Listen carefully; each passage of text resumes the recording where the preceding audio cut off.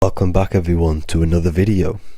Today we're going to cover everything that you need to know about the mind, starting with the two aspects of the mind, the conscious and the subconscious. The male aspect of your mind is the conscious. This is the 10% of your mind. The conscious part of your mind is only aware of everything around you, your vision, your sight, your smell, your taste, your hearing, and your current state of emotion and thought. Every thought that you consciously think about has an emotion directly attached to it. That emotion is then impressed onto the subconscious part of the mind. The subconscious part of the mind is the female aspect of your mind. It is also a whopping 90% of your mind. Subconscious mind is controlling all of the subconscious processes which happen within your body. For example, your subconscious mind is controlling your heartbeat, your digestion of food, and all of the things that you do not have to tell the body to do. It is the hidden part of our mind which is controlling all of the hidden things. The subconscious mind is like a recording supercomputer. Everything that you have experienced in your life is all recorded and stored within the subconscious mind. One of the most important things about your subconscious mind is that it stores your mental programs. Everything in the subconscious mind manifests into behavior and actions within the body. Your daily basis routine and habits are all mental programs within your subconscious mind. These mental programs are created by mainly two ways. One, repetition, and two, emotional impact. The repetition is fairly simple to understand. The more you do something, the more it impresses onto your subconscious mind and becomes a program. That program will then manifest into your behavior. However, with the emotional programs, they work a bit different. The stronger that you feel an emotion, the stronger it is impressed onto the subconscious mind. And then that emotion becomes a program. For example, you had a very traumatic moment happen when you were a young child. The emotion that you felt was so strong in that moment that it impressed into your subconscious mind so hard that you can recall that moment like it was yesterday. That traumatic event that happened to you when you were young will still manifest into your daily basis behavior even to this day. However, it manifests subconsciously. For example, if you were in a car crash, you will be wary to enter cars with certain people. All because of that traumatic emotion that you felt and impressed onto your subconscious mind. Another example of the subconscious manifesting into our behavior is posting on Instagram. Most of the time, the reason why you post is because your subconscious mind is seeking gratification.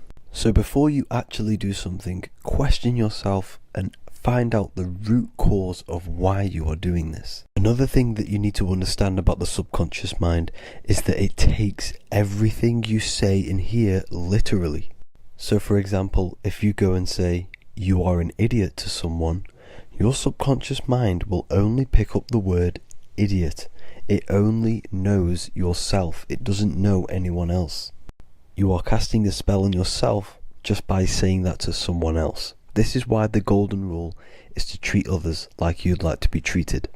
Now, you can rewrite these programs which are already in your subconscious mind. However, it does take consistency. You have to change these programs which have been running for years. And by changing these programs, you change your behavior, because these programs manifest into your behavior. The best way to do this, personally, is to listen to affirmations first thing when you wake up in the morning, and do this for 10 minutes every single morning. Then at night time, you want to think and feel that you are becoming the reality that you desire. The more that you feel this reality, the more it will become a program and impress your subconscious mind. For example, you're trying to gain financial freedom. If you trick your subconscious mind into creating a program saying that you are financially free, this will manifest into your behavior. You will start doing more work. You will start looking for ways to make money. Your mind will be set on the frequency of money and financial freedom. Therefore, you will receive thoughts based around this program.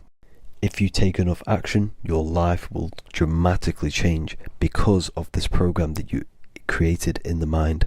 This is why we call it a mindset, because your mind is a frequency tuner which sets its frequency onto different thoughts, because thoughts are frequency.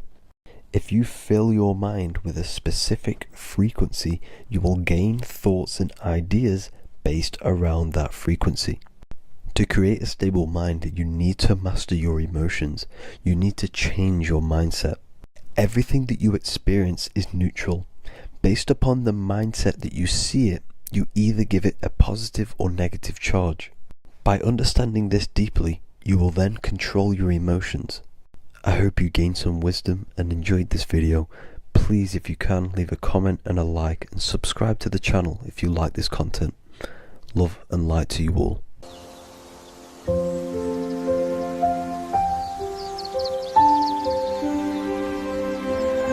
bookofwisdom.com. Visit today.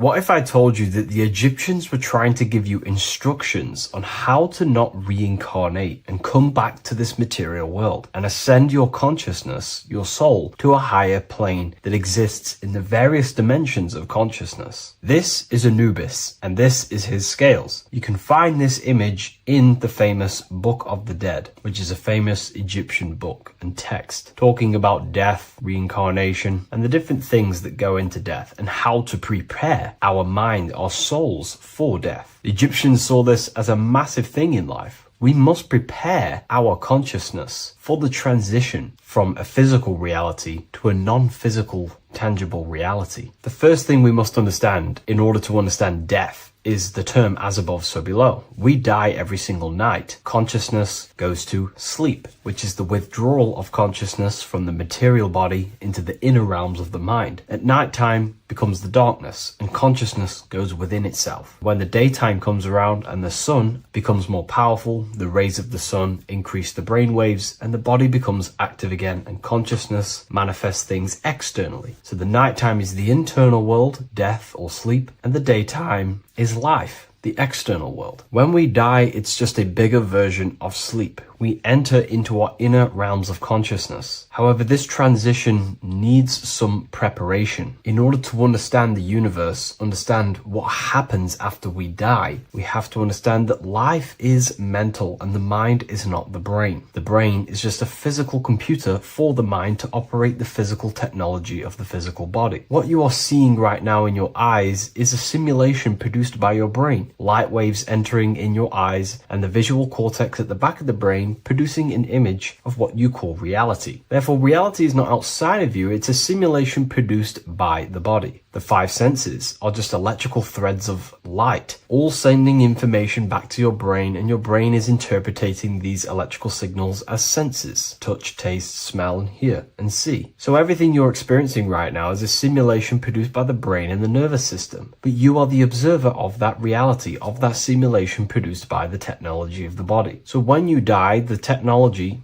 the simulation produced by the electrical system called the human body, is no longer running. Therefore, we don't actually leave anywhere, but the simulation stops running and we are dissolving one layer of ourself. So most people think they leave the body when they die, but we're not. We're simply just removing an aspect of ourself, a different dimension of ourself, and casting off that dimension, removing a veil or a layer. And we're seeing what is behind that layer. And what behind the layer of the physical reality is simply the world of imagination, the astral plane. At the moment of physical death, consciousness withdraws from the physical brain, yet the awareness does not cease. For a short period, the individual may experience a condition of peaceful unconsciousness, similar to deep sleep. Then, once the individual becomes conscious again after death, once the physical body, the etheric body, has fully been split up and consciousness is now operating in the astral plane, this is what the ancients called karma loka, Arthur E. Powell mentions this. C.W. Ledbetter mentions this place as well. Karma Loka is a place in the astral plane. The astral plane is the realm of imagination. It is where the forces of the mind manifest desires as imagination. All of your desires, your desired realities, the screen that you have in your mind, that screen you manifest a visualization on, exists in the dimension of the astral plane. It is a realm made of thoughts. It is an object made of thoughts. If you think of a chair, for example, and imagine that chair in your mind's eye, that screen you are seeing in your mind's eye is a thought animated. That thought is an animated desire, and that exists in the realm of the astral plane, a realm of subtle thought forms. Therefore, the physical world has an exact copy of this world, however, in the astral plane. Just like how if you remember the house that you grew up in as a child, if you could sit down right now, wherever you are, and you can imagine, walk around that house in your mind. You can imagine the layout of the street of the house. So in our minds, we have our own layout and map of our house, but then now connect all of the collective consciousness's minds and memories of places on the earth come together to create a collective astral plane, a world made of thought forms, but it's an exact copy of the material world. To go into a bit more detail, this would exist on the lower astral plane. On the lower astral plane, there is an exact copy of the earth, made of everyone's memories, imaginations, and things along them lines. Karma Loka is where the word karma comes from. This is the region of desire and emotion and imagination. This place is not a place of reward or punishment, but a state of consciousness corresponding to the emotional nature of the person who passed on, who transitioned from the physical to the astral. Your state of consciousness, the thoughts you think every day, the fears that you face every day, the belief systems you have in your mind every day, still is passed on from the physical into the astral. The astral plane, you will go into an astral plane that directly corresponds to your state of thought, just like a dream. In your dreams, you will see materializations of your fears, belief systems, and things going on in your subconscious mind. You will go into an environment and a landscape when you die in the astral plane that match your desires, habits, and your state of mind. If you believe in Jesus, you will go to a place where them thought forms manifest in the astral plane. If you believe in Buddha, you will go to a place where them thought forms manifest. That is the environment. It's mental. Reality is your level of realization. You are seeing through the lens of your mind, of your beliefs, and you see the world tinged with your belief systems. Karma Loka is a place where you balance out your desires, sensual cravings, ambitions, jealousies, fears, emotional fixations continue to assert themselves in your mind when you die. Yet because there is no physical instrument through which they may be gratified, they gradually burn themselves out. These desires start to be balanced out again, and your mind becomes more balanced. The more refined the individual in physical life, the shorter and gentler this stage becomes. The more desires you have in material things, sex, whatever it is, the longer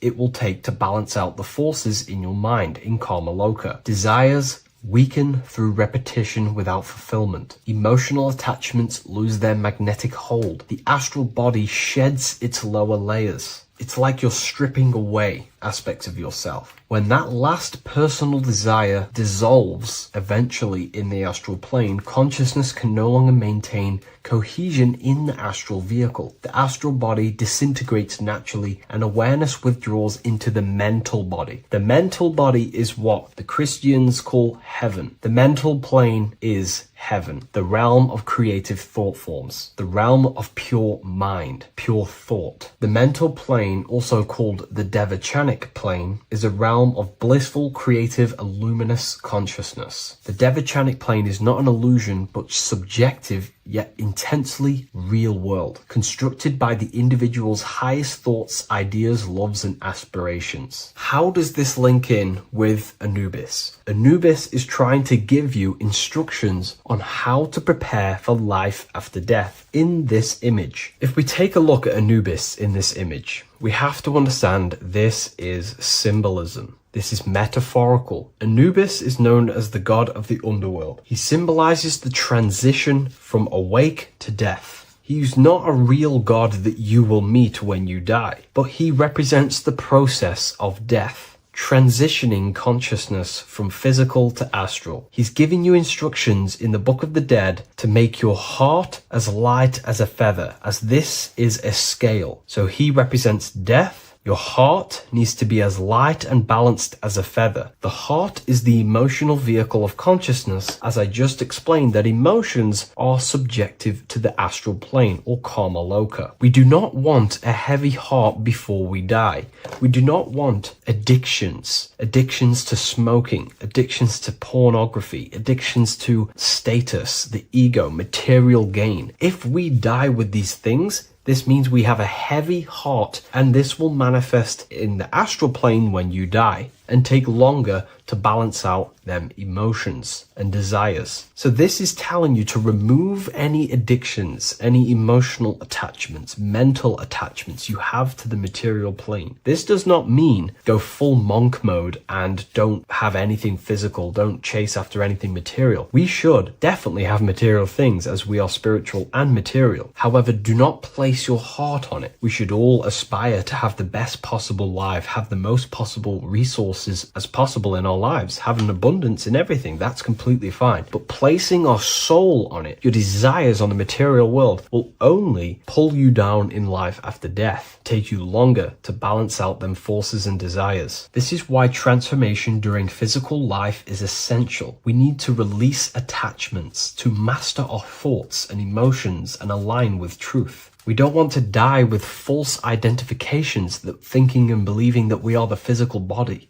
We need to balance out our heart. Yes, have material things. Yes, chase the best possible life for ourselves, but also have connection with the divine and practice detaching from the material world, maybe even fasting from any addictions that you have, the phone and things along them lines. When this is achieved, when you are fully balanced and have no more addictions and attachments to your mind and consciousness, the scales are balanced. The soul becomes free and rises beyond the lower planes of existence when you die. It transcends the physical body and more than likely enters the mental body. We can't take anything physical after this life. The only thing we can take is spiritual things such as wisdom, understanding, and connection. We can only take internal things. So we have to master our internal world before we pass on to a world where we cannot fulfill our physical desires. Now, this is kind of what heaven and hell is. There is a hell realm in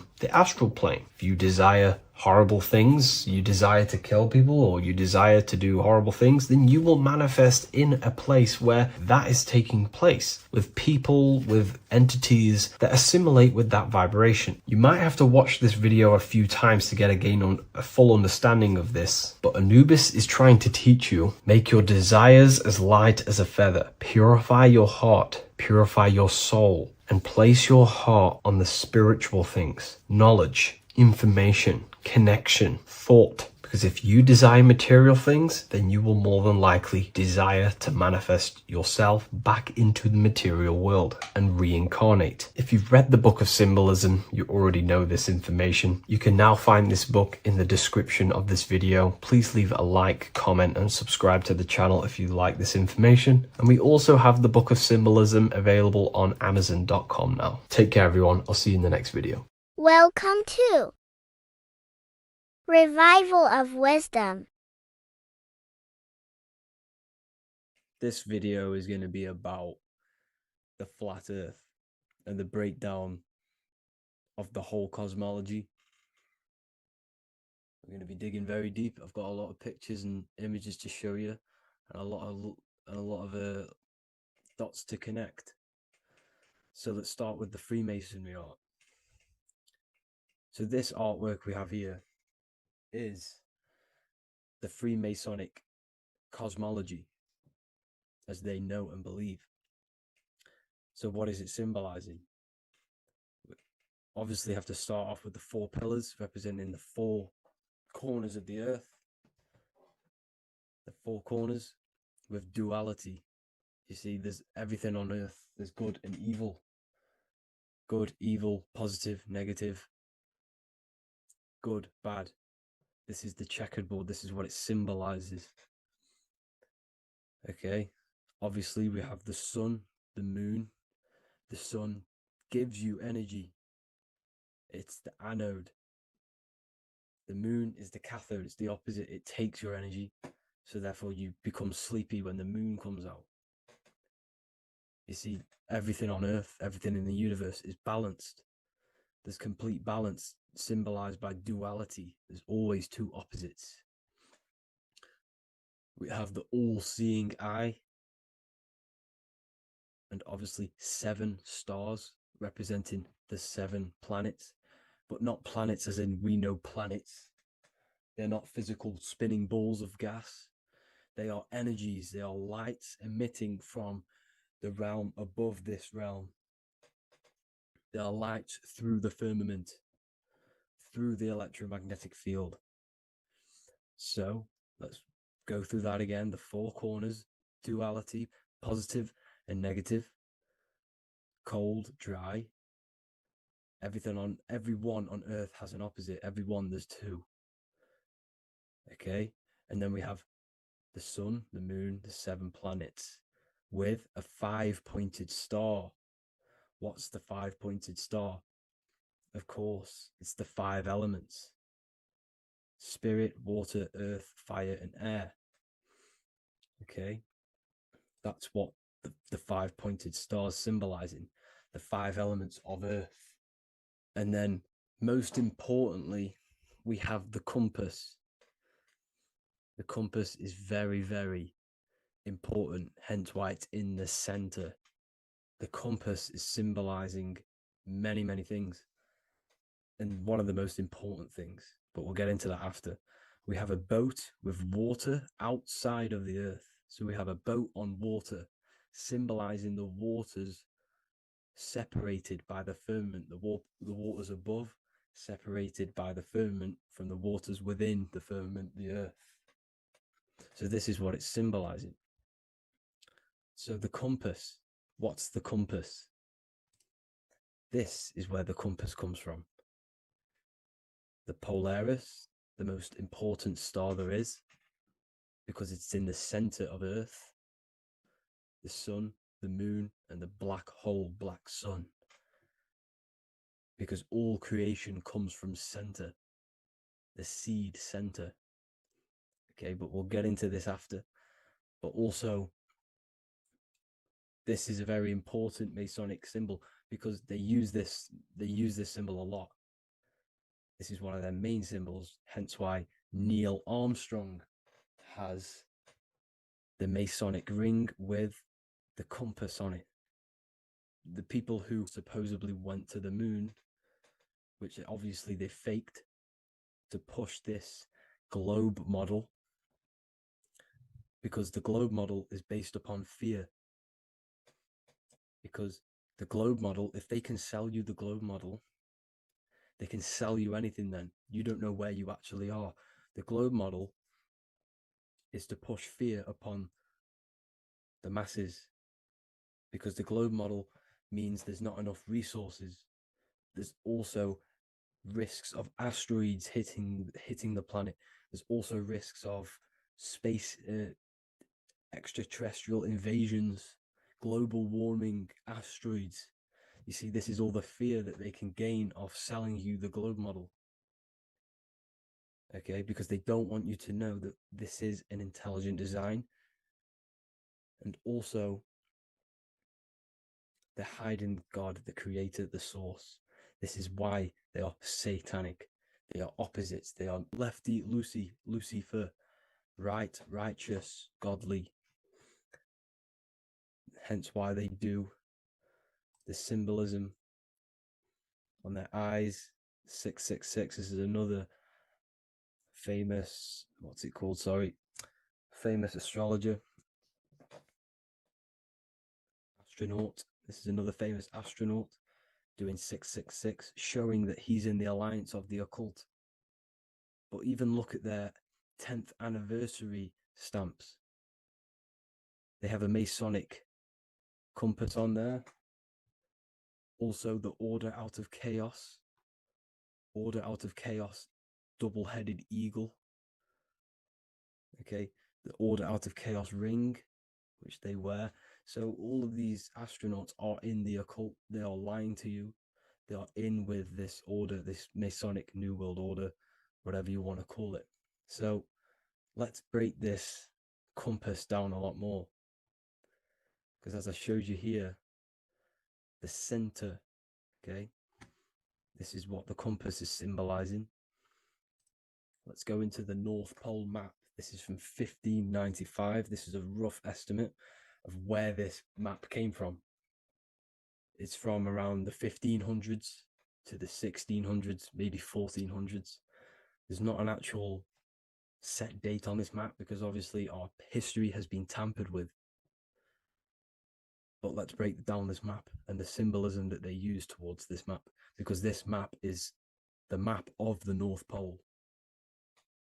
Okay, so in the center, we have the black rock symbolizing the tower, the pole, North Pole. And what's on top of the North Pole? Obviously, it's Polaris. North Pole and Polaris. Okay, with the 4 islands around the center. Okay, 4 islands around the center. And this is what blew my mind, right? They say that Santa sounds similar. And if you look at this pole that's pointing to the North Pole, you see this line here. So this is obviously from the 1600s. What color is Santa? He's red and white. Just like this map pointing to the center is red and white, and Santa comes from the North Pole. So it's not a coincidence that they use red and white. They're mocking this map because obviously they took over after the 1500s, 1600s. They took over around the 1800s. So they're mocking this map with Santa coming from the North Pole with this red and white line to the North Pole. Notice the 4 islands, okay, like windows, their symbol. They obviously in the occult, they're part of the New World Order, is symbolizing these 4 islands with the blue behind it for the water. Okay, so this is another occult logo. They're symbolizing this center because the center is so important. Okay, we'll get into that. Also, we have the Mayan cosmology. This is the Mayan cosmology. This is what they created. This is their artwork, with also 4 major lands around the center. You see this 4 with green in between them all. 4 major lands with the underworld. You see this underworld is also symbolized by the Masons with the coffin of the skull and bones, the deceased, the dead. Okay, so this is also mentioned in the book of Enoch. Okay, and it's called Sheol. Sheol, the underworld. Okay, and in the book of Enoch, it says all spirits of the dead go to these hollow places, that they are wait until their appointed time of judgment. And it also says in the book of Enoch, there are 4 hollow places underneath. 4 as above, so below, representing the 4 islands. As above, so below. That's where that could link in. Okay. The Book of Enoch is very important because it was found in a cave thousands of years ago and has a lot of truths about this realm and about this world we live in. So let's go back to the Mayan cosmology. So the ancient cosmology, they all must have had some sort of communication. They must all be in at peace with each other, because all of their cosmologies link together. See the Greek, Babylonian, Indian, Celtic. Okay, they're all linked in together. They all knew that they were in an enclosed system with an underworld and obviously a firmament. Okay, so this is what they all knew. They all must have had some sort of communication. They were a lot more advanced than us. They knew the center of the realm. Okay, and obviously the United Nations flag also symbolizes their center. You see how it has like a grid with a circle around the center. It's symbolizing that center of the realm, because that center of Earth is so important. The United Nations flag, all have it. See, some different ones will have that circle around the center, because the center is the seed. All things come from a center. So the torus field is so important because it is the spark of life. It's the building blocks of the universe, this creation, because all things have a torus field. Just like an apple with what's in the center of an apple, a seed, because the center is where the energies hold, is where the energies meet, and it creates that spark of life. Just like your heart is the center of your body, and it has an electromagnetic field, because the center, all things come from the center. So this is why the North Pole is so important, because this is why it's so important, because this is where the creation sparked from, the center. This is where the most electromagnetic energy is stored. So this is why the northern lights come from the center. It's electromagnetic energy. This is what the northern lights are. It's being emitted from this black hole in the center. Okay, and obviously what else is on the center? Polaris. Polaris is the center star. Okay, so the center star is what sits on top of this North Pole, Polaris, because it's a pole of electromagnetic energy, symbolized as a black rock, a black hole, pole. You see, because all creation comes from void. Light is born from darkness. Without light, darkness can't be born from light. You see, but light can be born from darkness. This is why darkness is so important. And this is why there's a black hole in the center of our realm, like the black sun. The black sun, the Polaris star, the North Star. You see, so this is this North Pole, Polaris. This is what they're talking about. And this is why compasses are an 8-pointed star, because Polaris is symbolized as an 8-pointed star. This is where a compass will point you to. It will point you to that center. So notice how a compass has this black hole in the middle, you see, and it will point you to this meeting point, the north, because in the center is the center of the torus field of the earth. This is where the most electromagnetic energy is. You see, everything gets sucked into the black hole. Okay, this whole reality is being projected from that center point, just like your eyes suck in light. It's a black hole.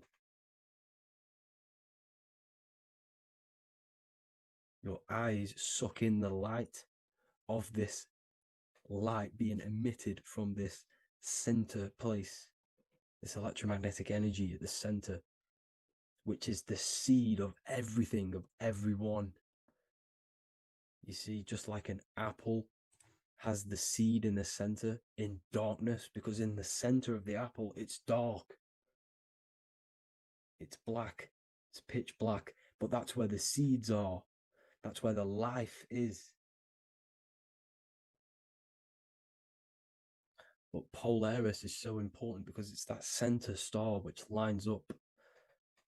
It is the pole, it's the top of the pole of the Taurus field. So Polaris would be here at the very, very top. And this is where the compasses point you to. And this is why the Star of Ishtar, the 8-pointed star of the Sumerians, also talked about this 8-pointed star, and it's called the Star of Ishtar.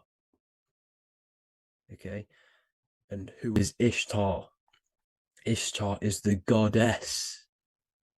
Okay, so she's not a male, she's a female, because every creation is brought through a female, a womb. Every single human on earth is brought through the womb, the sacred feminine energy. And the womb is pure darkness. There's no light in a womb, just like the center of our realm. It's a black hole. Okay, and guess what? She's the god of vitality and sexuality. She is responsible for all life. Okay, so the Star of Ishtar is the Star of Polaris, which is symbolizing the responsibility for all life, the center of our realm, the black sun, the black hole. Okay, so this is what that god of Ishtar of the Sumerians is talking about, the goddess, the womb, the seed of creation. So this would be the portal, more than likely the portal in and out of our realm, because it's the top of the Taurus field. And what's above this realm is the heavens. So this is where you get sucked in from the heavens. Your soul gets sucked in and brought onto this plane of existence called Earth. These are some space NASA symbols. Look how much Polaris symbolism there is. And notice how it's at the center. You see this circle? This is like a half circle. And at the center is an 8-pointed star of Ishtar. It's the same thing. It's Polaris. It's at the center. And notice on some of these, look, this one is a bear holding the key and an arrow pointing to the Polaris star, so that they hold the key to Polaris. Another one with like a demon holding a key to the what? Polaris on top of him. Also an eagle, which is a Masonic symbol. The eagle holding a key on top of the center. You see, and notice how there's an arrow going up to the Polaris and an arrow down, as above, so below, to Earth. So you can go out of Earth and into Earth through Polaris, and the eagle holds the key. You see? The eagle holds the key, just like this. This demon dragon holds the key to Polaris. And look at this one, Earth, with an arrow up to Polaris, an 8-pointed star. So Polaris is more than likely that portal which the Anunnaki used, the Sumerian gods used, because the Anunnaki symbol is also an 8-pointed star. Okay, and like I said, that center is the seed of creation. The center is the black hole. Okay, just like your pineal gland is at the center of your brain. The pineal gland is at the center of your brain, and that's what connects you to that spirit realm, to the source. That's it for this video, guys. Thank you all for tuning in. I hope you all learned something today. Please leave a like, a comment, and please subscribe to the channel for more content. God bless you all.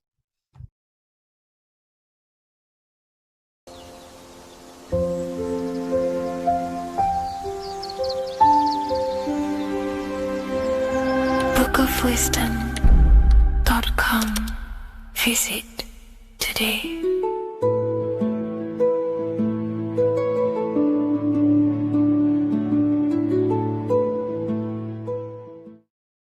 What if I told you the devil is closer than you think, and it's not actually a real person, force, or spiritual entity outside of you, but a being and an aspect of your own mind and psyche? In this video, you will learn exactly what the devil is and the true esoteric meaning of the devil. The first thing we need to understand is that the universe is a mental universe. Look around you. Every action, every building, everything you see around you was begun first as thought in the mind, then manifested. We use the mind to build and shape our reality. The universe, the world, only exists inside of our mind. Therefore, God and the devil exist inside of our own psyche. So first of all, the devil is not a literal being, but a symbol of the lower self. It represents the unmastered, ego-driven part of the human mind, a symbol of destructive thoughts, emotions, behaviors, lives in realms of chaos, fear, hatred, lust, and ignorance. This is why we see the devil as red, because red is the lowest vibrational color on the color spectrum. It also corresponds with the root chakra, which is all to do with survival instincts. Red represents chaotic and intense emotions like hatred and anger. When we are angry, our face turns red. The devil represents our animalistic fundamental needs, our instinctual needs, our survival state of consciousness. We have a survival state of consciousness and a godly state of consciousness. Our godly state of consciousness is creating, not just experiencing in the animal state, but consciously creating reality. This is why we see the devil with a goat head, an animalistic head, and the head is where the brain is. The animal head represents living off instinct, the part of our mind that lives on urges, impulses, and instincts, eating, sex, power, ego-driven actions, and ego-driven thoughts. Animals are only aware of themselves. Animals live on instinct. They have no ability to consciously create like humans. This is our lower desires for the material world. That's not to say the material world is evil. However, when our consciousness is only seeking material things, this leads us down a path of self-destruction, because nothing material can ever satisfy our soul. Everything material is temporary. Therefore, the devil represents the part of us that seeks only material desires, only material fulfillment, the ways of thinking where we only think about ourselves and ego-driven thoughts. It also represents the unchecked, unconscious self, where we have no mastery over our thoughts, over our emotional impulses, and no mastery over our actions. We're living in instinct and impulsive states, which causes chaos, selflessness, destruction, and keeps us bound to our lower material 3D state of consciousness. It's important to recognize that the word devil was never present in the earliest Gospels. Instead, what was mentioned was a spirit of evil. This distinction is crucial because it underscores that the idea of the devil, as popularly conceived, does not actually exist as an independent entity. Rather, it is a personification of the lower aspects of the human mind, a facet of our own consciousness. The term spirit of evil was not meant to denote a specific deity or being, but rather any force of negativity, whether it manifests as a destructive thought, emotion, or action. A spirit is a force, an energy, and we have three forces that create our reality: thoughts, emotions, and actions. We have full control over these three aspects, which transform and mold reality. A destructive thought, a destructive emotion, a destructive action is a spirit of evil, and it originates from the darker aspects of the human psyche. So now, because we're on the topic of the devil, we have to look at the pentagram, which is obviously connected to the devil heavily. The upright pentagram represents spirit, air, water, earth, fire. Upright, which represents spirit, the most important element on top of the earthly elements,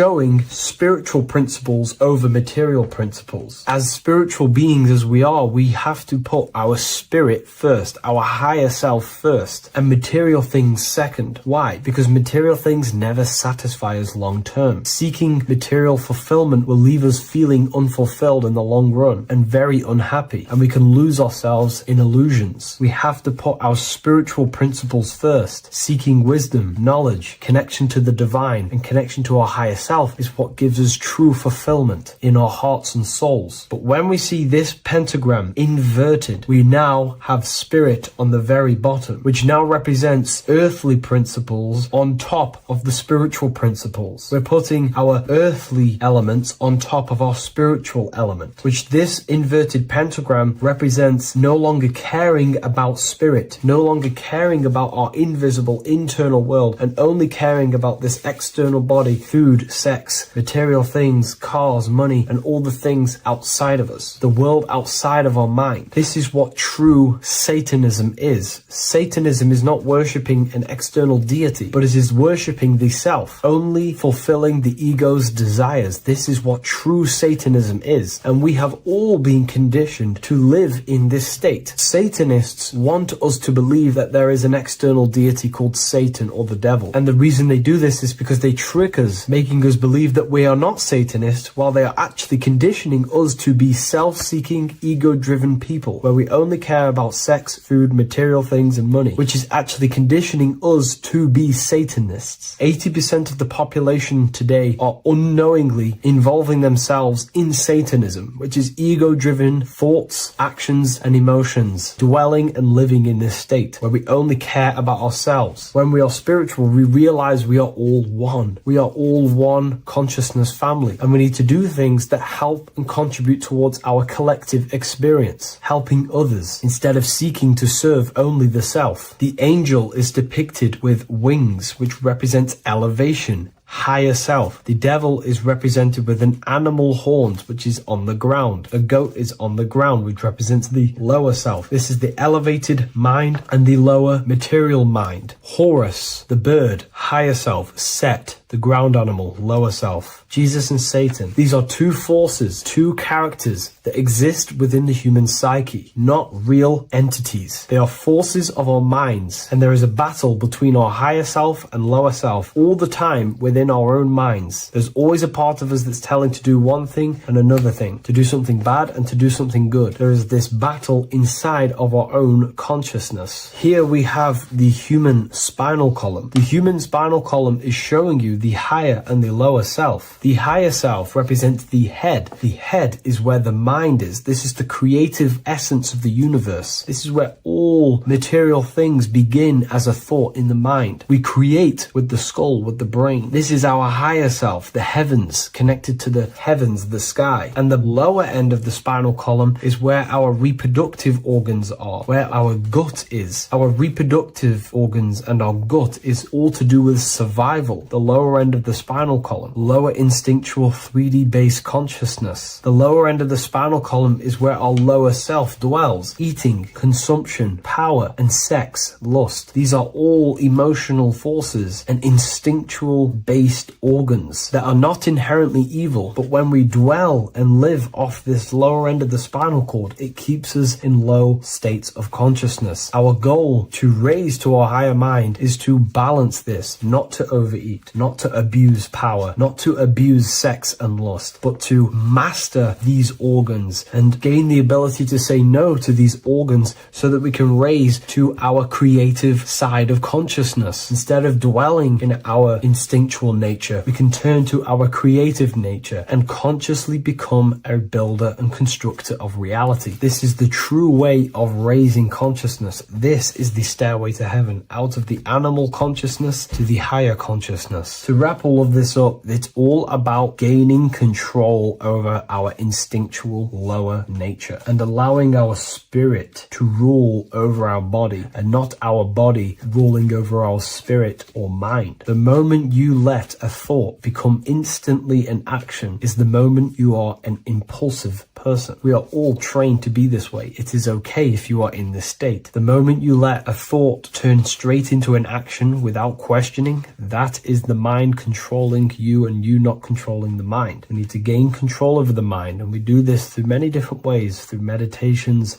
affirmations, and discipline. We slowly gain control over our minds. And once we gain control over our minds, we gain control over our thoughts, and we gain control over the attention that we give certain thoughts. We can then start to uplift our mind, our thoughts, out of our instinctual state to the higher mind. If you wish to learn more about consciousness, I'll leave a link in the description for the Book of Wisdom, Volume 2.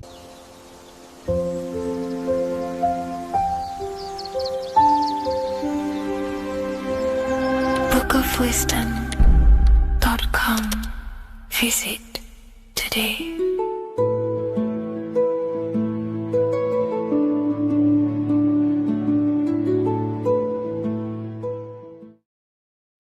There's an ancient symbol hidden in plain sight, one that holds the key to transformation, power, and unlocking your true potential. It's been used for centuries by mystics, rulers, and even modern science. But almost no one understands its true meaning.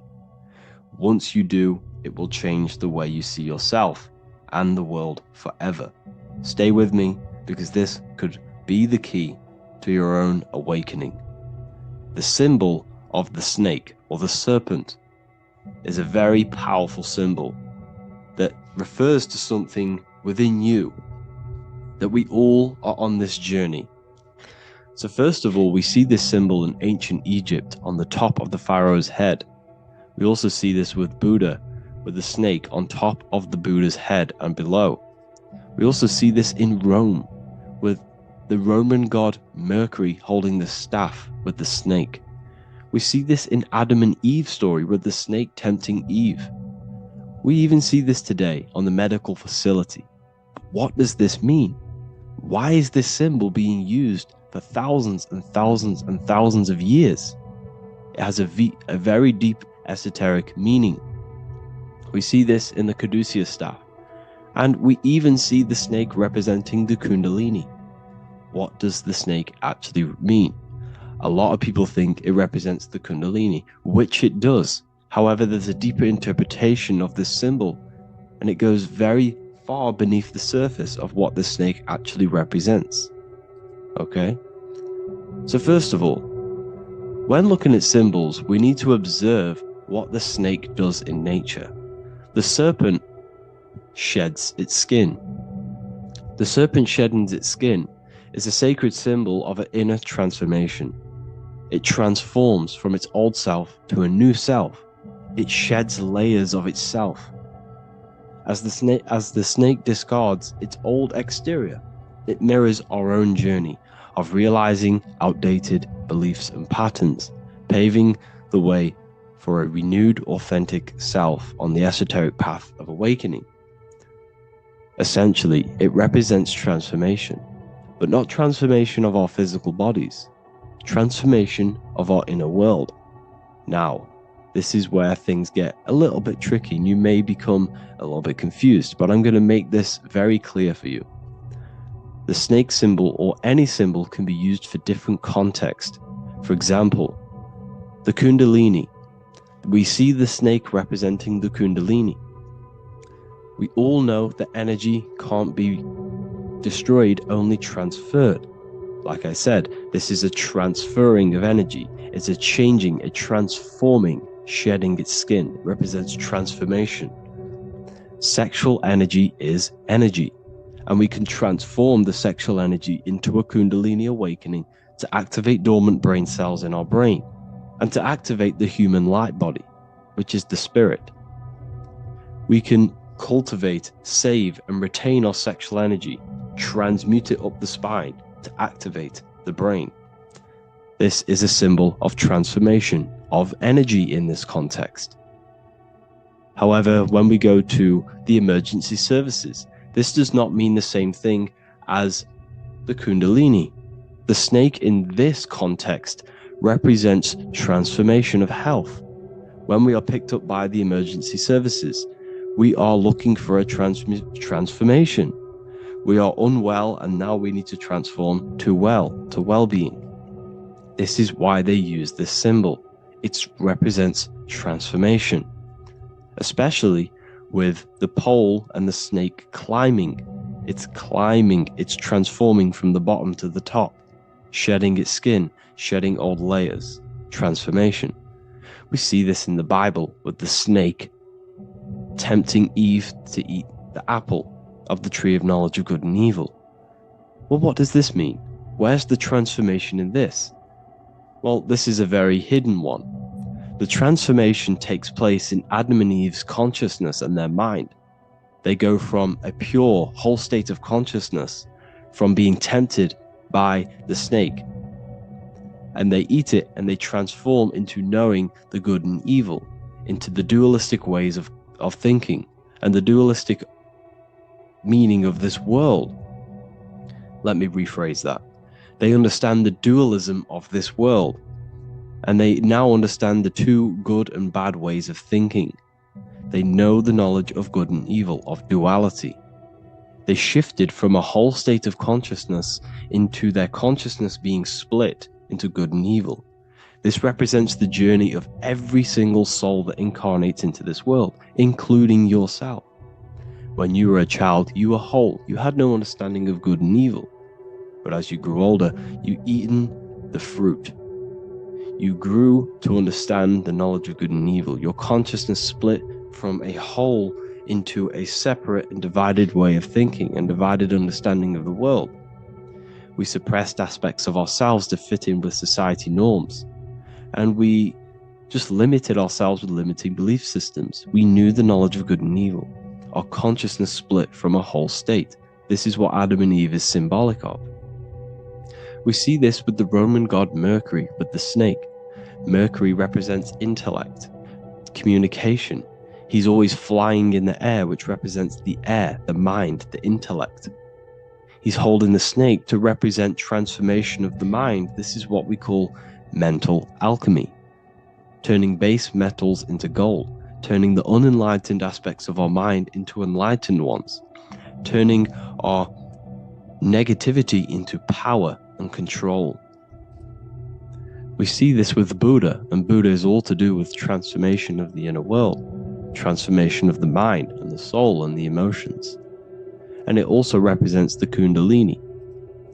We see this in ancient Egypt. We always see the snake on the head, representing the place where the third eye is, representing the intellect or the mind, the mind's eye, the third eye, whatever you want to call it. This is the place of the invisible intelligence within us. This is our mind or intellect. And this is the transmutation of the mind. This is why the snake is on the head, representing the transformation of the mind, going from the unenlightened into the enlightened, going from the uncontrolled to the controlled mind, so that we can control the very fabric of reality. I've kind of just given that away. Why is this important? Humans are creators. We're the architects of creation, endowed with the divine power to channel the fourth dimension, which is the imagination, into reality. Each thought and intention is a seed. When nurtured with focus and clarity, transforms the unseen into the tangible experience. This creative process bridges the gap between the ethereal and the material. Humans are creators. It's impossible for you not to create.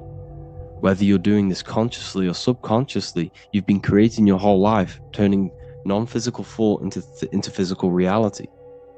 We are creators. However, the mind cannot create in a state of chaos. The mind cannot create with limiting beliefs. The mind cannot create with thoughts that come and destruct our minds. The mind cannot create consciously and effectively if there are impulses within our mind and we have no control over the mind. So this is where self-transformation comes from within. This is where the snake comes in. The snake represents the transmutation of our mind from the uncontrolled to the controlled. In this context of the Egyptians with the snake on their head, it's all to do with mental alchemy. In the occult tradition, the mind is seen as a delicate instrument that demands constant vigilance. Left unchecked, it reverts to archaic and destructive thinking patterns. Like a finely honed blade, it must be continually sharpened through discipline and self-refinement. In this unending process of unveiling and mastery, we learn to shape reality, harnessing the power of our thoughts to manifest the highest potential. It's all to do with mental alchemy, and this is how the snake is connected to you. And what the snake represents to you, it represents the transmutation, the changing of ourselves, of our consciousness, so we can gain control in this 3D world. If we lack control, then we'll constantly be manifesting chaos.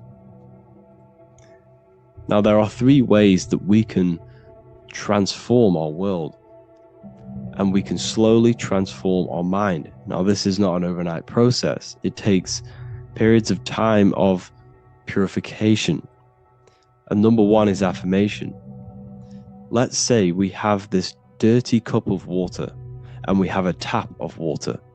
And in this tap, it's pouring in more water, clear water. Over time, if I keep pouring clear water into this cup, it's going to slowly purify this cup. And then in the end, it will look like the cup on the right. It's the same with your mind. The cup represents the limiting beliefs, the negative thoughts, the negative mind, the uncontrolled mind. But if we keep repeating affirmations over and over and over again, such as I am disciplined, I am powerful, I am limitless, over time this can purify our subconscious and we can gain control over the mind, and we will become conscious of the thoughts that we are giving attention to. The second way is meditation. Meditation allows one to develop an off switch for the mind, providing a sense of control over it. Over time, we gain the ability to filter our thoughts and become more conscious of the ones we choose to engage with. Meditation, over a period of time, will give you this button that allows you to filter out negative thoughts. If you have a negative thought in your mind, you'll be able to become conscious of this and redirect your mind's attention. This is all about self-control, because remember, we become what we think about. The snake represents the transmutation of the self. And another way is visualization.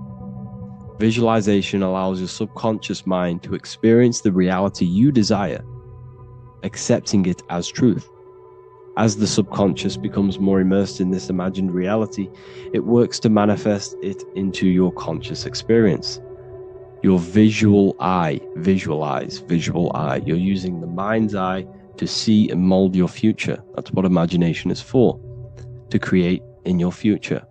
You can become your future now in your imagination.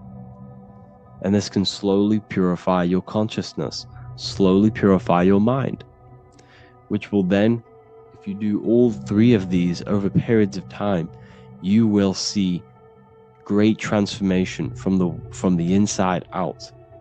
And your outer world will start to mirror your inner transformation, because it's as within, so without.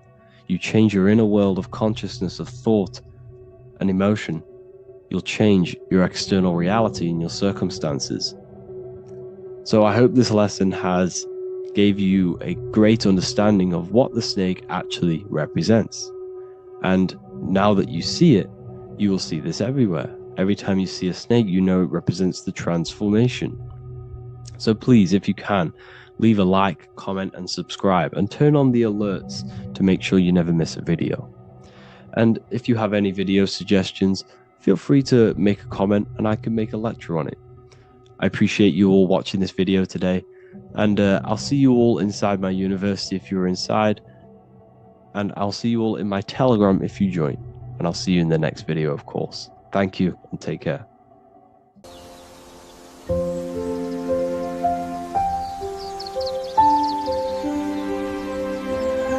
bookofwisdom.com. Visit today.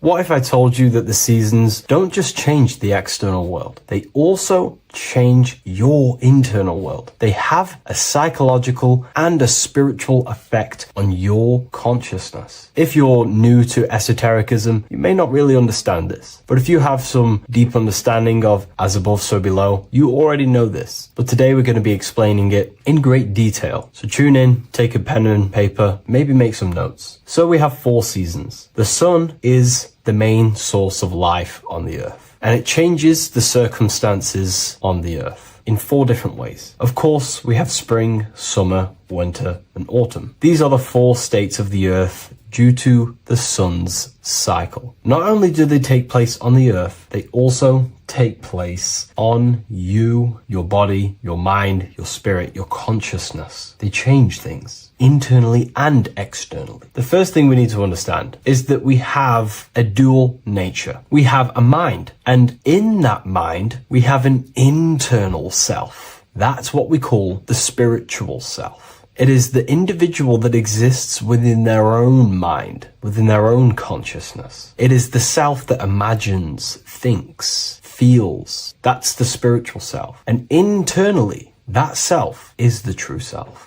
When it's detached from the false identifications, of course, such as the ego. But the true self dwells within the mind, and that's the immortal self. That's the self that will never die, never perish, that will always be there and it always has been there. The internal self. But on the other side of the mind, the outside of the mind, we have this, what we call our physical human body. This is our external physical body. So outside of us is a physical reality, but inside of us is a spiritual non-physical reality. Inside of us cannot be measured. Outside of us can be measured. So we have an internal world and an external world. I think this is the reason why the word individual has the word dual at the end. Dual meaning opposing or two. We have a dual nature. Inner world, in the mind, and a self out the mind. And the mind acts as some sort of doorway. It is a doorway into ourself. So in esotericism, this is what it's all about. It's about we work with the internal world. We try and figure out who we are from the inside out, not who we are outside of us. Because we realize that the external world is nothing but a crystallization of what's happening inside of us. Our lives are a result of every single thought that we thought in the past. So let's not get off track here. Let's carry on. As I was discussing the seasons, we have an internal world in the mind and a self outside the mind. And this is reflected even in the cycles of the heavens. This is how you know the universe is intelligently designed, and the law of correspondence corresponds with everything. The law of correspondence is as above, so below. It's not a Hermetic principle. It's not a Freemasonic principle. The law of correspondence, as above, so below, is just the law of life of the universe. It is in everything. So the daytime, the sun, this is external impressions or expressions, should I say. We express ourselves outside the mind, in the outside world, in the material body, taking actions outside of us during this daytime. The sun represents outward expression, the daytime. This is when we wake up, we're conscious, we do things outside of our mind. But then the nighttime comes around and it becomes dark and the moon rules over the nighttime. And we return back to our internal world. We return back to the darkness. We return back to the internal self, the self in the mind. Really is fascinating. And this is as above, so below. This follows the correspondence. This follows the law. Although that the outside world has a cycle of day and night, so does our own mind have this cycle. As above, so below. As within, so without.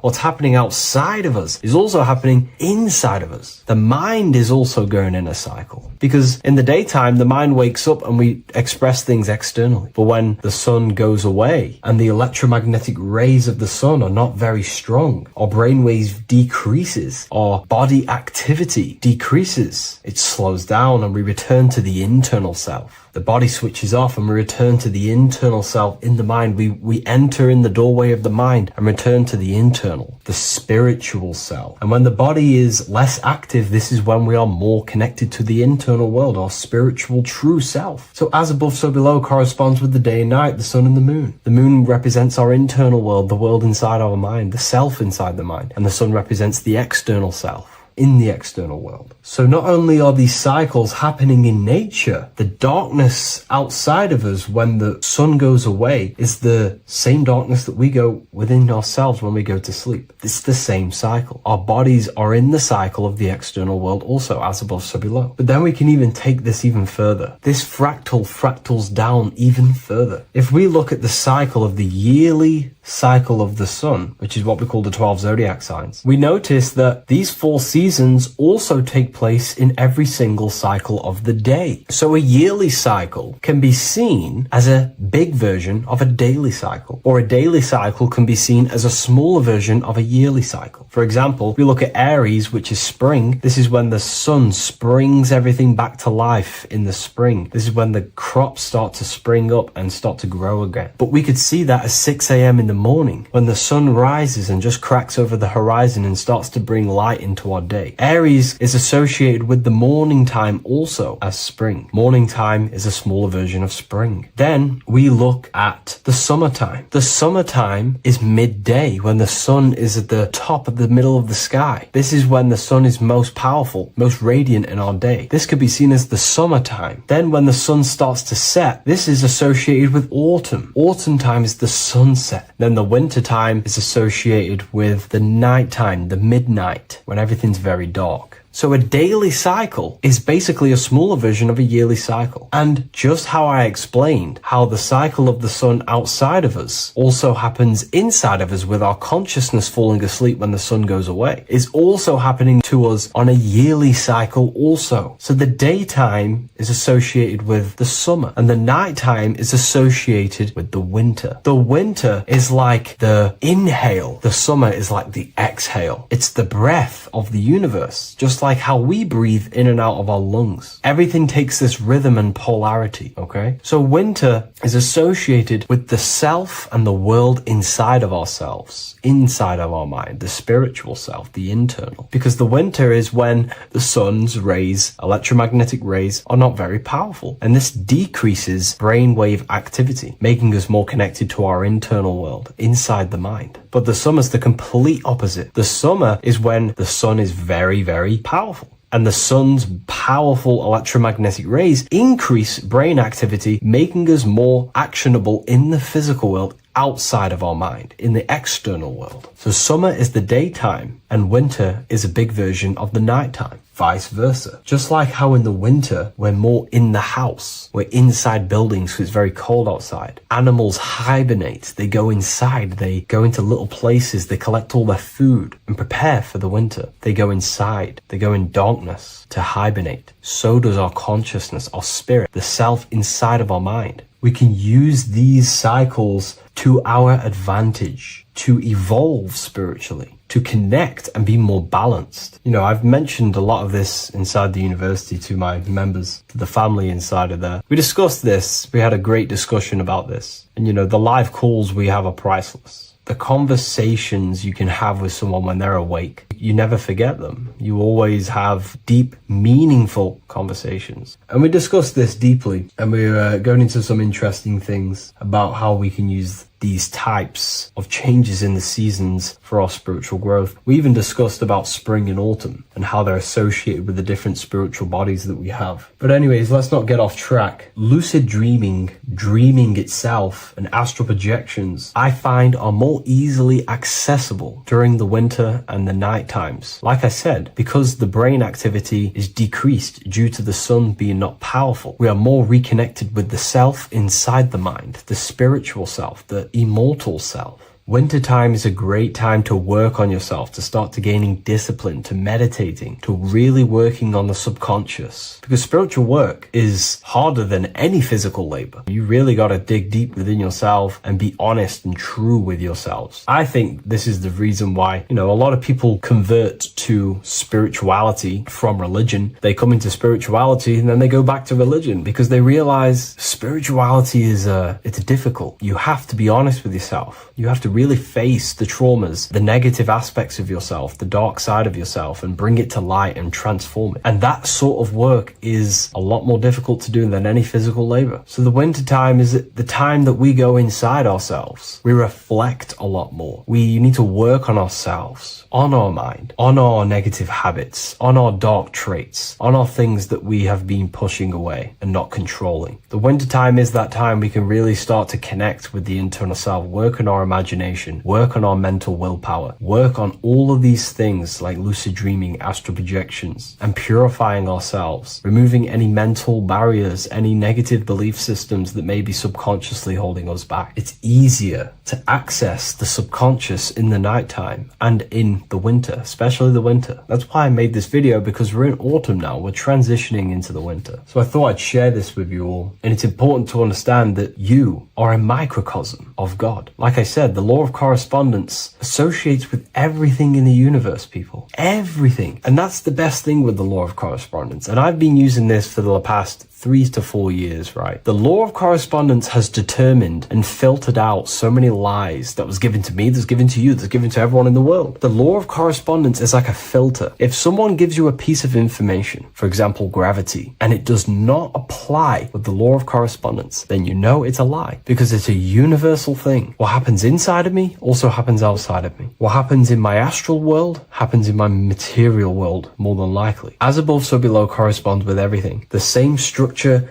in my veins, in my nervous system, is the same structure in the trees, in galaxies, in everything. As above, so below, the universe is a fractal universe. Therefore, the point that I was getting at is that you are a microcosm of God. The same mind that God manifested things through thinking. He thought the stars, the earth, nature, the human body, designed everything with the God mind. He thought everything into existence. And that mind then powers that God used to manifest everything into physical existence through the power of thought is the same mind that you possess, but on a smaller scale. God manifested the macrocosm through thought, as the universe is a mental universe. Everything you see around you was thought, then manifested into physical reality. God manifested the macrocosm, the world, through thought, and that same force of thought you use to create the microcosm, to create your own world. You think your life into reality, your world into reality. Your body is a microcosm, a miniature universe. Every thought you think commands 50 trillion cells in your body, and your cells religiously execute on every command that you give it. You're in charge of 50 trillion cells. You're literally commanding a whole civilization inside your body.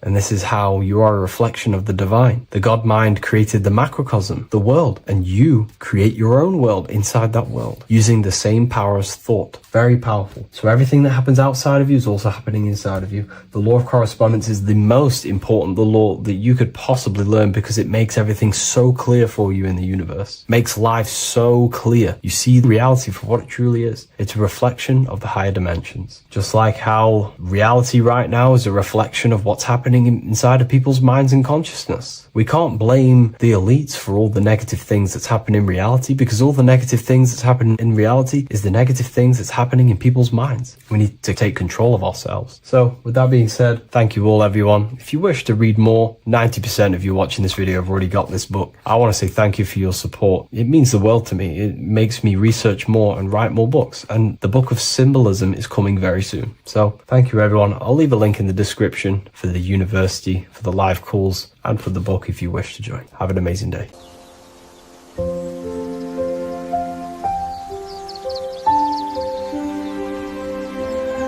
bookofwisdom.com. Visit today.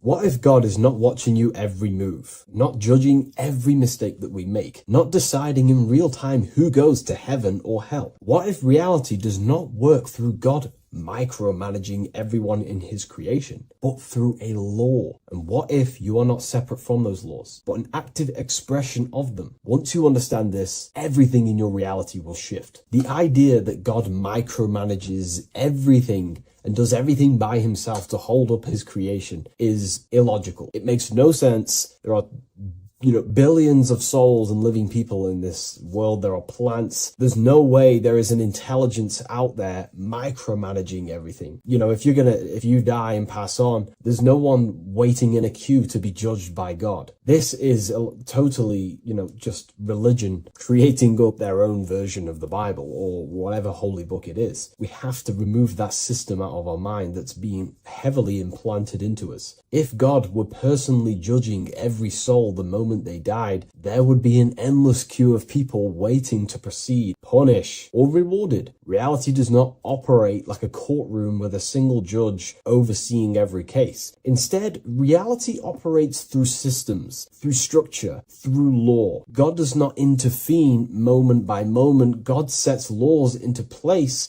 and creation unfolds by obeying them laws automatically. Think of like a video game. Reality works like a code, not a control. When someone creates a video game, they do not sit there creating and controlling every character, every movement, every outcome. They write a code. They define rules, gravity, collision, cause and effect. Once the code is set, the game runs on its own. Reality functions the same way. God is not micromanaging existence. There are laws that were written into the fabric of reality itself, and everything operates through them. And these laws are not just in the fabric of reality, like I just said. They're literally ingrained into your own mind. Your mind cannot escape these laws, are pretty much creating everything you call life. We see some of these laws in nature. This is where geometry becomes important. Geometry is not random decoration in nature. It is a law made visible. Spirals, symmetry, ratio, structure appears everywhere because geometry follows rules. These rules govern how plants grow, how crystals form, how cells divide, how planets rotate around the Earth, never ever falling off track. The sun rotates around the Earth. The moon rotates around the Earth. What is the order? What is the law that these intelligences are following? Why do they never distort? Why do they do the exact same thing every day and never fall off path? There is an order. And in fact, the word cosmos comes from Greek, and the word cosmos in Greek means order. This is why we call cosmology or the cosmos, the universe. It is order. It is an ordered, structured creation which contains and recycles and regenerates itself. For example, if we look at the Fibonacci sequence, this sequence is a code written into nature. It's not just decoration. It is an instruction into plants, into everywhere you see the Fibonacci, which is right there in your hand, the Fibonacci sequence. The pattern governs how things grow in the most efficient and sustainable way possible. Leaves, flowers, shells, trees, hurricanes, and even galaxies follow this sequence because it allows growth without collapse, overlap, or waste. The reason the Fibonacci appears everywhere is because it's the law of balance. Each stage of growth builds the one before it. Nothing is forced. Nothing is micromanaged. Growth unfolds naturally because the rule already exists. Without this law, nature would not sustain itself. Plants would block their own light. Branches would compete instead of expand. They would all be fighting for space. Systems would collapse under their own complexity. The Fibonacci solves this by allowing infinite expansions while maintaining order. This is what an actual law looks like in action. A single principle set once, creating harmony across all scales of existence. Nature does not think about how to grow. It follows the code on a subconscious level. And because the code is perfect, growth appears intelligent. This is the same principle that governs reality itself. Without the Fibonacci sequence, plants would be fighting for space, fighting for light, that it would be pure chaos. The reason why there are laws in place is because it allows everything to self-sustain itself, to grow infinitely. These laws, such as the Fibonacci sequence, is pretty much a code to ensure that plants, nature, are eternal and they keep recycling themselves without a being micromanaging these things. Just like how your body works. Your body is running off subconscious programs. You don't tell your heart to beat, you never have. You don't tell yourself to breathe, you never really have. You don't tell your digestive system to digest food. These laws are already in place before you even become conscious as a baby. Who is the one telling your body to grow, to regenerate itself when it cuts? Who is this intelligence? What is this intelligence? Well, this is what we call the universal subconscious mind. The universal subconscious mind, the same power that is making the planets rotate around the earth, the same power that's telling the seed to grow into a plant, the same power that turns your cut into a scab, then into skin, is the same power that is running your heart, that is telling your lungs to breathe. We're all interconnected with this universal subconscious blueprint which sustains reality and creation itself. It's a self-containing system. Now that we've gone over some of the basic stuff, but you see where I'm trying to come from now. There are laws you cannot escape, and one of them laws would be cause and effect. It's impossible to escape this law. It is too powerful for your consciousness to actually escape cause and effect. Every cause will produce an effect, and every effect will produce a cause. It is an endless, infinite circle or cycle. It creates everything in your reality. The way I like to use cause and effect is before I make a decision, I know I'm trying to push my life towards who I want to be, towards my higher mind, but towards my goal. So every decision I make, let's say my friends contact me and say, do you want to come out? Let's do this. Let's say it's, something that's just going to waste my time and it's not very important. Of course, it's good to have time with friends, but let's say it wasn't important, for example. Before I make any decision in life, I say, well, what is this cause going to affect?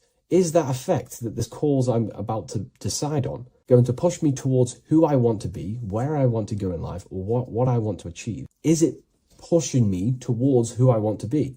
If it's not, I will not take that action. I will not produce that cause. I only take actions that I know are going to make positive effects. Now, of course, there are things we can't control, but we can minimize these things. I only take causes, which is just an action, if I know the effect is going to benefit me. I know sitting here, making videos will help me produce value for the world and for yourself, and to help people awaken to these things. I know this is the cause, this is going to benefit humanity and help people awaken even more, because that's all I want to do. I want to help people, provide value, to change people's lives. Another law that you can't escape is obviously time. You can't escape these laws. They are eternal principles that were set into place by some sort of intelligence. We live inside them. We express them. We are shaped by them. But you are not separate from creation standing outside the system. You are geometry. Geometry is right there in your hand. That's the Fibonacci sequence. You are the law made conscious. You are thought crystallizing into experience. Every object, every person in your reality is pretty much an externalization of your mind. The friends that you have a similar thought process to you, or they maybe have similar thoughts to you, or similar things that you both like. Your friends are mirrors of yourself. Reality responds to you because you are part of the same structure that governs everything else. Thought becomes action, and action becomes consequence. Consciousness shapes your environment. This is not punishment or reward. It's simply just reflection. It's either punishment or reward depending on how you perceive things in your belief system. Everything you experience is neutral. It's just your mind's perception on whether it's labeled good or bad, because that's what the mind likes to do. It likes to think it's in control. But in truth, if you just observed it without the mind, just with pure awareness, it's neutral. So there are mainly 8 laws that govern your reality, and I've talked about these before in a previous video on my YouTube. This is what creates the seed of life. The seed of life is 8 circles, and each circle represents a law, and these individual circles come together to create a geometric form, which is a flower. So it's symbolic of how nothingness turns into something. When geometry comes together, it creates physical matter. And the reason why they're circles is because circles represent something that is invisible, something that cannot be measured, such as a thought or a law. Anything that is considered spiritual or unseen by the human eyes is symbolized as a circle inside the occult traditions. The reason for that is because circles' surface area cannot be calculated. You can't find the exact surface area of a circle, which means it symbolizes something that you can't actually measure or see or tangibly touch. Therefore, the seed of life represents the 8 laws that come together to create a flower, the 8 laws that come together to form matter, the 8 laws that crystallize mind into a physical experience. These laws would be the first one, mentalism, the big circle around the seed of life. The big circle. So mentalism just reveals everything is mind. Without mind, there is no existence. Mind is reality, pretty much. You experience life not just outside of you, but mainly inside of yourself. Therefore, all of the laws that come after mind correspond to the mind, because mind is the first law. The second law will be vibration. Every thought has its own vibration, and you attract to you the thoughts that you put out based on the vibration. If you think negative, low vibrational thoughts, you will receive back to yourself more negative thoughts. If you think positive, you will receive more thoughts. If you think about football, you will receive more thoughts based on that vibration that you put out into the mental field. The third law would be correspondence. Everything corresponds, which means everything is just a reflection of something. Your reality is an externalization and a reflection of your mind. The things that you possess, the things that you've achieved, all comes from the internal mind. Everything corresponds to everything. As above, so below. Your reality is just an externalization of the thought loop that you live in every day, because thoughts work in cycles. 90% of the thoughts we thought yesterday, we will think again today. It's the thought loop that manifests our reality. So to change our reality, we have to change our thought loop. And once we change the internal, this will be mirrored in the external, which is the law of correspondence. Fourth law would be gender. Everything is masculine and feminine, conscious and subconscious. These two work together to create your reality. You have masculine and feminine forces of consciousness. Masculine forces of consciousness would be physical actions, willpower, thinking. Feminine forces of consciousness would be intuition and imagination and emotion. These are all aspects of the mind, the first law. The next law would be cause and effect. Very simple. We went over that earlier. Every cause produces an effect, and every effect will produce a new cause. It's an endless cycle. The next law would be rhythm. Rhythm is everything is in cycles, like I just said, day and night, winter, summer. The universe works in cycles.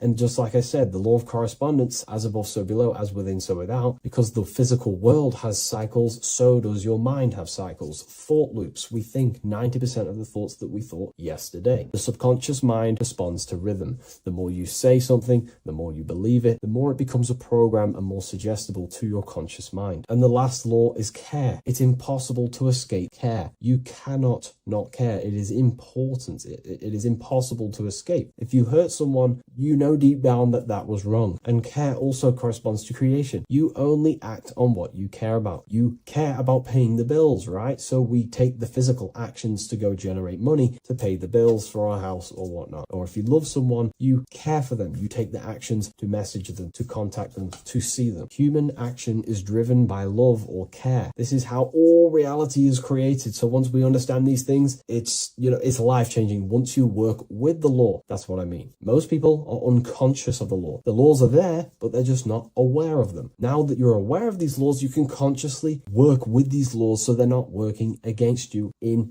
so you can actually make these things and work them in your favor. So let's go into heaven and hell, because there's a massive debate. Now that you understand that you are the laws, you are crystallizing reality, not just in the physical, but in the spiritual dimension, in the astral plane. It's the exact same laws. The law of correspondence reveals, as above, so below. Your reality is a reflection of your mind. Everything is a reflection of you. That doesn't mean that other people don't exist. I mean, the way you view other people is through the lens of your mind. You perceive what you have in your mind, your beliefs, your traumas, your memories. This is where heaven and hell are misunderstood. No one is sent anywhere by force. There is no external authority dragging souls into destinations. Consciousness determines the environment that you are in. Environment, it's mental. As above, so below. When the body dies, consciousness withdraws from the physical technology of the body. The simulation of the physical world is no longer being ran by your brain. I mean, your consciousness will go into the astral plane, which is the realm that just sits above the physical plane, which is the realm of imagination and desire. The environment that you go to in the astral plane directly corresponds to your state of thought and your emotion and your desires. If you desire hurting people your whole life, then you're going to go to an astral realm, as above, so below. You're going to be in an environment where that goes on, but in a non-physical sense. Whatever the strongest thoughts you thought throughout your life, that is the environment that you go to. If you were so caring and loving to your family, all you wanted to do is provide for your family or whoever, and you pass on, you will go to a place where people care. Souls are manifesting them thoughts and them energies. It's vibration. Whatever vibration you're vibrating at, you will reflect and correspond on in your reality when you die. Therefore, you create your own suffering by desiring such low vibrational things, or you create your own heaven if you are truly operating from a place of love in your heart. You see, your mind can lie, but your heart cannot. Your heart reveals your true desires, your deepest wants and needs, and it reveals your true self, and that will be projected and responded in the astral plane, because astral matter is very respondable to consciousness. The physical plane is not really. It takes a longer time for things to be manifested in the physical plane. But in the astral plane, whatever you think, whatever you desire, it instantly corresponds to your reality there. So God does not micromanage everything. The law does not judge, it simply reflects. The universe is made of laws. The Emerald Tablets of Thoth even mentions this. He says, the search for the laws that governs man's life are an eternal mystery. Man is always forever searching for the laws that govern his existence. This understanding now changes everything in your reality. It removes fear-based control, it removes blind obedience, and it returns responsibility to where it belongs, to you, your consciousness, yourself. You are not being watched, you are not being mirrored. Reality is not punishing you, it is responding to you. Once you understand that God works through law, not micromanagement, you stop waiting to be saved, judged, or condemned. You realize something far more powerful. You are not separate from creation. You are participating in it. You are the universe experiencing itself. What a fabulous video, and I really enjoyed this today. Please leave a like, comment, and share on the video, and I'll see you all in the next one. And if you wish to get this book, there is a link in the description. Have an amazing day, everyone. Take care. In this video, we're going to be talking about the evolution of consciousness. You are born human, however, you possess consciousness, which is the awareness behind your being, the awareness behind your thoughts, the experiencer behind your five senses, the experiencer, the observer behind your thought, emotions, and senses.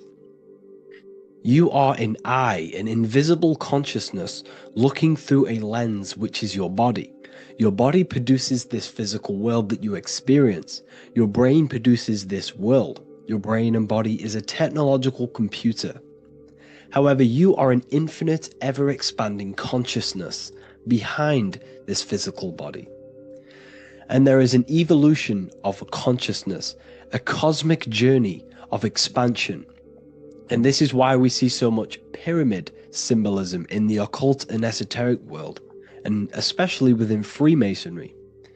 Because the pyramid represents climbing, an evolution, a raising state of consciousness, a journey. Steps symbolize a journey upwards. This is the raising and the evolution of consciousness, our inner world, the transmutation of our inner selves, of our souls and consciousness and our minds. So when we see this pyramid, we're seeing a evolution, a way up to source consciousness. And the eye in the pyramid represents your source consciousness. It represents illumination. It represents divine guidance through this evolution of consciousness. This is why we see the ladder. Consciousness is ever expanding on an infinite journey of evolution. Each individual is a part of this cosmic process, contributing towards the ongoing expansion of both mind and awareness.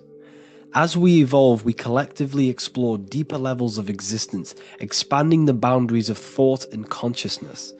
The mind has the ability to expand infinitely into new realms of thought, into new dimensions of mind.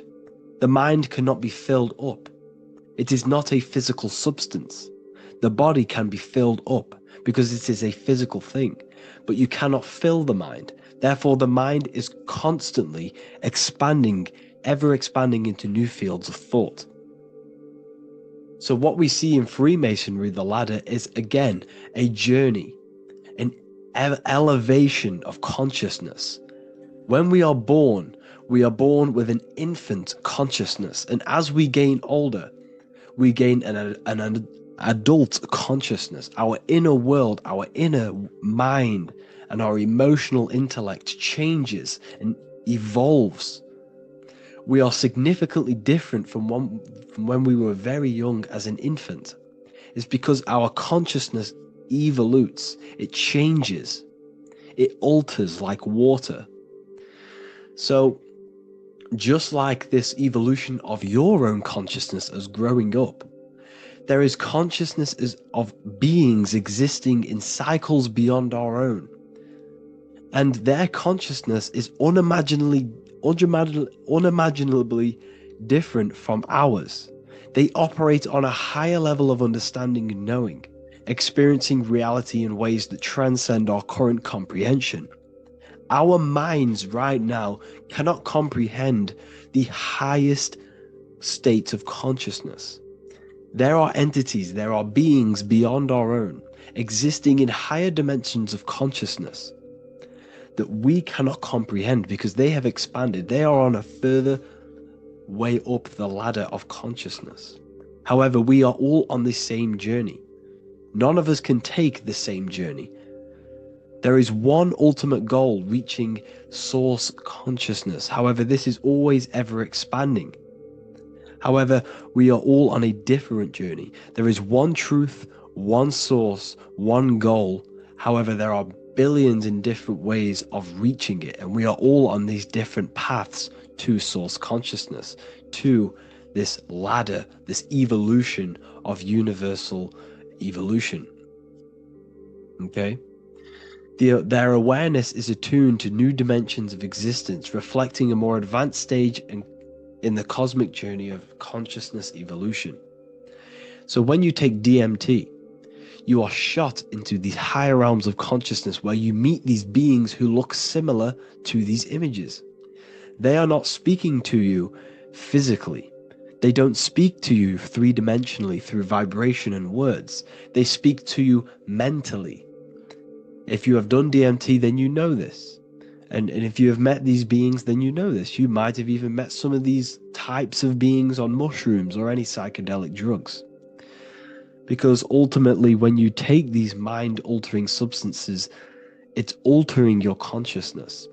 It's merging your consciousness with the spirit of that substance. And you are essentially attuning your mind to higher dimensions of consciousness. That's why we say we're getting high when we take these substances. Therefore, when you meet these beings on DMT, you are essentially meeting beings who are attuned to higher dimensions of consciousness, and they speak to you mentally. They speak to you telepathically through thought, because the universe is mental. Everything exists within the mind. The way you are now, your physical existence, is a state of mind. Mind, thought creates matter. Spirit and matter are two opposing ways of thinking. If we have a very spiritual mind, we have an expanded mind, we are a spiritual person through the mind. However, if we have a very low state of consciousness where we think about food, sex, lust, and all physical things, then we have a physical consciousness. Matter and spirit are two opposing forces, two ways of thinking. The mind attunes itself to different levels of understanding in different dimensions. So, essentially, this is what we're looking at. The body is a vessel for the fluidic, formless consciousness, a temple that houses the essence of our awareness. While the five senses are limited to perceiving only the physical plane, the mind transcends these limitations, capable of perceiving the full scope of reality. It is through the mind that we access deeper truths beyond the material, tapping into boundless nature of existence. Physical existence is a thin band, a thin layer of reality. It's like 0.001% of reality. And your five senses are only tuned into this layer of reality. But the five senses are, by design, only allowed to perceive physicality. But the mind has the power to expand beyond this physical five sense state. The mind has the power to expand and evolute. It is a conscious decision whether you want to take this path or not. You can stay in a three-dimensional way of thinking, or you can expand your consciousness from within. It's not an external journey. There is no God going to save you. You must save yourself. Therefore, behind every single one of these eyes is the same source consciousness. However, we are all different cells in a different journey. The organs in your body, the cells in your body are all alive. They all possess same consciousness, universal consciousness. However, we are all on a different journey of evolution. As above, so below. As the baby is in the mother's womb, when the baby becomes conscious, there is a world outside of its mother. What does it do? It presses and seeks a way out to be born in the other world outside of its mother. It is the same with your consciousness, your mind. When your mind becomes aware that there is realities beyond the immediate surroundings, it seeks a way out. And this is exactly what I'm doing to you now. I am now expanding your mind and telling you there is other ways of reality. There is other dimensions of consciousness which you can access through inner transmutation, through different ways of thinking, spiritualism, and meditating and connecting with yourself and detaching from external things. We can upgrade our consciousness. Your body is a womb. Why Jesus says you must be born again to see the kingdom of God, because you are born physically and then you must be born again spiritually, awakening your inner consciousness. So like I said, as the baby is in the womb, it's the same principle. As above, so below. You were a baby, you were in your mother's womb, and you figured out there is a world outside of your mother, so you seek to weigh out your mother to be born in another world. It's the same now. You must do this now. This is your spiritual evolution. This is the evolution of consciousness. It's ever expanding. When you die, this is a transition. You must learn to not fear death. This is another part of your spiritual journey. You must master death. Therefore, like I said before, the mind has limitless capacity to expand into new realms of thought, continuously exploring uncharted ideas and concepts without boundaries. The mind can ever expand. It can never be filled. It can never ever know everything. There is infinite fields of knowledge, infinite fields of thought. Your current state is just one stage on an infinite pathway. You won't remain human forever. The human experience is a crucial phase where we learn to balance polarities, master the fundamental laws of the cosmos. It is a period of growth and transformation, preparing us for the next stages in our cosmic evolution. The goal is to strive for perfection, yet the true perfection is unattainable. It's like a tunnel, and there is a light at the end of the tunnel. And as you walk through this tunnel, the light is ever moving backwards. You should forever seek to meet that light, but you will never meet that light because consciousness is ever expanding.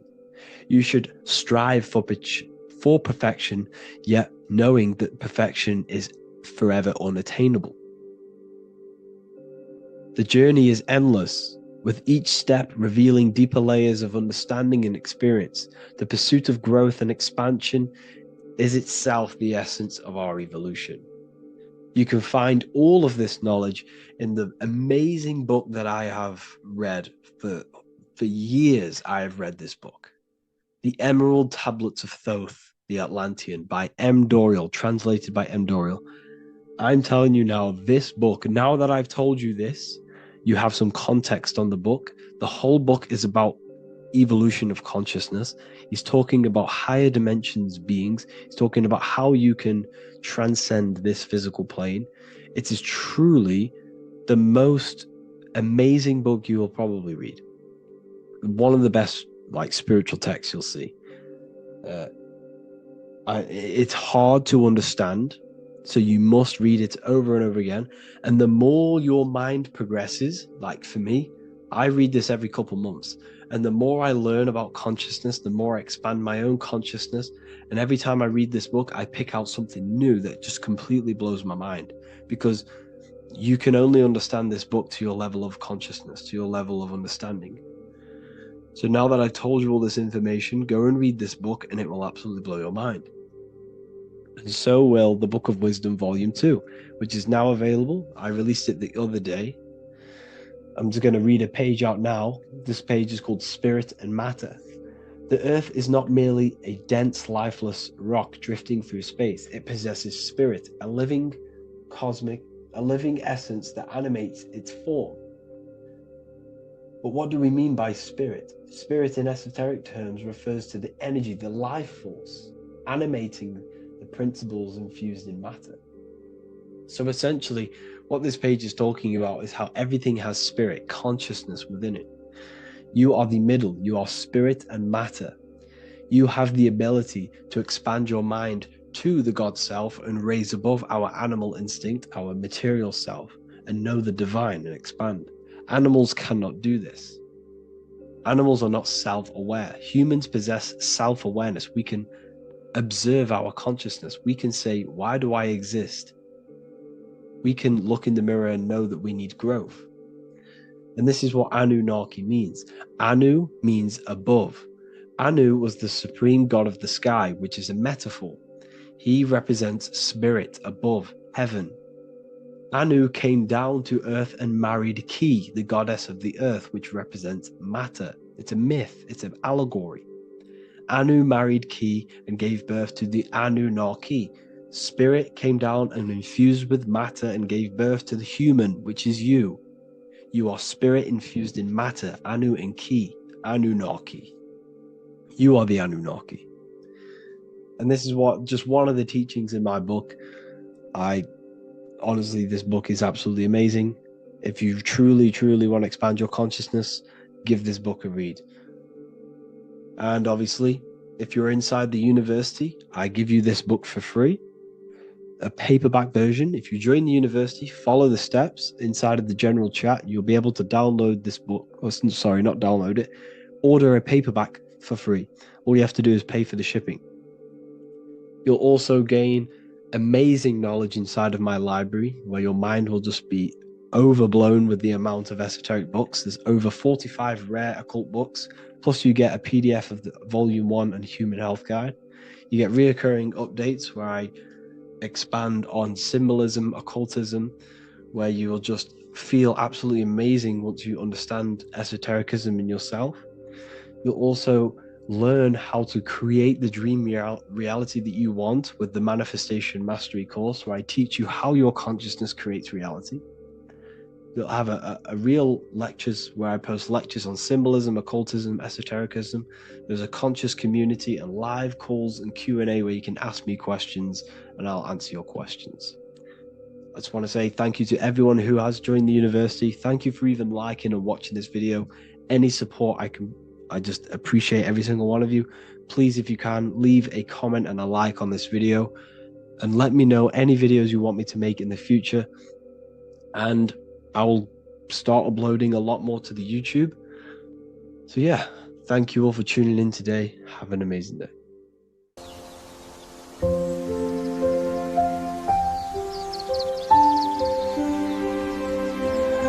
bookofwisdom.com. Visit today.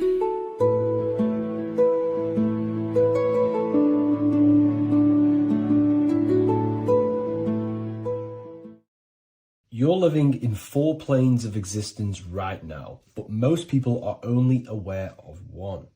And that's why they feel lost, disconnected, and stuck in cycles they can't explain.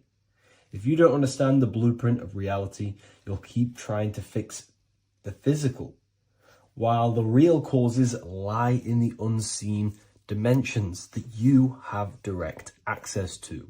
You must understand that the universe only exists in the mind. Everything is a projection of consciousness. Therefore, consciousness produces everything.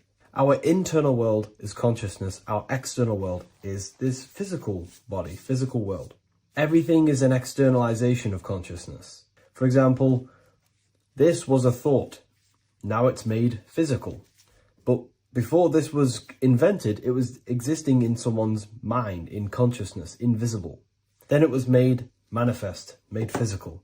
So everything in this physical plane is the effect. The cause is consciousness, mind, the mental plane.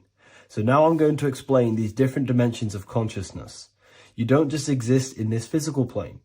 The physical plane, in fact, is the lowest plane there is. It's the illusionary plane. So first of all, we have the Buddhic plane. This is the nothingness. So think of it like this. Absolute nothingness. If you turn off thoughts, there is nothingness. This is the void.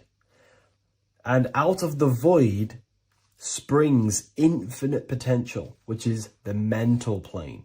Now, your mind has no limitation. It can think anything, be anywhere, anytime, any place. In the whole world, there is no limitation with the mind. This is the realm of infinite possibilities. This is the realm of thought. Thought is a dimension, information and thought. To go a little bit deeper on this, there are pockets of thoughts, what we call in the occult fields of thoughts. Your mind does not think thoughts, it receives them. Your mind is like a radio. Whatever the mind is tuning into, setting its mindset, setting your frequency or setting your mind, you will receive thoughts based on that set, whatever you set your mind to. So there are pockets of thoughts that we penetrate in the mental plane.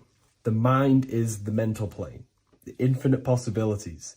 This is the spark of creation. This is where all things begin to manifest as an idea in the mind as a thought. So if you want to gain certain information, you need to meditate or do thought exercises where you are penetrating that dimension of thought, that pocket of thought. For example, if you want to find a way on how to make financial wealth, you would use your mind, set your mind on wealth and money and think, close your eyes and think about that specific topic and see where your mind takes you. And you will expand your mind into different pockets of thought and gain information.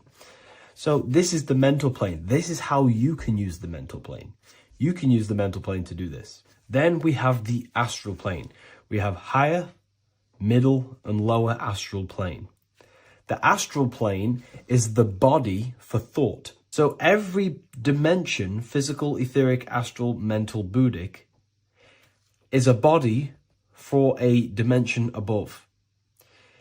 Each dimension below is a product of the dimension above. So for example, the astral plane is imagination. This is the lucidic realm of imagination. This is where thoughts begin to manifest into some sort of form.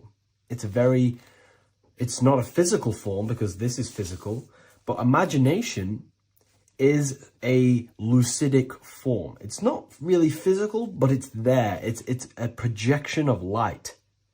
It's astral matter condensed by the willpower of the mind. So depending on the vibration of that thought will depend whether it manifests in the higher astral plane, middle astral plane, and lower astral plane.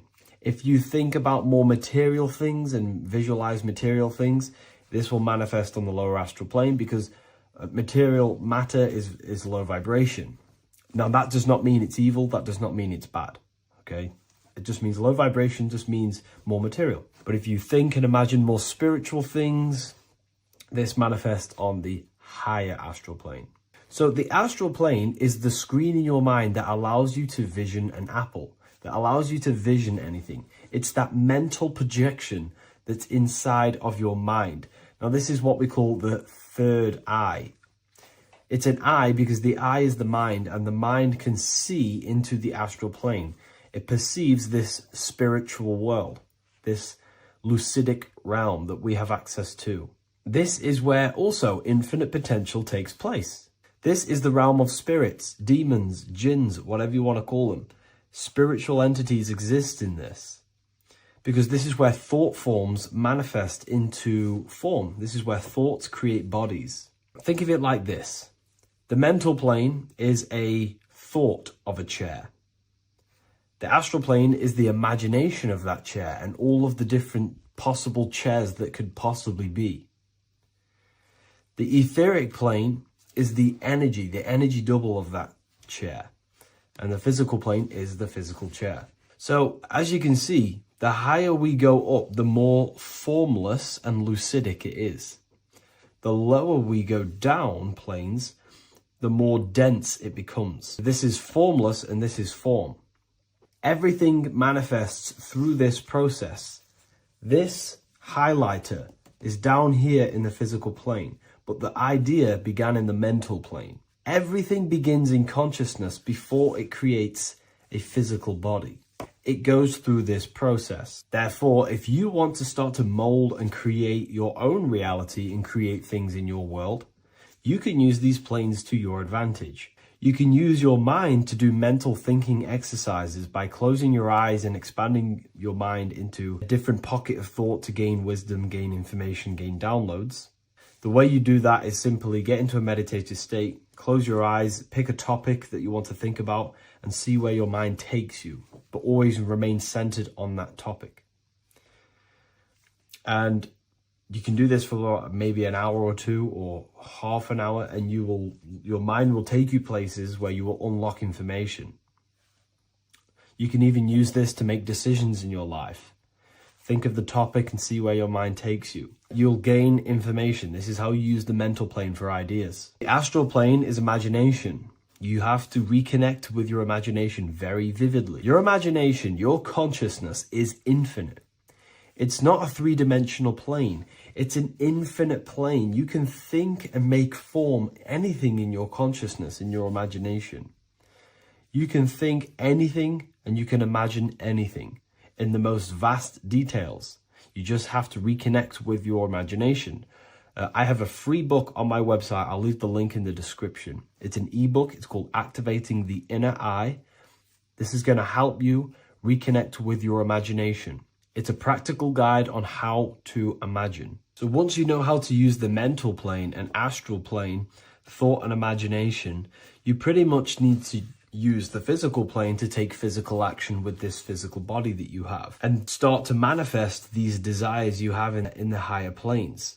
Now, it's very important that we master the mind, because the mind is the very fabric of reality. We become what we think about. Your life is a product of every thought you thought in the past. It is the mind that directs the flow of consciousness. And wherever this consciousness is flowing is what you will create in your life. Consciousness is the most potent force in the universe, and the mind is pretty much the universe in a microcosm form. It is infinite potential, and your mind will continue to expand into new realms of thought forever and ever and ever. You are eternal. You are not this physical body down here. You are consciousness, literally dreaming that you are in this physical body. So everything begins with the mind. We need to be conscious of the thoughts that enter our mental field of consciousness. There is a level of self-awareness that you can reach where you can become conscious of pretty much every single thought that enters your mental field. Now, we have over 7,000 thoughts a day. You can gain such mastery over your mind where you can become conscious of every thought you think. And that is when you gain superior power. Because when the mind is fully under control of self, you can direct the mind's potent force into a specific goal. Most people's minds are dualistic. They want something, but their mind is thinking something else. They have limiting belief systems. They have the little voice that comes in and says, you can't do this, you're a failure. That is a fractaled mind. The mind needs to be singular. It needs to be on your team and not an enemy. Do not let your own mind take away your power. Your mind should be on your team, giving you power, giving you the best possible thoughts and the best possible beliefs. When the mind is in this condition and on your team and not taking away your power through the destructive thoughts, it becomes a potent, powerful force used for manifestation to create anything. And the way we get the mind on your team is through constant meditation to learn how to control the mind and turn it on and off. Subconscious reprogramming through visualization, affirmations, cultivating emotions associated with your goal. All these three ways we can reprogram the mind slowly over time so that it becomes powerful and becomes on your team and doesn't give you negative contradicting thoughts. When the mind is fully aligned on one thing, it can create massive empires and things in your physical reality. So I hope this video helps, and I'll see you in the next one. In this video, you're going to learn exactly what Christ consciousness truly is and how to cultivate this into your life so you can live a better life, create the things that benefit yourself and humanity, and ultimately to bring heaven on earth. This is the true way. If you're familiar with my work, you know that, I'm pretty much obsessed with symbolism. Symbolism is such a massive topic, and it unlocks profound ancient wisdom that is hidden behind these layers of symbolism of the ancient paintings, symbols, and texts. So I was going through some Christian artwork and I came across this painting. It's a well-known painting called The Sacred Heart of Jesus. And it just blew my mind. What this is revealing about human consciousness and Christ consciousness, which is what Jesus represents. If you're not familiar with Christ consciousness, you should definitely do a bit of research on that. But I'm going to explain it today in detail. So when we look at this painting, we are looking at symbolism. We're looking at consciousness, a state of being, a state of living, a way of thinking, a way of feeling, and a way of acting in the world. As I've said this many times, we're all creators. We all create and generate reality. And you don't just have your personal reality, you have a collective reality. Your reality is affected by the collective consciousness. Depending on the collective consciousness's understanding of reality will also affect your life. We have a collective life and a collective experience. So Jesus in this depiction here is in a way showing us instructions to reach Christ consciousness, whether you see it yet or not. But I'm going to decode this for you. And your mind might be blown after watching this. Okay, so so what is the meaning of Christ consciousness? What's the whole purpose of this? Very simple. Like I mentioned before, we have a collective experience on this world.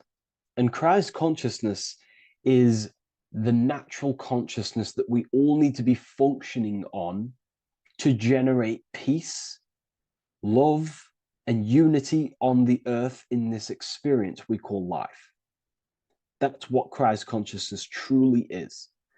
It's a state of being that we need to cultivate within our own self, within myself, others, and everyone in this life and experience, so that we can all live in peace and heaven on earth, what they like to call it, so that we can generate the best experience possible together on this thing we call earth, on this material world, this material dimension.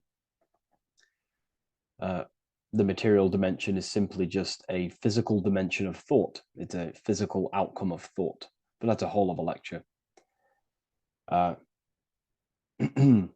So please leave a like, leave a comment if you have any topics to talk about that you wish for me to cover, and definitely leave a subscribe if you like my content and channel.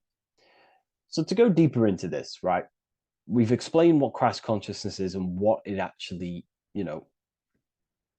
will do to the earth and what it will do to reality and our collective experience. And it's also representing a profound understanding of self, a deep understanding of the true nature of self, the true source of self, what the self is, pure consciousness, pure God. We are all Jesus. Jesus is you, a physical manifestation of the divine made manifested physically. A physical manifestation of consciousness, okay, of spirit descended into matter. However, Jesus is a symbol that should not be worshipped, but something that we need to cultivate, maybe look up to, and cultivate within our own mind and hearts and actions. So he is someone that we should embody into our own very own being. We need to reach a level of intellect, the mind, a level of emotional understanding, and ultimately this creates Christ consciousness. Okay, and now I know that was very, very vague what I just said, but I'm going to explain it a bit more. I don't want to give it fully away yet because you need some more information, more keys. So let's observe the top end of this painting. Jesus with this circular light emanating around his head is symbolic of the mind, of our thinking aspects of consciousness, the way we generate thoughts, ideas. The mind is also good at also ruling communication. It also rules what we give attention to. Okay, so this is symbolizing the mind of every human being. The mind is a very powerful center of consciousness located in the head, of course. This is why Jesus is the head at the top with the circle around it, representing the mind. Now, to reach Christ consciousness, we need to purify our minds. Purification of the subconscious mind. The subconscious mind is the hidden aspect of our mind with all of our memories, belief systems, and everything we've ever experienced is stored within there. We have traumas there, we have bad belief systems that hold us back. So it's about reprogramming the subconscious and aligning the subconscious with higher consciousness, with higher understanding of self, removing any mental blockages from the mind. Because in today's world, most people's minds, including myself, before I, purified myself, and I'm still continually purifying myself. That's not to say I'm perfect, because I'm definitely not. But what I was saying was purifying the mind so we can have a powerful mind. Because like I was saying, most people's minds are not their own friend. They let their mind control them. They let their thoughts create negative influence on them, negative emotions. They let their mind destroy their confidence, destroy themselves. We do not want a mind like this. We need a mind that is our best friend, that receives powerful thoughts, that gives someone power. We do not want our mind taking away our power. Okay, so in this specific image here of Jesus, this represents a light mind, a powerful mind, enlightenment. The word enlightenment means light and ment coming from mental or mind, light in the ment. This means a powerful mind. Light is also symbolic of knowledge, information. When someone's very intelligent, you call them a bright person. It's a bright mind. It's knowledge of self. So the mind is conscious of self. That's another thing. We need to be conscious. A lot of people are not conscious, including myself before I did this, before I woke up. Most people are not conscious of their actions. They're not conscious when they're actually awake in the day. They do things unknowingly. Are we conscious of our thoughts, emotions, and actions, what we're giving attention to in our mind? Because ultimately this shapes our experience. There's a great quote, I think it's Julius Caesar or one of the Roman emperors, who says the quality of your life is dependent on the quality of your thoughts. Something along them lines. I don't know if I'm 100% correct there, but it's very true. Our thoughts dictate our happiness. So to cultivate Christ consciousness, we need to be conscious of our actions, conscious of our thoughts that we're giving attention to. There is a level of mastery that we can achieve within ourselves where we become conscious of every single thought that enters our mind. That sounds easy, but it's definitely not. But that's a high level of mastery that we can achieve and cultivate within ourselves. So we're looking at a powerful mind here from Jesus, a powerful mind, a purified mind.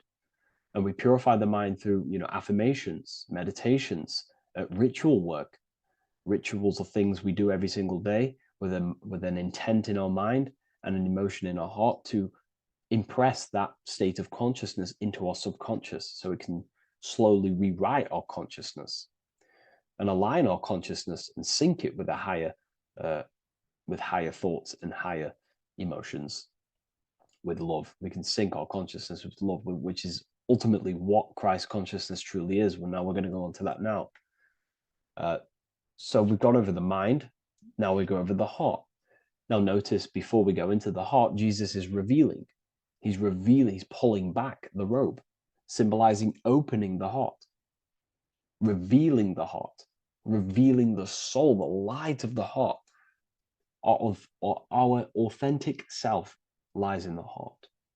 Our pure intentions, our love, our soul needs to be shining through our heart. And our soul is unconditional love. Now, that's not to say that we can get corrupted hearts. We surely can have corrupted hearts, for sure. We can love sick and twisted things, and that's evident in today's world. People love killing people. People love hurting people, manipulating people. People love power. Now, that's obviously an inversion of the natural state of consciousness for humans. When we're born with a natural state of love, of unconditional love for the self, for everyone else, for animals, insects, the earth. We love everything as a child. And not only do we love everything, we actually act upon this. As a child, we do not act on anything we know is not good. And I'm talking early stages of being a child, before we're indoctrinated, before the mind and heart become corrupted. We are pure. This is symbolizing this. Light represents also purification and truth, because when you shine light on something, it's the truth. You see it. You shine it through the darkness. It reveals. So light, this is symbolizing revealing the light of the soul, of love consciousness, holding love in the heart, true love, not love for sick and twisted things, but true love for the self, the body, and for everyone else and all things. Holding love in the heart. There's a famous saying of keeping the sun in your heart. Keep the sun in your heart. It's a very famous saying. What the sun is a symbol of love. What does the sun do? It gives abundantly. All it does is give light, give energy, power, light to the earth, and everything is feeding off this source. The sun expects nothing back. It just abundantly gives. It's a symbol of love. This is the love principle of creation. Now, the heart is also governing our actions. What we think about, in our mental field of consciousness, is directly corresponded and observed in our hearts. What we think about directly corresponds with what's going on and what we feel in our hearts. Thoughts produce emotions. So if we give attention to negative thoughts, there's no wonder we're having negative emotions in our hearts. So purification of the mind is also having an effect in purification on the heart. Because when we purify our thoughts and only give attention to powerful thoughts and positive thoughts that uplift yourself and humanity, then we're going to also see this change in the heart, see this emotional change in our consciousness. So this represents the purification of a purified heart, the light emanating around the heart. Love for the self, love for one another. And you're revealing this, you're shining the heart on others. This represents, revealing your true self to everyone without suppressing aspects of self. Revealing the light, not holding back the light. Because people in darkness will look at people who are spiritual and say, oh, he's into the woo-woo stuff. It's about revealing that and not caring about others. Because when you shine a light, you're also planting seeds in other people. Now, I'm going to tie this together with the hand gesture. Now, what we're looking at here, we're looking at a hand gesture with two fingers up. We have the middle finger and the index finger upwards. And notice how they're crossed over. They're crossed. They're not separate. They're crossed, representing unification. Unification here. This is a unified two fingers. Two represents division. Crossed over represents oneness. It's the unification of the mind and the heart.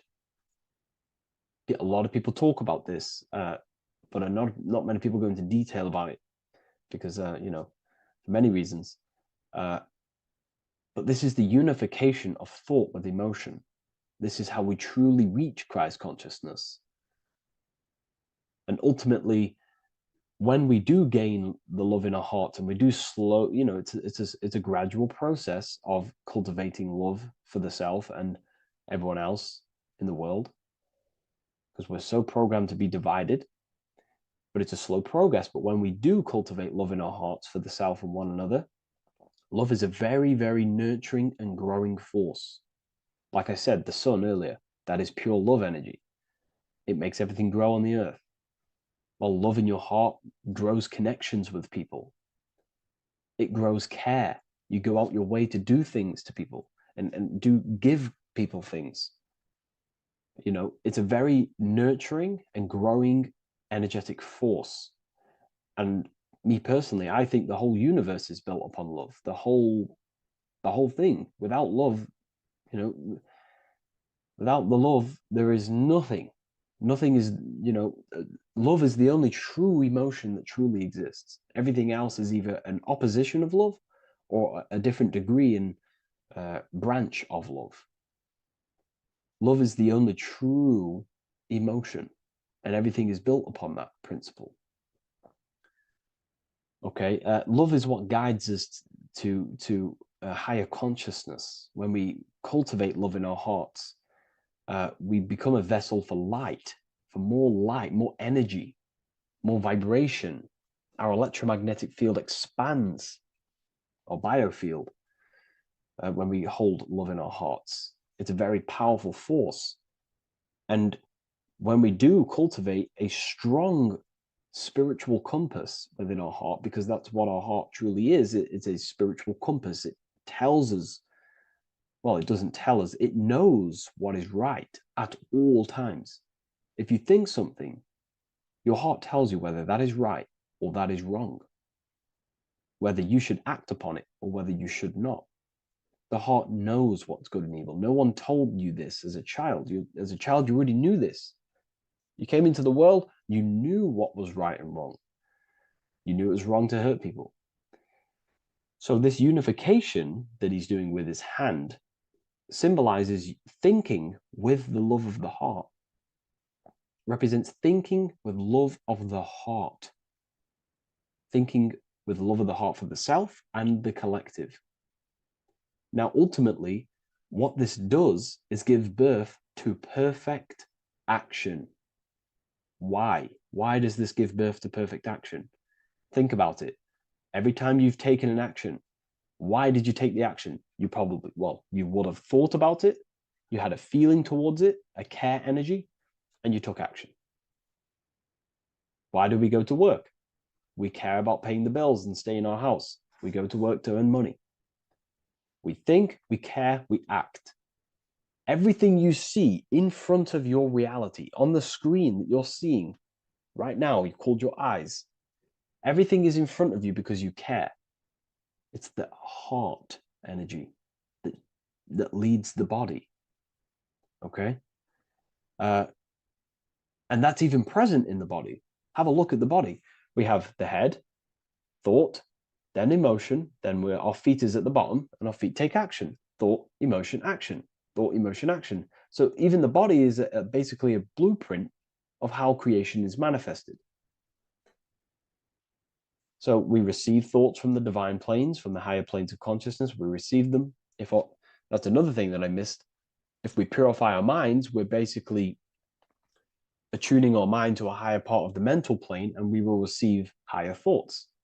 We will receive thoughts that are more genius, what we like to call today, or better quality thoughts. We receive good ideas when we attune our mind to a higher consciousness. Okay, so we are like a radio. We receive thoughts based on what our mind is set to. That's why we call it a mindset. So, like I was saying, we receive thoughts through the head. We feel the emotion, then our feet take action. Thought, emotion, action. So the body's a blueprint of creation. It's beautiful when you really notice this. So this unification is about thinking with the love of the heart, which gives birth to perfect action in the world. And this is the state that we need to cultivate within myself and everyone in the world so we can give birth to heaven on earth through action. Because ultimately the world is molded through action, physical action. And them actions are molded from thoughts and emotions. Now,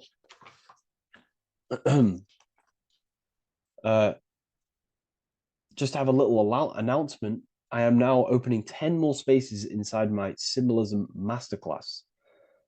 We have 10 more spaces. You're going to learn about a lot more about symbolism. It's very affordable. I'll leave the link in the description if you wish, if you care about gaining more information and learning the ability to read symbols. So, what is the inversion of this? What is the inversion of this consciousness? Well, that's what we call satanic consciousness.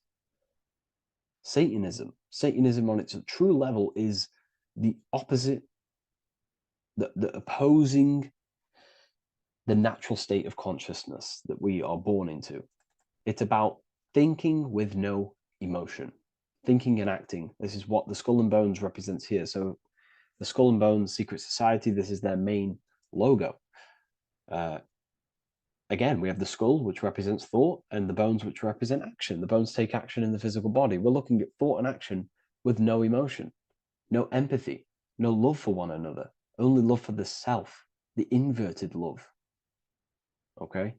We're looking at gray. Gray is a symbol of dullness, death. There's no emotion in gray because colors provoke emotion. When we look at a color, it invokes an emotion. Gray has no emotion. So we're looking at dullness of the emotions. I'm not going to go too deep on this subject. I'm going to create a whole new lecture for that. In fact, I think we have a great lecture inside Ethereal University on Satanism. We're going very into depth of what Satanism is and what Satanism consciousness truly is.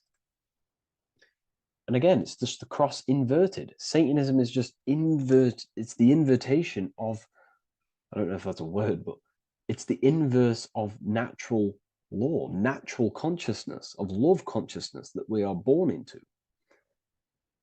Okay, so ultimately the message in this video was to create love in our minds, love in our hearts, think with the love of the heart, think with the care for one another, and that gives birth to perfect action.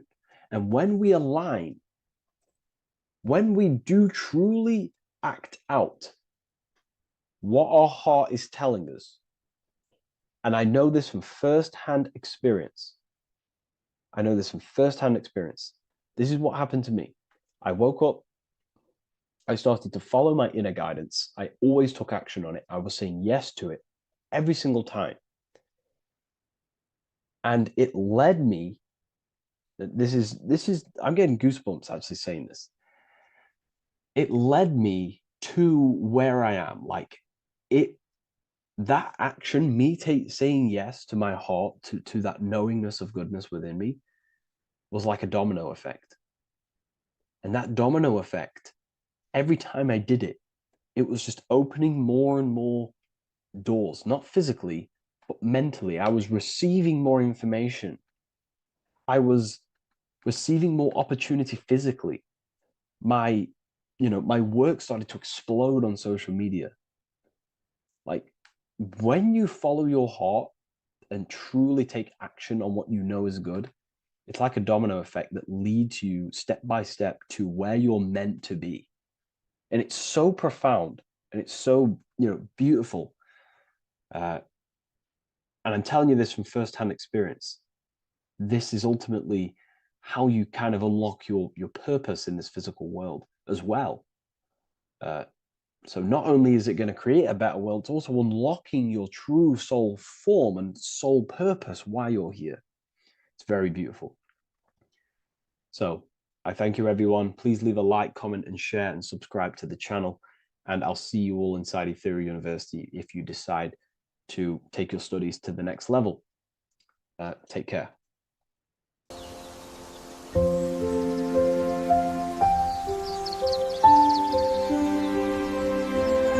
bookofwisdom.com. Visit today.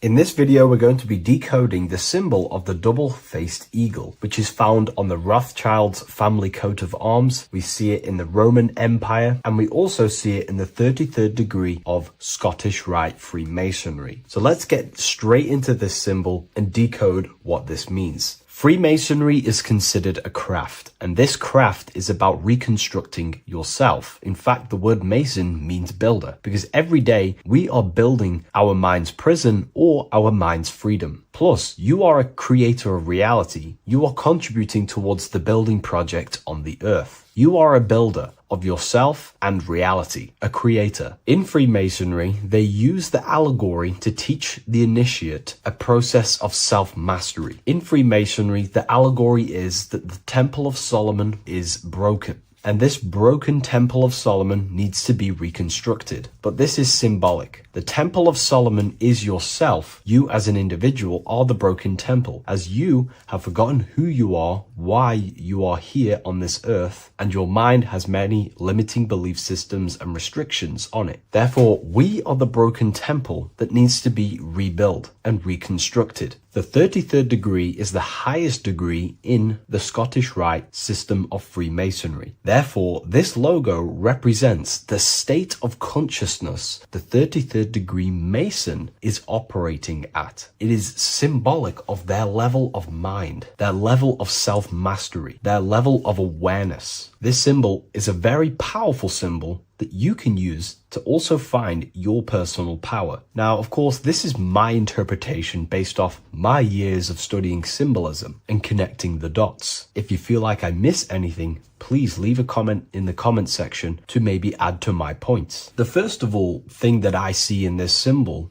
that reveals a great power of mind is the eagle. The eagle itself is a bird, and a bird can go on the ground and in the sky. In a symbolic sense, this represents the body and the spirit, the ability to transform from this earth body and then also access astral projection and the spirit. The bird sees things from a higher perspective while it's flying in the sky. If you're only in the physical body, your perception of reality is limited to the ground. We do not see much from the ground. This is all symbolic to a level of mind. The bird can see things from above. It sees the earth from a top-down view and sees the whole, sees things from a higher perspective, symbolic of the mind of a 33rd degree Mason who understands who they are, what reality is, what consciousness is, and the human psyche. Their level of intelligence allows them to see reality from a higher perspective, and they also have the mindset of seeing things as a whole, which is a great truth. We are all part of a greater whole, the unfolding of creation that is taking place in the present moment. We are all unfolding creation as a collective consciousness, and we are part of a greater whole building project. So this bird, or the eagle, is symbolic of seeing things from a higher perspective and possessing a higher consciousness. The double-faced eagle, one eagle looking left, one eagle looking right. This is symbolic of the past and the future, mastering time. The way an individual masters time and masters the power over time and gains their power over it is by using the past and the future. The way we master time is by looking into our past and see what thoughts, emotions, and actions have led us to this very moment in the present moment in our lives. By looking into the past, you can see what thought, emotions, and actions have led you to this very point in your life and see the mistakes in your thought processes, the mistakes in your emotions, and the mistakes in your actions. You can extract wisdom from the past of your past and apply that wisdom in the present moment to then change your future to a better future for yourself and the collective consciousness, and your contribution towards the creation taking place on the earth. That is how an individual masters time. You can do this through memory work. Every time you go to sleep, go through your day backwards. Follow the events backwards. What this does is literally create new neural pathways in your brain and allows you to strengthen your memory so you can remember more. Memory work is massive in Freemasonry based off my research. They make you do rituals, memorize rituals, because they're trying to develop these different aspects and cognitions of the human mind. We see that the double-headed eagle is looking left and right, but then joins. This is symbolic of unity of duality, unifying duality. And the only way you can do that is by connecting with pure awareness without distortion of the mind and body. If you turn off your body, it goes to sleep. If you turn off your mind, you go to sleep. But if you can turn off your mind and body, then who are you truly? When you turn off your mind, you're no longer your belief systems, your name, your job, your reputation, your status. You are this pure awareness who's observing the mind. So in meditation, you realize you are not the mind. You are the awareness, and the awareness is singular, and the mind thinks in dualism. So this is symbolic of unifying and seeing things through the lens of the awareness and not the mind, because the mind can produce illusions. So this is symbolic of a state of consciousness of the 33rd degree who sees everything as oneness. We are all one witnessing consciousness experiencing itself. However, this witnessing consciousness is molded differently through the mind. My mind has gone through memories, traumas, events, and belief systems, which makes my mind unique to you. But when we all turn off the mind and connect with pure consciousness, the pure awareness, then we are all, on the deepest level, actually one. The universe is one. This is symbolic of seeing and perceiving that reality and truly maturing that understanding in your consciousness. We also see that the double-headed eagle is standing on a sword, which is a tool. The tools that you possess in life are aspects of your consciousness. Your thoughts are a tool. Your emotions are a tool. Your actions are a tool. These tools are creating and building your reality, and they're also building your soul, building your consciousness. But we see that the double-headed eagle is standing on top of the sword, the tool. The sword is a powerful tool. So this is symbolic of power on the surface level. But if you go deeper and decode the symbol, it reveals something way more powerful. The sword carves through things. It's also a very murderous tool. If you hold a sword towards someone or something, you hold power over it. It is a symbol of power. And that power that you possess is, in fact, the mind. The mind is the powerhouse of control over reality. The mind is the most radiant force in the universe, as all things respond to the mind. The emotions, the body, and physical reality itself responds to the mind. The mind holds power. Matter is a physical manifestation of mind. The reason why the sword is the mind is because it's associated with the air element. When you swing a sword, you're moving this through the air. And if you've read the Book of Wisdom Volume 2, you understand that each element is corresponding to a different body of consciousness. Air is associated with the mind, the mental body of consciousness. Water is associated with the emotional body of consciousness. Earth is associated with the physical body of consciousness. Fire is associated with the spiritual willpower body of consciousness. Therefore, what we're looking at is the intellect. We're looking at gaining control over the intellect, the mind, thought, banishing all negative thought power from the mind. Think of it like this. You are tapped into a live stream of consciousness, and this live stream is flowing into you in the present moment. Your mind directs this creational force, this flow of consciousness and power. You can use that mind to think about negative things, anxiety, depression, or you can use that power that's flowing into you for the positive only. The universe does not create what you want. It creates what you are. What you put in is what you get out. Your reality is a reflection of your mind. So it's about using this tool for the good. For example, no negativity even has any space in my consciousness. There is no negative thought that pulls me down. And if there is, I banish it instantly and remove it. So this is about gaining power over the mind and using the mind as a tool to carve your reality with the sword. This is your power. This is your sword. Below we see a banner that says Ordo ab Chaos. Most people see this and understand it as order out of chaos.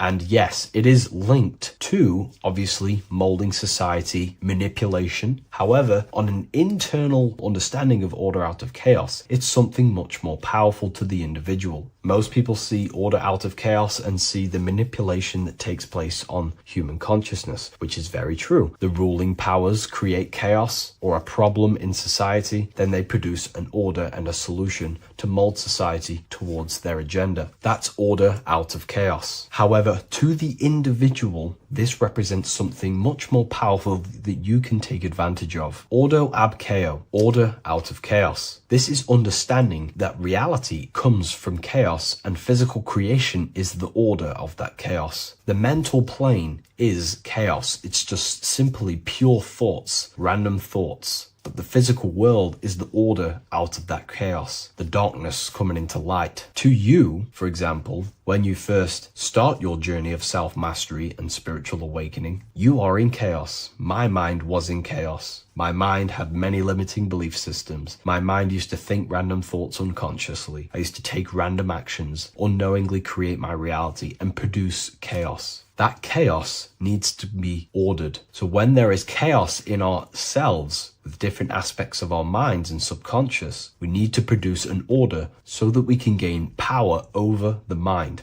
and over our thoughts, emotions, and actions, the three forces you have 100% control over in your reality. If you try and control anything else other than your thoughts, emotions, and actions, then you are breaking natural law. The only things you have been given power over and to control is your thought, emotion, and action, your mind, your heart, and your body. Order out of chaos is about transforming yourself. When you're in a chaotic state, you have to produce order to transform yourself and change your level of consciousness. If you have chaos in your life, you must produce order. And this is how self-transformation occurs through an individual. Order out of chaos. Now, yes, it is also linked to human manipulation, as this applies to everything as above, so below. Above, we see a triangle with the number 33 and light emanating around it. This triangle is highly symbolic of the element of fire. The upright triangle is fire. The downright facing triangle, the opposite to this triangle, is associated with the element of water. The reason why this is an upright facing triangle with the number 33 in it is because fire is associated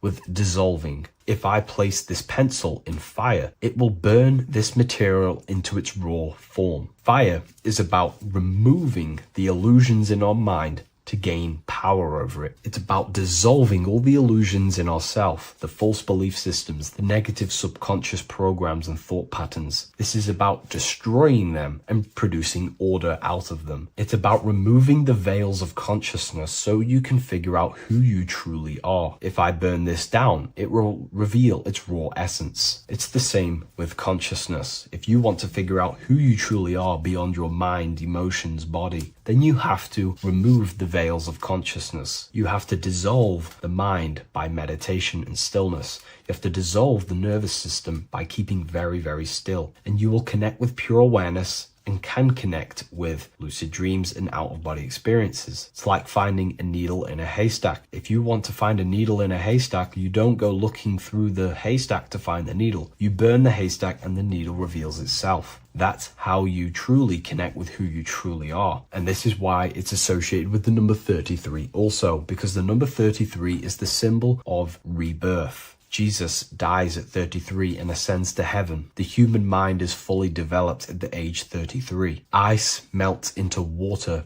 at 33 degrees. It's symbolic of transforming states from death to rebirthing the self. And this is how you rebirth yourself, by figuring out who you truly are. Because when you actually figure out and have an out-of-body experience, or you figure out who you truly are, you go through a mental rebirth. Everything you thought once was true has been completely burnt away, and now you are reborn into a new mind and a new perception of self and reality. So it's about being reborn again. At the 33rd degree, you are reborn again by the understandings and experiences that you've had with yourself. And the crown is a symbol of mastery. People in position of power wear crowns. It is a symbol of power over something. This whole symbol reveals your own personal power, the level of power that the 33rd degree Mason has over themselves, not over other people, but themselves. But of course, once you gain your personal power, you understand how the mind works. You can use that against people. It's how you use the knowledge that determines whether you are bad or good. Again, if you think I've missed anything, leave a comment in the comment section. Please like, comment, and share if you love this content. I'll see you in the next one. And if you wish to get your hands on this book, I'll leave an Amazon link in the description. What is good, people? It's Revival of Wisdom. I hope you're all doing well. And this video is how to raise your holy oil or your kundalini. Let's get straight into this. So this is a monthly cycle. Every month, when the moon is in your zodiac sign, this oil is released. Now, the moon is in control of monthly cycles. For women, it's the menstrual cycle, and as well, this holy oil cycle. The moon changes sign every 2.5 days and passes through the zodiac signs in 27 days. So the moon tells the day, the sun tells the time, the stars tell the month. This reality is a massive clock, if you like to say. It's a cycle. Okay. The moon controls the night, emotions, water, fluids, and the mind. Okay. So this oil is produced in the claustrum. It's produced in the claustrum, which is here, right? This is where you get Santa Claus from. Now, the claustrum is at the center of the brain, and it is next to the pineal gland and the pituitary gland. Once it starts in the claustrum, this is the holy present. This is the present that Santa gives to us, Santa Claus. And it goes to the pituitary gland and the pineal gland. And what's connected to the pituitary gland and the pineal gland is the Ida and the Pingala. The Pingala is the pineal gland's nerve, which is the honey, which is the positive charge, electric. And the pituitary is the Ida nerve, which is the magnetic charge. This is the milk, the land flowing with milk and honey. This is the brain, the heaven, okay? And it travels down the spine using these two nerves, these electromagnetic charge. And this is what the ancients symbolized with the two serpents wrapped around the spinal cord, the Ida and the Pingala. And this travels down to the sacrum or the solar plexus. Okay. So once it's here, okay, the spine is an elongation of the brain. So the spine is pretty much the brain. It's an extension of it. And it's kind of a microcosm of how we descended from heaven to physical reality, to physical matter, which is our consciousness has done. Our consciousness has descended from heaven into physical matter. And this is a microcosm of it. Okay. So once we're in the sacrum bone, this holy oil, like I've just explained, this holy oil starts in the Santa Claustrum, goes down the chimney to the sacrum. This is the sacrum, the solar plexus, and drops the present off at the sacrum. Now, once we're at the sacrum, we need to raise our vibration to take this oil back up the spine. Okay. And The River Jordan symbolizes this in the Bible. King Herod wants to kill Jesus in Nazareth, which is here, this is the River Jordan, is Nazareth. He goes to be born in Bethlehem and then goes back up to Nazareth to Joseph and Mary. Joseph and Mary, the pineal gland and the pituitary gland. The Bible is huge symbolism. It's all metaphors for this sacred process which goes on inside of your body. You are the Temple of Solomon. You are the Holy Land. The Holy Land is your brain. Once this oil is at the sacrum, you need to raise your vibration in order to take it back up. Once this oil has gone back up to the pineal gland, it activates the crystals which are wrapped around your pineal gland. Your pineal gland is this tiny little beam here. This is the claustrum. This is the pineal gland. And it's wrapped in crystals.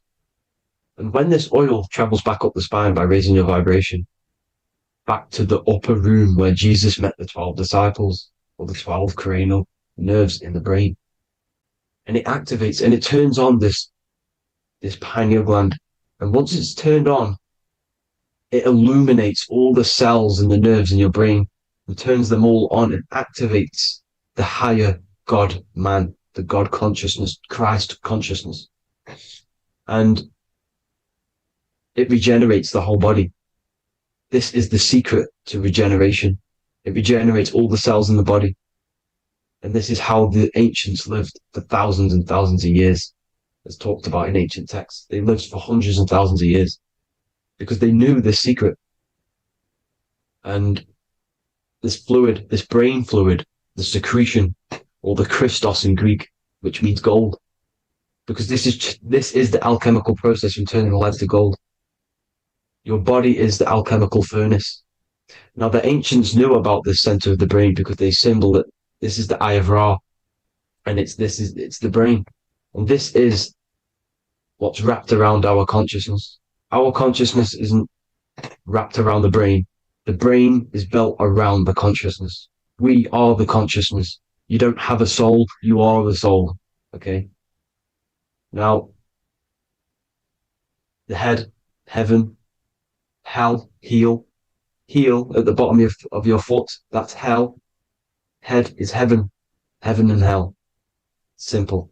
Now, the pineal gland produces DMT, which is dimethyltryptamine, which is known as the spirit molecule. So, let's move on. Now, when this oil travels up, back, the spine, the chimney, it crucifies at the top, which is called the vagus nerve. So when it reaches here, the optic thalamus, it crosses and crucifies once it's raised back up. And this is why Jesus dies at 33. He was crucified at 33. Because you have 33 vertebrae on the back of the spine. And then it's crucified by the cross of the vagus nerve. When this oil crosses the vagus nerve, this is the crucifixion at 33. And it symbolizes the death of the physical consciousness. You then become spirit. You then become God consciousness, activating the Kundalini, regenerating the body and the mind. Okay. The Garden of Eden. You are the Garden of Eden. The land of milk and honey is upstairs. The pituitary, which is the milk, the pineal gland, which is the honey, which is DMT.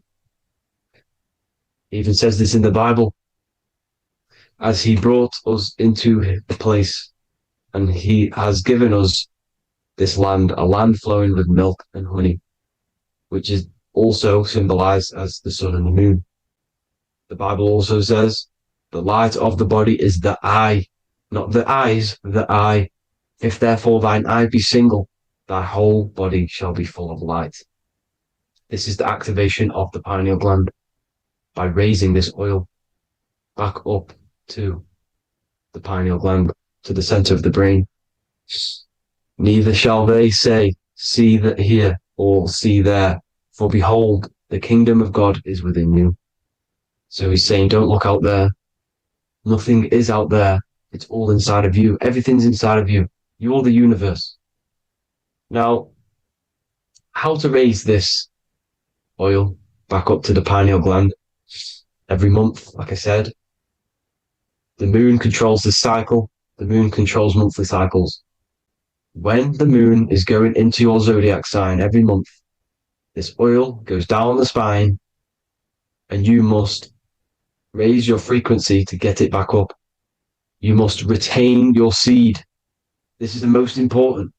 Your fluid, your secret, your holy fluid, your life force. You can't let that go. That life force is the reason you're alive. This holy oil is the reason you're alive because it feeds all of the systems in your body. It feeds all the systems in your body. You have to retain your seed, alkaline diet, positive thinking, and meditation.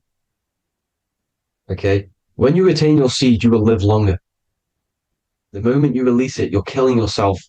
You're killing a piece of yourself every time you release your seed. Every single time. You're killing a part of yourself. Okay? Now, this could be why this could be the illumination, the single eye on the Illuminati's symbol, the Freemasonic symbol, the illuminated eye, the triangle, which could symbolize the body, mind, and spirit, but the eye illuminated. Now, in the Bible, it talks about the two trees, the tree of knowledge and the tree of life. The tree of knowledge is the tree of good and evil, which is the most important system in your body, which is the nervous system. The nervous system, the most important. The tree of good and evil. And the tree of life, which is the cardiovascular system. Now, this oil, when it's released every month, feeds these two systems, and these two systems feed everything. Now, it's important you understand that.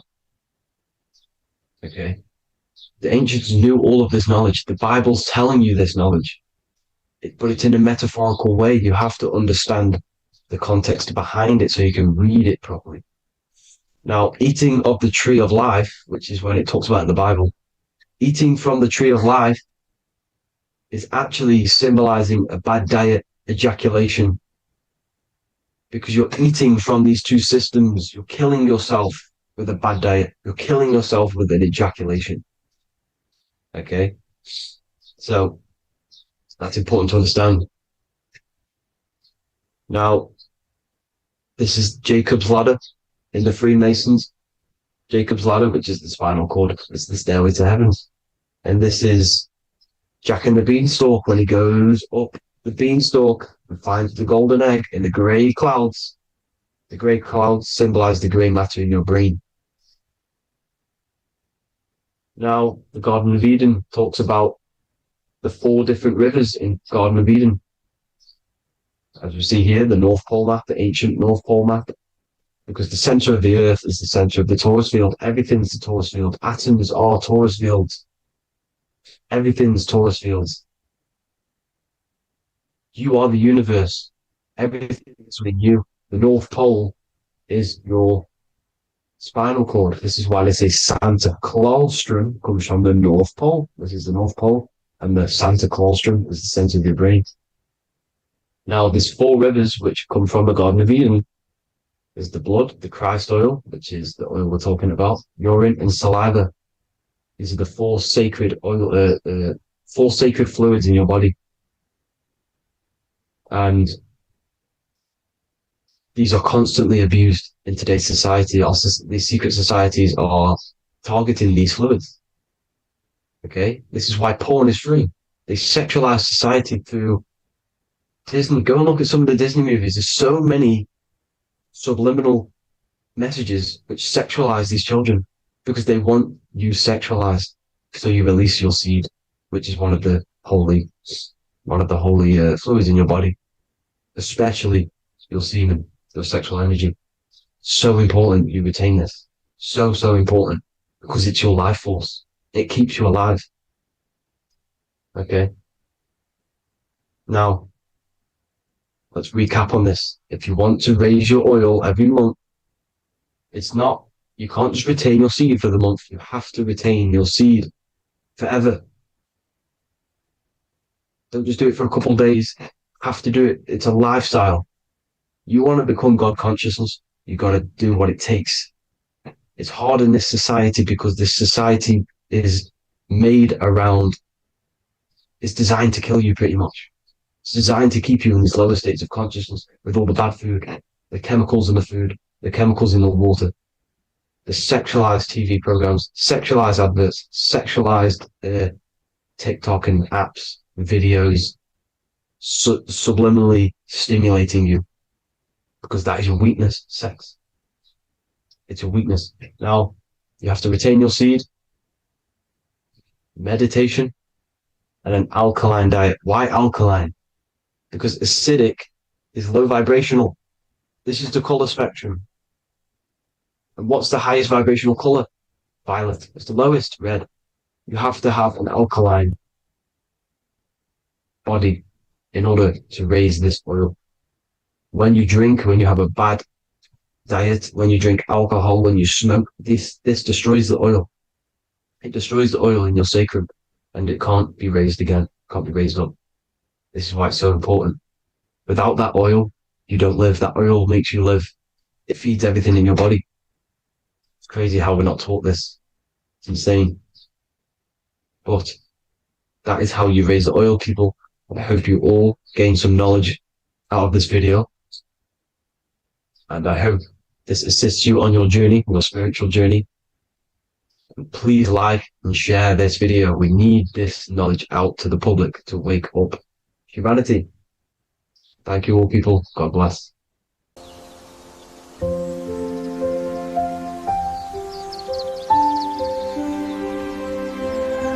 bookofwisdom.com. Visit today.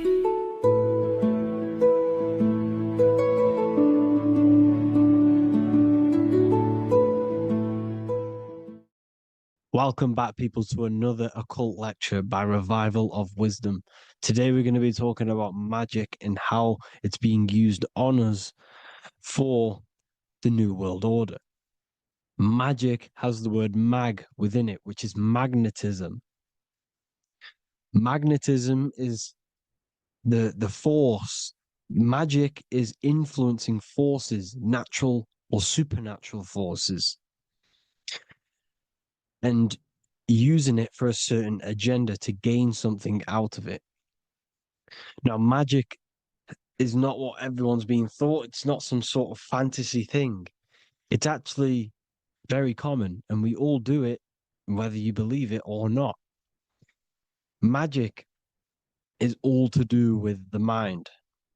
As I said, always say in my lectures, your mind is what creates matter. Your mind is what creates your external world. So it's all about manipulating and planting seeds within the mind, because your mind is a garden, and thoughts and words are seeds which are being planted in that garden. Your life, your physical life, the people you have in your life, your friends, your car you own, the job you have, is all a reflection of the thoughts that you've been thinking in the past. You are where you are in life because of the thoughts that you've been thinking. Therefore, your life is a direct reflection and manifestation of your mind, the Garden of Eden.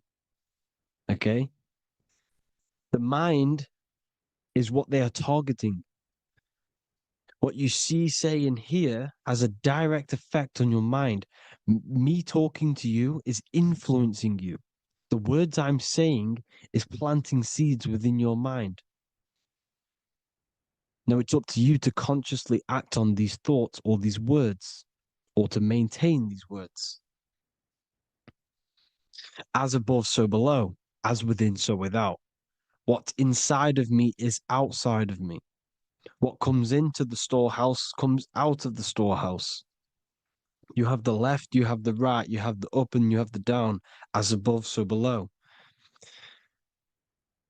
Whatever is in your mind will be expressed in some sort of way, consciously or subconsciously, spiritually or physically.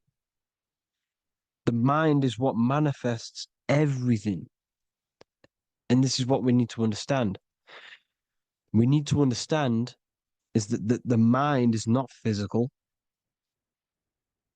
All things spiritual manifest physical. All things seen come from the unseen. The words you're thinking, that everything you have is coming from the unseen. The actions that you do come from the unseen mind. Another expression for as above, so below is you are the universe itself. You are a universe, a mini universe. But just because you are mini does not mean you are the whole thing. If I take a little piece of infinite, let's say there's an infinite light source. Let's say I take a little chunk of that infinite light source. That little chunk I took is still infinite because it's been taken from infinite.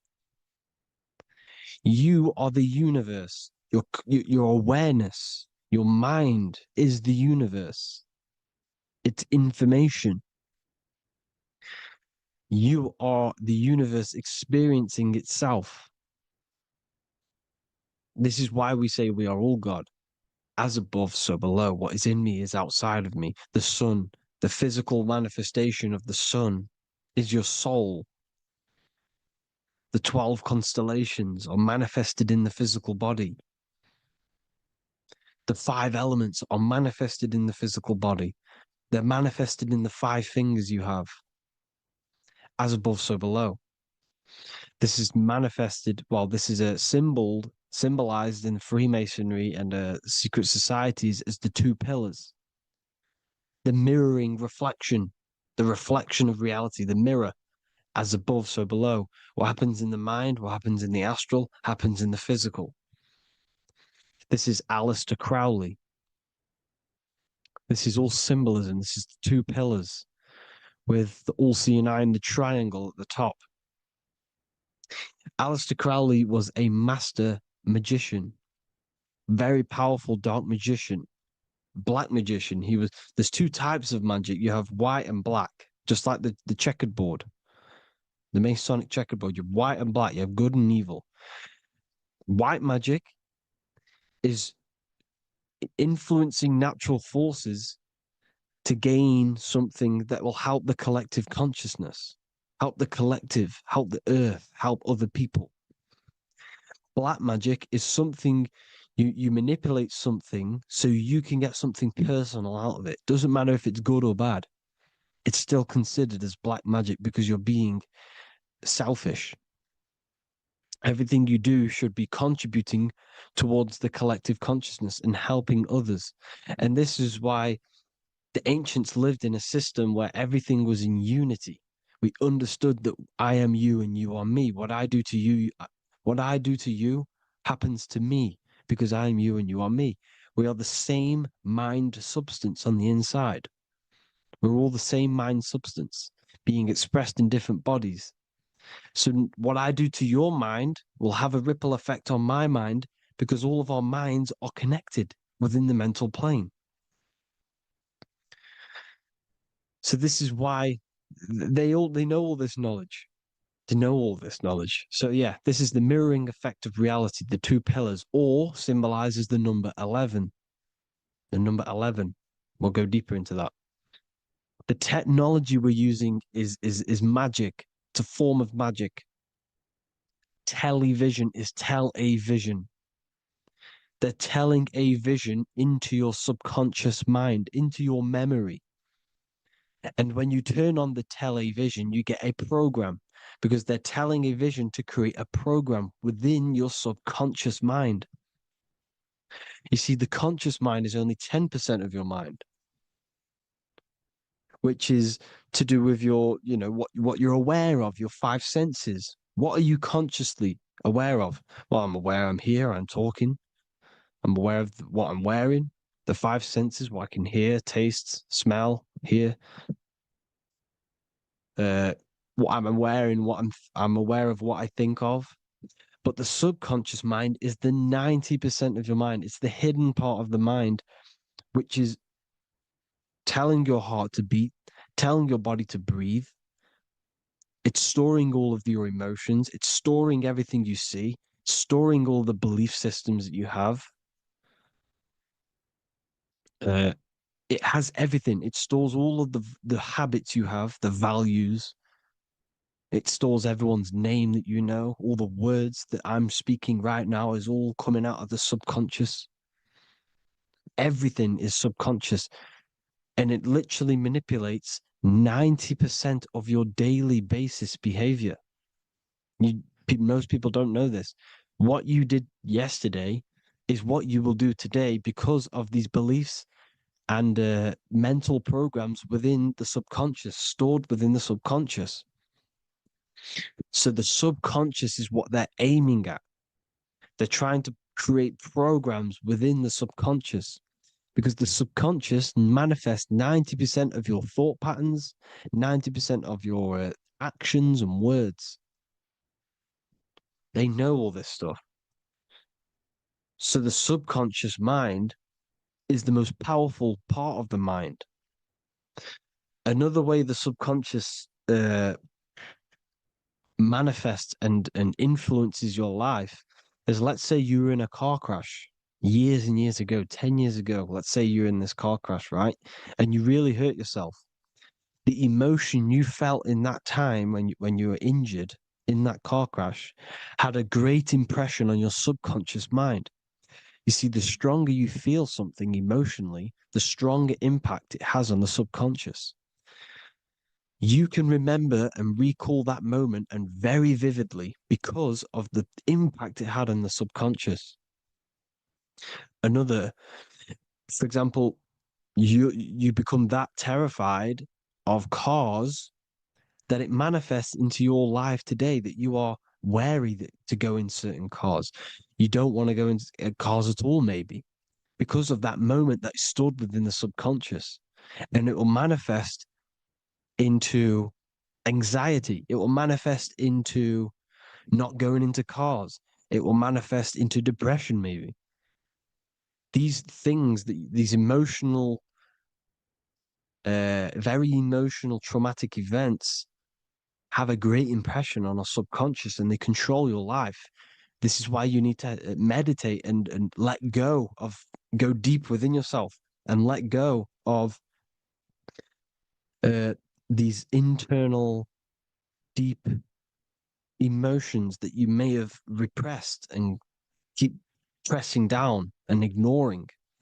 But you need to address it and let go of these subconscious impressions you have, which are controlling your life, like anxiety, depression. All of these things are stemming from things that are stored within your subconscious years and years ago, more than likely. Broadcasting. They're casting spells to a broad audience, to news, north, east, west, and south. They're casting spells. No, if you watch the news, everything's red. Breaking news in red writing or the red background, everything's red. Why? Because red's the root chakra, which is all to do with survival. They want to stimulate this root chakra because they want you down there in survival mode. They want you in survival mode because you're easier to control. They control out of fear. And not only they're casting these spells as if, because most of the things they cast in the news hasn't already happened. They're constantly bombarding you with there might be a war breaking out, war this, war that, kill here, kill there, murders. It's impressing, it's casting spells on your subconscious mind. So when the event does turn up in real reality, in physical reality, you're less emotional, you're less surprised. You're not as surprised because you've already heard it before. Your subconscious has already heard it all before. If you never heard of a war and then a war broke out, you'd be going crazy. So they subtly program your subconscious mind through the words, because the words they say is impressing your mind This has an effect on your mind, which will have an effect on your behavior, your words, your conversations you have with people. They're casting spells to north, east, west, and south on the tell a vision. They're telling a vision by broadcasting, by saying spells. This is why we call it spelling. Even the word, listen, the words we say cast spells. Bless. Oh, bless you. That's be less. The subconscious mind only picks up literal things. You see, when I say bless you, your conscious mind picks that up as, oh, thank you, you're blessing me. But your subconscious picks up as be less. You see? Because the subconscious it has no filter. It's just, it is what it is. Everything is factual in the subconscious. Therefore, if I call you an idiot, your subconscious, my subconscious will think I'm talking to myself and calling myself an idiot, and it will take that as true. That is truth. Everything is truth within the subconscious. And the subconscious manifests your behavior. The devices this is the biggest one. Black scrying mirrors, device, the devil's vice, the device. Okay. Black scrying mirrors, black screen is scrying. Black scrying mirrors were used to communicate with spirits within the astral plane in the medieval times. They're still being used now by black obsidian mirrors. And look at your phone, it's a black mirror. And there's some sort of, I'm not saying this is facts, but personally, I believe these are portals for spirits and ethereal entities to come into your life, to come into your surroundings. So this is the next big thing: the TVs, your iPhone, your iPod, all black mirrors, and mirrors are very, very powerful. Even just a normal mirror. Mirrors have an effect. Whatever you say into a mirror, what you say is energy. And when you say something into a mirror, you're saying it into yourself. It's an infinite cycle of words of energy because it's being reflected infinite times.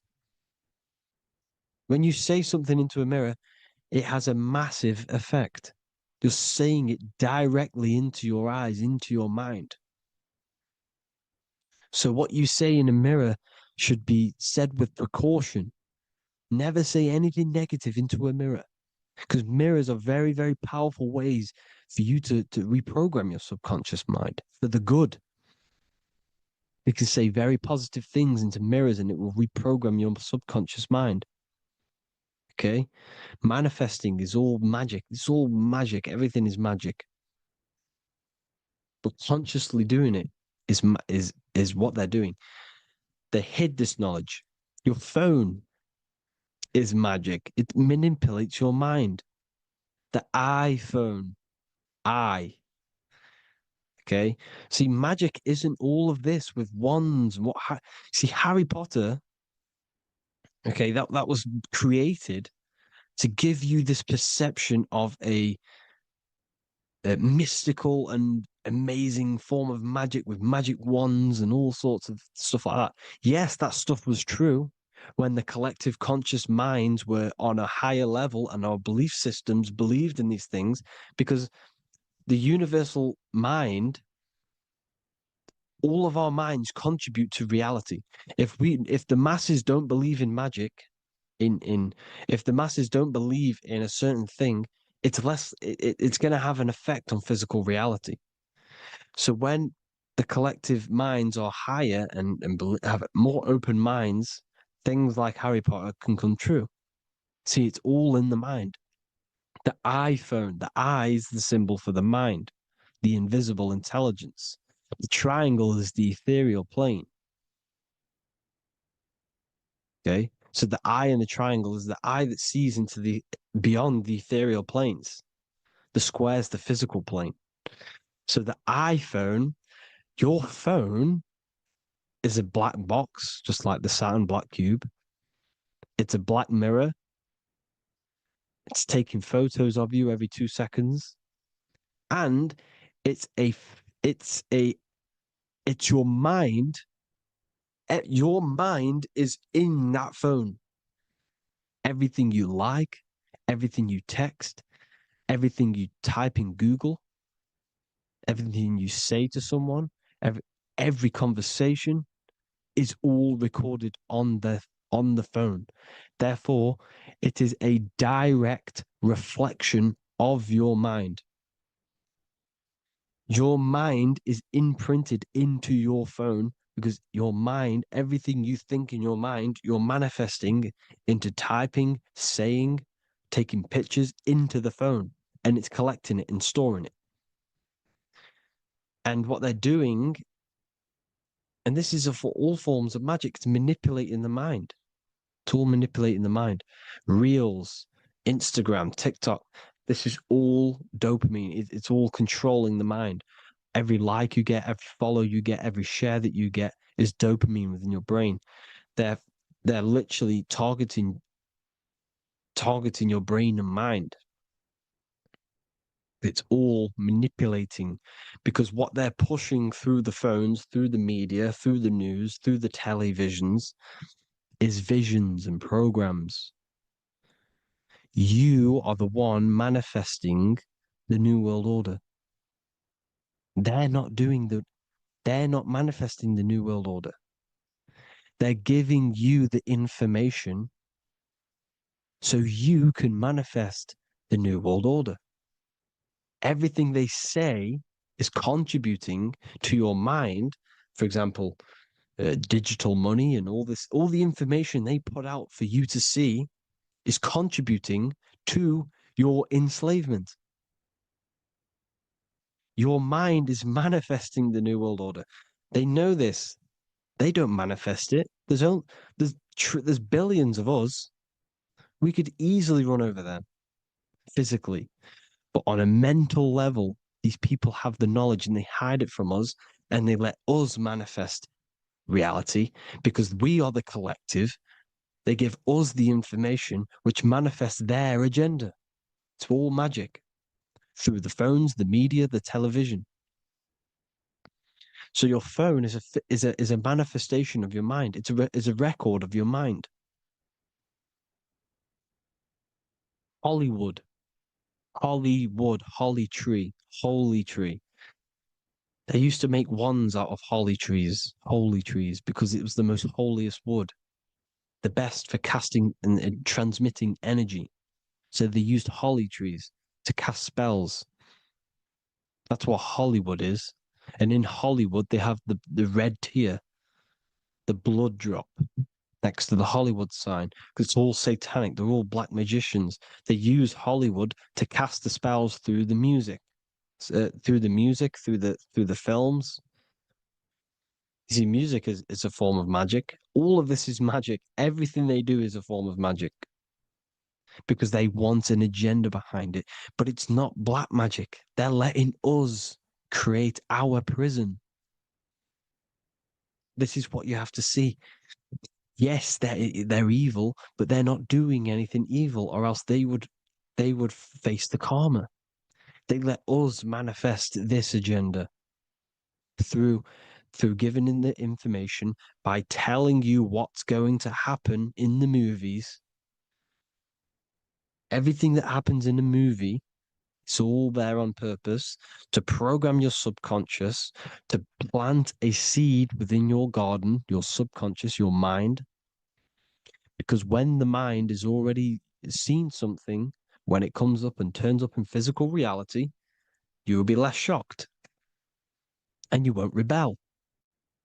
So they lure you slowly. They make you aware of these things over time. They make you gradually think it's okay. Like the technology, we never used to use these phones. How did we become so addicted and reliant on them? Well, because First, they gave you a little flick phone. Well, no, sorry, they gave you a phone in your house. And then once you got used to that, they say, oh, here's the newest version of a little flick phone. You started texting your friends. Everyone was loving it in high school. They could now meet up without saying, let's meet on the weekend at this point at this time, like your parents probably did. Or maybe some of you watching this, you probably had to tell your friend to meet on the weekend at a certain time because you had no way of communicating. So everyone got these phones and got addicted to them. Then they slowly got addicted to the new iPod with the touch screen. Now they invented touchscreen. Then everyone got addicted to touchscreens. Then because all of this is producing dopamine in the brain, which creates you to become mentally addicted to things and physically addicted, chemically addicted. Because dopamine's a chemical. Your subconscious becomes a program within your subconscious, and your body becomes chemically addicted to these phones. And these phones are the enslavement of humanity, technology. Without this, we wouldn't be in this mess without technology. Because they're creating a hive mind. We're creating a hive mind. So back on track anyways, they program you. Look at the films, 9/11, 9/11, all produced by Hollywood. Here's the 11, like I said at the beginning, the two pillars which reflect reality. What happens in the mind happens in the physical. What happens in the astral happens in the physical. Okay, what happens in the physical happens in the mind. It's the two pillars, the mirrors. 9/11. 9 plus 1 is 11. Flight 11 was hijacked. New York is the 11th state. New York adds up to 111. This is not a coincidence. It's all a form of magic. It's a ritual, energy harvesting ritual, because your mind produces energy. Your mental attention produces energy. And they're feeding off this energy in the astral plane, these demons. Music is the most powerful. Personally, I think the music is one of the most powerful forms of magic they're using. Okay. Music is hypnosis. It puts your brain in a hypnotic state. It influences your electromagnetic field through vibrational energy. It reprograms your subconscious mind. Why do you think you remember the lyrics? You see, your subconscious stores all of the memories. Remember, the subconscious manifests 90% of your behavior. So therefore, the music you're listening to is manifesting your behavior. You wondered why some people wonder why they have drug addictions and they can't get out of violence and they can't get out of all this negative mind space. It's because the music they're listening to is creating a negative mind space. The words you listen to have plant seeds within your mind. So the reason you remember the lyrics is because that song created a program within your subconscious. Yes, that is what happens. You can use magic to reprogram your mind, but you can use music to reprogram your mind because it's all forms of magic. It's using natural mental energy forces to manipulate the physical reality. You manipulate your mind, you manipulate reality, physical reality. Okay. So the music, another very, very big one.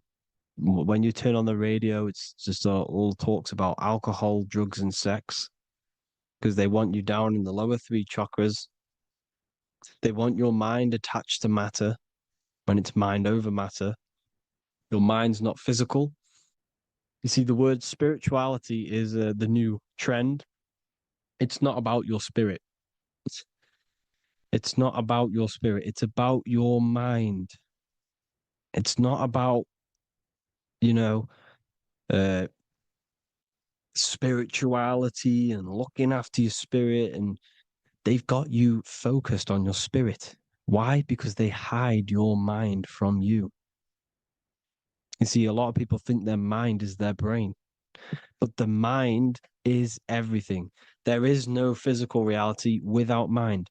You can have a brain. Imagine if you had no mind but a brain. It wouldn't work. The mind is everything. The mind controls your avatar. It begins in the mind before it happens in the brain. Then the brain manifests through the body. The brain's just an electrical computer. So that they've got people scared, or do I have a soul or not, and all this stuff. Listen, if you have a mind, you have a soul, because you are not the mind. This is why everything is sort of an illusion, because beyond the mind is your soul. But what is the soul without a mind? You can't have a soul without the mind. But if the mind didn't exist, the soul doesn't exist. You are the person listening to your mind. I shouldn't say person, because you're not the body. You're the entity behind the mind. But if you didn't have that mind, you couldn't understand what you even were. You would just be an observer who couldn't think. So yes, we all have a soul. If you have a mind, you have a soul. Everything is mind. Everything has mind. Mind creates everything. God is mind.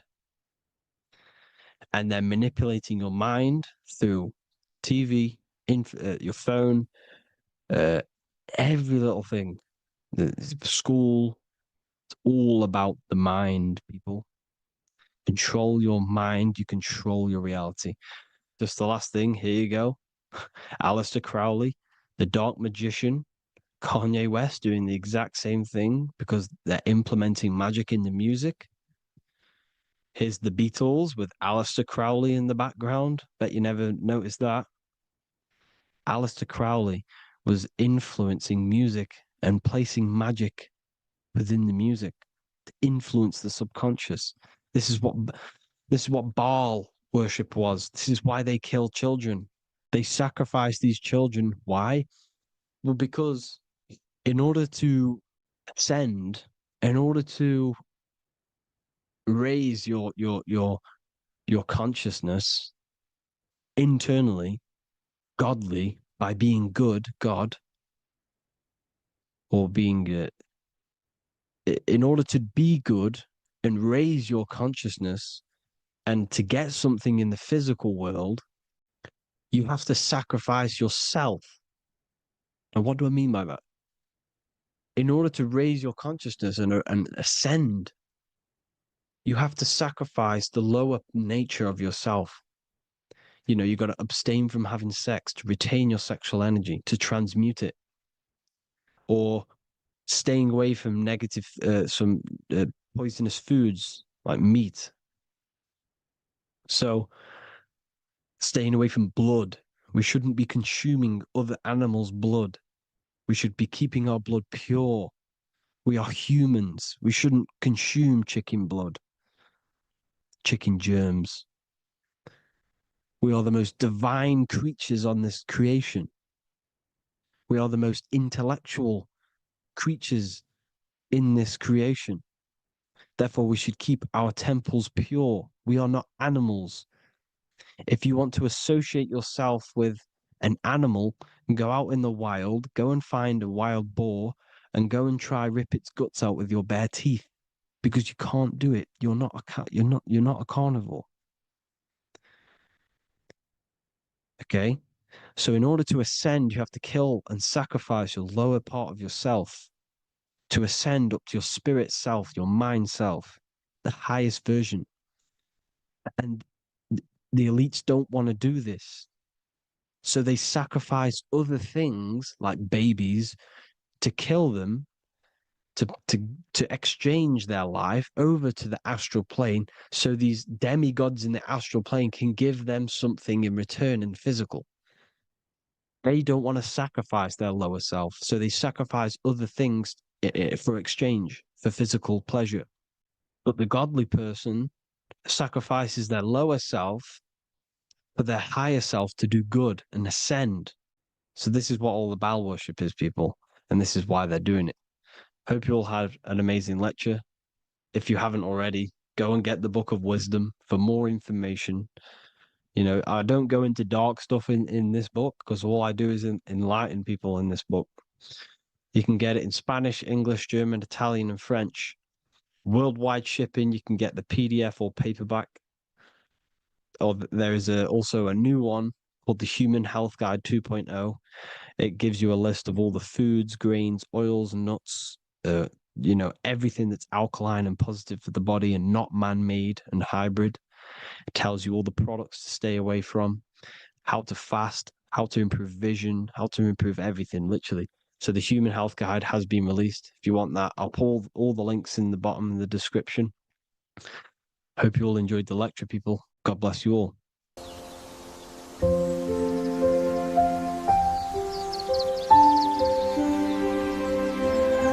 bookofwisdom.com.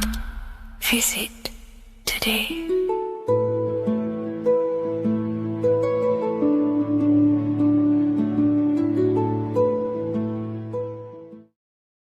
What if the word Yahweh is proof that God is embedded in our very own being? Stay with me because what I'm about to show you might change the way you see yourself forever. Today's topic is decoding the mystery name of Yahweh, the sacred name of God from the Hebrews. By the end of this video, you'll uncover the true meaning of the word Yahweh and how your connection to it unlocks your own personal power. When we look at the word Yahweh in Hebrew, we flip it on its side. We're actually looking at the human body.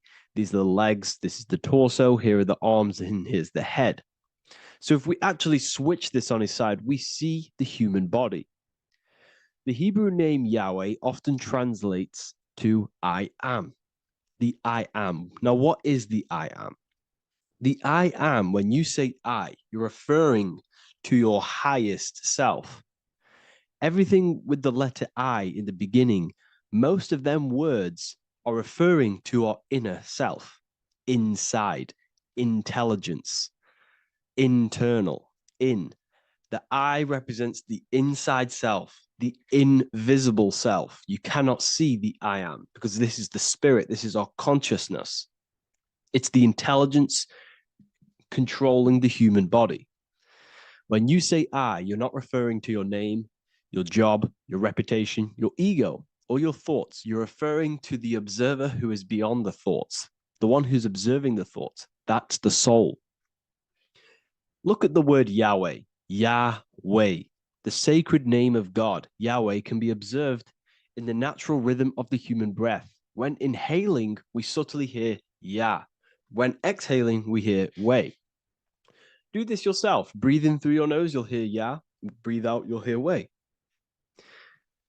And in fact, the letter H, H, when it's pronounced, it carries the soft sound of wind or breath, a gentle exhale that mirrors the very essence of life, giving air.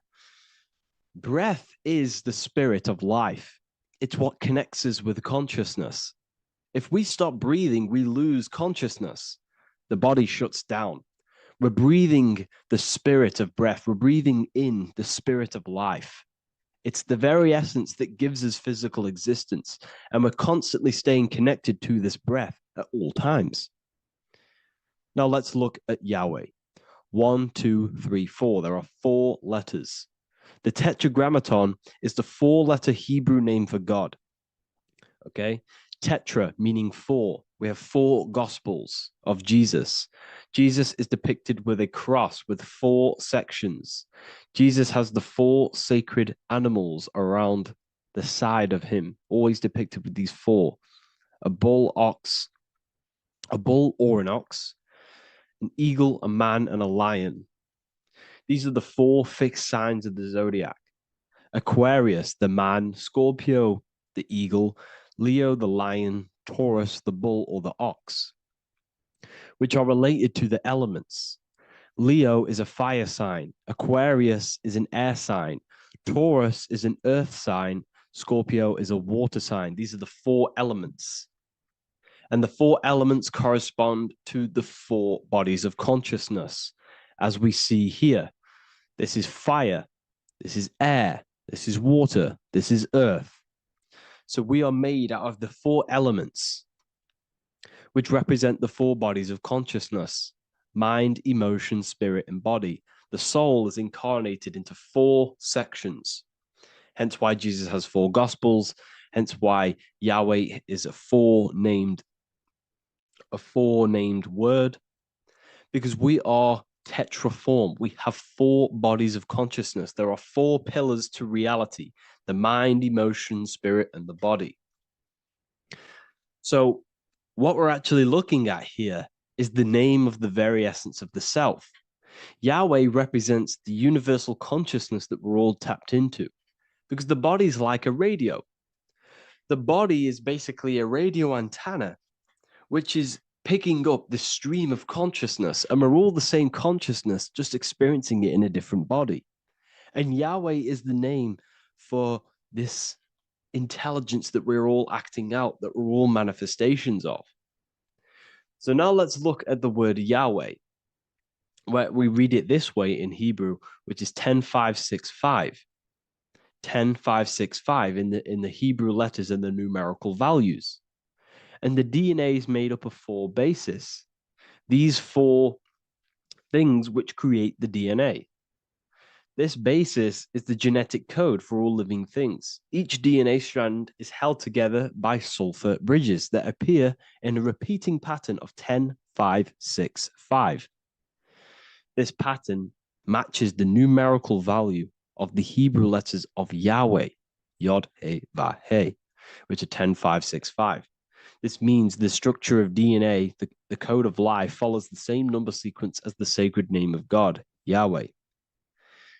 This is a factual observation.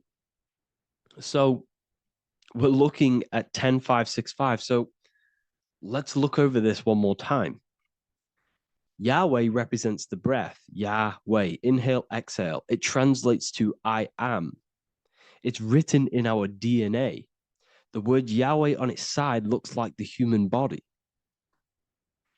Now, this is where things get a little bit deeper. 10565 adds up to 26. The number God, well, the word God adds up to 26. Allah adds up to 26. There are 206 bones in the human body, 26. 26 adds up to 8. 8 is the number of infinity. We are all the infinite consciousness. Consciousness will never die. It's immortal. It's infinite. We are all infinite. We are not these skeletal structures. We are Yahweh, the universal consciousness. The creator of all things is our essence. We're all God with individual identities, but the highest versions of ourselves is God. The ego is our own personal experience of God. Does this make sense? So in conclusion, Yahweh is not the name of a separate God from us, but rather the reflection of the divine consciousness manifesting through the human form.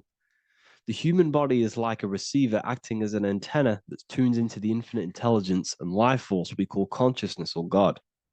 This means that rather than being external, the divine presence is within us, expressed through our very existence.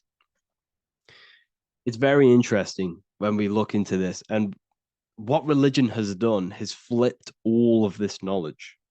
All of this sacred knowledge has been externalized. They've externalized God so that we worship God and we view God as something separate from the human experience. They do this so that we don't find the God within us, so that we don't find that we have the power of creation. The mind is the creative force of God. The body is the will to act out that thought. They don't want us to figure out that we are creators and we're all creating our own earthly experience. We're all projecting this reality. And they don't want us connecting with the divine intelligence within us because they want to be the creators. They want to keep this knowledge. They don't want the masses to wake up to this powerful knowledge.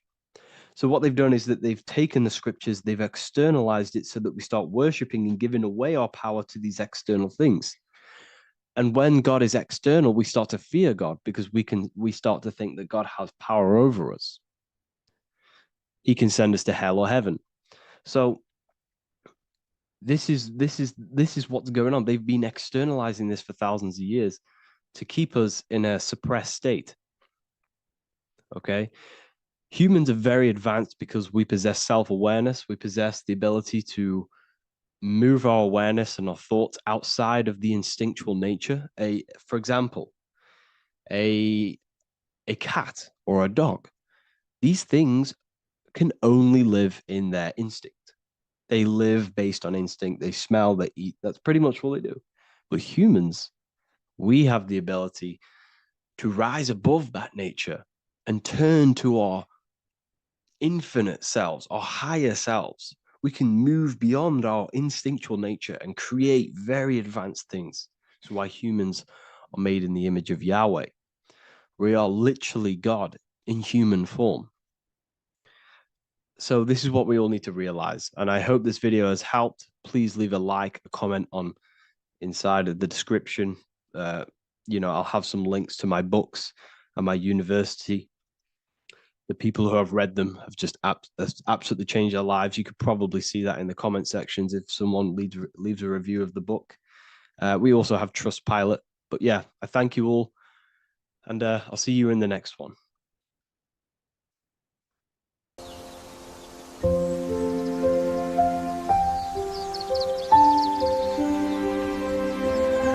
bookofwisdom.com. Visit today.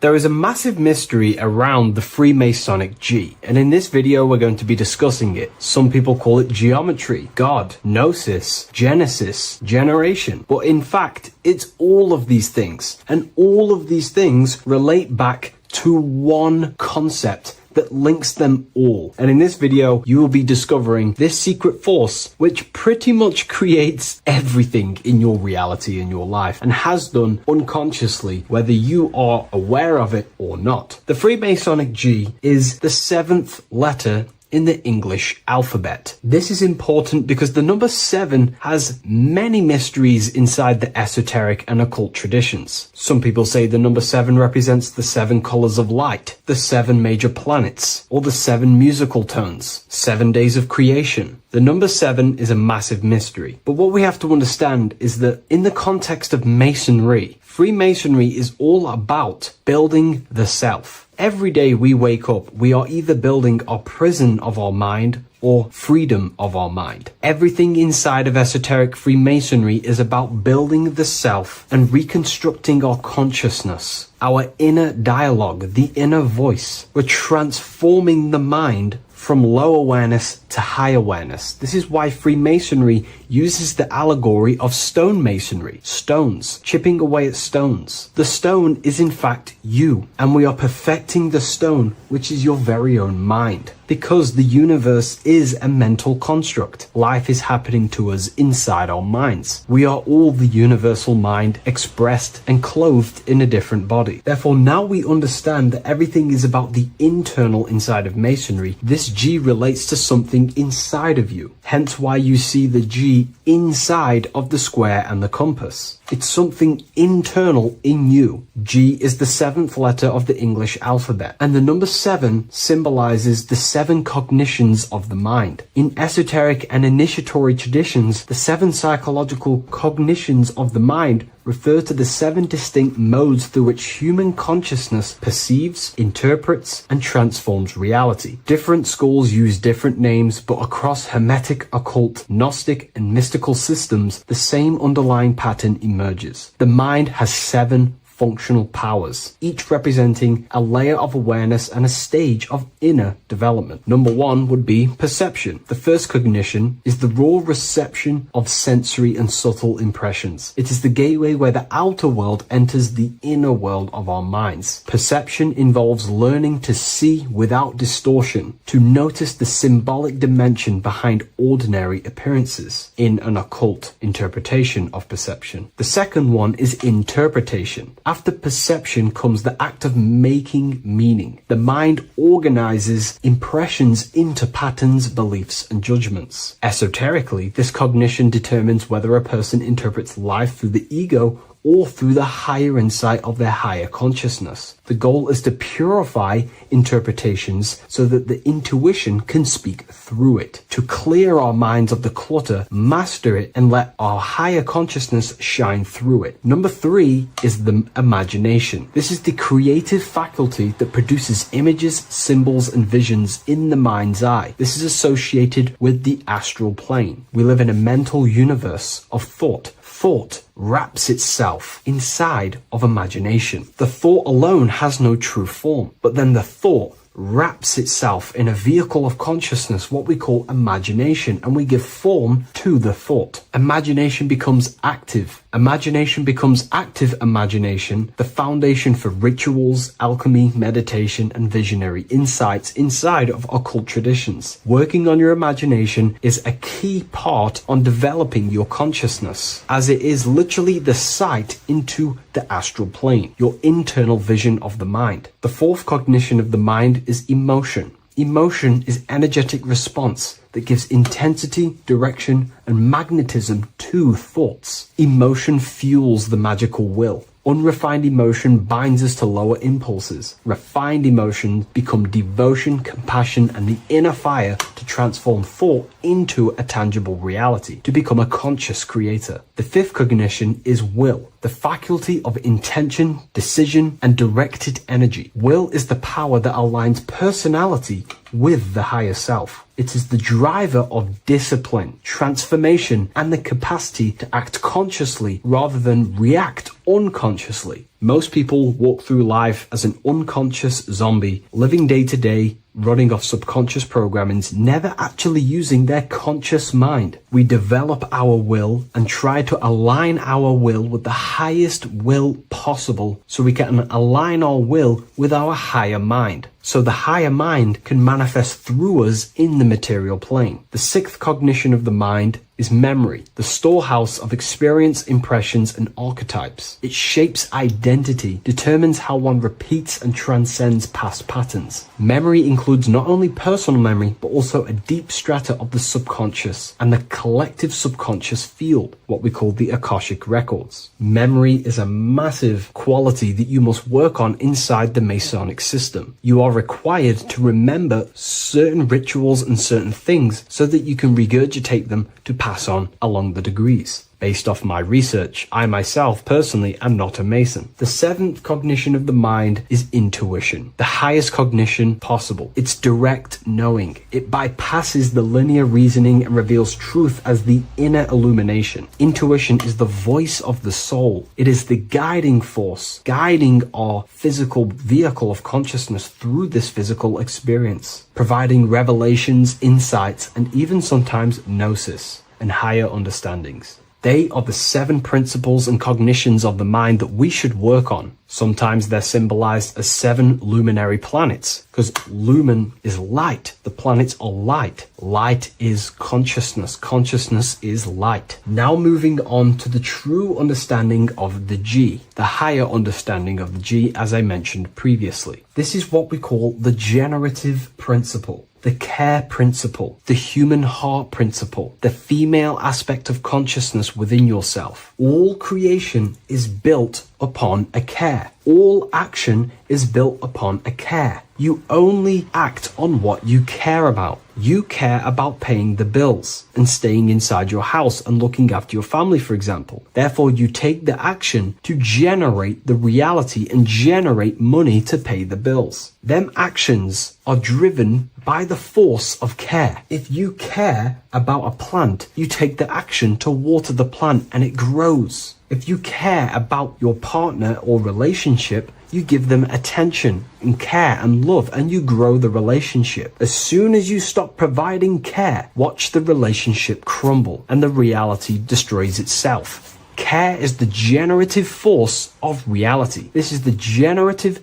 principle that generates your experience in this world. We are in a continual state of becoming. Each cause gives birth to an effect, and that effect gives birth to a new cause. The G is the generative principle that drives creation in the present moment. Reality is creating, unfolding in the present moment, and the G is the force inside of you that generates your experience. You're watching this YouTube video right now because you have a care in your heart for the information I have provided in the past, and you have a care about watching this video. As soon as you don't care, you take action to do something else with your time that you actually care about. The G is the generative force of the heart. It is the love energy. You only take action on what you love or care about. The whole world is built upon this principle. This is why we say money makes the world go round, because the whole world has a G or a care for money, and it's making everyone wake up in the morning, take actions, and make the world go round. It is the G, the care for that principle or money object to generate that reality. It is the force that drives you, hence why the G is sometimes surrounding with light rays, because it represents a force, emanation, something that is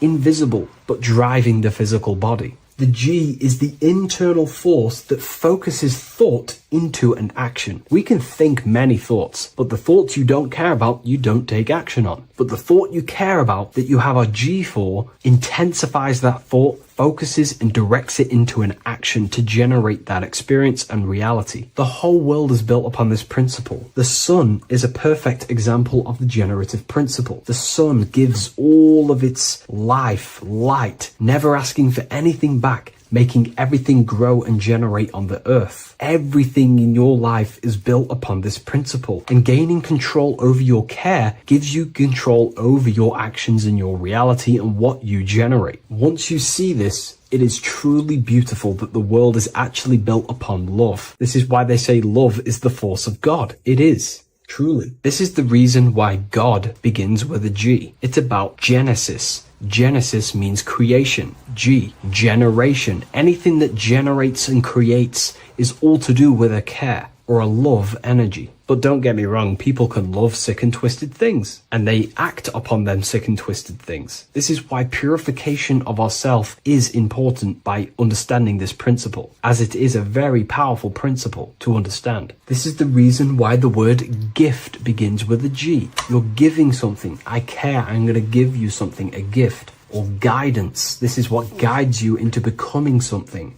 what you love. This is why also gnosis begins with a G. Gnosis is not actually knowledge. Gnosis is knowledge obtained, attained by direct experience or through direct experience. For example, you're not believing you're watching this video right now. You know you're watching this. Know, gnosis, same phonetic sound. It's about knowing. Gnosis is about gaining knowledge of the self. Self-knowledge through direct experience.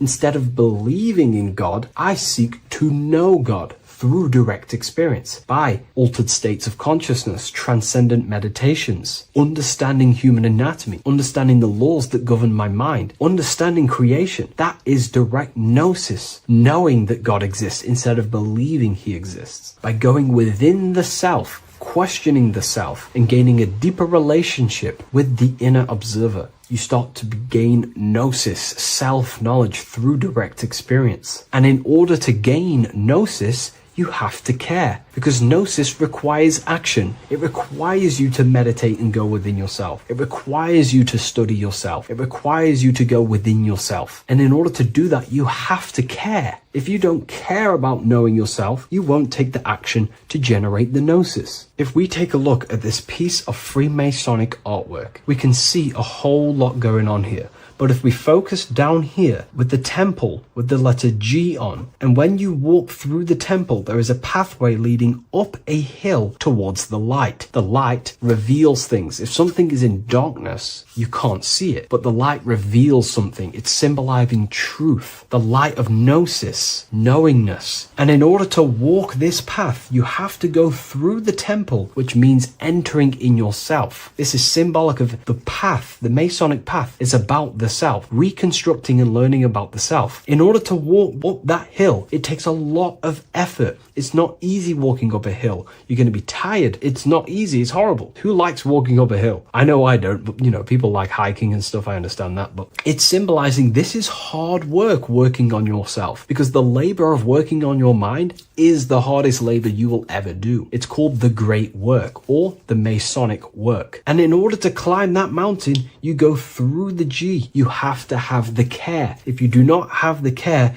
you will not walk up that mountain. You will not generate the gnosis. You will not get close to the light. You have to have the G to walk that path of self-mastery and working on your mind. This is very, very important. If you want to gain the light, you have to have the G inside of you. You have to have the care to generate a higher consciousness. If you want to earn more money, you have to have the care, or else you will not take the action necessary to generate that reality. This is why we have to master ourselves and write down everything you love. It could be even the bad things. It could be lust. It could be anything you're wasting your care energy on. Try and remove them one by one. Master them and become disciplined. And then you'll have more G energy, care energy to direct towards something else in your life to generate and grow that experience or reality. Again, the word grow, G. It is a growing force. What you place your love and care into grows and expands. What you have a G for is what you spend your time and attention on, your two spiritual currencies. So this is the Masonic G, and I hope you gain a deeper understanding of this. So that is pretty much everything about the Masonic G that you need to know, and hopefully this has helped you. If you wish to learn more and gain guidance through your life and understand yourself on a deeper level, the book I've used today is called The Book of Symbolism. I'll leave a link in the description.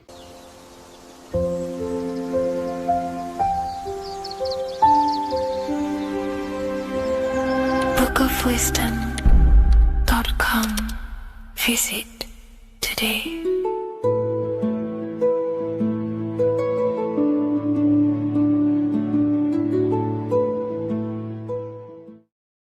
Religions were made to hide the truth about yourself, God, and the universe. You see, religion teaches there is a God separate from you. He created the universe separate from himself. They did this to truly disconnect you from consciousness, from God, and from yourself. Now let me explain. It's going to be very difficult to understand this from a left hemisphere dominated perception. The left hemisphere sees everything individual. The right hemisphere sees the whole. For example, if you're walking through a woods, the left hemisphere sees individual trees, leaves, twigs, and branches. The right hemisphere sees the interconnectedness of the whole woods. We've been trained our whole life to be trapped in the left hemisphere, to think logically, scientifically, with evidence. This way of thinking traps you in illusion, division, and separateness from everything. Plus, in science, they teach you the universe exists outside of you. You exist in a universe, and the universe exists whether you exist or not. This is completely false. You are the universe experiencing itself. There is only one person in the universe. There is only one awareness in the universe, and that is God. That is your consciousness. Not your name, your job, your reputation, your thoughts, your beliefs. That is not God. God is the infinite awareness that you are, the alertness, the essence of life. You are an individual. You have a dual nature, an inner world, consciousness, and an outer world, this physical body. The inner world is the immortal, consciousness, awareness. This physical reality is for the immortal within us to experience and enjoy. And the immortal consciousness, the immortal self, the individualized expression of the only thing that is truly real, which is God, consciousness, is seeking a way to understand itself through infinite vantage points. The same consciousness inside of you, inside of the dog, the squirrel, the plants, the stars, the same awareness is in absolutely everything. Only the right hemisphere can see this connection. The universe is one mind separated into the infinite bodies and life forms. This is why scientists tell you that the universe is forever expanding. It's truth in plain sight, because the universe is the mind. And the mind is always seeking more vantage points to understand itself. And the mind is always expanding into new realms of thought. The mind cannot be filled up. It does not exist in space. However, Human awareness, human consciousness is very sacred. And the reason why I say that is because humans possess a two-way consciousness, unlike a dog, an animal, or a squirrel, for example. The dog looks in the mirror. It is not aware of itself. It doesn't look in the mirror and see that it needs to improve something. However, humans, we can look in the mirror and say, who am I? Where do I come from? And I need to change this aspect of me. I'm lacking in this area. Dogs do not have this awareness. They function only on their immediate surroundings, on survival and instinct. Human awareness is special because we have the ability to reflect on the self.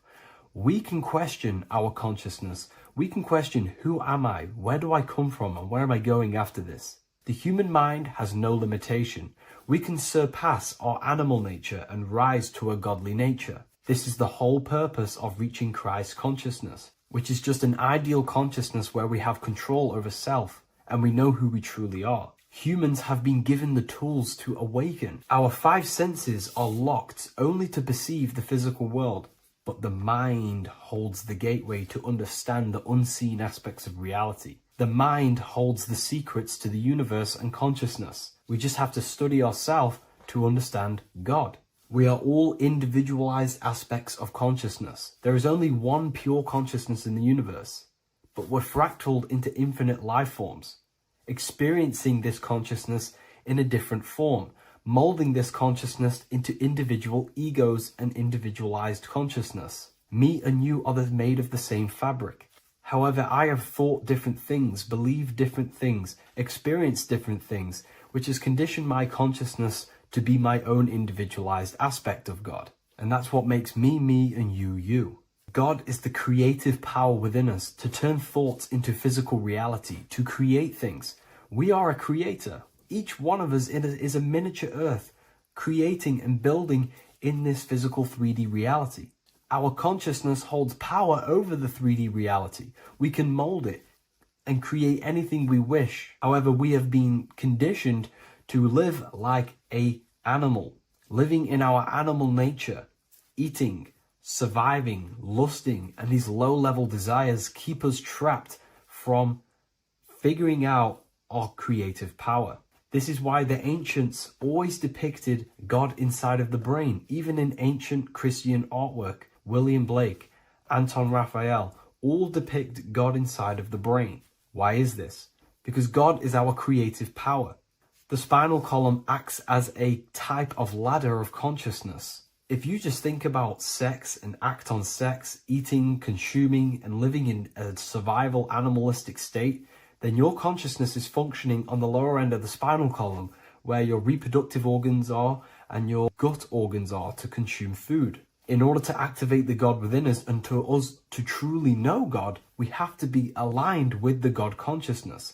We have to unlock the God within us so we can truly actually experience God and understand it. However, God exists beyond our personal consciousness, beyond our human identity. In secret societies, satanic rituals and satanic societies, they are seeking a way to escape the human identity through ritual work, meditation, and trance-like states. A trance-like state is like the state that you enter just before you fall asleep, where there is no thought present in your mind, because you are not the mind, you are the observer, you experience the thoughts. And when we escape the human identity through rituals, meditation, or trance-like states, we can actually experience beyond the veil of this material world. However, satanic rituals do this in a negative way. Satanic rituals include ways to make the human mind tap out by pushing the human minds to the limit through pain, suffering, and even torture, to allow the mind to pass out so you can temporarily pass on the veil of the physical world and escape the limitations of the human identity and the human thinking mind. Now, you do not have to do it this way. You can experience the divine and beyond your human identity through many different ways, such as deep, deep meditation, rising above your thoughts, and setting 3 alarms, one for 6 a.m., one for 6:30, and one for 7:30. And when you wake up at these times, what you need to do each time you wake up is allow your mind to stay awake but your body to fall asleep. And you will enter this trance-like state. And you can gain ideas, experience lucid dreams, and maybe even astral project. All of these rituals in secret societies and satanic societies is all about escaping the human identity and experiencing the divine planes beyond the physical. To wrap all of this up, this is all about consciousness. Consciousness is the infinite awareness of the universe, just fractaled into separate bodies. And this consciousness is seeking a way to understand itself in infinite angles and vantage points. And religion was made to cut off your connection to the divine planes beyond this world and beyond your self-identity. Therefore, if you want to know God, you have to study the attributes and qualities of God, such as geometry, numbers, consciousness, the mind, the subconscious, human anatomy. All of these things are aspects of God. We have to study ourselves and study nature so we can see God. God is the infinite awareness of the universe. If you love this video, please leave a like and share it with a friend. I'll leave a link in the description for the Book of Wisdom, Volume 2.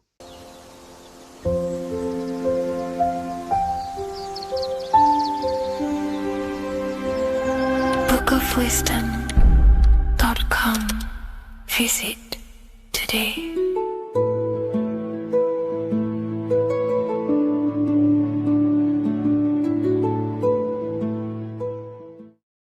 Before you call the Baphomet evil, make sure that you watch this video until the end so you gain a full understanding on what the Baphomet truly is. No, I am not a Satanist. I am simply an esoteric and occult researcher.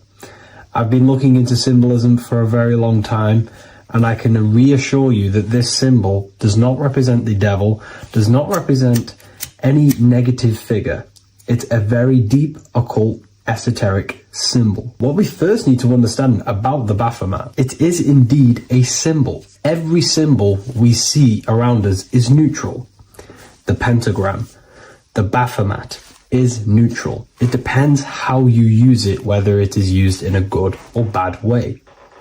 Everything is neutral. It's your mind's perception that gives it a positive or a negative charge. First of all, let's break down the Baphomet symbol. Let's look very closely at the Baphomet. We have clearly the 4 physical elements corresponding to the Baphomet.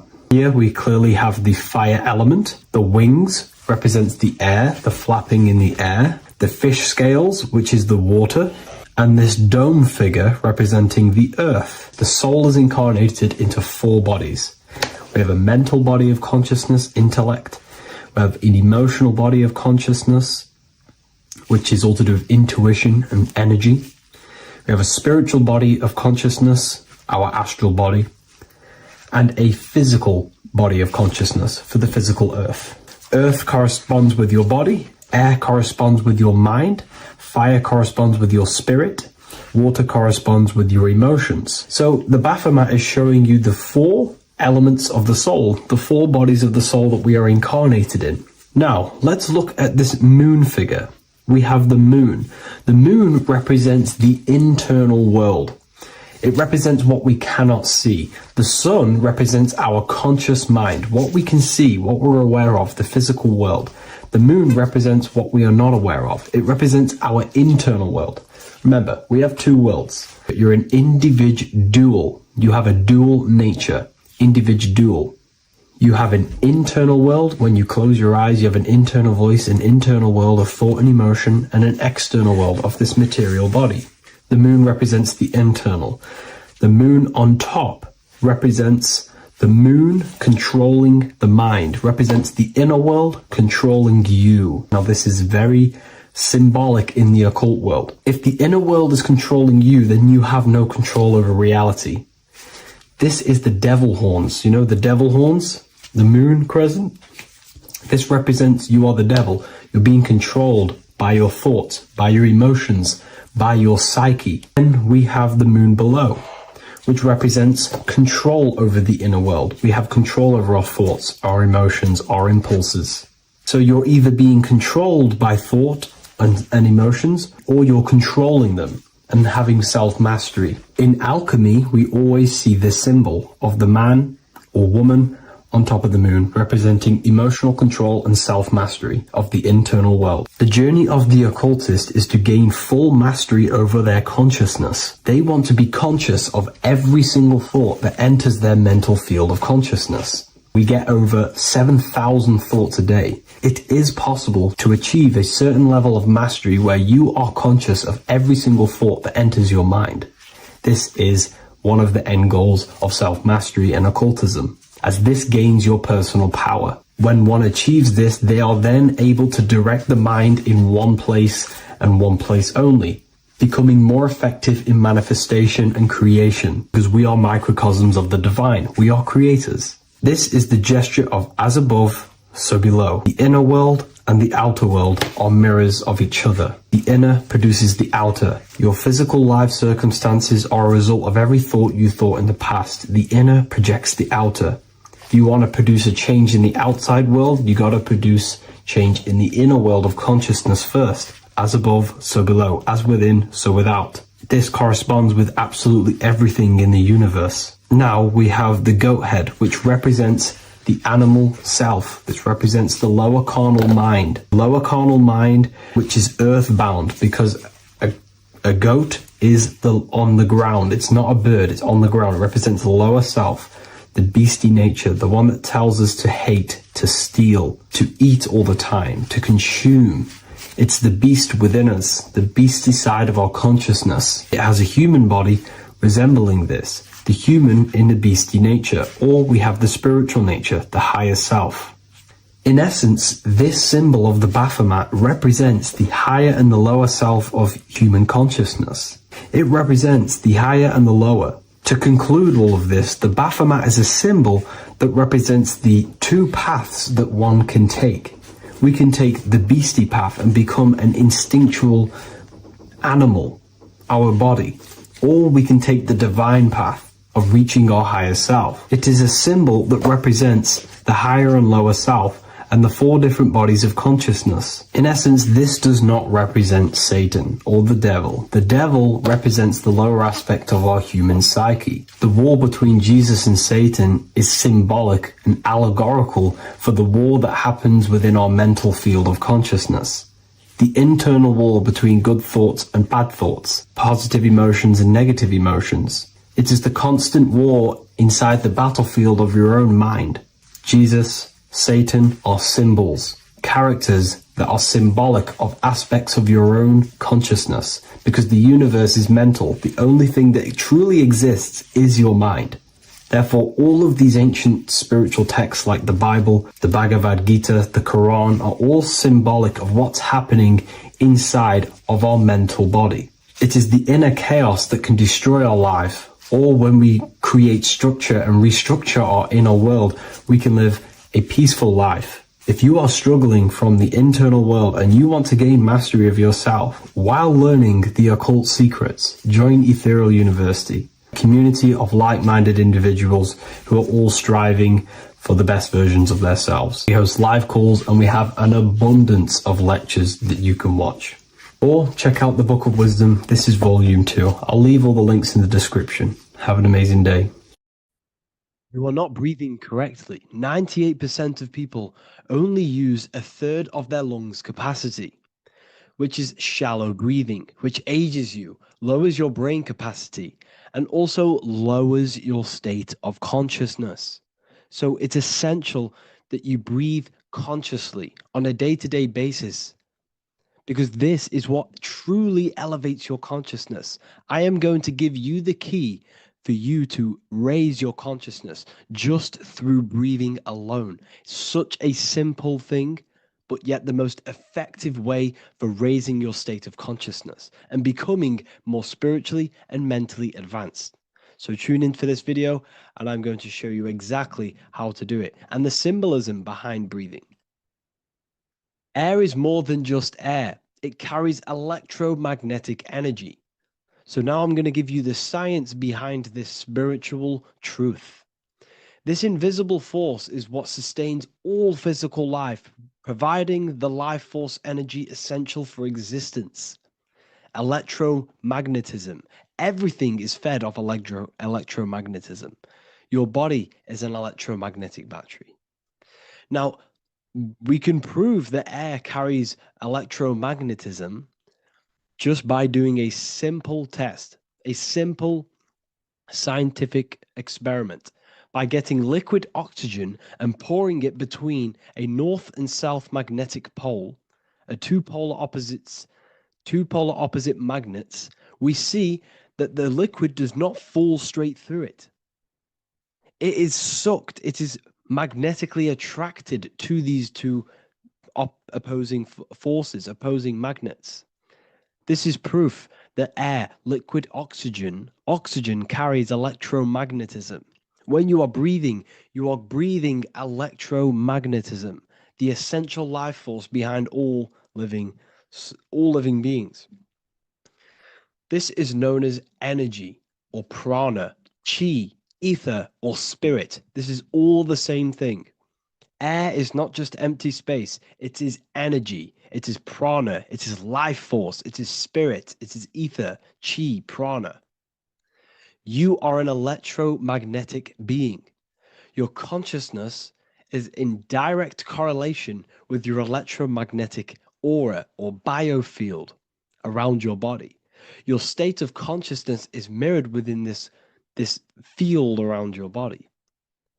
Now, your breath, when you breathe in, you're breathing electromagnetism or life force. Breath is the vital link between the physical and the spiritual, bridging the body with the soul. Through breath, we connect with both tangible world and deeper, the unseen realms of energy and consciousness. Breathing deeply and properly elevates our consciousness, enhancing the brain's functions, heightening the sensitivity of our five senses. It also brings a profound calmness to the mind, creating a state of clarity and inner peace. Like I said earlier, breathing properly is the fastest way to elevate your consciousness. It is the fastest way because breathing, when you stop breathing, what happens? You lose physical consciousness. Your body will shut down if you do not breathe in this vital electromagnetic energy in the oxygen. If your body does not get this for 5 minutes or however you can last without breathing, this makes you lose physical consciousness. Your body will not survive without this essential life force energy. Therefore, air is one of the most overlooked things. This is why we see the symbolism of Buddha having a big belly. Why does he have a big belly? Because it's symbolizing breath work, proper spiritual breath work, the certain teachings of breath work, of when you breathe in through the nose, you have to breathe in through the nose. You don't want to breathe in through the mouth because the nose acts as a filter which catches dust particles and filters out the air before it enters the lungs. The mouth does not do that. The nose is for breathing inward. We breathe in through the nose, and when we breathe into our belly, not our lungs. When we breathe into our belly and our belly expands outwards, we are then moving this energy down from the nose down the spinal column. And when we breathe back out, the belly goes in, which is raising the energy up the spinal column, back out through the mouth. This is the true way of breathing because when we breathe, we are moving energy. We are moving electromagnetic energy. When we breathe in through the nose, the energy travels down the spinal column. And when we breathe out, we are raising this energy back up the spine, some of it going out the mouth and some of it reaching the brain, activating dormant brain cells in the brain. But when we breathe, we need to make sure we are using 100% of our lungs capacity because the lungs is what transforms this special energy into consciousness, physical consciousness. So this is why Buddha has a big belly. It's not because he was fat. It's not because he was overweight. It's symbolism. It's symbolism of breath work. So try this. Do this for 2 minutes while you watch this video. Breathe in through the mouth as hard as you can until you no longer can fill any more air into your lungs and belly. Breathe it into your belly, not your lungs. And breathe out through the mouth. Do this for 5 minutes or 2 minutes, however long. I promise you, breath affects your consciousness. You will notice the difference. If you do it quicker, the quicker it'll affect your consciousness, and you might go lightheaded. But that lightheaded is you activating your spirit, your energy body. So try this just when watching this video. When you breathe consciously, you are renewing both your energy body and astral body, aligning your consciousness with a higher state. This practice feeds new life force energy into the body, revitalizing and enhancing your overall well being. Like I said, your brain requires the most amount of oxygen. When we have shallow breathing, this is reducing the brain's capacity. Because when we are not breathing properly, which 98% of people are only using a third of their lungs capacity, we are essentially only using a third of our consciousness, because your breath is directly correlated to your consciousness, your state of consciousness. When you breathe in through the mouth, out through the mouth, out in through the nose, out through the mouth, consciously and deeply for 5 minutes, you will notice that your senses are more powerful and sensitive. Your brain is quicker.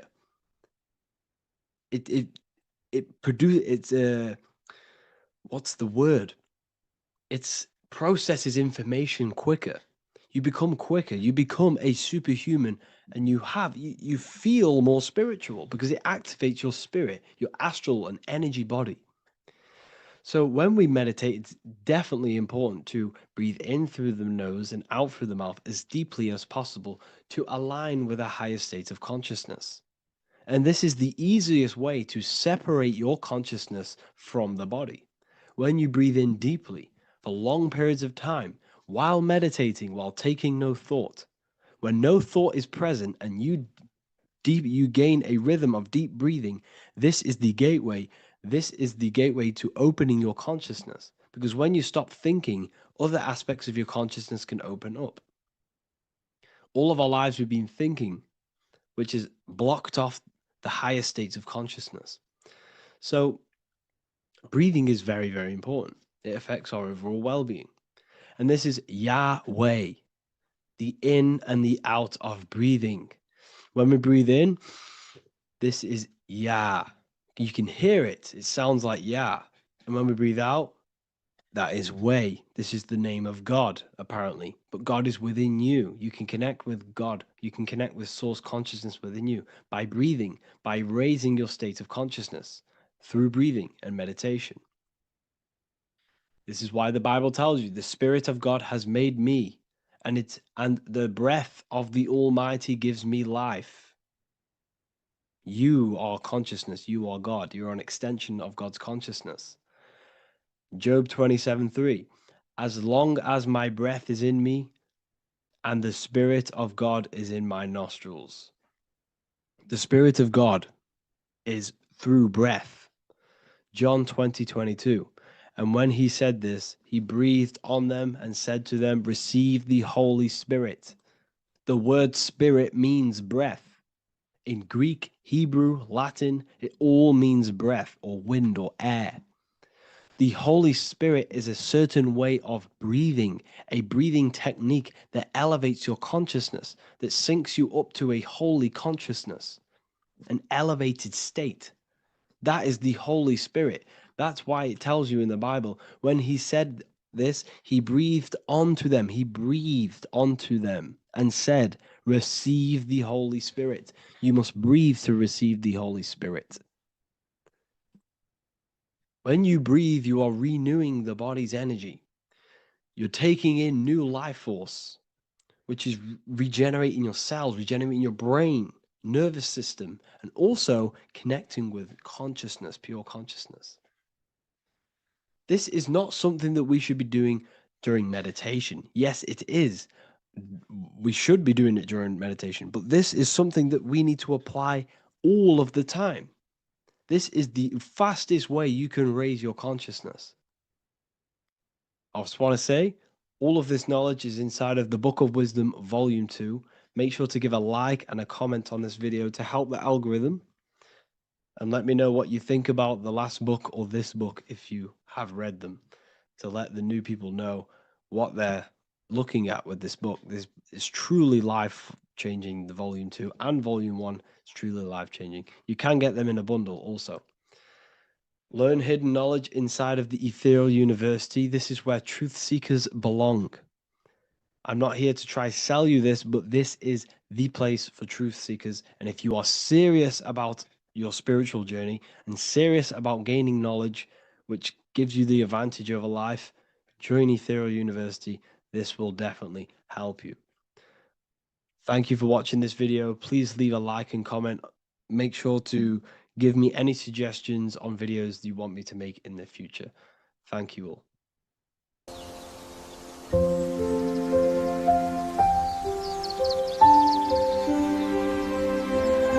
bookofwisdom.com. Visit today.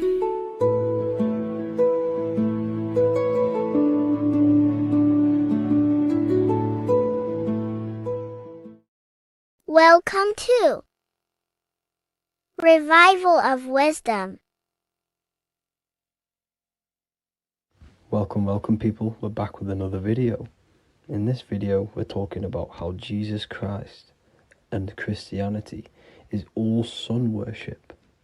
The Holy Bible of Christianity is not meant to be taken literal for history. It is a story and has lots of metaphors. Starting with the symbol of the cross of Jesus. This cross originates from this ancient cross of the sun. This symbol has been used for thousands of years, way before Jesus was a thing, in Europe, America, Asia, and all around the world. In fact, this symbol is still being used by Christians today, not knowing it represents the sun. This is a 4,500-year-old artifact, a golden plate with an equal-armed cross found in England.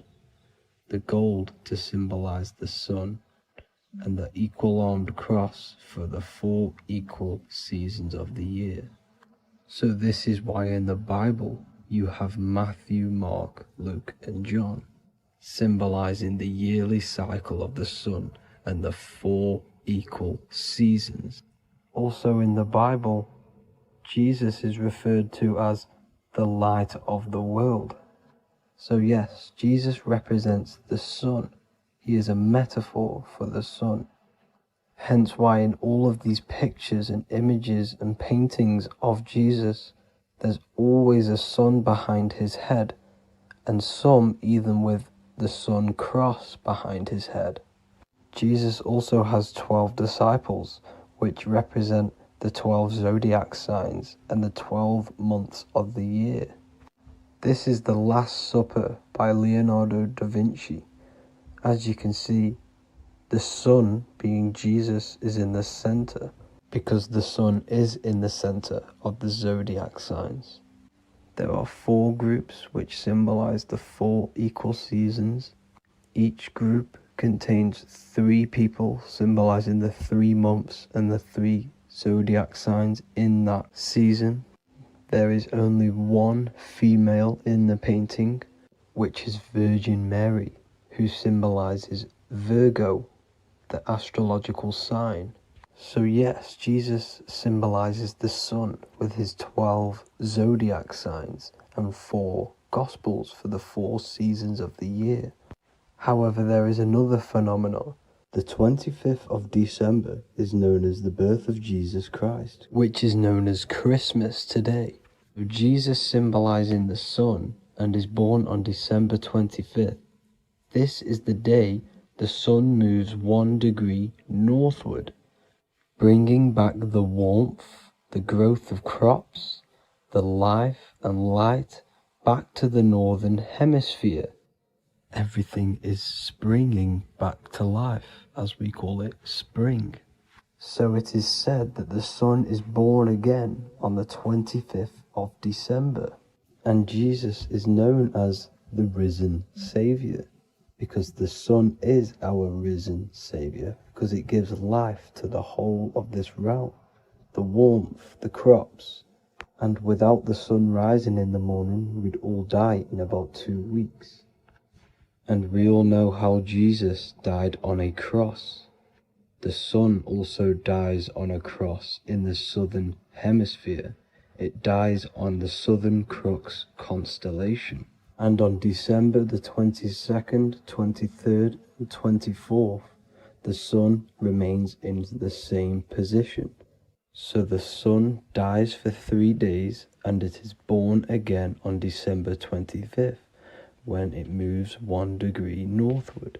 And this is when the sun is born again, or resurrected, just like Jesus. Constellation Virgo is prominent in the spring sky in the northern hemisphere. So therefore, the sun is born a virgin, Virgo. And as you see in this image, you see Virgin Mary holding the sun. Us as humans do not own the sun, so therefore God owns the sun. So yes, the sun is the Son of God, and this is what Jesus is symbolizing. And just how Jesus sacrifices himself for humanity, that's what the sun does. The sun gives out all of its energy so we can live. There are many other Bible verses which represent Jesus as the sun. Now in Matthew 8:23-27, his disciples are in a boat and there is a massive storm. Jesus is asleep, meaning the sun has not arose. And the disciples say, "Save us, Lord, we are perishing." Quote, "Then he rose and rebuked the winds and the sea, and there was a great calm." End quote. Now this is a metaphor for the sun rising and calming the storm, because in the ocean, when the sun is down, that's when there are great storms.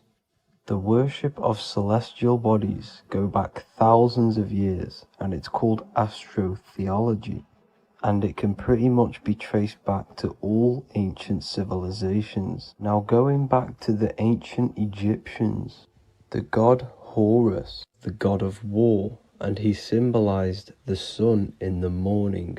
Ancients used to say that he walked over the sky in 12 steps. Yes, this could symbolize the 12 zodiac signs. It also symbolizes the 12 hours of daylight. So we have 12 hours of Horus, but now they've rearranged the word to hours.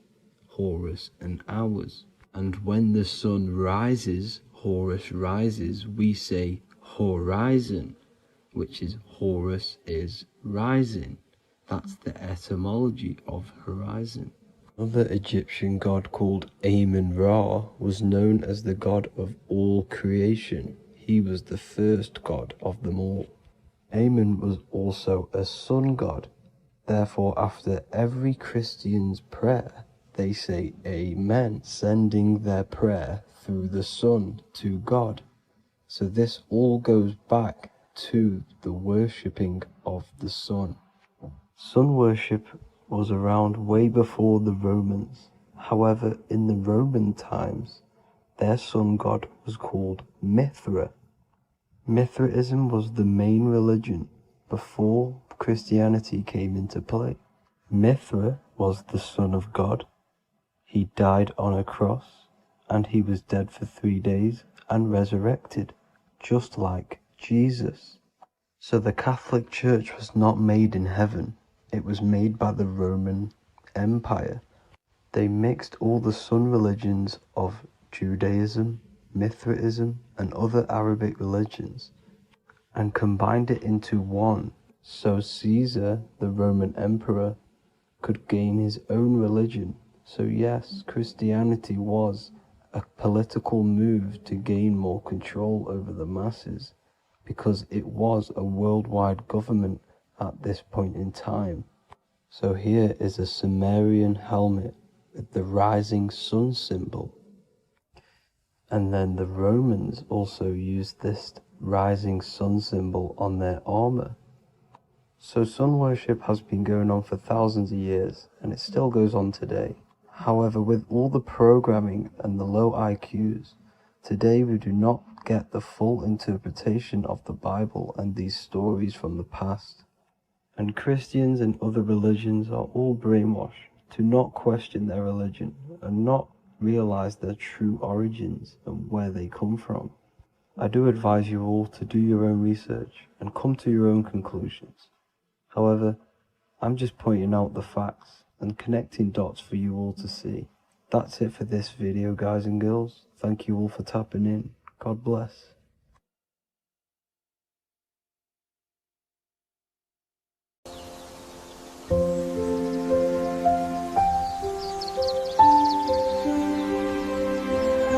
bookofwisdom.com. Visit today.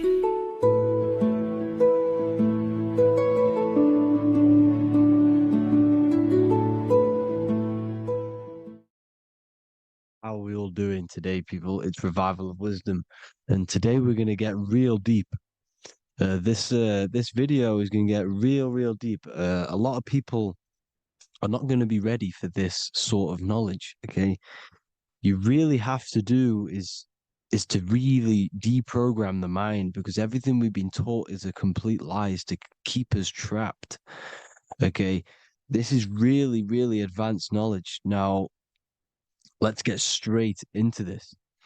All of the ancients depicted other worlds, and they called this place Midgard.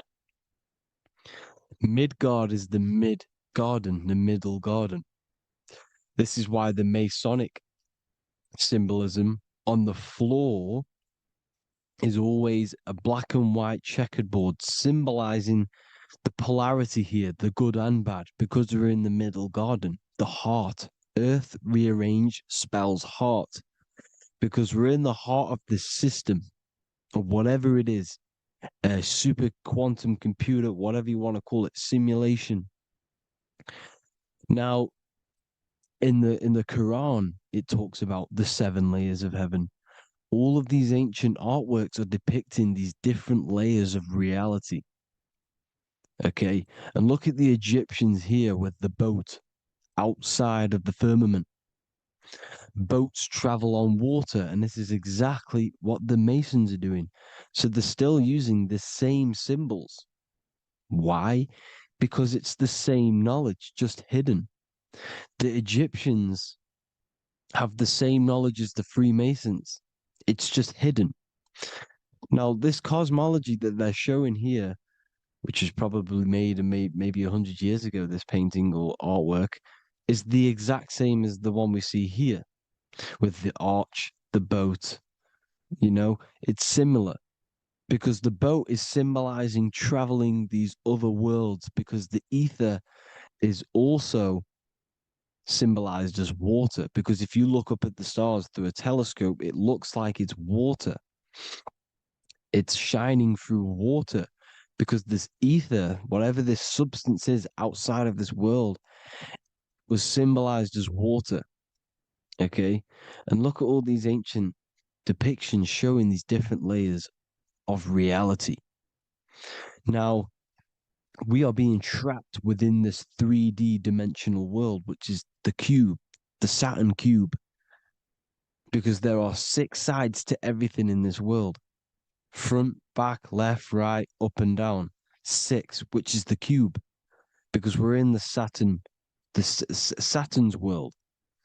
Okay, now, always been depicted as a tree of life, the tree of the universe has always been depicted as this tree. Because let's get a bit deeper. Now, the cosmology of this reality is the sun, the moon, and Polaris, always in the Masonic art. The sun, the moon, and Polaris, the all-seeing eye. If you go inside of the temples, of the Masonic temples, they always have this star in the middle, shining light beams. Okay, look here. The light beams coming from the big star in the middle, which is Polaris. This eye is God. It's God's light shining down from his abundance. Now, when you astral travel, you will see this big ball of light above you, and this big ball of light is God. But you cannot travel towards it until you are pure. Doesn't work like that. You have to become formless. You have to become pure before you can become one with the light. In all these Masonic artworks, it's all depicting the star in the center.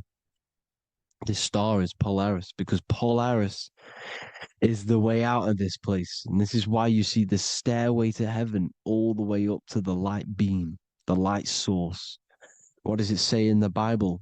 God is light because everything is made out of one substance, and that substance is light. And it symbolizes the eye because God is an eye. All things that are alive have an eye. And we all say, I am. We all see these realities through eyes. God is an eye. He's the all-seeing eye. He sees all things at all times. And he is projecting this light. And this light comes down to create all the different levels of the worlds. And this is what the two pillars symbolize the number 11. 11, the number 1, is just a vertical line. It's the one. It's a 1 point. 11 symbolizes the mirror nature of reality. Everything's mirrored. As above, so below. Now, the 11 also symbolizes openings, doorways. And as you can see here, an opening to the all-seeing eye. And you see here again, an opening to the stairway all the way up to the light. This light is the light of God in the astral worlds, beyond this world. Now, Polaris has also been symbolized as the UFO.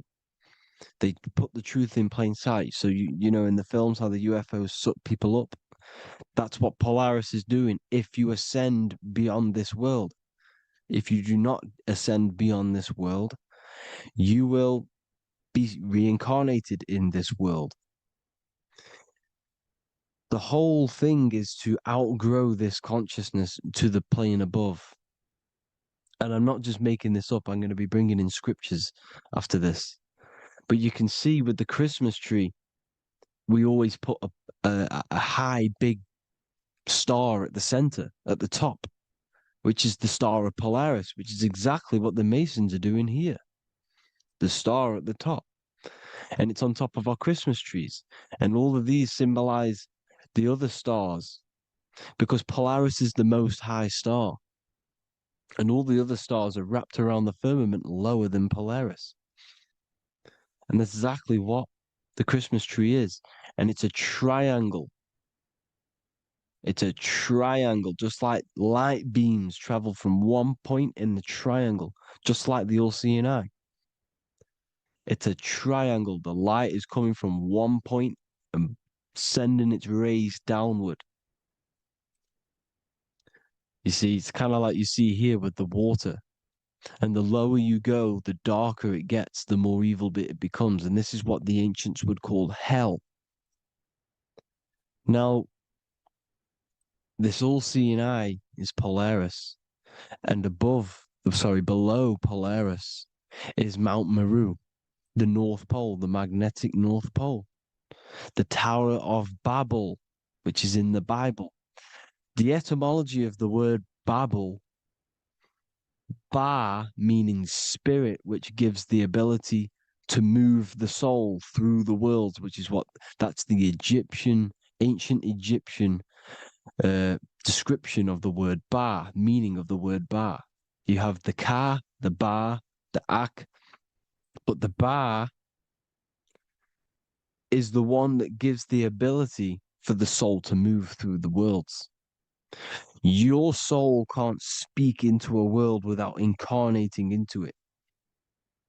Now, the Tower of Babel symbolizes Mount Meru because it's the word Ba is the spirit which gives the ability for the soul to move through the worlds.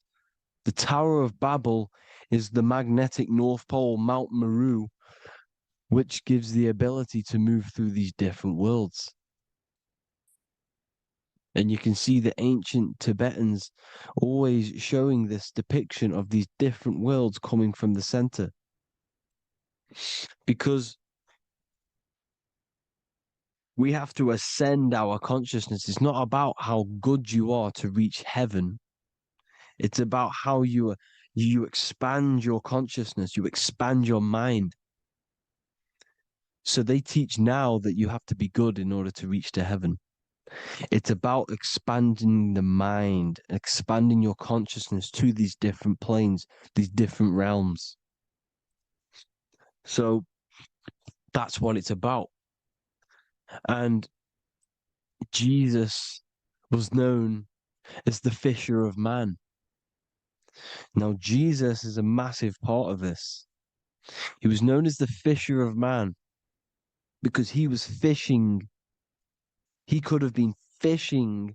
He could have been one of these deities that had come down from these different higher realities and pull people up.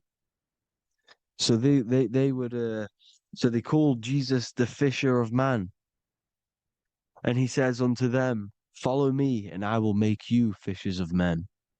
So these deities that we see in the past, like Buddha, Krishna, Hermes, Thoth, Jesus, could all be these entities who were coming down to pick up the minds that were worthy enough to see the higher planes of reality. And this is why they called him the fisher of man. Now, when Jesus walks on water, there is a parable with Paul. And he says, but Jesus immediately said unto them, take courage, it is I, don't be afraid. He's talking about astral travel here. He's talking about leaving the body. Because when you leave the body in astral travel to see these alternative realities, you can't be afraid because fear is a bondage, which is what the Emerald Tablets talks about.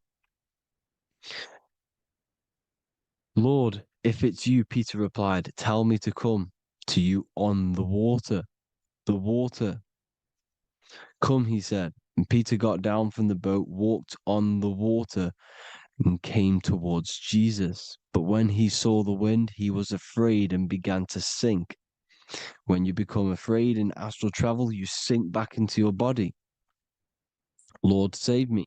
So this is talking about Jesus pulling people up into different realities. And you can see the fish is the symbol of Jesus. Is another symbol of Jesus, a fish. Because fish symbolize deep occult knowledge. Because fish travel the depths of the ocean. And they symbolize us because we are fish underneath the ethers. And Jesus was pulling people up. You see, so the Bible is a people today believe the Bible is a book telling you how to reach to heaven, how to become godly and reach heaven. But you've got to become the Jesus Christ to see these alternative realities.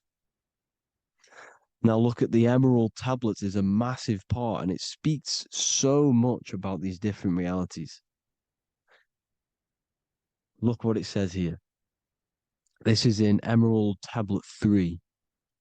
Then in my heart grew a great longing to conquer the pathway that led to the stars, which is exactly what the Masons depict in all of their art. Look, the ladder to the stars. And then he goes on to say, years after years, I sought after wisdom, seeking new knowledge, following the way, until at last my soul, in great travail, broke from its bondage and bounded away, broke from the bondage of the body. Free was I from the bondage of earth men. Free from the body, I flashed through the night. The stars. The stars are a massive part in the astral world. Each star is a different reality. And the true astrology is the star that you came from. You came through a star to reach this, to reach here. There is a reason why you are here. There's a reason why You have the personality traits because your soul came from a specific star. This is why we call them stargates, because they are gates in and out of this reality. And Polaris is the way out to the higher worlds. Now look, far into space, my soul traveled freely into the infinite circles of light. Beyond knowledge were some planets and great gigantic beyond dreams of men. Then he goes to say, lift up your flame from out of the darkness, fly from the night and ye shall be free. Lift up your flame. Your flame is your soul, because it has to be lifted up out of the darkness. This is the darkness, this world, this body's the darkness. Because it's a bondage. You need to break free. You need to learn how to astral travel, people. You have to learn this. If you want to get out of this world, you have to learn how to astral travel and see the other realities. Traveled I through space-time, knowing my soul at last was set free, knowing that now I must pursue wisdom until at last I pass to a plane hidden from knowledge, known not to wisdom, extension beyond all that we know.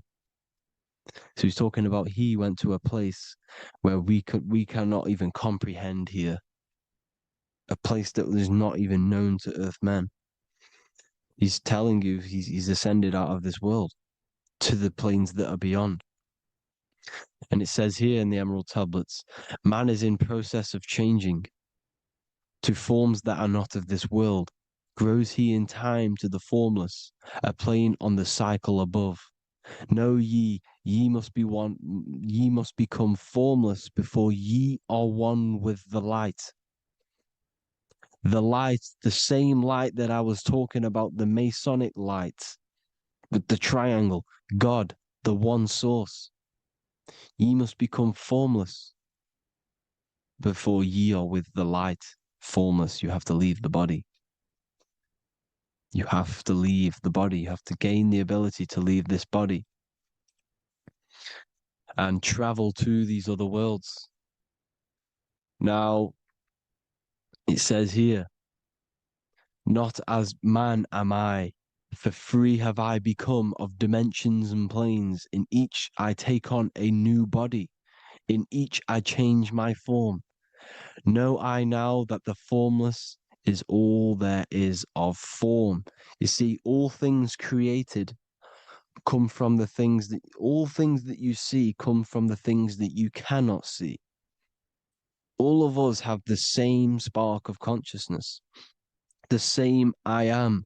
Every dog, every animal, every human has this same I, this same thing which sees through the eye. It's formless.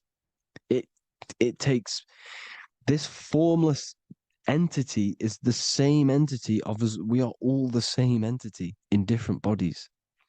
And this entity it was represented as the flame, the cosmic flame, which is inside of all of us. And this is why the Masons depicted your spine as a candle or the Holy Grail. You would either see this or a candle with a flame on the top, because the Holy Grail is your consciousness, which is on top of your spine, which is the candle. Now, Jesus, Thoth, Buddha were all these deities which were coming down to lift people up because they were fishermen of men. And he would lift you up to the higher worlds, out of this world, to the ones above. Now, Thoth, you can see him here, he's leading the way. He's holding someone and he's leading the way with knowledge and power. He was leading the way to other worlds, out of this world. There's no point trying to change this world. This world will stay the same. It will stay the same. You have to get out of this world. And that's what they're telling you. That's what they're keeping you from. They're keeping you stuck within this thin layer of reality. So what the Masons are doing, they have the ability to astral travel. They're living not stuck and bound to one reality, but living within the different layers of reality. And this is what Morpheus was doing in the Matrix. Morpheus was going into the Matrix to go and get Neo, which is exactly what Jesus was doing, pulling up people out of this world to the ones higher.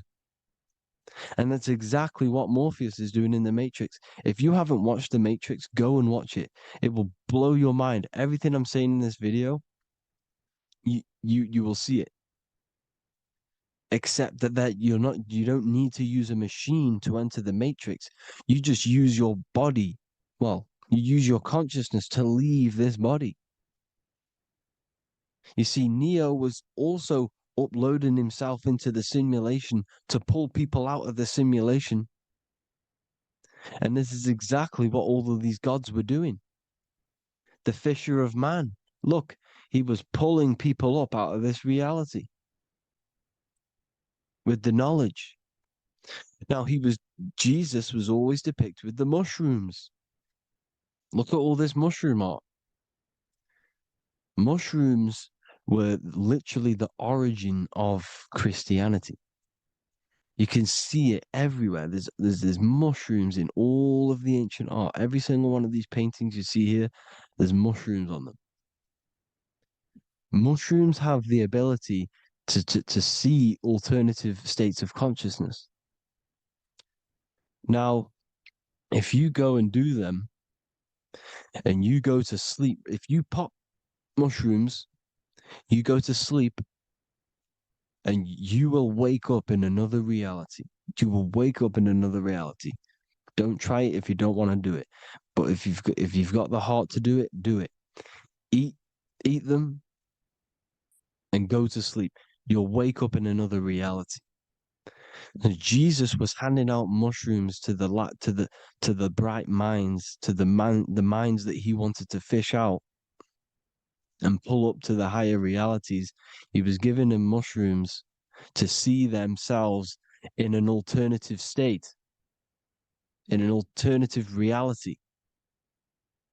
This is why there was so much mushroom art, and it's not just ancient Christians; it's Sumerians, it's the Mayans, the Celtics, the Egyptians, all used mushrooms, all of them. Look at all this art; it's on stones, it's everywhere, because mushrooms. See, everything in nature is a micro macro. Look at the form of a mushroom. It's literally your spine and brain because they alter your consciousness. Your body is just a radio receiver.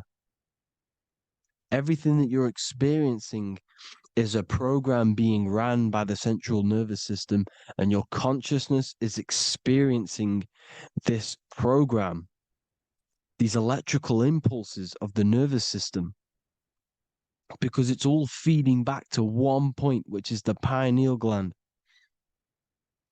And this is the candle with the light on it. Type in Masonic candle and you'll see it. It's your spine with your spark of consciousness on top of the spine. And it's a mushroom because this sends you to alternative states of consciousness, alternative realities. Now, they were all doing this, the Egyptians, the Mayans.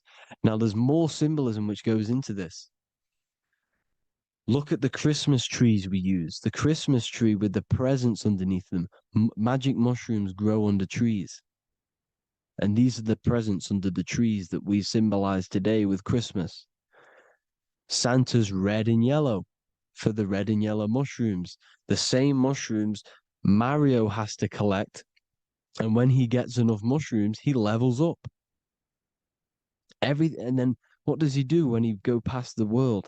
When you win that world in Mario, you go to another reality. You go inside of another world. It's truth in plain sight. And it's using mushrooms. It's using mushrooms. Everything, all of the all of the characters in Mario, well, a lot of them are mushrooms. Look at this one. The presents, black, yellow, and red and white. Red and white mushrooms. And the bow on the top is the mushroom head. That's a bit of a reach, but you know, the symbolism never lies, is what you need to understand. And it's as above, so below. Now look at the Sumerians. The Sumerians were also multi-dimensional beings. Okay, look at how they have the double faces. They had 1 foot in this reality and 1 foot in another reality. And look at this one, a double-headed god inside of like a portal. You see?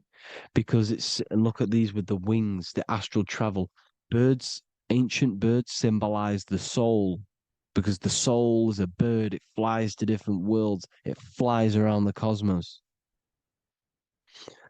And mushrooms gave you the ability to see these alternative states of consciousness, these alternate realities, because you exist in infinite realities. You exist in infinite realities.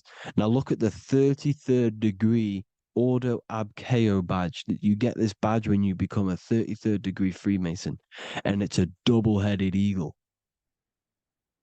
A double-headed eagle. And you can see this in Sumeria first. Sumeria have the same symbol, a double-headed, well, bird. You can see it here as well. And the Masons are still using this symbol today. And when you become a 33rd degree, 33 vertebrae on the back of your spine, above the vertebrae is your consciousness, and it's a double-headed eagle. One reality in one. You become a multi-dimensional being in the 33rd degree. And I've heard many interviews of Masons say it becomes Luciferian. You see, they speak in code. These Masons can't tell you about what they learn about, but they will speak in code. They said it becomes Luciferian. The word Luciferian is lucid. The root word of Luciferian is lucid, and lucid is lucid dreaming, alternative realities, dream worlds. You become a god. Luciferian means you're becoming your own god, pretty much. Because you are becoming a multi-dimensional being living in between the different layers of reality at the 33rd degree of Freemasonry. And look at the double-headed eagle, because the birds symbolize the soul. And they reach high, they fly high, just like the soul wants to fly high to the light, to become one with the light, like the Emerald Tablet says. Now look at Janus. Janus was another god, and he's known as the god of doorways. Janus always depicted with a double head.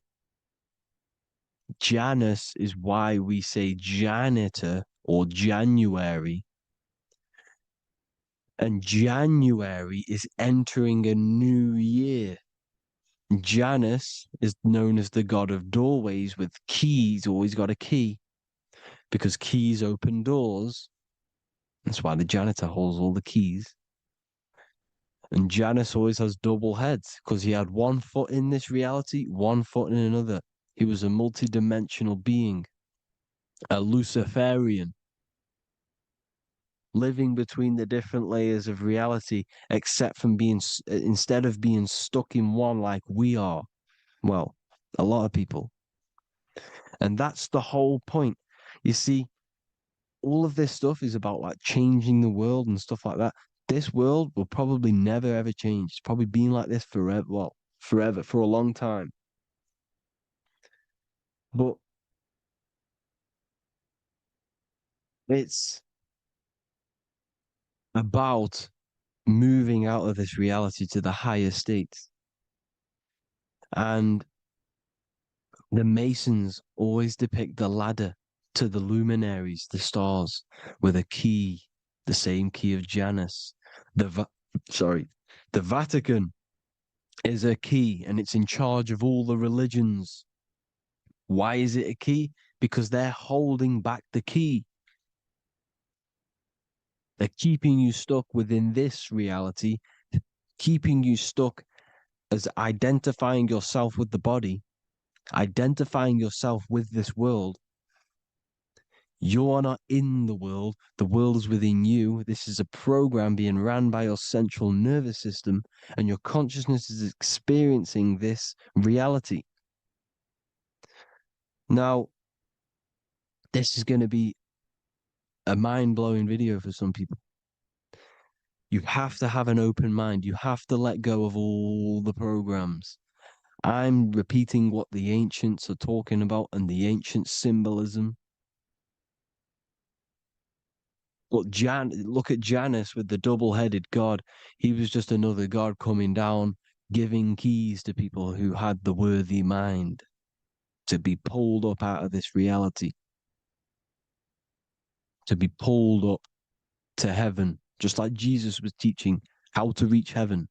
But really, it's an encoded scripture. But anyways, hope you all gained some insight on this video. Have an amazing day. Please like, share, comment. All the links are in the bio for the PDF, for the Manifestation Mastery course, and all the other amazing stuff. And if you want to support the channel, I'd greatly appreciate if you became a Patreon member. Hope you'll have an amazing day, people. God.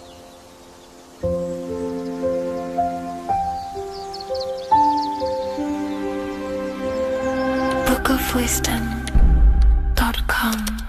Visit today.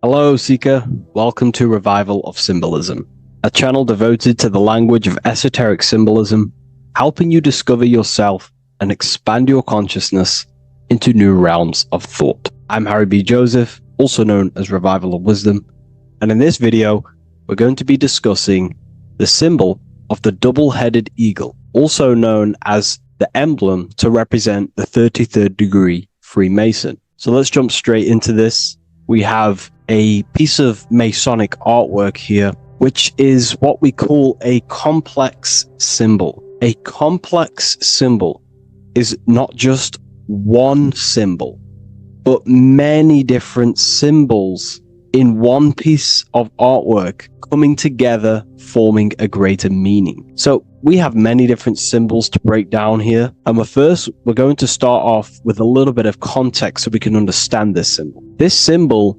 represents the 33rd degree Freemason. Once you reach the 33rd degree of the York Scottish Rite Mason system. So once you reach this level, this symbolism corresponds to that individual. So therefore, this piece of artwork is representing the consciousness, the mindset, the ways of thinking, the ways of viewing the world of the 33rd degree Mason. It represents the consciousness of the 33rd degree Mason. And this is what esoteric symbolism is about.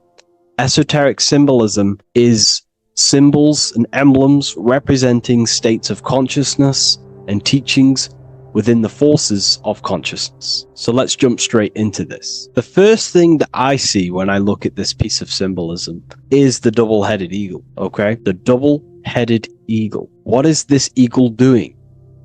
So the thing with symbolism is that symbolism trains the mind to think in a subconscious way. Now, what do I mean? You know, to the person who thinks in linear thought, straight line thought, A to B thought, they see an eagle. They see a piece of artwork. They just see a piece of artwork with no meaning. But to the person who is trained in the occult, these symbols are representing thought vibrations. One example would be in occult symbolism, what we're meant to do. These symbols represent thought forms in the mental plane, within the mind of the individual. Instead of me just giving you the answers, in the occult, they give you symbols. And what you're meant to do is look at these symbols, stare at these symbols, and see what kind of thought arises in your mind, and follow the chain of thought. This is how you unlock deeper levels of symbolism. This is what we call the chain of thought. Now, what do I mean by the chain of thought? If I look at the eagle, I see an eagle on a basic level thought, but then that thought leads to another connection, because this is how thought works. Whatever the character of the thought we think is, or whatever the vibration of that thought, for example, the character of the thought right now would be an eagle, then that leads to another thought. For example, flying. Then flying is connected like a chain to another thought, higher perspective. So we follow the chain of thoughts until we unlock the deeper levels of the meaning of the symbol. And this is what the occult seeks to do. Symbols make and force the individual to go inward. You look at the symbol, it's not a direct meaning, but you have to go inward and start to think and follow the chain of thought that this symbol is connected to until you find its deeper meaning that relates to the individual, to you, to a teaching or a force of consciousness or a state of consciousness. Okay?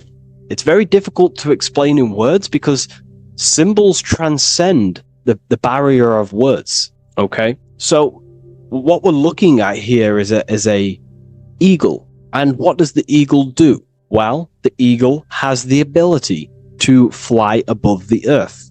It looks down upon the earth. In allegory and metaphor, this represents a higher perspective of reality, a higher perspective of the world, of the self.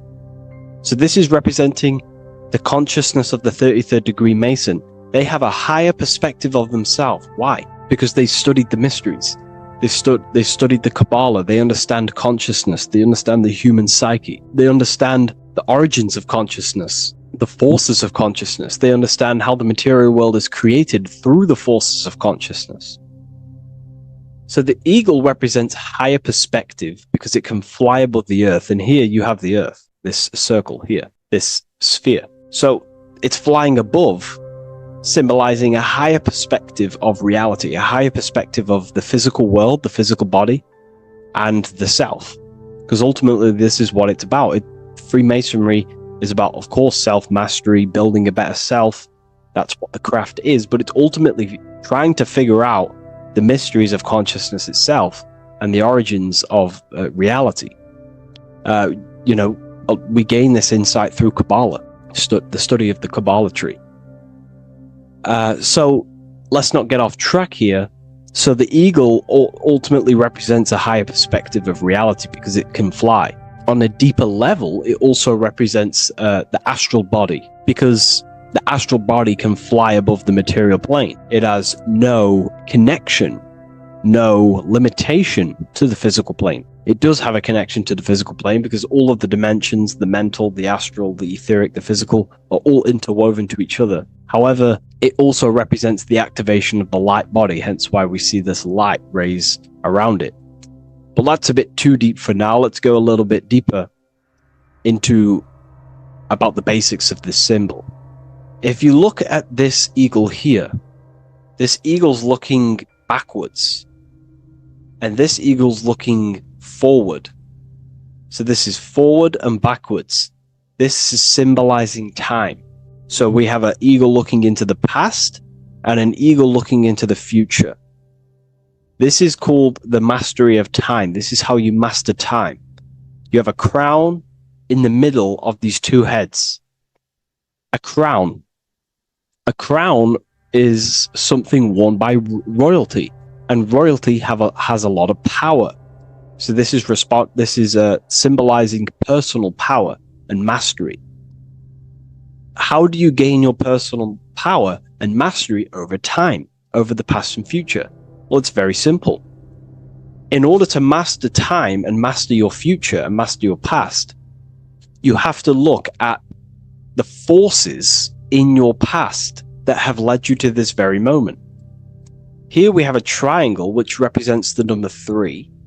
Remember, in this middle, which is the present. So you have to look into the past to see what thought, emotion, action, the number three, the three expressions of consciousness.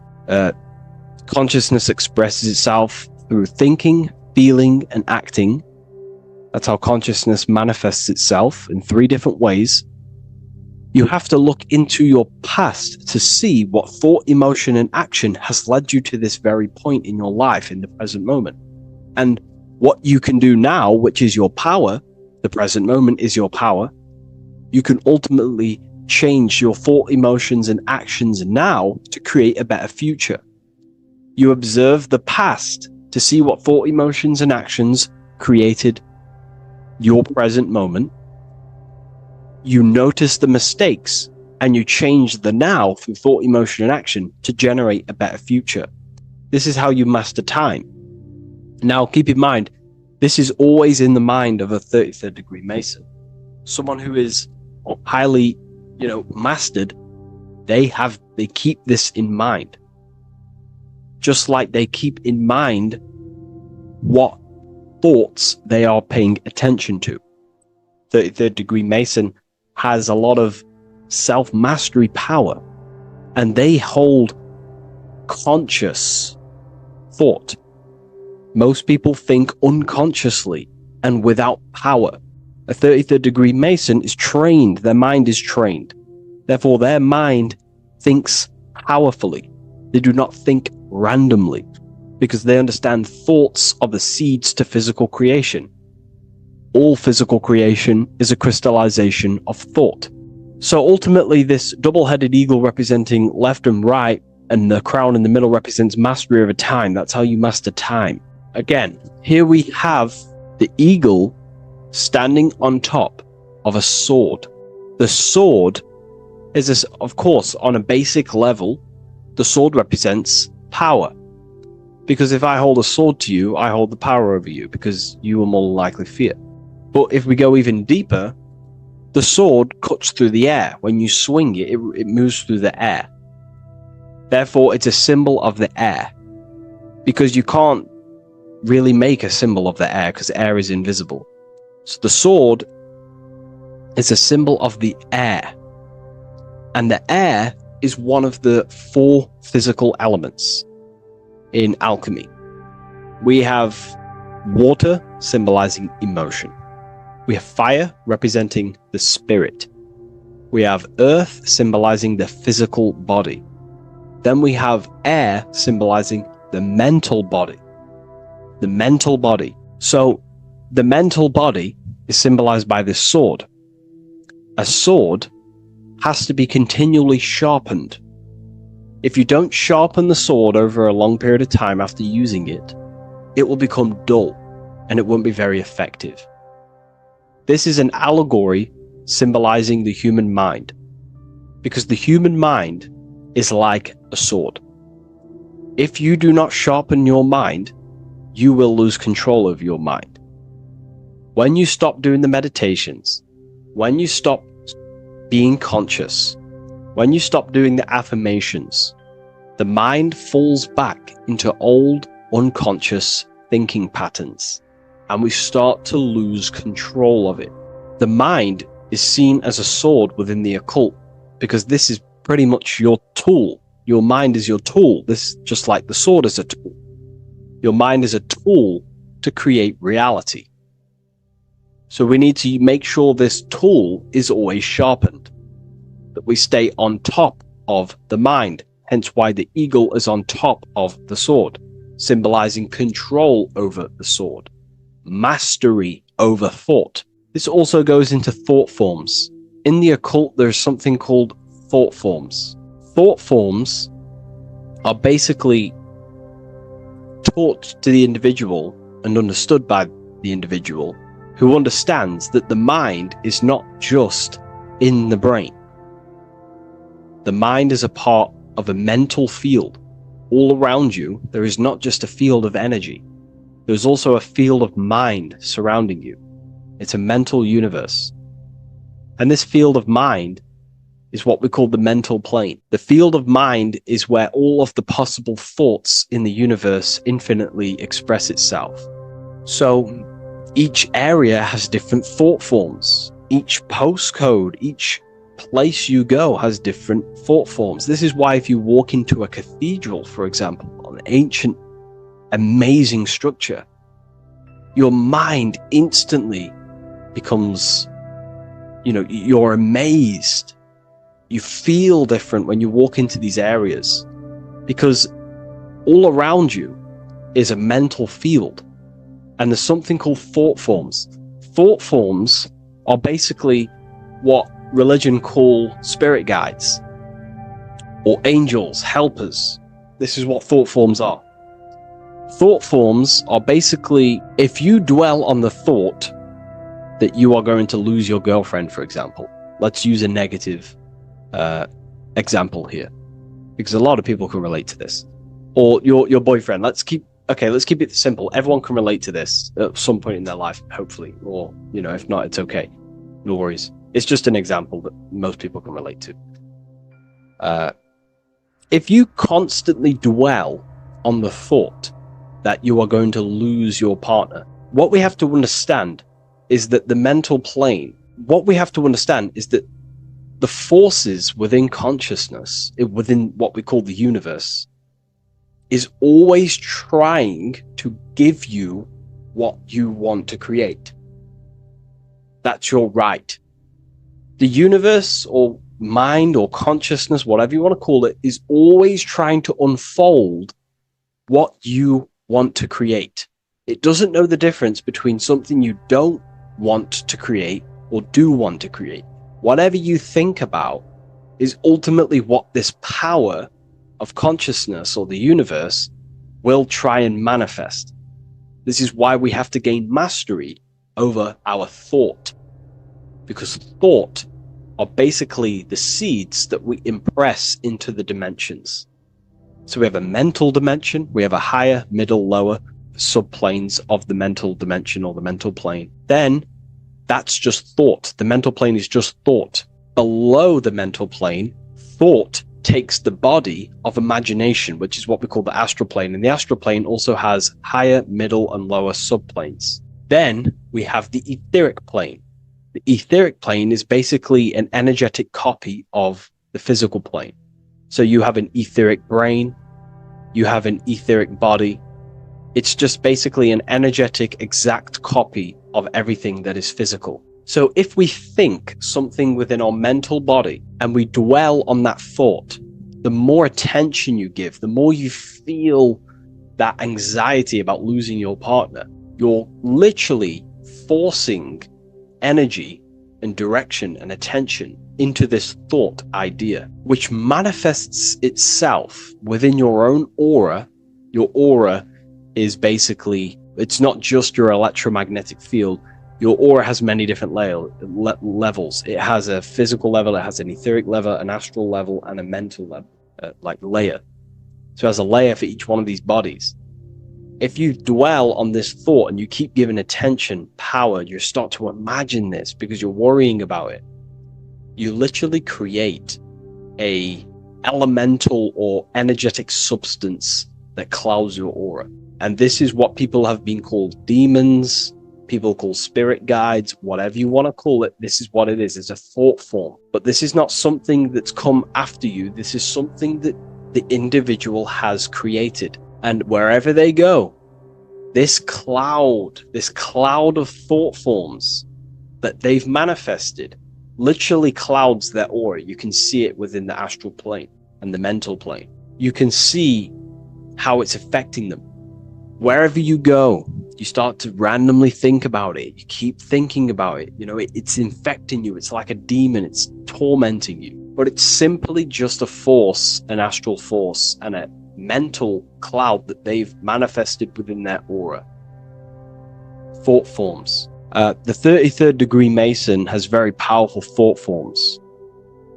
And this is, if you're a Mason yourself, and you're not aware of this, this is why it's great to be around a 33rd degree Mason within your lodge, because they have very powerful thought forms, and you being in the present of them, you're also taking on his thought forms, and they can assist you. We're all affecting each other through thought, thought transference through the mental field or the mental plane. Okay. Now I'm not going to go too deep into that because, people can use that knowledge for really bad. But ultimately, it represents thought forms also, symbolized by these clouds. Clouds are a symbol of thoughts, thought forms, because they manifest themselves as basically like a cloud form energy within the aura of an individual. So this represents the mastery over the intellectual side of consciousness, of thought, sharpening the mind, gaining mastery. Then we have 33 in a triangle. A triangle in alchemy symbolizes, the upwards triangle, the upright facing triangle symbolizes the element of fire. The downright facing triangle represents the element of water. So an upright triangle represents fire. Fire is very transformative. If you place, a pencil into fire, the fire will burn it down into its raw material. And this is ultimately what this triangle represents. It represents the consciousness of the 33rd degree Mason who has basically transformed themselves from ego consciousness, only dwelling within the limits of their ego, their old belief systems of thinking they were the body, only reacting to five sense thinking, linear thinking, low base consciousness, not knowing right from wrong. It's basically transforming themselves. They have burnt themselves down to their raw soul form, and they understand that they are a soul, and they've experienced this, by casting off all the attachments to consciousness. This is why there is the number 33 within this triangle, because 33 is the age that Jesus dies. It's also the number of the Kabbalah tree, because the Kabbalah tree has 10 Sephiroths, 22 pathways, and one hidden sphere called Dot, which all adds up to 33. And the Kabbalistic tree of life, just to give you a bit of context, basically is a blueprint of how God manifested the world, and you are an expression of God. So it's also representing how your soul fell into matter, how consciousness creates matter. And it's also a diagram of how reality is not fixed, but it's ever unfolding creation through these forces of consciousness. So the Kabbalah teaches a way back to source consciousness if you go from the bottom of the tree to the top.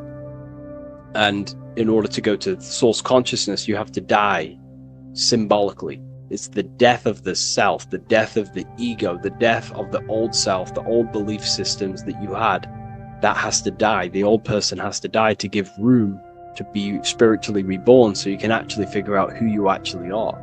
Your ego has to die. Now, that's not saying ego death, but you have to basically give away all of your old belief systems to then be spiritually reborn.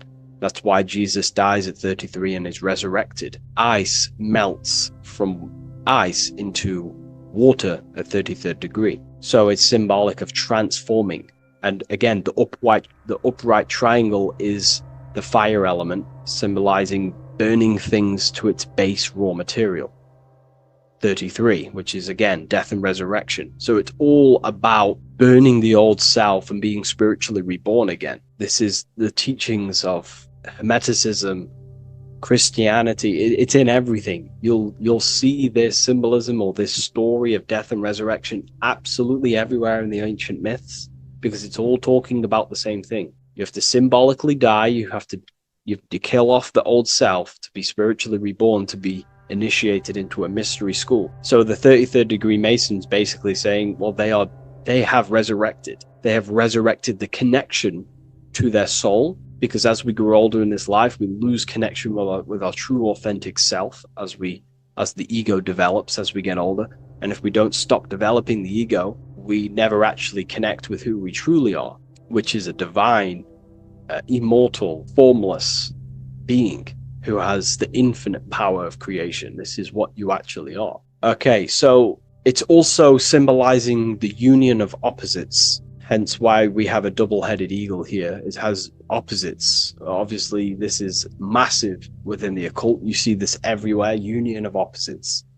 Okay, so union of opposites goes from, basic teachings to the most advanced teachings that most minds are not ready for. Union of opposites is on a basic level is union of the mind and the heart, going from mind consciousness, which is basically ego, the lower self. That's not to say the mind isn't powerful, but that is the house of the lower self. The ego. It's the house of the ego. So we have to learn how to use the mind for what its proper use.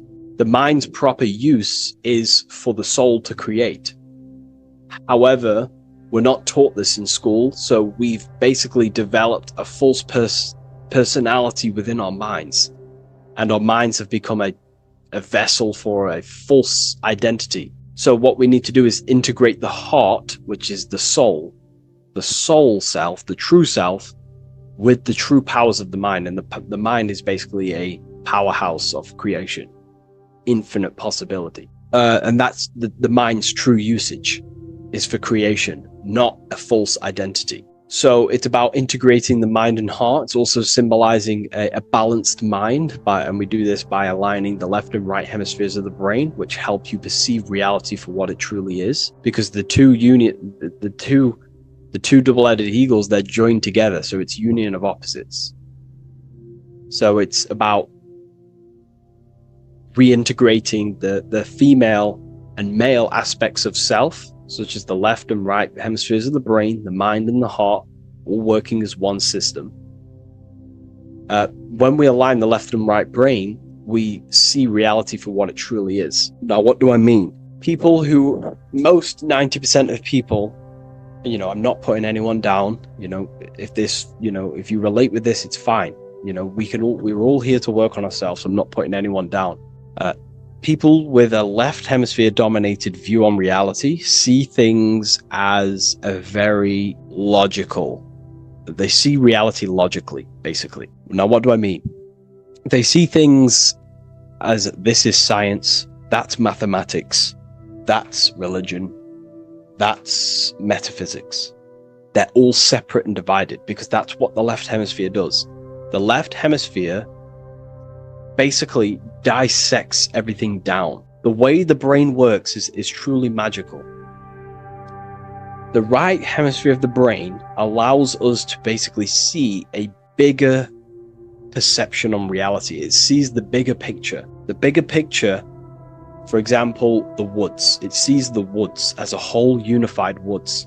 But then the left hemisphere of the brain takes that view and perception of the woods, dissects it down and analyzes it into individual branches, trees, leaves, animals, insects. But in reality, it's all one, because all is manifested from the one God, the one source, the unmanifested consciousness, the unmanifested force. So it's union of this. We have to view the world as in, yes, everything is one, but I'm also living in my personal consciousness. Yes, there is a collective consciousness. We're all one consciousness, but I also have my personal consciousness. I need to think about both, making sure that my thought, emotion, and action is contributing towards the evolution of myself and the evolution of humanity. A person who is only left hemisphered only thinks about themselves mainly, 90% of the time.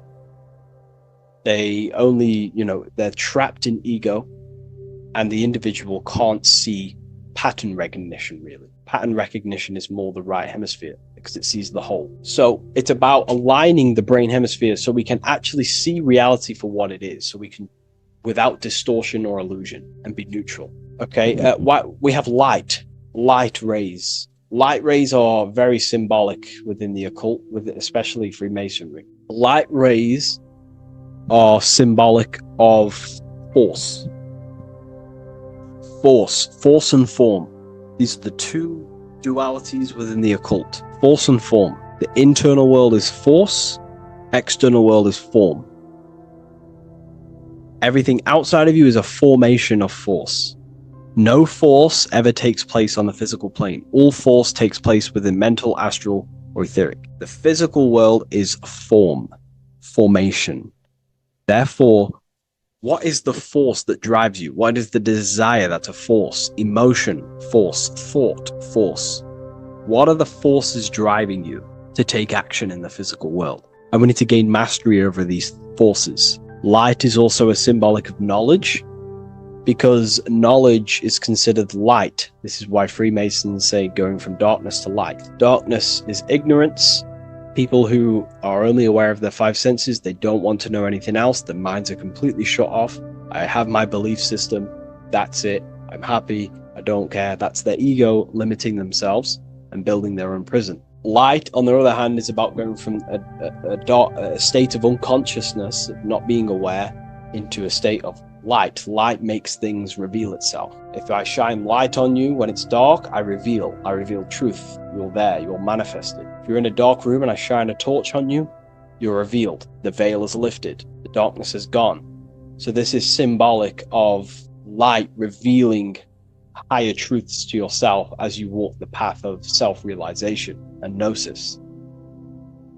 So light is symbolic of this also. They have high amounts of intelligence, a 33rd degree Mason. They have a lot of light. They have a lot of knowledge. They've researched a lot of things. They're intelligent in many different areas of life, within speech, within grammar, the way they portray thought, their mastery, their level of mastery, their understanding of themselves is very advanced. They also know a lot about physiology, about the brain, about the body, life, consciousness, astrology. They know a lot. They have a lot of light. 33rd degree Mason. Me, myself, I'm not a part of Freemasonry, and if I ever do become a part of Freemasonry or any order, I will openly share it to all of you. This information has come from following the chains of thought through self-study and self-realization, and studying Freemasonry from an external view. You can gain a lot of insight just by studying symbolism itself. Masonry is about being a builder. That's what the word Mason is. Mason is about building. The word Mason means builder, and it's about building the self. We're all building either our prison of our soul, or we're building our freedom of our soul. Every single one of you. Every time you reject something that if you did something wrong and you reject you being wrong, someone tells you were wrong, but you reject that, or they try to give you a piece of information and you reject it, you're building your mind's prison, stone by stone. But the person who has an open mind to all things is freeing their mind, freeing their soul. So we're all builders of our soul, and we're all builders of reality also. And we're all building Earth. This is the building project is Earth. We're all contributing towards it through our thoughts, emotions, and actions. These are our God-gifted powers: thought, emotion, action. These are our rights to operate in the world. These are your buttons to control the character in the game. So I hope this information has given you a lot of insight about this symbol. Please leave.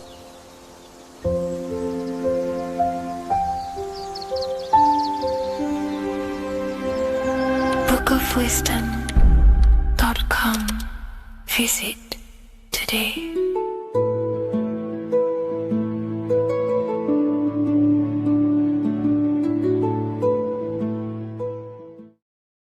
Hello, Seeker. Welcome to Revival of Symbolism, a channel devoted to the language of esoteric symbolism, guiding you to discover yourself and expand your consciousness into deeper realms of thought. I'm Harry B. Joseph, also known as Revival of Wisdom, and today we're going to be discussing the symbol of the pentagram. The pentagram is a well-known symbol inside the occult, used by pretty much every ancient tradition: Freemasonry, Rosicrucianism, Hermeticism, all the occult schools of thought. You will see this symbol, and today we're going to be breaking it down into some great detail. Now, there's a lot that goes into this symbol. It's basically a 5-pointed star. Now, if you notice that the star is one line continuously, you can draw this symbol continuously with one line without taking your pen or pencil off the piece of paper. So it's actually symbolizing one, and one expressing through 5 ways. So if we look at this symbol and each one of their points, we're looking at the 5 elements that create life, the universe, or creation itself. So the element of spirit simply represents the divine, the unseen world, the things that we can't really put our hands on, we can't feel, touch, taste, or see, but they hold influence over the material plane. So spirit covers a large category of things such as spiritual forces that drive physical existence. So it's one of the elements. Now, what are the elements? Well, they make up the entirety of physical creation: air, water, earth, fire. These are the four tangible that we can see, feel elements that make up physical creation. They create the whole universe. However, the spirit is the invisible forces, the invisible element that creates the visible, tangible world. Before you take a physical action, there is a force inside of you that moves the body. There is an intention, which is a spiritual force, an invisible, intangible force that makes a physical action be taken in the world of manifestation called Earth. This is the element of the divine. The divine comes down creating the world. Okay? So, as I previously mentioned, how this pentagram is one line. It's a one continuous line. So if we draw this pentagram together, let me make this a little bit thicker for you. If we draw this pentagram together, it goes from spirit to fire, to air, to water, to earth, back to spirit. So it's one continuous line, and the elements are always in their proper place. These elements always have to be in this specific order. This is the correct order. If you see air down here, then the pentagram is incorrect. Okay? So it always goes spirit, water, fire, earth, air. This is the correct order of the elements. Now, this is highly symbolic, which is what we'll break down in just a minute. But before we go into the deeper aspects of this, I will explain pretty much what it means on a basic level. So we'll come back to this drawing.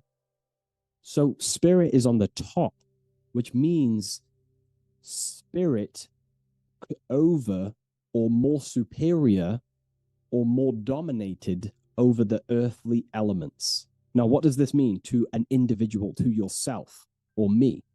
If I wear this pentagram, I am basically saying my spiritual divine self, my internal self, is more superior than anything the material world can pretty much give me.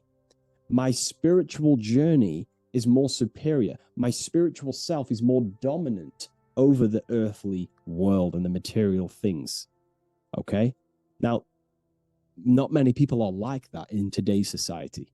Most people chase the material things, which means they're ignorant of their spirit. They're ignorant of their divine nature. They're ignorant to consciousness and their internal world. They have no connection with their internal world. All of their thought, emotion, and action, their three creative powers, is totally expressed only on material gain and external things. However, if you see an upright pentagram, you're seeing someone who is basically saying, my spiritual nature is more important than my earthly nature. My spirit comes first before anything material. And ultimately, this is how you become more happy and fulfilled in life, by chasing, well, not chasing, but putting your spirit first, putting your internal world first. You know, seeking the things that are untangible. For example, knowledge. I'm addicted to knowledge. You know, I would rather chase knowledge because knowledge is power. Knowledge of self is so important. When we die, it is the only thing that matters in the end. When you die, you are immortal.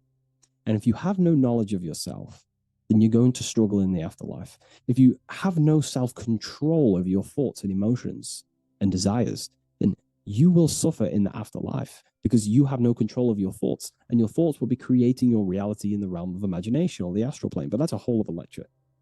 But this symbol is pretty much saying placing the invisible over the visible. So there's many different avenues we can go with this. So this symbol is also used in magic.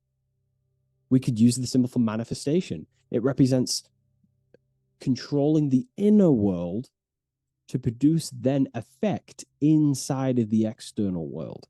You see? So we have to put this first in magic spirit. We have to change the internal so we can produce change in the external. Reality is created from the inside out. Okay? So this symbol is heavily associated with magic as well, which is a whole other lecture. In this lecture, I'm going to give you a good detailed explanation, but this symbol is so vast and wide, it would take many breakdowns to go into each meaning of the symbol. So it's representing the divine element of spirit coming down and manifesting the physical plane through that process of this. So as I mentioned earlier that I'd come back to this, what we're looking at is the process of spirit turning into matter. This is the process of how spirit condenses into a material form, how higher energy, higher forms, which are invisible, come down and manifest and crystallize into a physical object or a physical reality. So this pentagram is explaining the process of creation. So it comes from the higher realm, spirit, the source, the emanation. An emanation is a thought or an emotion or a desire, which comes down to fire first. Fire represents the will. This is the willpower. This is the willpower. It's still kind of more of an invisible force, but fire is the closest element that represents spirit. This is why we light candles in magic and rituals, because it's literally opening a doorway to spirit. It's the closest element to spirit. So this is why sometimes in alchemical artworks, they use fire to represent spirit. Because, it's quite difficult to use a symbol for spirit because it's totally invisible.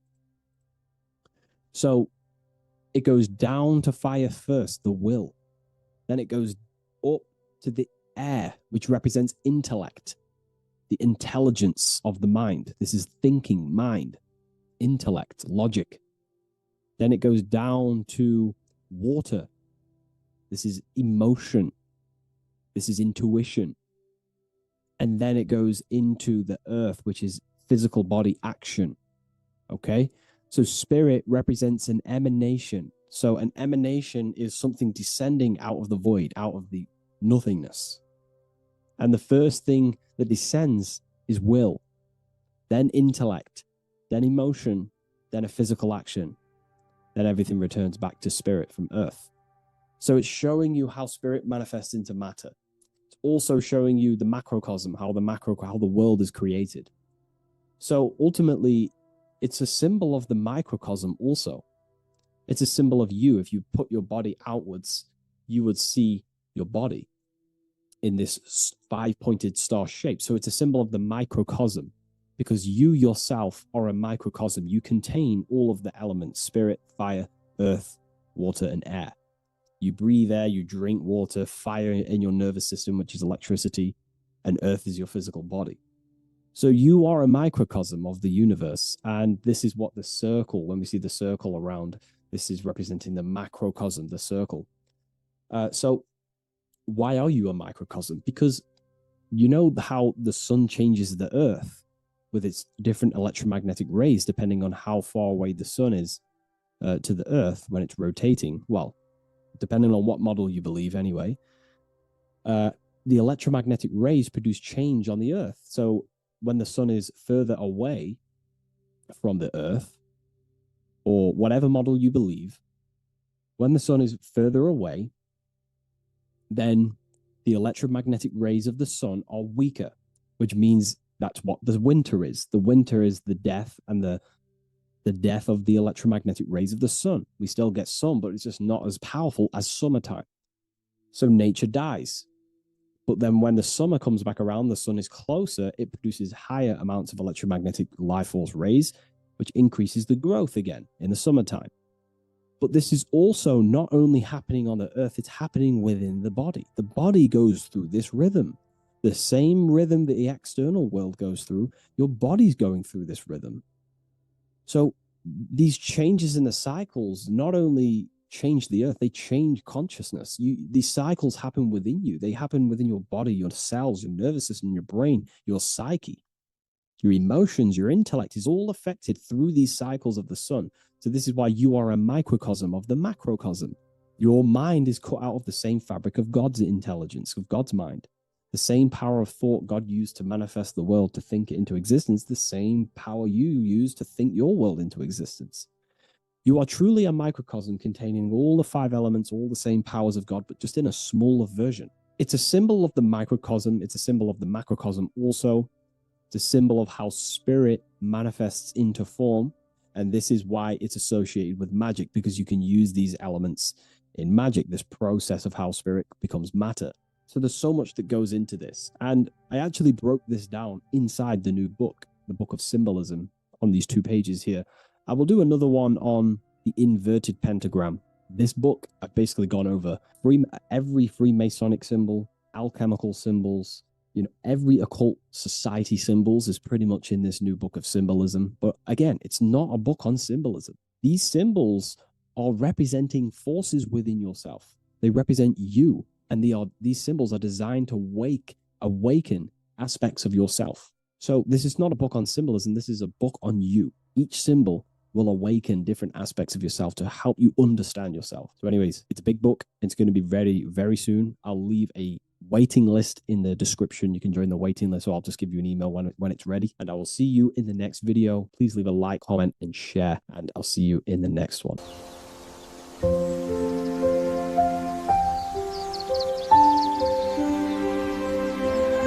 bookofwisdom.com. Visit today.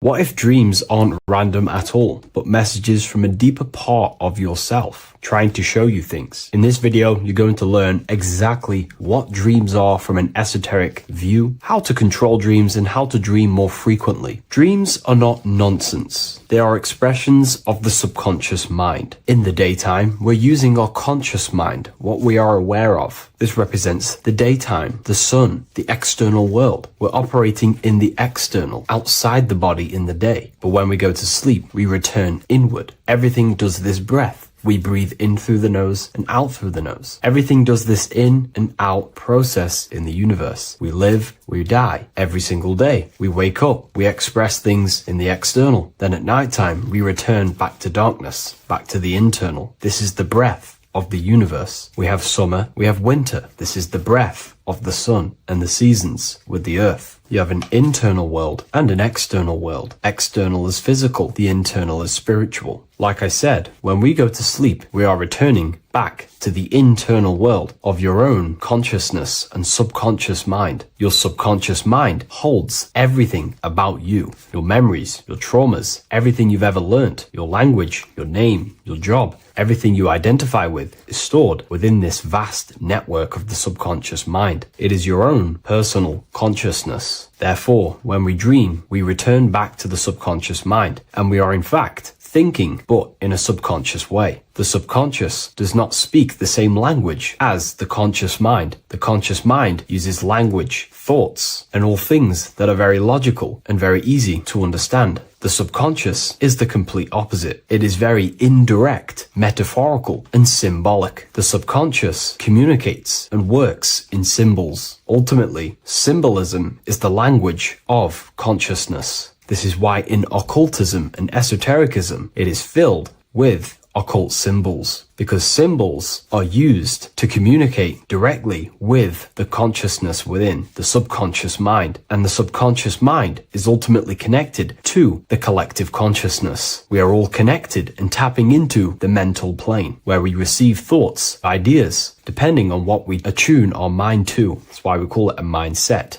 But getting back on topic, the subconscious mind is your own personal network. It is like a net, an interconnected web of your thoughts, memories, traumas, emotional blockages, and all the things you identify with and have experienced in your life is stored within this network. It can be seen as a web. One example of the subconscious mind using symbolism is this next story I can tell you. Let's say I was in a very traumatic car crash as a young child. I experienced a lot of emotional trauma in that car, and that deeply impressed my subconscious mind with that trauma of emotion that I felt. Therefore, every time I see a car in my external world, that car is now a symbol that represents the state of consciousness I was feeling in that particular time of the traumatic car crash. The car is a symbol for a state of consciousness within my subconscious mind. Just like when you see a word, that word triggers what you believe that word to be in your subconscious mind. Symbols are the language of the subconsciousness. Therefore, when we dream, we are basically seeing symbols of our own personal subconscious mind. Our higher mind, which is basically our subconscious, the higher version of you that exists beyond your human thinking mind, communicates using symbolism. The higher mind does not speak human thoughts, human language. It speaks the language of symbolism. Therefore, when we dream, every event, every person, everything that happens, and everything you see is your own personal subconscious mind materializing within the plane of the astral plane. This is a dimension that sits just above the physical world that everything is pulled out of. For example, look around you. Everything you see around you was thought, then imagined. Imagination is the astral plane, and this astral plane sits above the physical world. As above, so below. These objects were thought, imagined within someone's mind, and then pulled into a physical reality. Therefore, the imagination is what you're experiencing within a dream. It is your subconscious mind thinking and materializing within the imaginative plane. For example, let's say you are a Christian, you believe in Jesus your whole life, you have lots of emotion towards Jesus. This deeply impresses your subconscious mind. You believe in him so much, you go to sleep, you have a dream that you meet Jesus. You did not meet directly with Jesus. You met with your own belief. It was your own belief materializing within the imaginative plane and revealing itself to you. Dreams are materializations of your memories, your subconscious beliefs, traumas, and anything that could be inside the subconscious mind. It is your subconsciousness revealing itself to you in a material form. Let's say you have a nightmare. There is a big dark figure chasing you and you are running away in fear, away from this dark figure chasing you. That dark figure is not an external entity. It is not a spirit or a jinn or a demon. It is in fact an aspect of your own mind. It is a symbol that represents maybe a fear, a trauma, or something you are running away from internally inside your subconscious mind. Something that you are not addressing, but something that is fearful, something that can be controlling you on a subconscious level. Let's say you have a fear to address something in your personal life. You want to address someone who is getting on your nerves at work. You continuously put this off and you fear doing that situation. Over a long period of time, this can slowly control you subconsciously. You start to avoid the person, avoid any contact. It is subconsciously controlling you. This is not the best example, but you can see what I mean. Hidden fears and traumas in the subconscious mind can subconsciously control your actions and ultimately lead you to low states of consciousness, keep you from reaching your higher potential, and ultimately create blockages within your own consciousness. That figure in the dream is a materialization of something that you are fearing and running away from and not addressing. This is why people always have dreams of traumas that they have experienced as a child or when they were younger, or maybe from a year ago or two. It's because that emotion is deeply impressed in the subconscious, and the subconscious is always trying to reveal things to you, communicate to you that you need to change, purify, and maybe heal within your own consciousness. This is how the higher self communicates to you through the language of symbolism. Once you understand this, dreams can become a very powerful tool, not just entertainment at night time. Your consciousness never rests. Your consciousness is eternal. It is the very spark of the divine. Your body needs rest. Your consciousness is not physical. It does not need rest. So this is a way you can identify what your dreams are trying to show you is by writing them down. A dream journal. Every single dream that you have a book placed near your bed. Every time you wake up, first thing you should do is pick up the book and write every single detail that you can remember about the dream. The people that you met are all symbols or aspects of yourself. Maybe it is a friend you saw in your dream. That friend represents a state of consciousness that is within you and is trying to reveal something to you. It's about making the subconscious into the conscious, to become conscious of the unknown. Write down every detail, everything you saw, every event that played out, even the details of the clothes that they were wearing. Everything is symbolic within dreams. Write everything down and then analyze the dream. Don't analyze it from a logical mind. Analyze it with the right hemisphere of the brain, which allows you to see metaphors, read between the line. Try and gain the message that it's trying to show you. What does this overall mean to you? And what could this reveal about aspects of yourself that you need to heal or maybe take action in your life and world? Because your higher self is always guiding you towards awakening and fulfilling your mission in the manifested physical world. Dreams speak in symbols, not logic. Ask about your dreams. What is this trying to tell me? Don't take things literally. Look for an emotional tone and symbolic resonance. With practice, you'll begin to understand the personal language of your subconscious mind. Now that you understand that, again, please leave a like or a comment on this video. This is now a technique for lucid dreaming and dreaming more often. This is not going to happen overnight. This is not an easy method. It simply takes practice and dedication. Every morning, choose 3 time slots. For me, I choose 4:30, 5 a.m. and 6 a.m. 3 alarms that are going to go off at these 3 times, half an hour apart from each other. Each time you wake up, stay awake for 5 to 10 minutes. Turn off the alarm. Try and keep your conscious mind awake, but drift back into sleep. There's no other better way for me to explain that. It's very difficult, but try and keep the mind awake, but the body falling back asleep. More than likely, you will drift off back to sleep. Then the next alarm will go off half an hour after. This will wake you up again, guaranteed. You will probably drift back to sleep by repeating this process. After the 3 alarms go off, each one of them times, you're either going to have a dream or a lucid dream, but definitely you will have a dream. And if it doesn't work one time, keep trying it. I've been using this method for a very long time, and I can tell you 70-80% of the time it triggers a dream, and a very vivid dream. And it's ideal for lucid dreaming because keeping the conscious mind awake while letting the body fall asleep, you can become conscious within these subconscious realms of your mind. But when you are conscious inside the dream world, you can do what you want, but you also want to let the dream naturally unfold. If you try and take too much control, then you will wake back up. If you feel any fear in your dream, you will wake back up into the material world. Another tip to dream more often is to meditate before bed. Simply close your eyes and think about nothing for 5 to 30 minutes. Detach from everything outside you, your name, your job, work, thoughts. Mentally detach from the world and the physical pleasures and become pure awareness before you try and go to sleep. This will help you become conscious while being within the self. If you wish to learn more about consciousness, yourself, the Book of Wisdom Volume 2 can definitely help you. I'll leave a link in the description. Thank you for watching this video, and I'll see you in the next one. What is good, YouTube? Today we're going to be talking about the astral plane and how the cosmology fits into the astral plane. Okay, so first let's go over the astral plane and go over the different layers of reality so that you can understand reality more. You are a multi-dimensional being. You are not in these, you are in all of these realities at the same time. They all interweave into one big reality. But there are different planes. They are different vibrational dimensions. There are different dimensions of reality.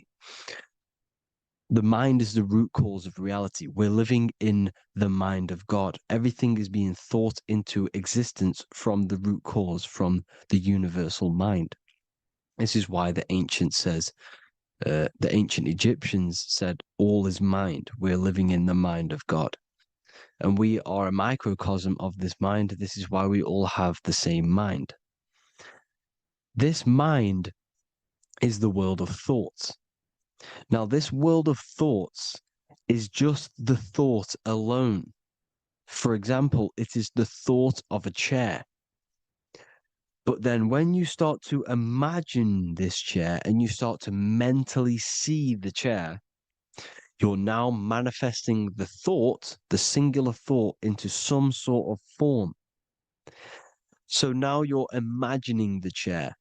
You're imagining the form of this chair, which is then manifesting into the astral plane.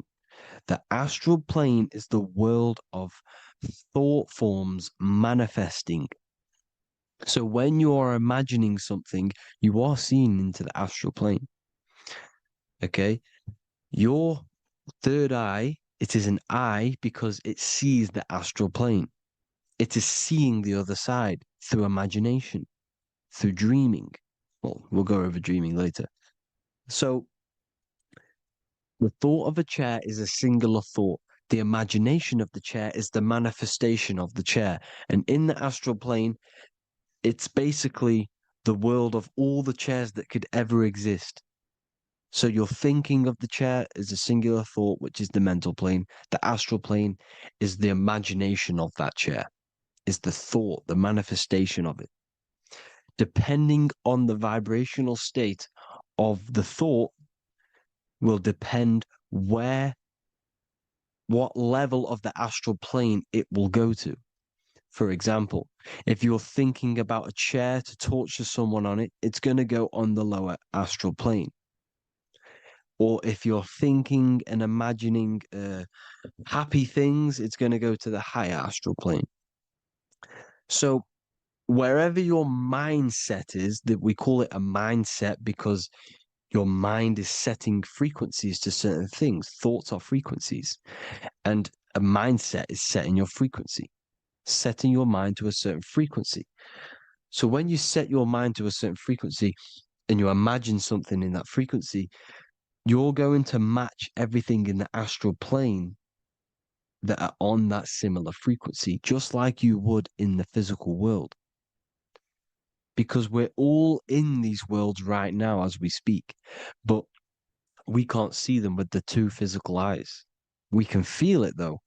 When you're around someone and you've just met a new person, for example, you can feel their vibration. And if you're not on a similar vibrational match, you will not get along with that person, or you just won't not get along, but you won't connect with that person because you're on two opposing frequencies, not matching. And this is something you can't see, you can only feel because it's the astral plane. It exists within the astral plane.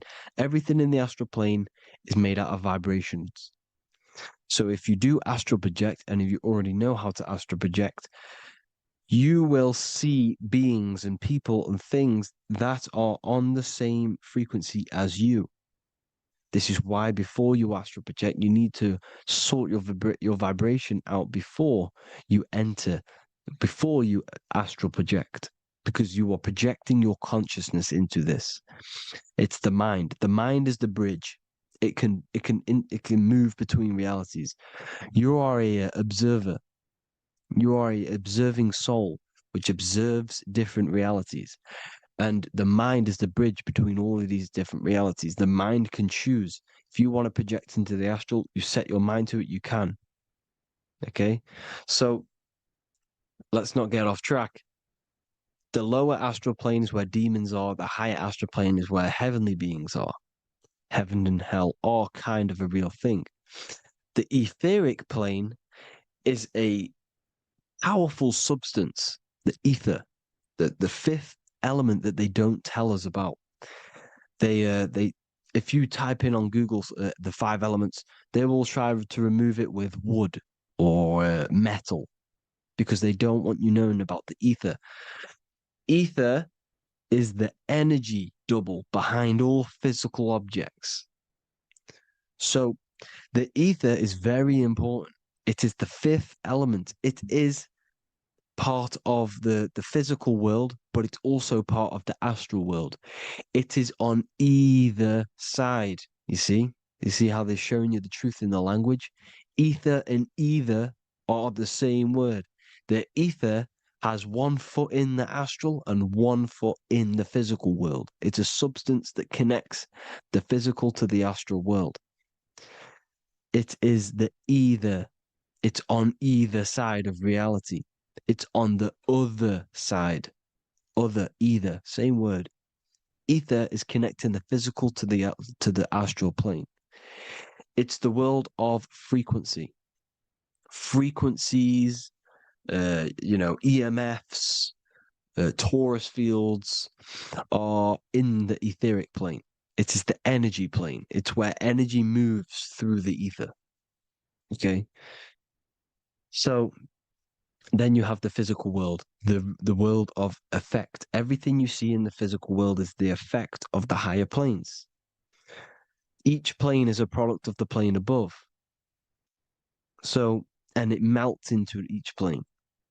The physical plane is the lowest plane, it's the most densest, and the highest is the most fluid. This is the most fluid, this is the most dense.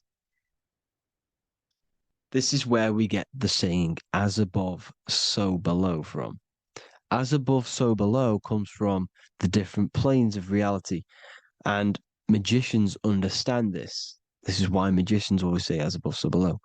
Because they understand if you manipulate the higher planes of reality, you manipulate the lower planes. Because the astral plane is a direct copy of the physical world, but in the astral plane. It is mirrored. The physical world is mirrored in the astral plane. They are both the same world, but just different vibrational states of the world. Kind of. It's hard to put this in words, people. So just try and understand. The astral plane is the double. It is whatever happens in the astral plane happens in the physical plane. This is why magic works. This is why demons work.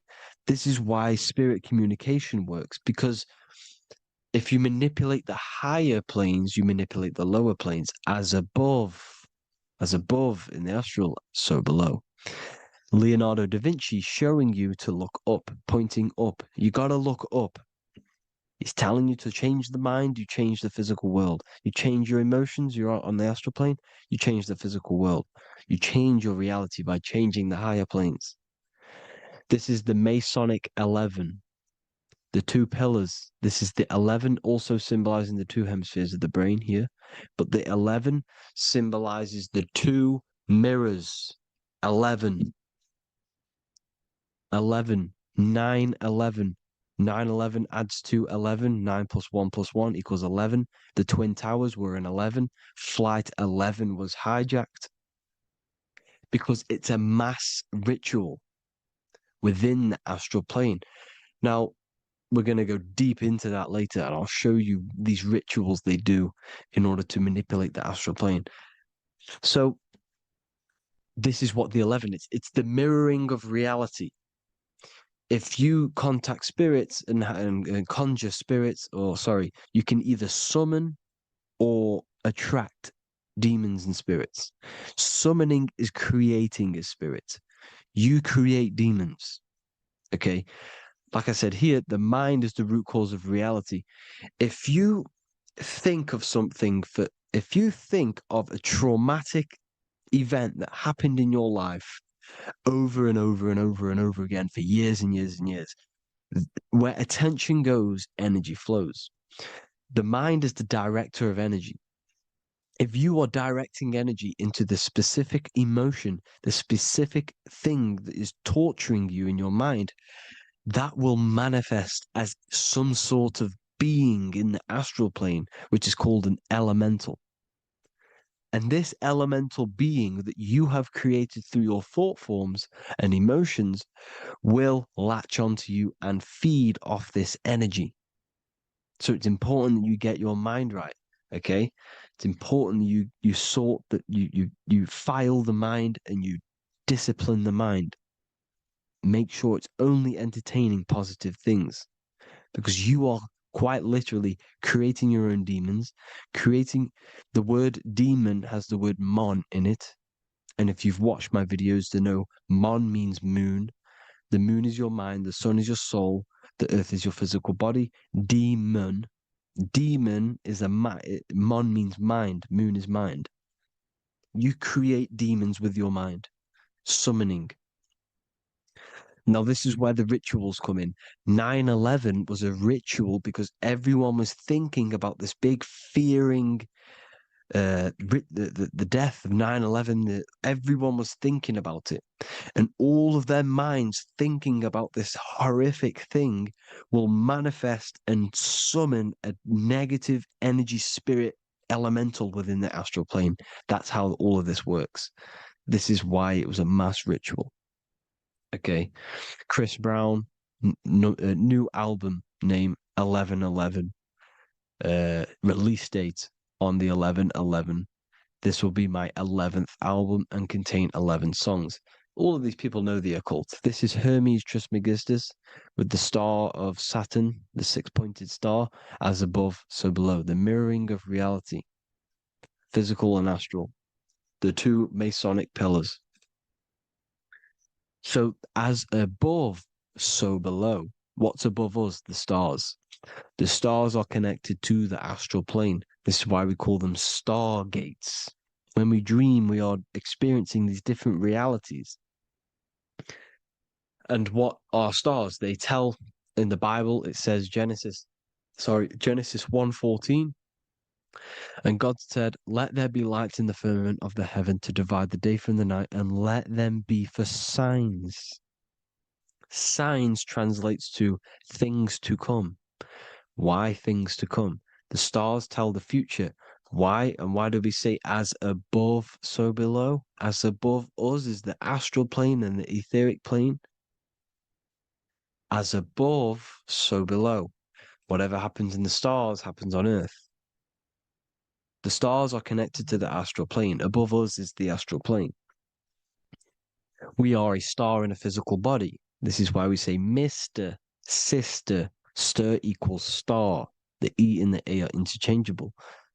We are stars, and the stars are the start of our incarnation. We start in the stars, same root word, and we descend through the seven energies, which are our seven chakras. Then we enter the heart of the soul system. The heart rearranged spells earth.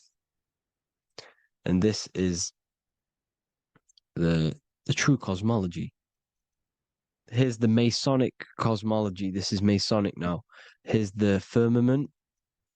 Let there be a firmament in the midst of the waters to divide the waters from above, from the waters that below. Genesis 1:6. The firmament, firmament comes from the word firma, Latin, I'm pretty sure,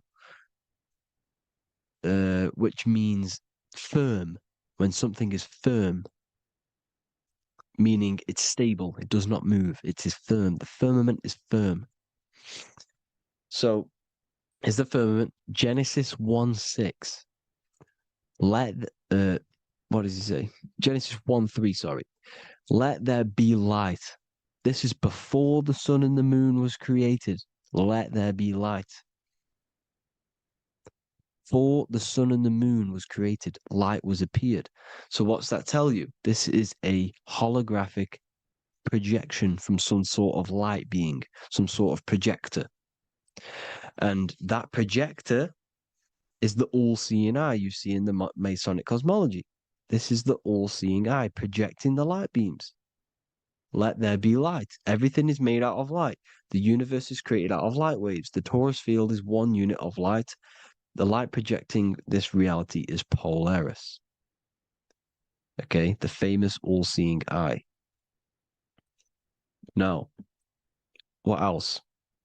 Then we have after let there be light in Genesis 1:16, and God made the two great lights. This is the sun and the moon, electric, magnetic, male and female. Then we have the Masonic checkerboard, the black and white symbolizing dualities within the dualistic reality we're in, spirit and matter, light and matter, rest and motion, positive and negative, good and evil. Everything's dualistic here. Okay? And it's a dance. The universe is a dance between flickering of white and black light, which is the torus field. We're not going to go over that, but this is all connected to the astral plane. This is the true cosmology.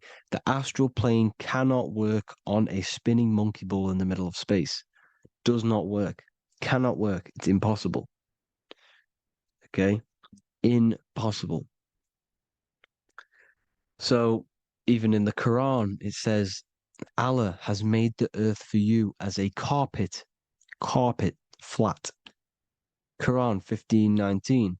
And the earth we have spread out like a carpet, set there on mountains, firm and immovable. It is immovable. In the Quran, it also says 65:12, it is Allah who has created the seven heavens of the earth. The seven heavens meaning the seven layers of heaven, the seven planets.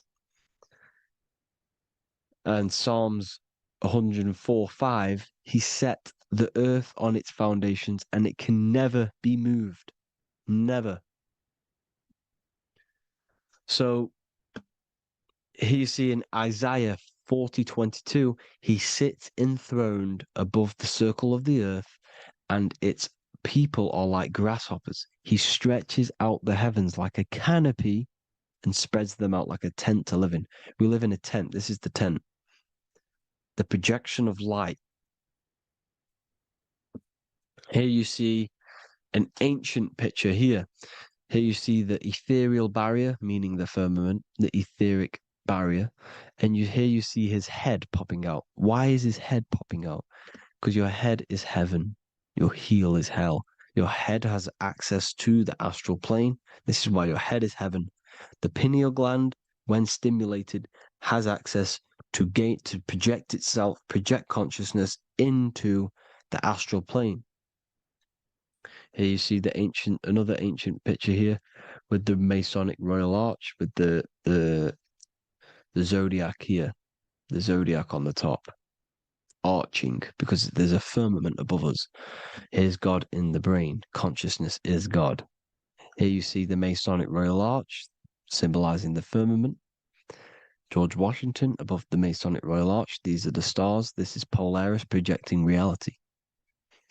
Here's ancient churches with the dome. Polaris projecting reality with Jesus. Disney World is under the dome. The seven layers of heaven, ancient paintings, all depict if you go and look at the ancient paintings, they'll all depict the firmament, the arch above us. This is where we get interesting. The Masonic Royal Arch has the 6-9, which is Cancer. The constellation Cancer, which is 6-9 is associated with portals because CERN is the 6-9. Okay, CERN is opening portals. They're trying to create a portal to the other side.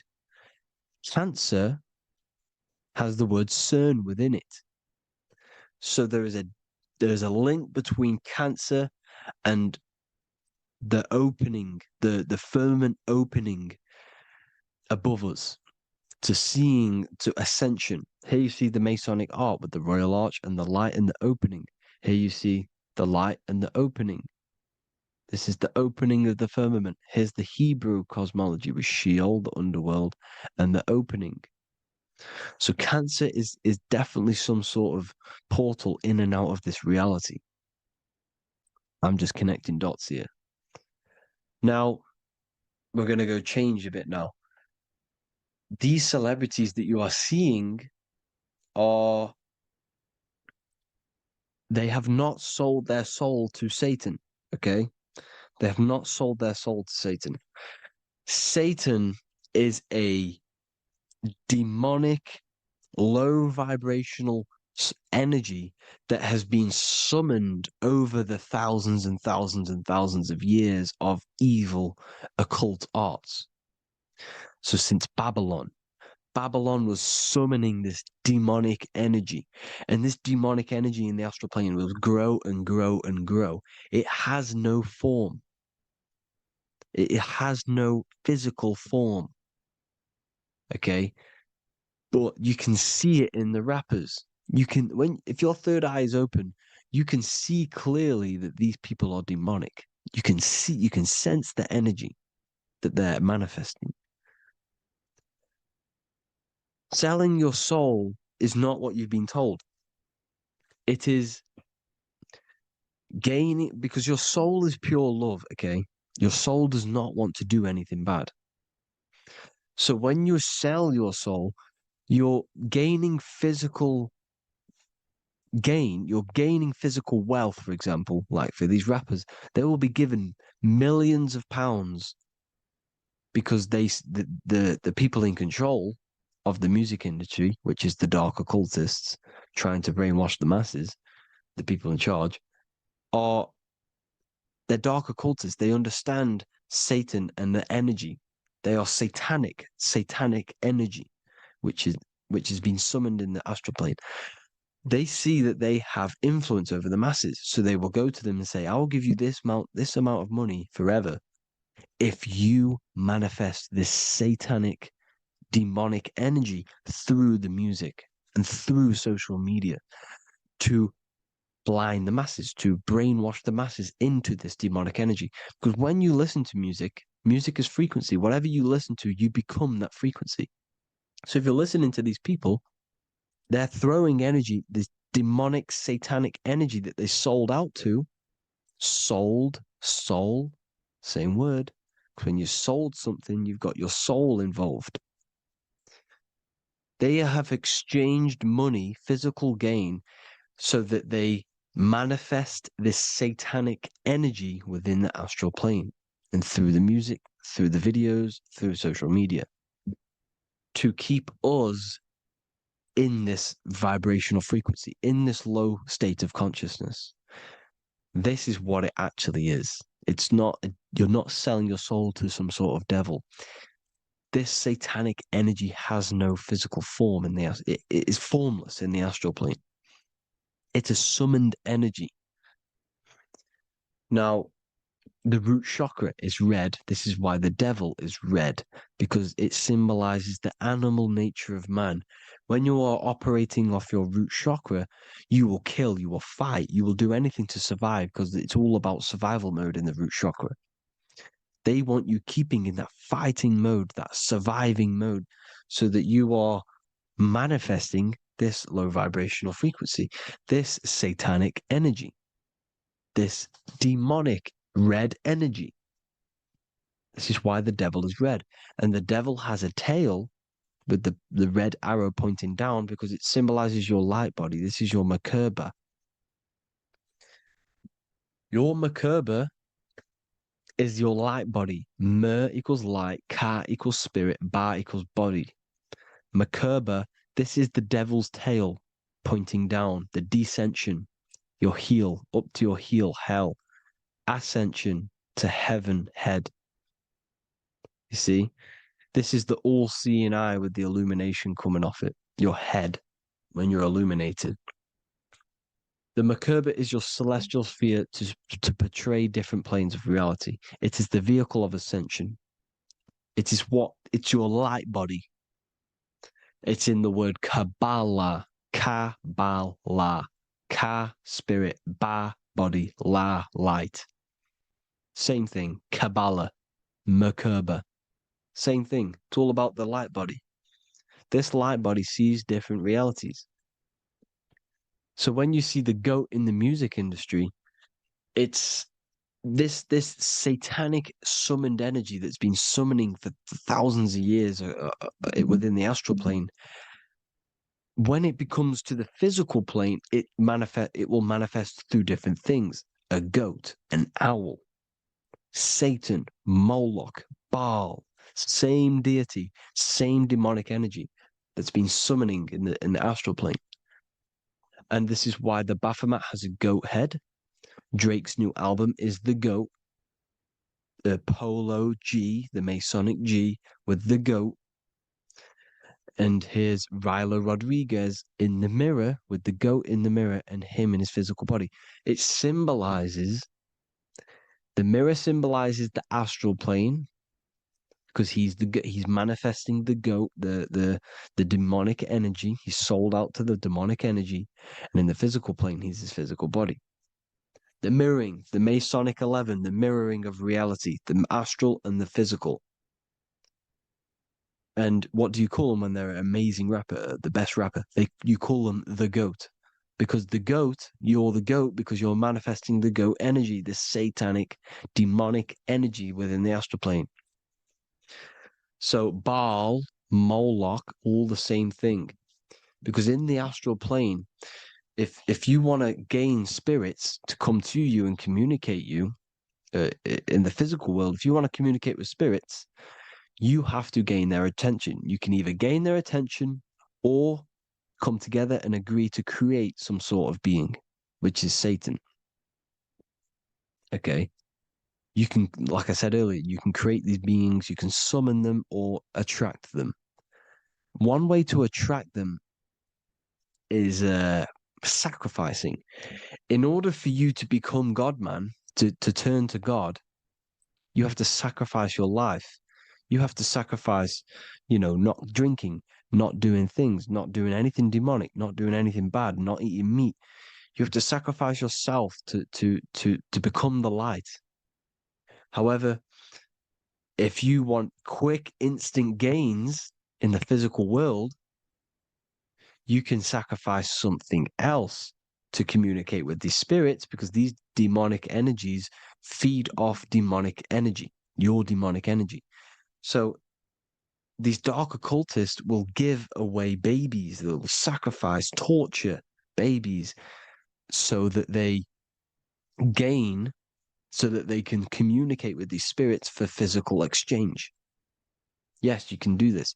These powerful spirits, these powerful demons can give you powers. They can give you certain things. And this is what they are doing. They're summoning and attracting these demonic energy. This is why, trafficking is one of the most, Balenciaga. Baal is the demonic energy in the astral plane, which requires child sacrifice for his presence. Balenciaga, and they were trafficking children. They were trafficking, killing them, and offering them to the spirits. This is what they are doing. Balenciaga. It's in the name. Here you see, you can see here a stick man with two horns.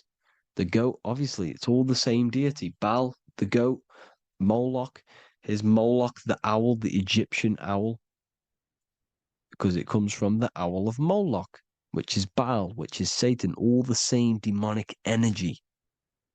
And it's on the dollar bill, a tiny dollar bill, tiny, on the $1 bill. All the same thing.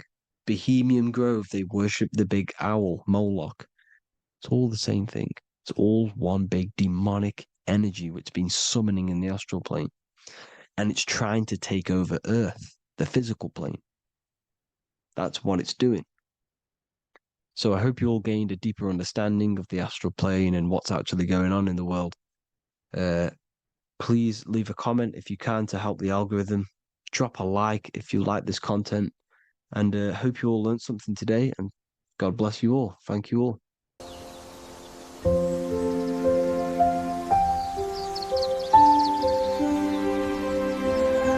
bookofwisdom.com. Visit today.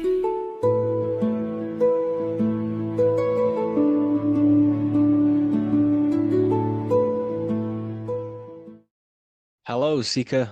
Welcome to Revival of Symbolism, a channel devoted to the language of esoteric symbolism, helping you discover yourself and expand your consciousness into new realms of thought.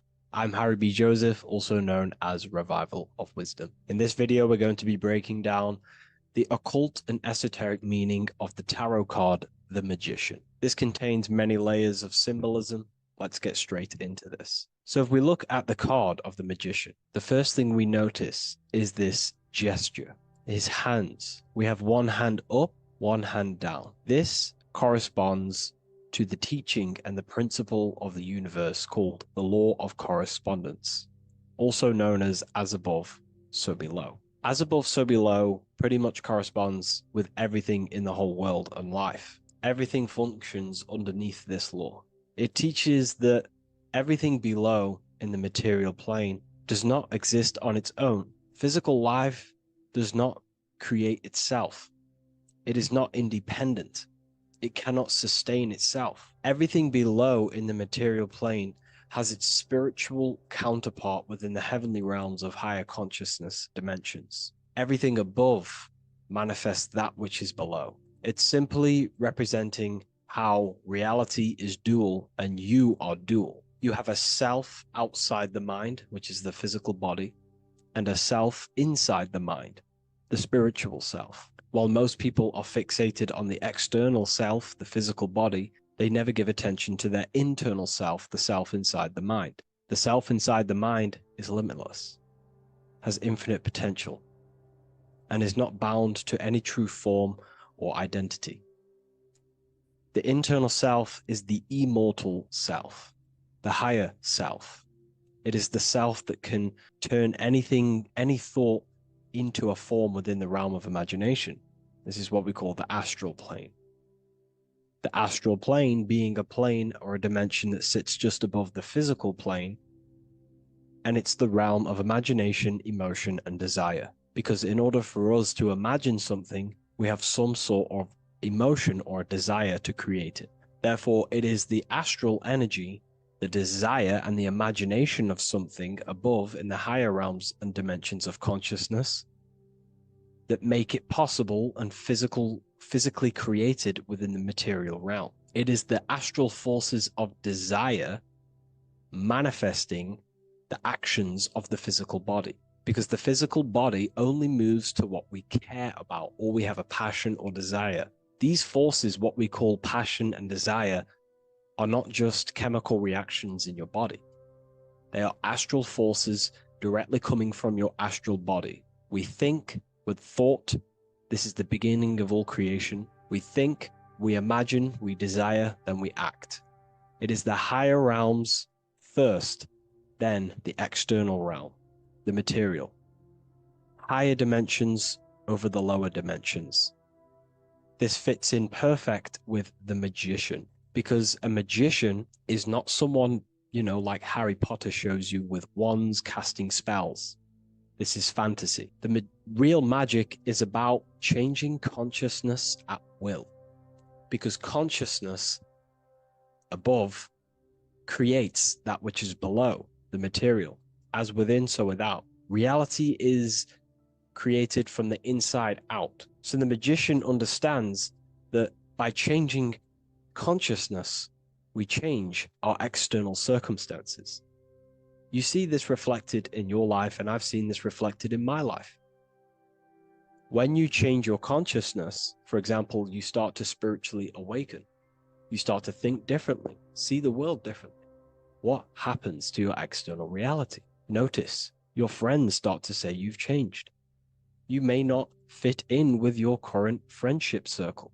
Your friends will change and you will outgrow them, and you will have to seek to find new friends that fit with your new internal state of consciousness. This is teaching that the internal world rearranges the external world. While most people stay in a cycle of trying to change the external world, not realizing that they must first change the internal. This is what magic is about. Magic is about changing consciousness at will.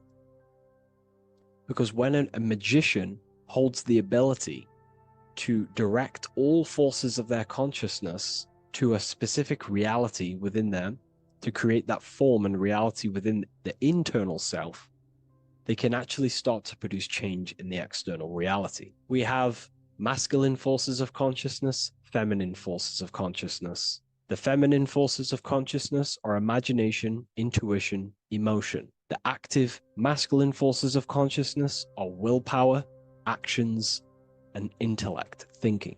When we combine the imagination, seeing the reality within our mind, forming the reality within our spiritual vision, the internal vision of the soul, because imagination is the expression of the soul. It is creating with astral light, astral vision. Freemasons, occultists call imagination spirit vision. When we see that reality with our spiritual vision, this is why we have to increase our ability to vividly see within our imagination or the astral plane. If we do not develop these faculties of consciousness, we will struggle. This is what the esoteric is about. We have to increase and develop every part of our consciousness to develop spiritually, to try and reconnect with the internal world, while our whole past life we've been focusing on the external. When we combine the soul's vision of imagination with a feeling and a desire of creating that reality, that's then the internal world pretty much sorted. Then we have to combine that with willpower and actions. The masculine and feminine come together to give birth to a child. The masculine and feminine come together in your consciousness to give birth to a reality. It's about changing what's inside the self to produce change below. This is what true magic is. Look at the word magic, magi, and the word imagination, imagination.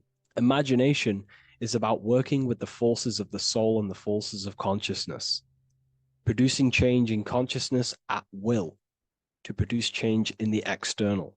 This is what this represents. Changing above so we can change below. No point trying to change the external world because the external world is already formed. It is a form, it is an effect. So to produce true change in the external world that lasts long term, we must first gain control over ourselves and produce change internally. This is why the magician is called to gain mastery in every element of their being. They have to gain control over every aspect of consciousness and develop every faculty of the soul. This includes developing strong imagination, developing a very strong willpower. We can do this through exercises such as imagination exercises, holding one specific vision for a long period of time, meditation, thinking on one specific thing for a very long period of time. This will increase the willpower. It's also about gaining control over the subconscious impulses, the subconscious thinking patterns that seek to control us. It's about gaining control over every aspect of our consciousness. This is what a true magician is. And this is what the true spiritual path is. Developing every faculty of consciousness. It's a never-ending journey of self-mastery. If we look at the magician, we see this infinity symbol rising just above his head, symbolizing the mind being filled with higher knowledge. The mind aware of higher dimensions. You see, the mind is the cause, physical reality is the effect. We need to raise our consciousness from effect consciousness to causal consciousness to truly become a magician and a master of our reality. What do I mean by effect consciousness? Most people live in the realm of effect and reaction.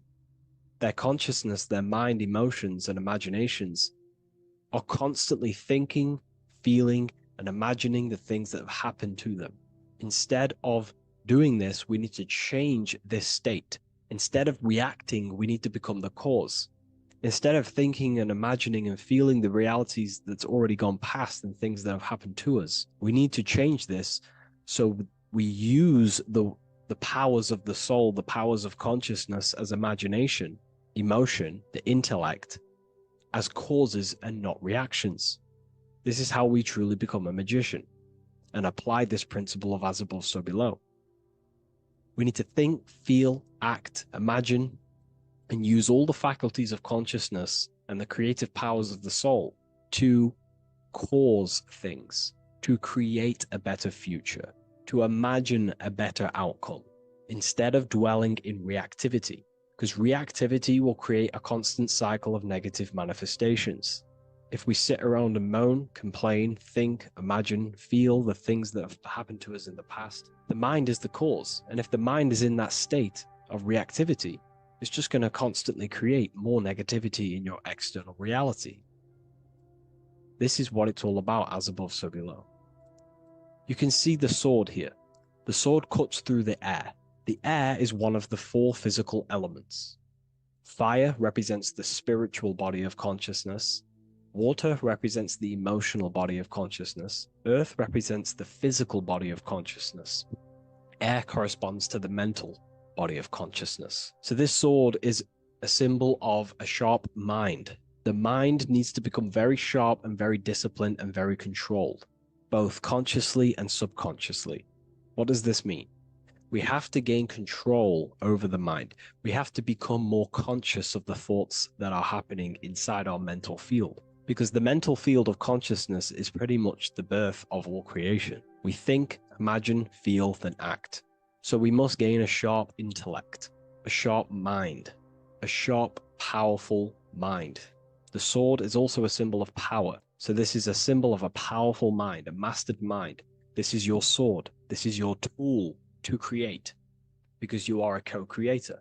As above, so below literally tells you that you are God itself. The same powers God used to think everything into existence, such as nature, the stars, the human body, the macrocosm, the world. God thought the world into existence. We live in a mental universe. All creation is first thought, then manifested physically. The same powers of thought God used to create the world is the same power that you use to create your world. You are cut of the same fabric of God. You are a microcosm, as above, so below. God is the macro, you are the micro. What is the wand? The wand is not real. This is not a real wand you cast spells with, but a symbol. The symbol of the wand represents direction of consciousness, willpower, and attention. We have two spiritual currencies which pretty much create our experience and reality: time and attention. That's why we say we spend time and I pay attention. These are your currencies. These are how you create and generate reality. Moving on to Jesus and Satan, we see there's an exact same symbolism within the ancient paintings. Jesus pointing up, Satan pointing down. Satan is the egoic force within one's consciousness. He is a symbol. Satan is not a real identity or being or entity. He is a symbol of a personality and a force within one's consciousness. Satan represents the negative forces of the ego that tells you to do things that is wrong. In your heart, you know what is morally right and wrong. Let's say you're thinking, you get a random thought of stealing an old lady's purse. You, in your heart, know that is wrong.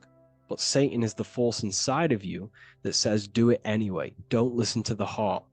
Get the personal gain. I want the money. That's Satan. Jesus is the higher mind, the aspect of our consciousness that dwells above the ego. It's the part of our heart that desires the spiritual. Our heart is the generator of our reality.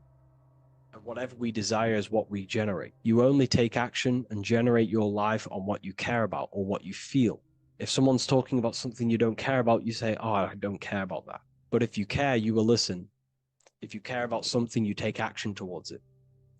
If your heart desires the material, you have been taken over by the egoic force of Satan. Not a real entity, a part of your consciousness, a part of your nature, the dark side of yourself. Jesus represents a heart that desires the spiritual wisdom, the things that cannot be seen. The heart must desire the things that can't be seen, because this is what gives true satisfaction to ourselves. We feel void when we chase material things, because nothing material can satisfy our hearts. So this is as above, so below. Jesus is the higher mind. Satan is the lower mind. We must place our hearts on the higher things and give our hearts and desires to knowledge, the things that we cannot see, because this is what gives us true fulfillment. We also see the symbolism in the Baphomet. As above, so below. The material realm below and the fire up here. The fire symbolizes spirit. The spiritual made manifest in the physical. This is all the same symbolism. It corresponds to everything. You can use as above, so below to determine truth.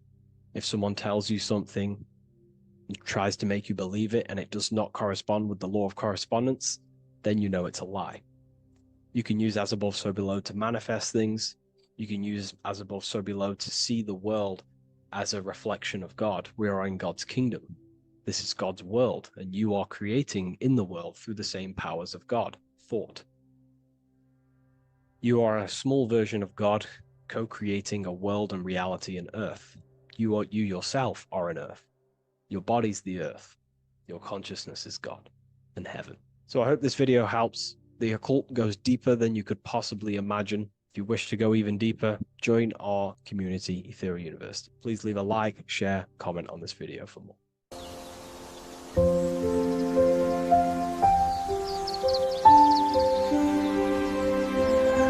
bookofwisdom.com. Visit today.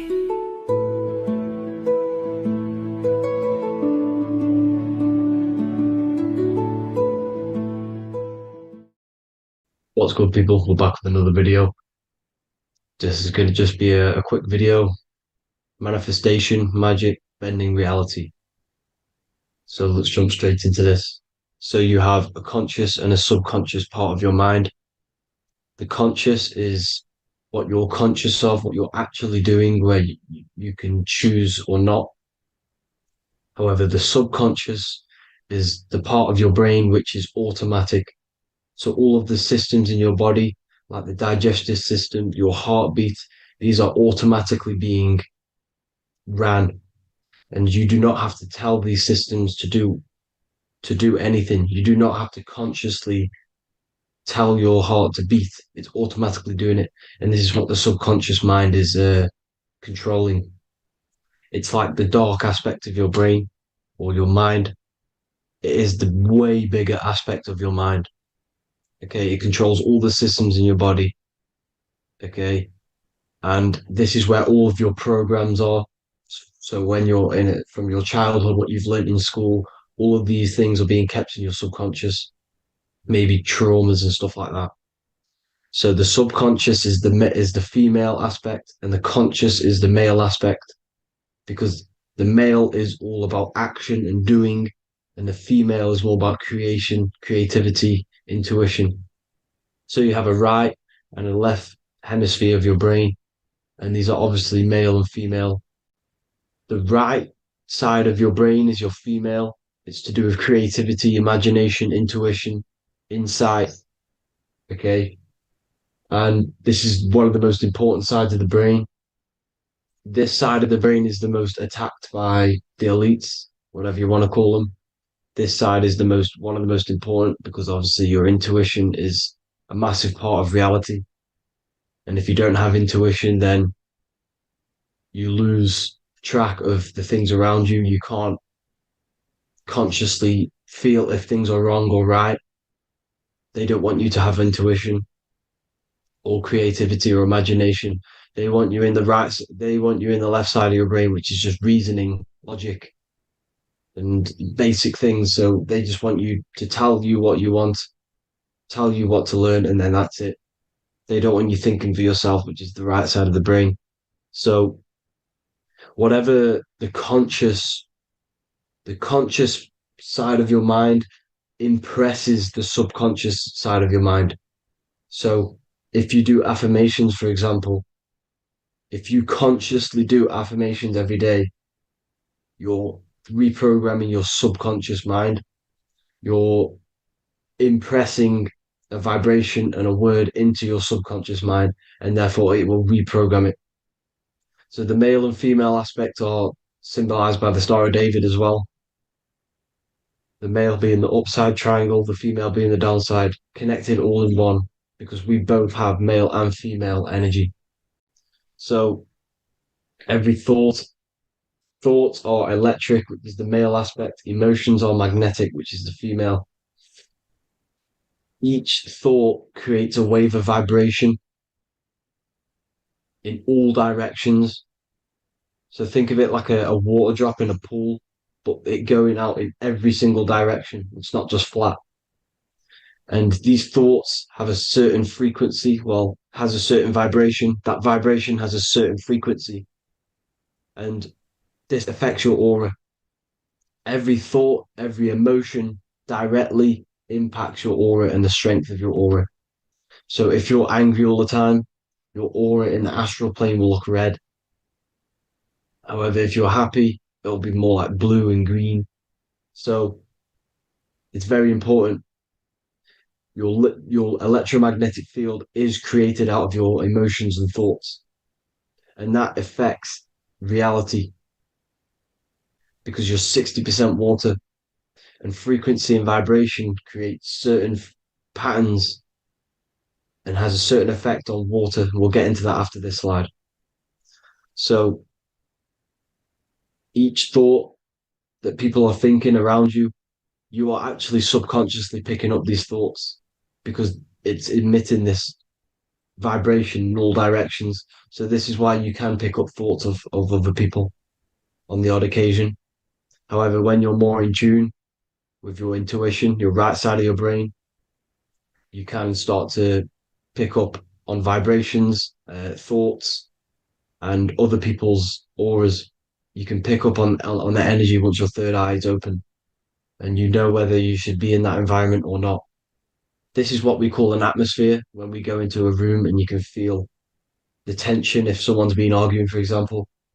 This is the atmosphere, this is the vibrations, these are people's auras emitting these certain frequencies and vibrations. Okay. So our aura is contained of multiple layers. Obviously, we have the physical body. This is the electromagnetic layer. However, you have the different planes of existence, the spirit, mental, astral, etheric, and then physical. The physical is the lowest plane of existence. And the physical plane is a product of all of the planes above. So the mental impresses on the astral impresses into the etheric, and then the etheric creates the physical object. So the mind is the root cause of reality. The mind is the cause of everything. Your consciousness is pure cause. There's no effect. Everything you see in this reality is the effect. Everything that you experience is the effect, because the root cause was the mind. The decisions you made you experience that certain experience. And that decision was created on the mental plane. And this is just pure thoughts.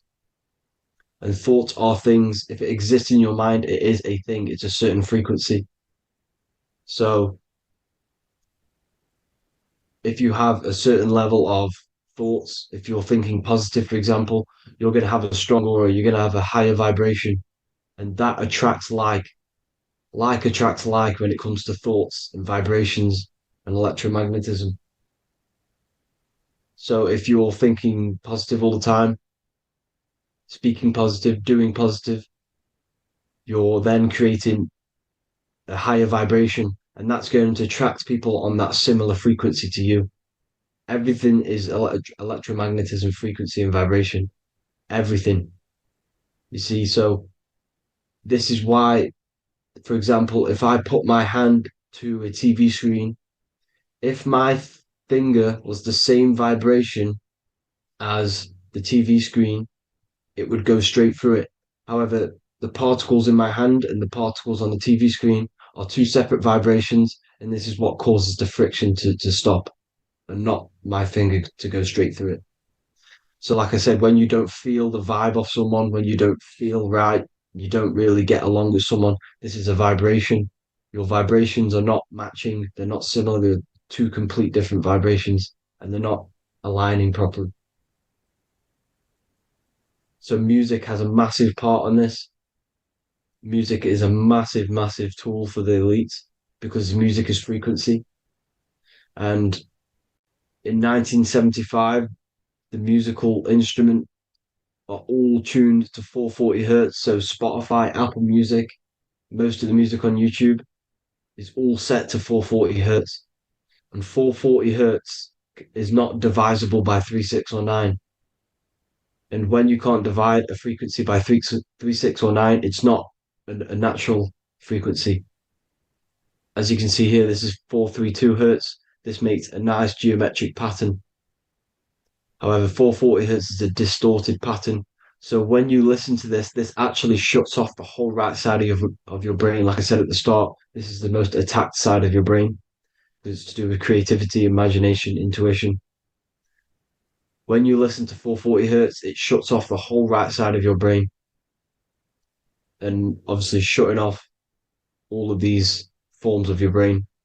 Music is a very, very powerful tool for the elites because it's the only thing which can enter your soul or your ears without consent, your body without consent.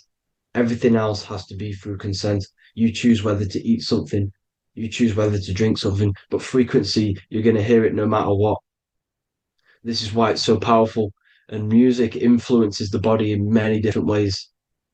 It's the most powerful imitator of everything. It directly affects all listeners.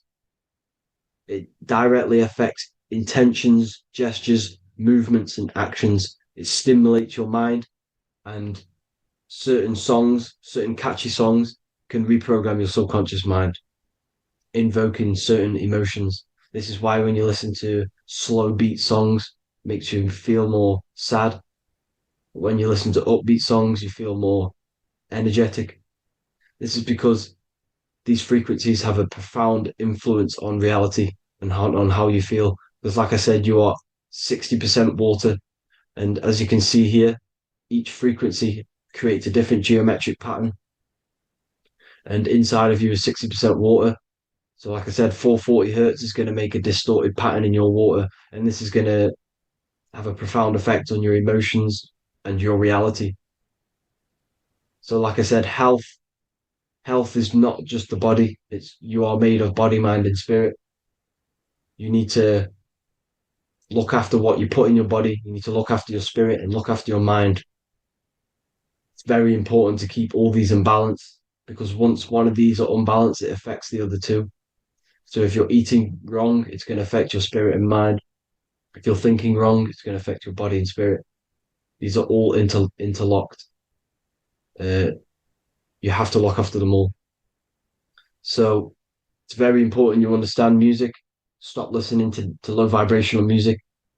To be honest, you want to listen to music without any sort of speaking inside of it. You just want pure uh, frequencies, which are the solfeggio scale, like one of these, for example, 432, 528 hertz. These are all good frequencies. It's called the solfeggio scale. And these frequencies make you more in tune with nature. 528 hertz is what the earth vibrates at. So it's very important. And the Rockefellers are the one who changed this to 440 hertz. The Rockefellers, one of the elite families. So if you want to manipulate reality, it's very important to have your chakras aligned and having a high vibration because the higher your vibration, the more powerful your words and your intentions are on reality. So the lower your vibration, the harder it is to affect reality because you're on a lower state of consciousness. Like I said, you have the mental, astral, etheric, and physical. Everything is a product of the one above. As above, so below. This is what Hermes Trismegistus was saying in the Egyptian days. This is where it comes from. As above, so below. If you affect above, it directly affects below. So, like I said, meditation helps on this, helps align your chakras. Think positive, feel positive. Like I said, your feelings are magnetic, your thoughts are electric. So once you combine these two together, you're then creating an electromagnetic frequency, and that will have profound effect on reality. So the law of cause and effect. Every law, so the law of cause and effect. Every effect has the root cause. Like I said, your mind is the root cause of everything. Every decision you make is having a different effect on reality. Everything happens for a reason due to the root cause, which is your mind. You choose everything that happens in your life. Okay. So it's very important you understand this and you constantly make the right decisions, the good decisions to have good effects on your reality. You have to be very conscious of this law because nothing escapes this law. This is the law of all consciousness. So think about it. Imagine a massive ball of consciousness. However, off this ball are different sparks, and each one of these sparks are in each and everyone's body.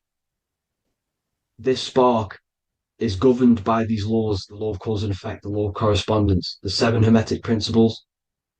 It's very important you understand this because this mass ball of consciousness is what is obeying these laws. And everyone has this spark of consciousness inside their third eye. And like I said, everyone is the same consciousness. This is why if you do bad onto someone else, that will directly affect your reality. So if you hurt someone, it's going to come back to you in one way or another because you are that same consciousness. This is like a mirror reality, as within, so without. Whatever you feel on the inside, you're gonna see that on the outside. You're gonna experience that reality, whatever you've impressed. So there's different ways to bend reality to your will. This is kind of a sort of magic. So obviously you have black magic, which is manipulating reality to harm and influence others, or to be very selfish. And yeah, then you have white magic, which is manipulating reality for the good of humanity. So you do have to be very careful with your intentions, people, when you're trying to manipulate reality, because this is nothing to be played with. If you are manipulating reality for the wrong reason, it's going to come and bite you in the ass in some way or another. because everything is balanced. Everything balances out in this reality. Nothing escapes the laws. Not one thing escapes the laws. So if you're stealing from yourself because it's just going to come back in one way or another. Inside of everyone's heart, you know whether you're doing good or wrong. You know, you can feel it when you do something wrong. You can feel it when you do something good. The heart is the center of the torus field. It's balance. And this is why you say follow your heart, because it's the center of the torus field. It's very important to listen to this inner voice inside of you, because that is telling you the right things to do, the good decisions to make. And when you keep following that voice, that good voice inside of you, it takes you to your life path. Very important to follow that voice. However, don't let the ego get in the way of it. Don't care what your friends are going to say. It's very important to understand this. So you have different ways of manipulating reality. You have sigil magic. This is where you create your own sigil or symbol. You create your own sigil and symbol, and then you charge it. You behind that symbol, you have an intention. So, for example, if you want to manifest wealth, you create a sigil which represents what you want. You create that sigil, you draw it out, you charge it, because wherever your attention goes, energy flows. So whatever your attention is, you're sending energy that way. So what you do with your eyes and your hands, you place attention on the sigil. Imagine that it's glowing. Imagine that you're sending energy to the sigil, and then you burn the piece of paper once you've done this. And then after this, you meditate on that symbol. You constantly think about that symbol, because that symbol is the frequency, is the thing that you want to manifest. So that's one way. Or you can just meditate on your reality. So imagine yourself having already what you have. This is what they call a mindset. You must set your mind to the frequency what you want to manifest. Okay. So if you want to manifest wealth, for example, imagine yourself being wealthy. What would it feel like? What would you be doing? Imagine a scene in your mind. Constantly do this, and you're putting out that frequency. Like I said, you must think, because the thoughts are electric, and then you must feel, which is magnetic. Together, this creates an electromagnetic frequency. And this is how you attract things to you. You will attract the certain people to come in your life to bend reality to your will. Okay. Or you've got mirror magic. Stare yourself in the mirror, because a mirror reflects light. It also reflects energy. So you've got to be very careful with what you say to a mirror. You've got to be very, very, very careful, because whatever you send into that mirror is directly sent straight back to you. So if you're thinking negative, you're sending negative energy back straight to you, and that's going to have an effect on your reality. Affirmations are very important, because your words are frequency, your words are vibrations, and each word you say has a certain frequency. If it's positively charged, it's going to affect you positively. If it's negatively charged, because like I say, your brain and your mind is like the director of energy. That's what your brain is. And it directs energy into certain things. You can either positively charge it or negatively charge it. And this brain is creating your reality constantly. It's manifesting your reality constantly in the present moment. So this is what the government knows. The government know your mind is the root cause of reality. This is why they call themselves a government. Government. The New World Order is not being manifested by them. They are controlling the information. They are controlling your perception of this reality. And they know the mind is the root cause of reality. Therefore, if they control your perception of reality and your information, what you believe, you're going to manifest that information, that perception. So we, the people as a collective consciousness, are the ones manifesting this New World Order. You see, so this isn't black magic. They're actually tricking us into manifesting their own their plans, this New World Order. You see, this is how smart these people are. They know how to get around the laws of reality. They know how to bend reality to their will without facing the consequences. They're getting humanity to do it. You see, there is a collective consciousness. As like I said, we all have that same spark of consciousness, right?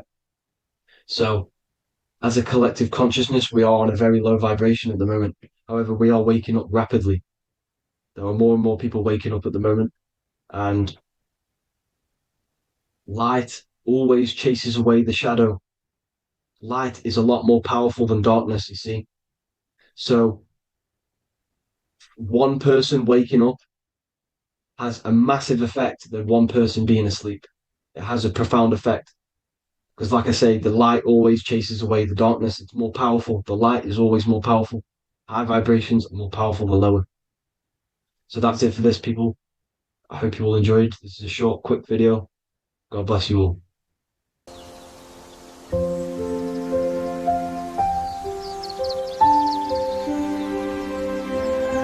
bookofwisdom.com. Visit today.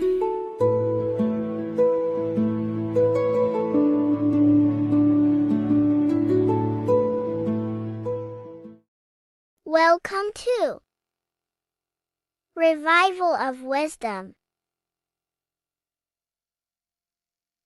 Today we're going to be breaking down Saturn worship and how the occult are linked in with Saturn. Okay, so first of all, let's start with the celebrities. All these celebrities are doing 666. Okay, covering the one eye, which also symbolizes the all-seeing eye, which is another occult symbol.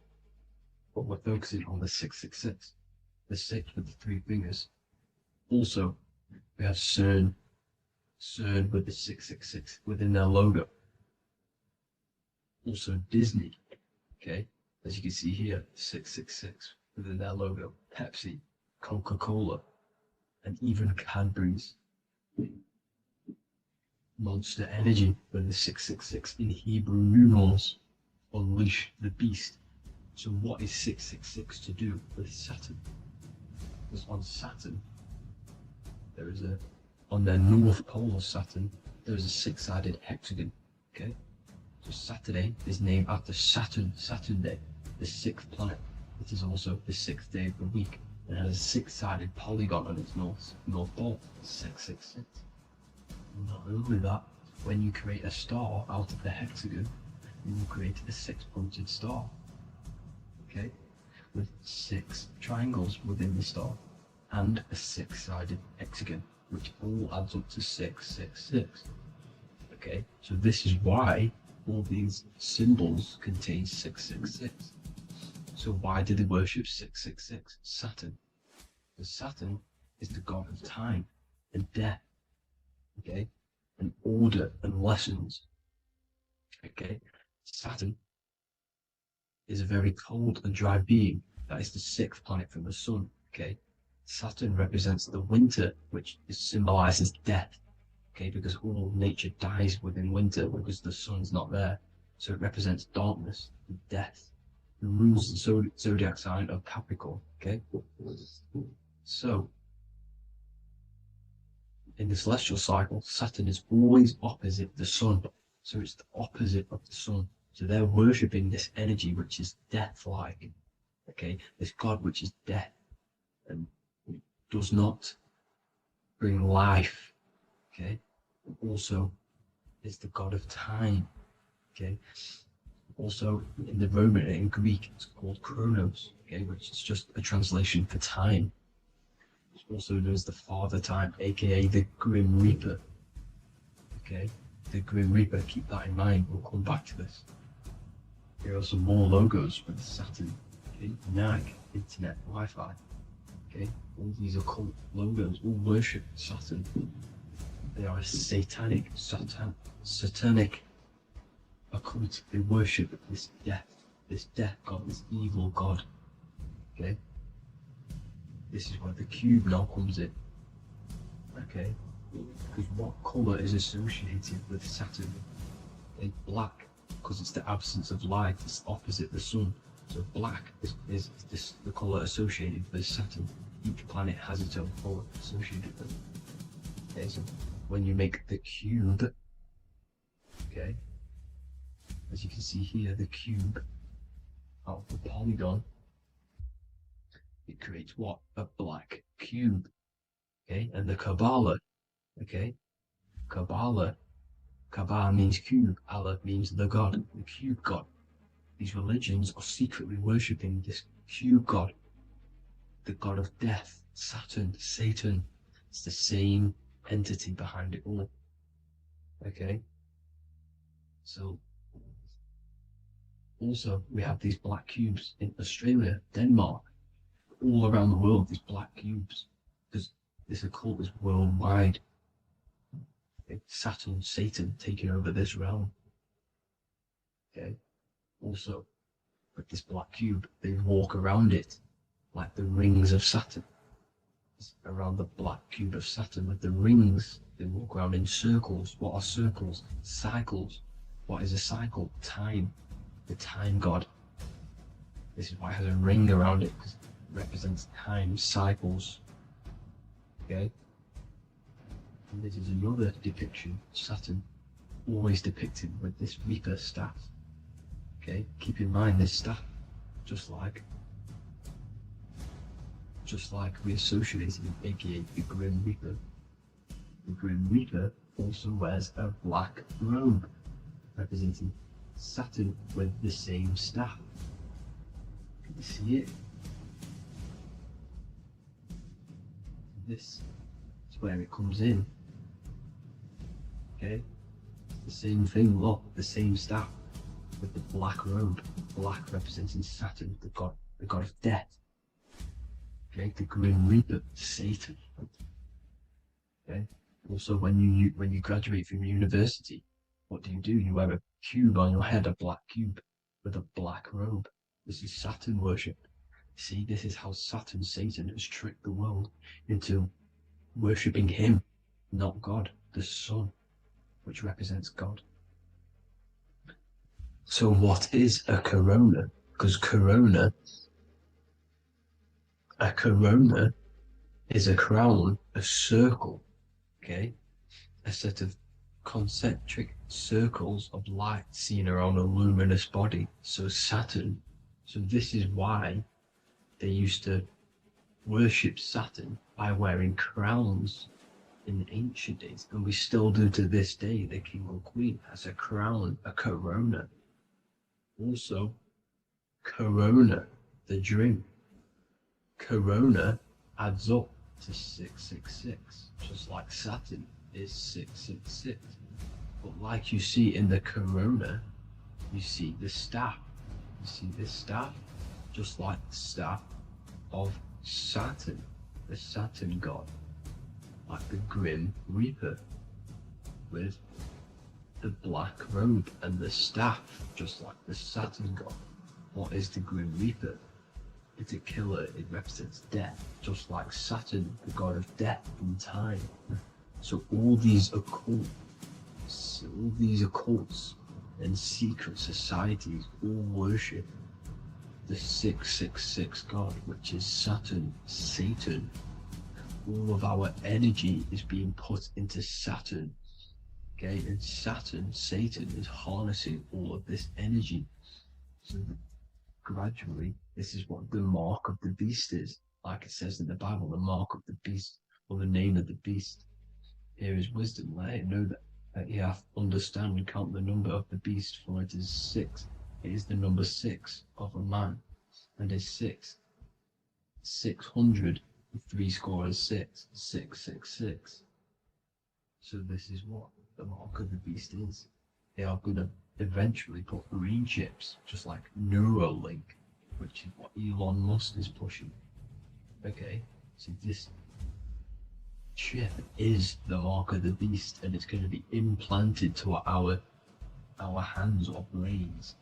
Okay, and they will manipulate our consciousness, and it will manipulate our DNA, and it will directly connect us to AI, and AI is linked in with Saturn, Satan, as the demons and the people who rule this world are in love with AI. They want to connect humans to AI.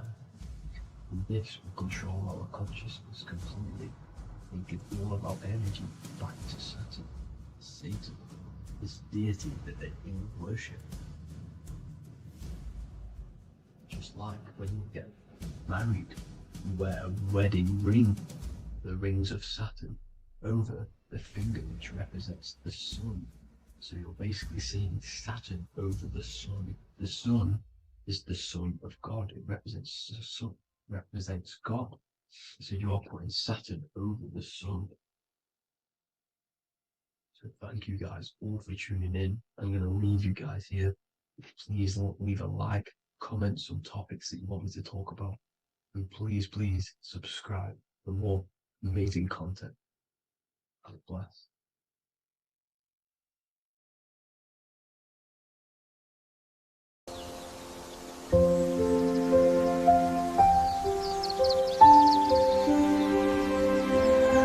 bookofwisdom.com. Visit today.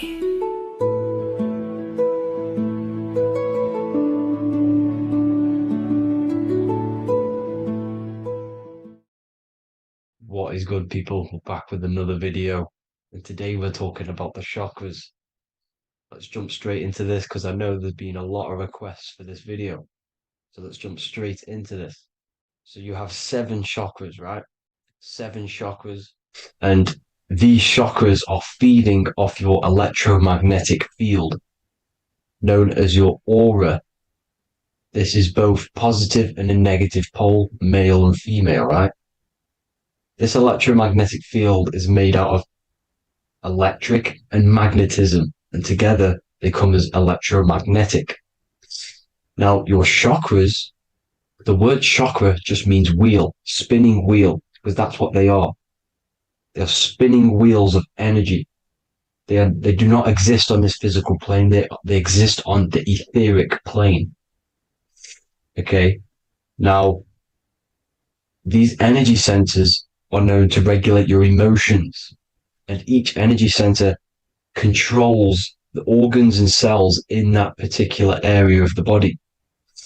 So, for example, your sacral chakra will control the cells and organs of your sexual reproduction area. Okay, the navel chakra or solar plexus will control the digestion in your body. Same with the heart, same with the throat, right? So they are like mini brains for each center of your body. They run along up the spine, but notice the crown chakra exists outside the body. It's just above the head. Now, this process of the chakras is obviously the 7 colors of the rainbow, starting from red, which is the lowest vibrational color, all the way to violet, which is the highest vibrational color. This, like I said, these energy centers are feeding off your electromagnetic field. So if these chakras are unbalanced, they are taking too much energy from your electromagnetic field, making it weaker. Now, this is the North Pole. As you all know, the Earth is flat, and we live inside of a giant torus field, and the North Pole is the Earth's heart chakra. And this is why the aurora borealis, or the northern lights, whatever you want to call them, that's why they are green, and they are being emitted from this center point of the Earth, because it's symbolizing the heart chakra, which is green, right? Now, you do work your way up to these. However, this is a torus field. You are a torus field. You have different layers of this torus field, right? And you need to balance all of these chakras, but you can't move up these chakras until you open the one below it. So it's like a stairway. You can't go to your solar plexus without going through your sacral. You see? So you have to work up these. However, you have to work up these and then live from the heart, because the heart is the center of the torus field. It's the balance between male and female poles, positive and negative poles.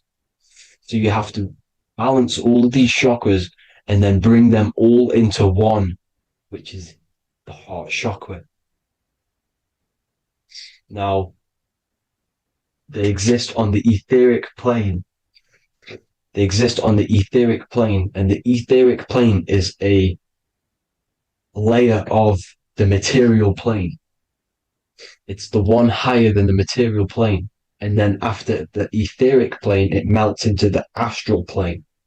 So they exist just between the physical and the astral aspect.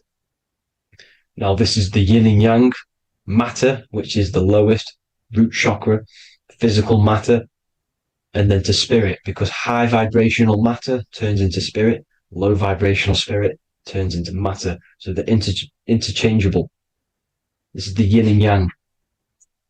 Now, when you see ancient paintings with the halos, you see this is like a toroidal field coming out the top of his head, you see, with a halo. This was symbolizing in the old days, in the ancient days, that they've aligned their chakra, they've reached Christ consciousness, which is God consciousness, right? Now, this electromagnetic field is the apple that we bit out of in the Bible, because you see that apple is a torus field. So they were metaphorically or personifying the torus field. That's what the Bible is. It's a massive personification. It's all metaphors. You have to read it properly. It's got a greater meaning behind it. Now, when we bit from the apple, we ate from the tree of knowledge, which is good and evil. Our lower mind took over, so we materialized to feed our physical bodies. We materialized through Saturn. That's what Saturn does. Now, if you don't understand that, go and watch the video previous to this one called Occult Secrets of Saturn.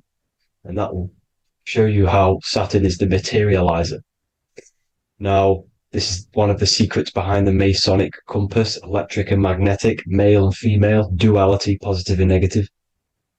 Now, like I said, they teach you about the torus field, about a magnet in school, but they don't teach you about your electromagnetic field. Everything alive has a torus field. It is the building block of this creation. Absolutely everything has a torus field.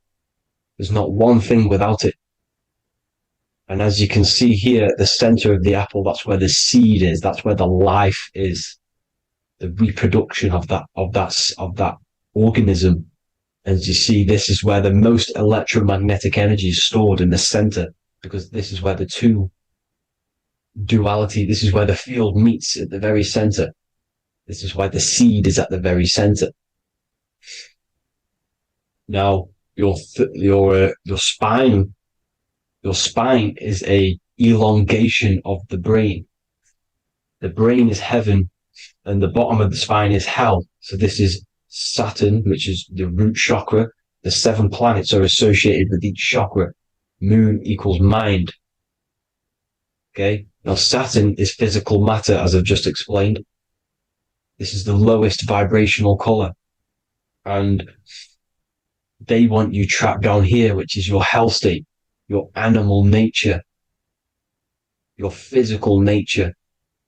They want you to identify as the physical body. They don't want you to reach these higher states of consciousness. Okay? Now, in the brain, you have 12 convolutions. Now, this is what they were symbolizing in the Bible with the 12 disciples. And obviously in the Bible, it says the upper room where Jesus met with his disciples. This is heaven, the brain, the higher states of consciousness. Now, this is your North Pole. This is Jacob's ladder. Okay. This is why you have 33 levels of Freemasonry, because it's symbolizing the 33 vertebrae, which are these little things here on the back of your spine. Because once the Kundalini energy from the bottom of your spine rises to the top, this is when you get enlightenment and opens your third eye. Spiritual enlightenment. As you can see here, this is Jacob's ladder. This is the Kundalini symbol, right? And they're even showing you this in the medical symbol. They're putting it in your face. The serpents are wrapped around the spine. Now, the serpents symbolize how the energy moves around the spine, because it's a torus field, you see? At the center of the torus field, it wraps around the center pole. it wraps around it, and this is how the energy moves up. So they're symbolizing it with the serpents. Okay. Now, every religion has a sacred river. For the Egyptians, it's the River Nile. For Christianity, it's the Jordan River, right? This river is the canal, the energy canal at the center of your spine, all the way leading to heaven, to the Holy Land. This is the chamber which the energy rises up, right? Now, they used to say the gods descended from heaven to man.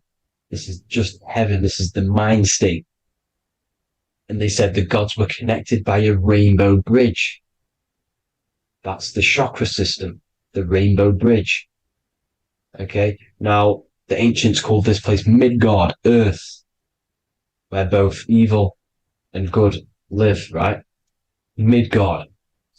But you can go to heaven, which is a pure mind state, because once you're in heaven, nothing negative can ever bother you.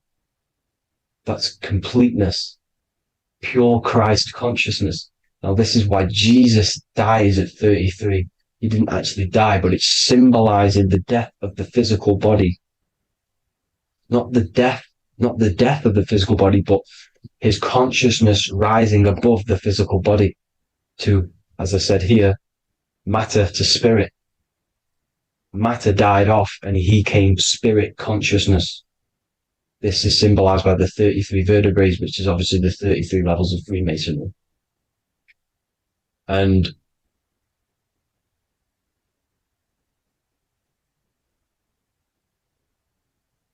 now the pineal gland, which is at the very top of this Jacob's ladder, or the River Jordan, the canal, your 33 vertebrae on your spine.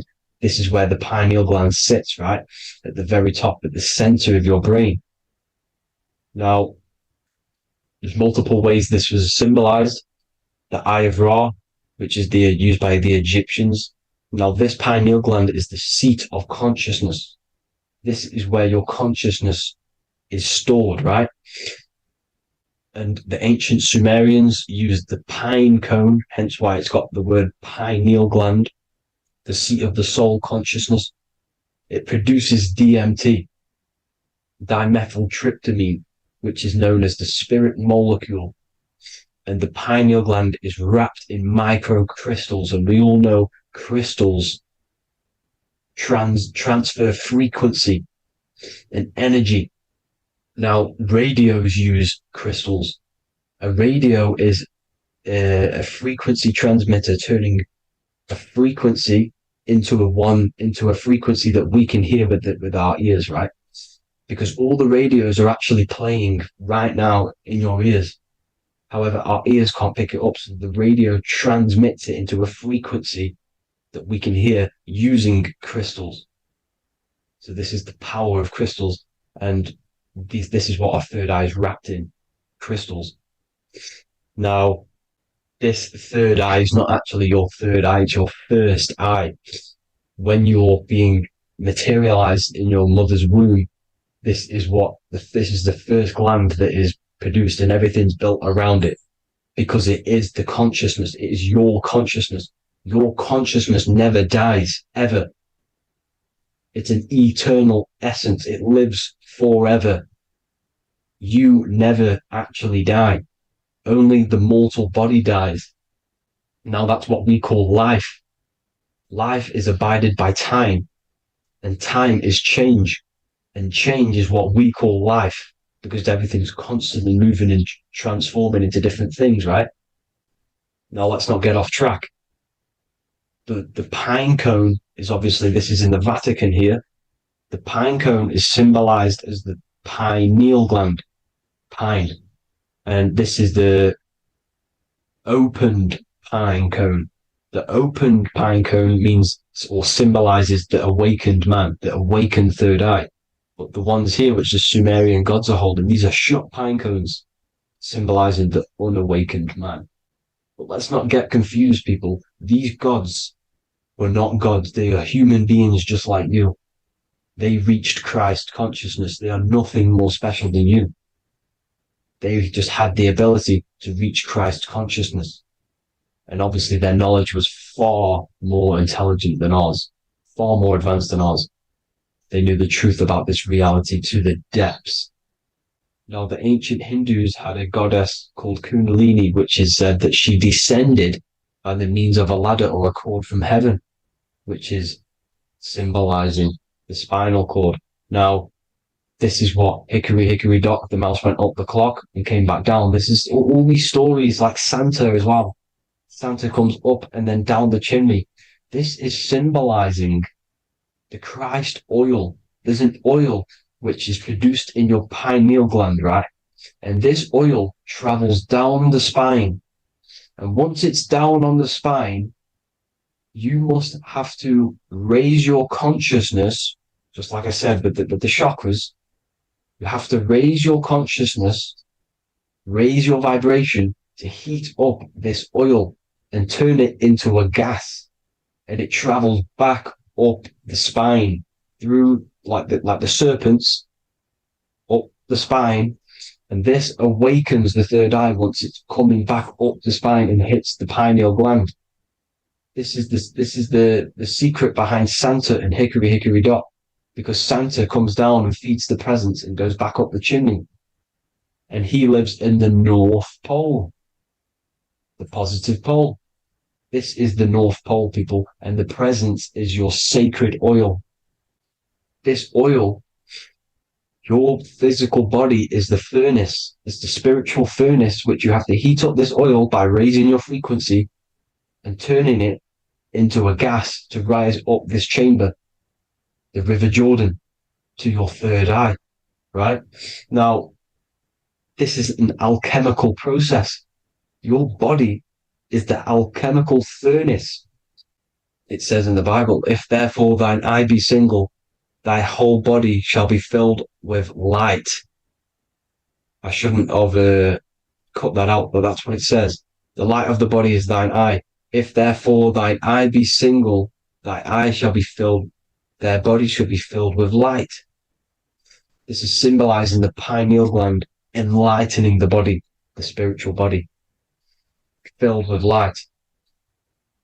Now, as I said, they want you kept down here, which is the root chakra, which is your animal nature, which is obviously mind, matter over mind. This is the symbol of Saturn, right? As you say, we're built of body, mind, and spirit, the Holy Trinity.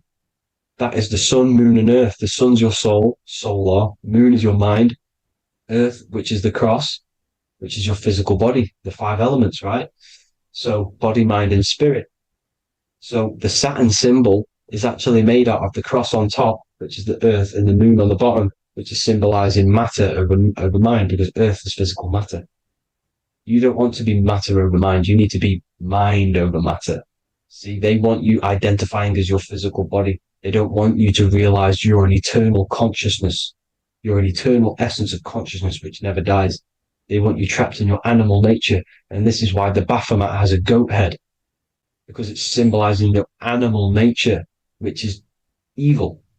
Not evil, but you're more likely to do evil things, right? Which brings bad karma. That's your animal side. This is why the Baphomet has an animal goat head. As you can see here, he's got the Kundalini energy here.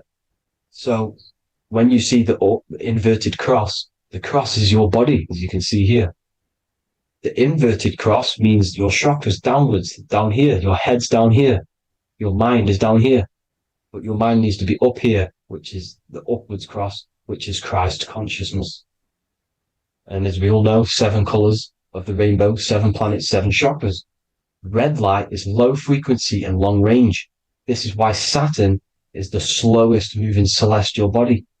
And it's the lowest chakra, because it's low frequency, long range. The moon being the crown chakra, which is high frequency. This is why the moon moves around the quickest. The moon is your crown chakra, which moon in mind. See, so there are multiple ways of your chakras becoming blocked. Now, each chakra has a specific intelligence. It has a specific thing that it's doing for the body, right? Now, this can be overused. It can be abused. For example, masturbation. that keeps you down here in your sacral chakra, because you're abusing that energy center. You're abusing your sexual energy, which is then becoming unbalanced. So this is how energy, this is why these centers are pulling more energy out your electromagnetic field, because these centers are wheels. The chakras just mean spinning wheel of energy. So when you're abusing these certain centers, you're pulling energy out of your electromagnetic field, which is making your field weaker, which is making your frequency lower, which makes you prone to diseases, prone to lower negative energy, right? So you need to align these chakras. You need to unbalance them. And as you can see here, you can screenshot these to see how they're blocked. I'm not going to go over each one because it'll take me forever, but have a little read yourself. This is why they're blocked. Now, the ancients used to say Aum when they meditated. Now, these are the 7 vowels. There's not 5 vowels, there's actually 7. Now, when they say Aum, they're aligning all their chakras by saying this when meditated. This is where the Aum originated from. Now, emotion is energy in motion. So if you're feeling a certain way, that's the energy you've put in motion. It's a reflection. We live in a mirror reality. Everything's mirrored. Everything's mirrored. As within, so without, as above, so below. Everything's a reflection of some sort. So whatever you're feeling, you're doing something wrong. It's telling you you're doing something wrong from the root cause. Because your energies are the effect. You're feeling the effect of something you've caused. The law of cause and effect. Nothing escapes it. Now, the Jehovah's Witness believe that exactly 144,000 faithful Christians go to heaven or be resurrected, right? This is not true. This is symbolic. 144,000 go to heaven. Now, the petals on the chakras, this is the root chakra, this is the crown chakra. Now, if you add up the first 5 chakras, the petals, add up the petals on the first 5 chakras, you get 48. And then you get to the third eye, which has 2 petals. 48 times 2 equals 96. 96 plus 48, which you got from here, equals 144. The last chakra has 1,000 petals. Times 144 times 1,000, you get 144,000. This is a frequency. This frequency is the frequency of the ascension up your chakras. This frequency is a high frequency which turns that oil into gas, which rises up the spine, activating your third eye. Right? So this is all the religions are all symbolic for this sacred secret of Christ consciousness. As it says in the Bible, the kingdom of God is within. It's not out there, people.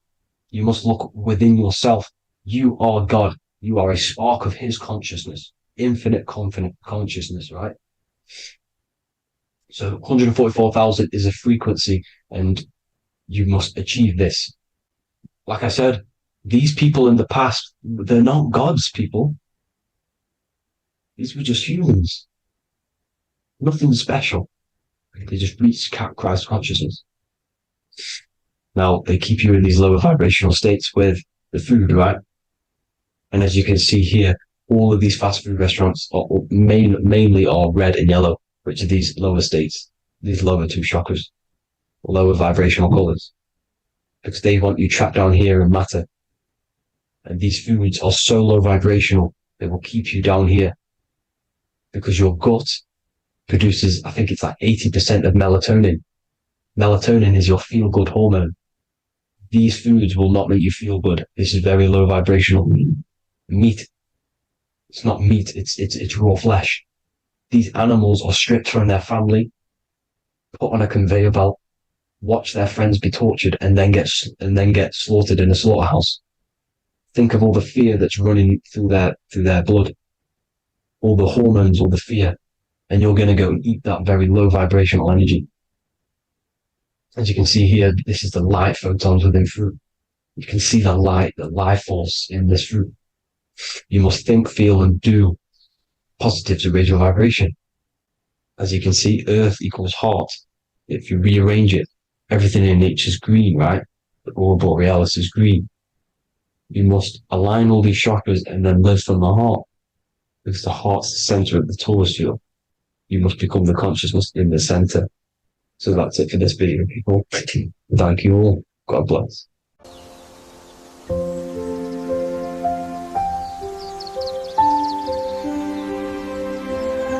bookofwisdom.com. Visit today.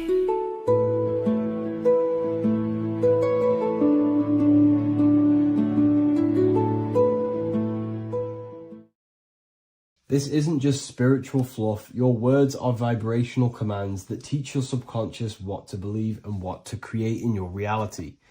Now, I'm not going to sit here and tell you how words are these vibrational things that create reality. In fact, they are. However, the power of words does not hold in the vibration of the word. Yes, it has a little effect on plants. Yes, every word is a vibration that speaks to every cell in your body. However, this is not the main power of words. The main power of words is restructuring your consciousness and invoking energy inside of your own consciousness. I'm going to go over these two in detail for you. Your life is an externalization of your consciousness. Your belief system, your internal world, are building blocks to create your external world. What you believe in is how you see reality. It is the filter that you see to see reality. If you want to change reality, you have to change your consciousness first. There's no point trying to create a change, a manipulation in the external world, because it won't last very long. You have to restructure your inner temple, your inside world of thought and emotion. For example, your external reality is an externalization of every thought you thought in the past. Your life circumstances are just a result of every thought you thought in the past.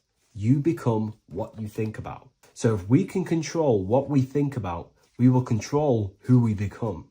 Words are a powerful way to restructure your subconscious mind, which will then restructure what you think about. For example, if I said the word chicken all day long, I'm going to be thinking about chicken all day long. The words we repeat enter our subconscious mind, and our subconscious mind molds our conscious mind of what we are consciously giving attention to and thinking about. And that becomes our emotion. Our emotion becomes the energy, the charge behind our action. And all of this creates who you are and your reality. If you want to create a change in your external world, you need to repeat the end result as in an affirmation. I am abundant. I am disciplined. For example, if you're trying to stop a certain addiction, don't say, I am going to stop smoking. Say, I am disciplined. By saying discipline, the subconscious mind accepts the word discipline and not the word smoking.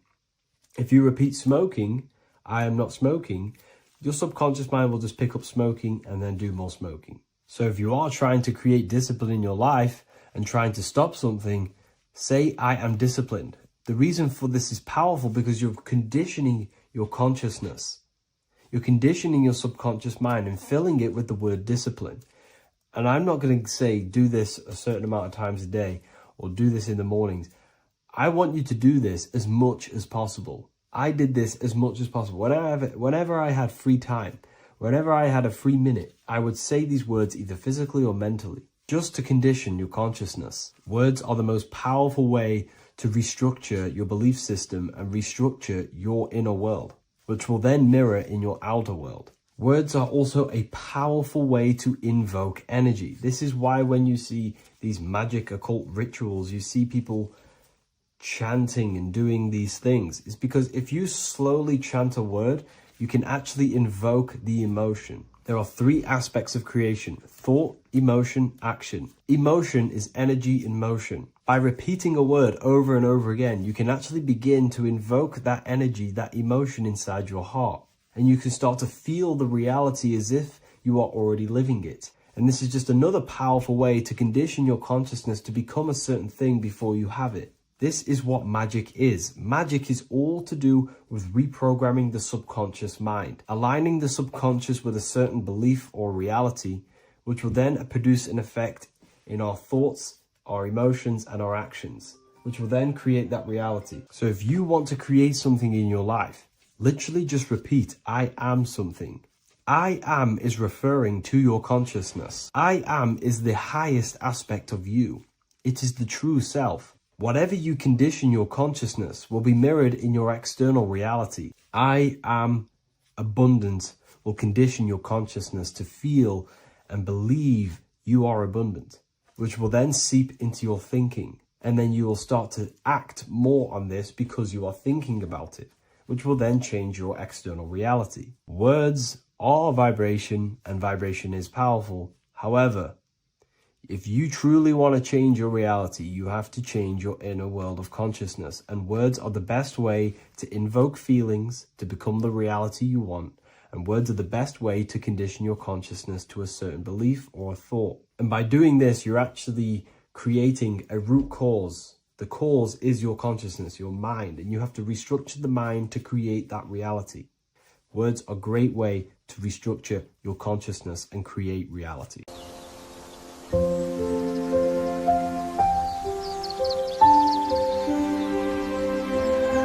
bookofwisdom.com. Visit today.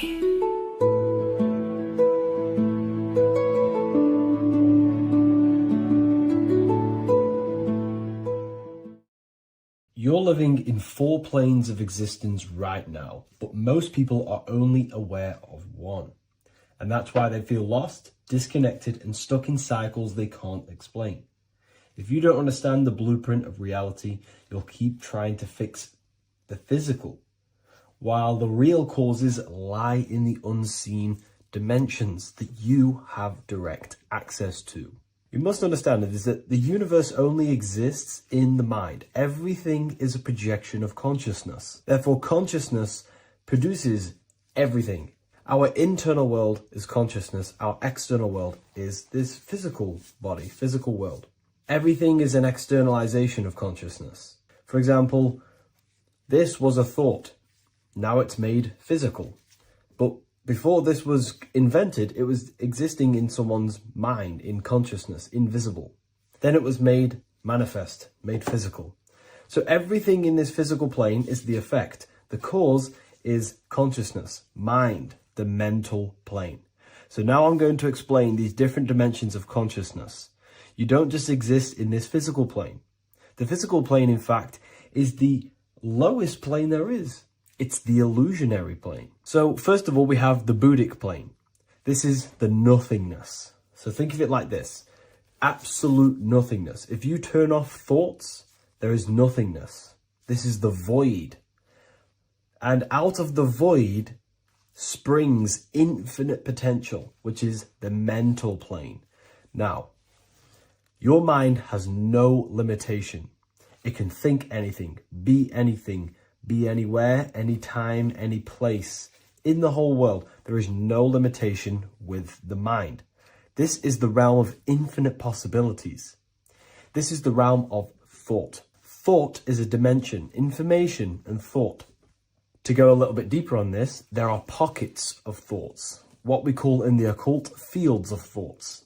Your mind does not think thoughts, it receives them. Your mind is like a radio. Whatever the mind is tuning into, setting its mindset, setting your frequency or setting your mind, you will receive thoughts based on that set, whatever you set your mind to. So there are pockets of thoughts that we penetrate in the mental plane. The mind is the mental plane, the infinite possibilities. This is the spark of creation. This is where all things begin to manifest as an idea in the mind as a thought. So if you want to gain certain information, you need to meditate or do thought exercises where you are penetrating that dimension of thought, that pocket of thought. For example, if you want to find a way on how to make financial wealth, you would use your mind, set your mind on wealth and money and think, close your eyes and think about that specific topic and see where your mind takes you. And you will expand your mind into different pockets of thought and gain information. So this is the mental plane. This is how you can use the mental plane. You can use the mental plane to do this. Then we have the astral plane. We have higher, middle, and lower astral plane. The astral plane is the body for thought. So every dimension, physical, etheric, astral, mental, Buddhic, is a body for a dimension above. Each dimension below is a product of the dimension above. So for example, the astral plane is imagination. This is the lucidic realm of imagination. This is where thoughts begin to manifest into some sort of form. It's not a physical form because this is physical, but imagination is a lucidic form. It's not really physical, but it's there. It's a projection of light. It's astral matter condensed by the willpower of the mind. So depending on the vibration of that thought will depend whether it manifests in the higher astral plane, middle astral plane, and lower astral plane. If you think about more material things and visualize material things, this will manifest on the lower astral plane because material matter is low vibration. Now that does not mean it's evil, that does not mean it's bad, okay? It just means low vibration just means more material. But if you think and imagine more spiritual things, this manifests on the higher astral plane. So the astral plane is the screen in your mind that allows you to vision an apple, that allows you to vision anything. It's that mental projection that's inside of your mind. Now this is what we call the third eye. It's an eye because the eye is the mind, and the mind can see into the astral plane. It perceives this spiritual world, this lucidic realm that we have access to. This is where also infinite potential takes place. This is the realm of spirits, demons, jinns, whatever you want to call them. Spiritual entities exist in this because this is where thought forms manifest into form. This is where thoughts create bodies. Think of it like this. The mental plane is a thought of a chair. The astral plane is the imagination of that chair and all of the different possible chairs that could possibly be. The etheric plane is the energy double of that chair. And the physical plane is the physical chair. So as you can see, the higher we go up, the more formless and lucidic it is. The lower we go down planes, the more dense it becomes. This is formless and this is form. Everything manifests through this process. This highlighter is down here in the physical plane, but the idea began in the mental plane. Everything begins in consciousness before it creates a physical body. It goes through this process. Therefore, if you want to start to mold and create your own reality and create things in your world, you can use these planes to your advantage. You can use your mind to do mental thinking exercises by closing your eyes and expanding your mind into a different pocket of thought to gain wisdom, gain information, gain downloads. The way you do that is simply get into a meditative state, close your eyes, pick a topic that you want to think about and see where your mind takes you, but always remain centered on that topic. And you can do this for maybe an hour or two or half an hour, and your mind will take you places where you will unlock information. You can even use this to make decisions in your life. Think of the topic and see where your mind takes you. You'll gain information. This is how you use the mental plane for ideas. The astral plane is imagination. You have to reconnect with your imagination very vividly. Your imagination, your consciousness is infinite. It's not a three-dimensional plane. It's an infinite plane. You can think and make form anything in your consciousness, in your imagination. You can think anything and you can imagine anything in the most vast details. You just have to reconnect with your imagination. I have a free book on my website. I'll leave the link in the description. It's an ebook. It's called Activating the Inner Eye. This is going to help you reconnect with your imagination. It's a practical guide on how to imagine. So once you know how to use the mental plane and astral plane, thought and imagination, you pretty much need to use the physical plane to take physical action with this physical body that you have and start to manifest these desires you have in the higher planes. Now, it's very important that we master the mind, because the mind is the very fabric of reality. We become what we think about. Your life is a product of every thought you thought in the past. It is the mind that directs the flow of consciousness. And wherever this consciousness is flowing is what you will create in your life. Consciousness is the most potent force in the universe, and the mind is pretty much the universe in a microcosm form. It is infinite potential, and your mind will continue to expand into new realms of thought forever and ever and ever. You are eternal. You are not this physical body down here. You are consciousness, literally dreaming that you are in this physical body. So everything begins with the mind. We need to be conscious of the thoughts that enter our mental field of consciousness. There is a level of self-awareness that you can reach where you can become conscious of pretty much every single thought that enters your mental field. Now, we have over 7,000 thoughts a day. You can gain such mastery over your mind where you can become conscious of every thought you think. And that is when you gain superior power. Because when the mind is fully under control of self, you can direct the mind's potent force into a specific goal. Most people's minds are dualistic. They want something, but their mind is thinking something else.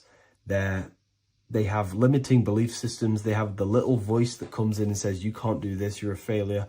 That is a fractaled mind. The mind needs to be singular. It needs to be on your team and not an enemy. Do not let your own mind take away your power. Your mind should be on your team, giving you power, giving you the best possible thoughts and the best possible beliefs. When the mind is in this condition and on your team and not taking away your power through the destructive thoughts, it becomes a potent, powerful force used for manifestation to create anything. And the way we get the mind on your team is through constant meditation to learn how to control the mind and turn it on and off. Subconscious reprogramming through visualization, affirmations, cultivating emotions associated with your goal. All these three ways we can reprogram the mind slowly over time so that it becomes powerful and becomes on your team and doesn't give you negative contradicting thoughts. When the mind is fully aligned on one thing, it can create massive empires and things in your physical reality. So I hope this video helps, and I'll see you in the next one.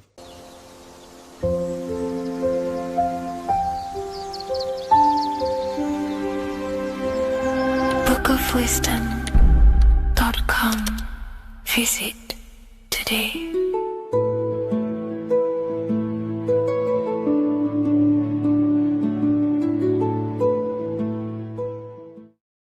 There is a secret meaning behind the number 666. 666 is 3 sixes. The number 3 in occult and esoteric numerology represents the 3 aspects of human consciousness.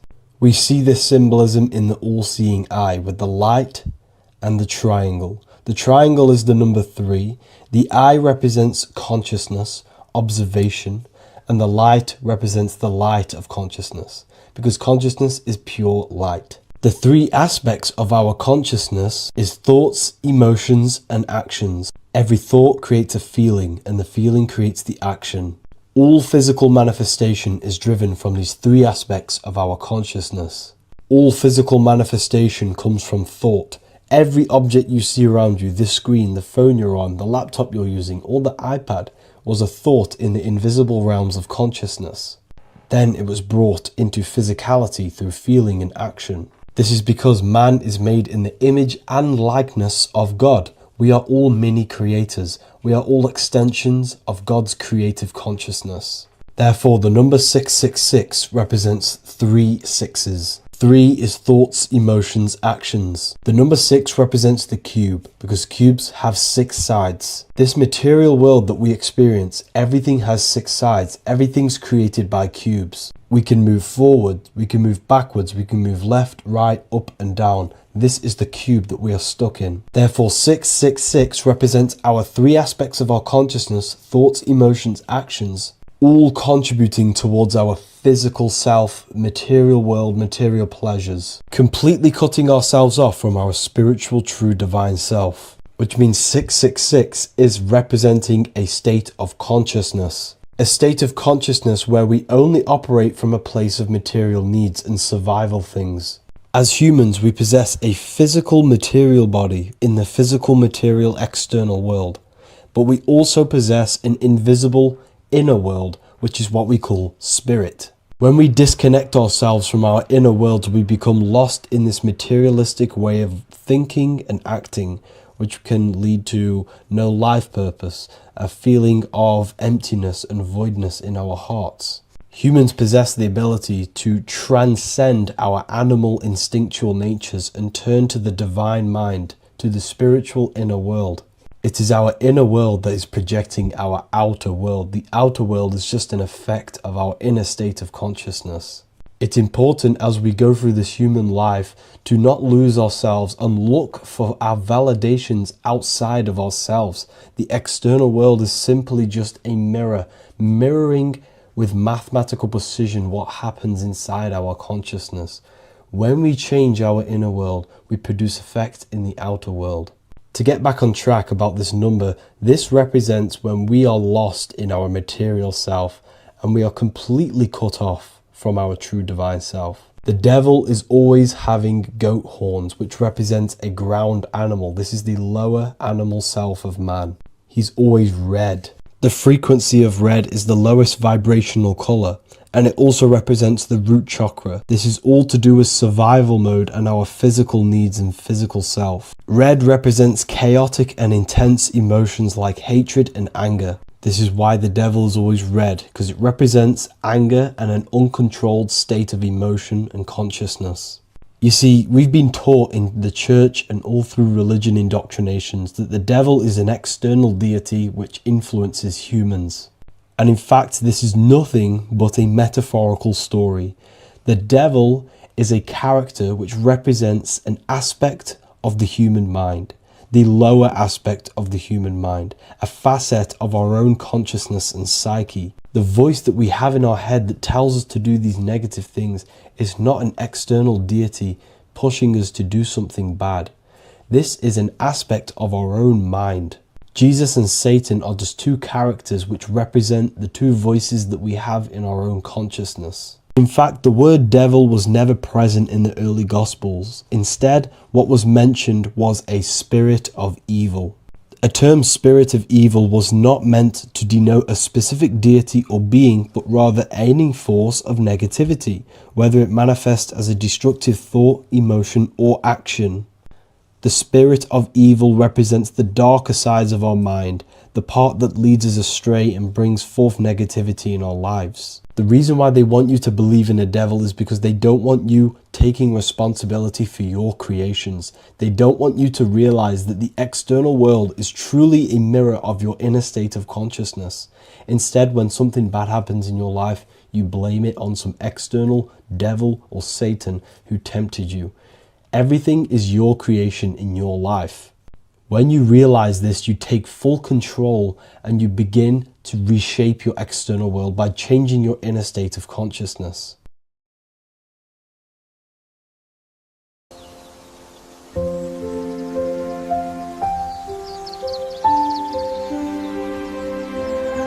bookofwisdom.com. Visit today.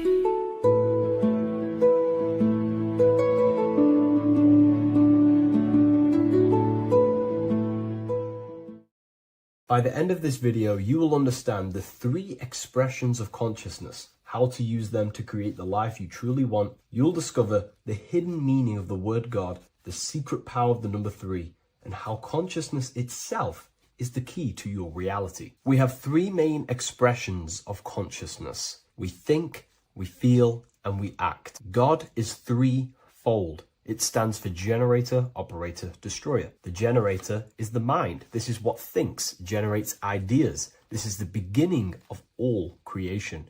This is the first expression of consciousness. It is the first form of consciousness, not a physical form, but a spiritual form. Then we have the operator, which is emotion. When we think something, if we have care or any emotion towards it, then we take physical action. The body, the destroyer.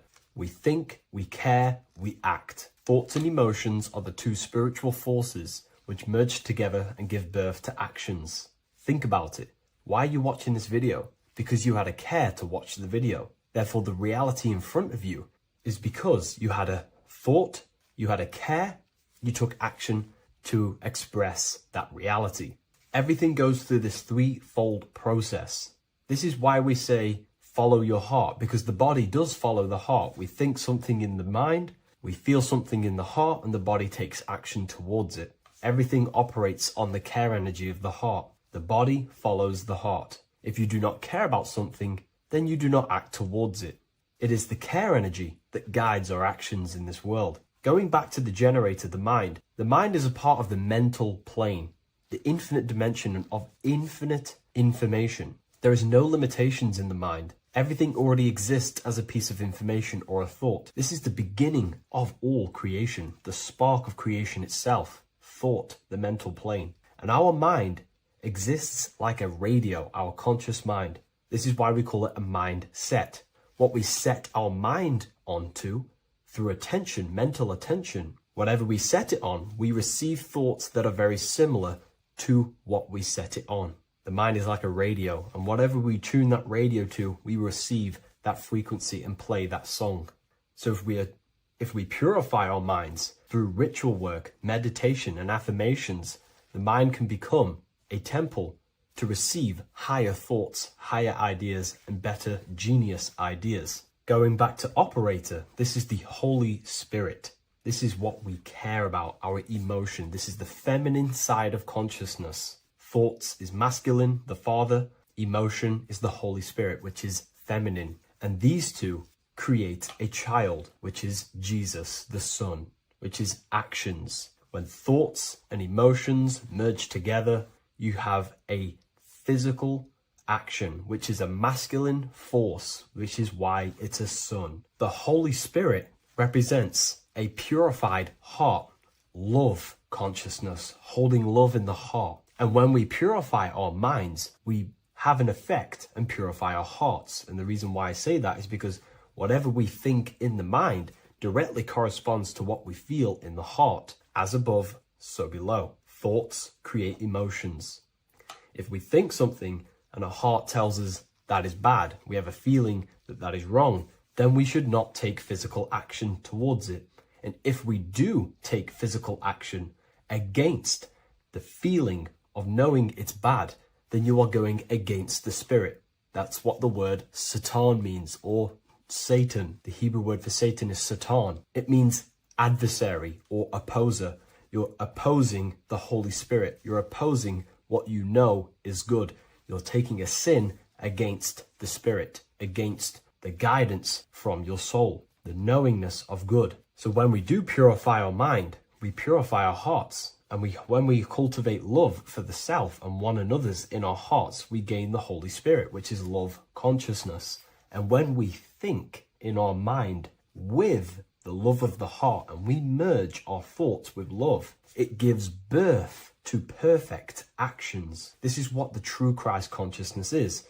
We think with the love of the heart and it gives birth to perfect actions. And if everyone did this in the world, we would live heaven on earth. Everyone would be balanced within themselves and the world as a whole would be balanced. So we need to gain full mastery over these three aspects of our consciousness, over what we give mental attention to, gaining love for ourselves and the collective in our hearts, and gaining a strong disciplined willpower for our physical actions. And if you can gain full control over these three-step process, you can gain full control over your reality. The number 3 represents this 3 aspects of creation or transformation. This is a transformative process from going invisible to the visible. This is also why Jesus dies in a cave for 3 days. It's all about transforming the self. Transformation is the number 3. Me personally, I think the Holy Spirit has been replaced for the sacred feminine aspect of consciousness. They do not want us connecting to our feminine side of consciousness, because then we will cultivate love in our hearts for the self and one another. And love is the most potent force there is in the whole universe. It is what unifies everything. It nurtures everything. It allows things to grow. Think about it. When you hold love or care for someone, you grow relationships. The sun is the perfect symbol and representation of love energy. The sun gives abundantly, expecting nothing back, and allows everything on the earth to grow. It's a caring, nurturing, feminine force that allows things to grow and unify and come together. In today's world, we mainly have thinking and acting without emotion, without care, without the judge of our hearts. It's all about gaining unity consciousness. We think, we care, true care for one another and the self, and we act. And if you align these 3 forces towards something, your business, whatever you're trying to create, you will fully create that reality. Because these are the 3 forces that you can use to generate a reality. You can do ritual work to create care in your heart about something, and then you will take more action towards it. The book I'm using here is the Book of Wisdom, Volume 1. You can get this paperback or PDF on my website. So I hope this video has helped you. Please leave a like, comment, and a subscribe on the channel if you like the content. Let me know what you think about the Holy Spirit and if it is covering up the feminine side of consciousness in the comments section. Hello and welcome to another video, people. Before we start, please like, comment, and subscribe if you wish to see more content.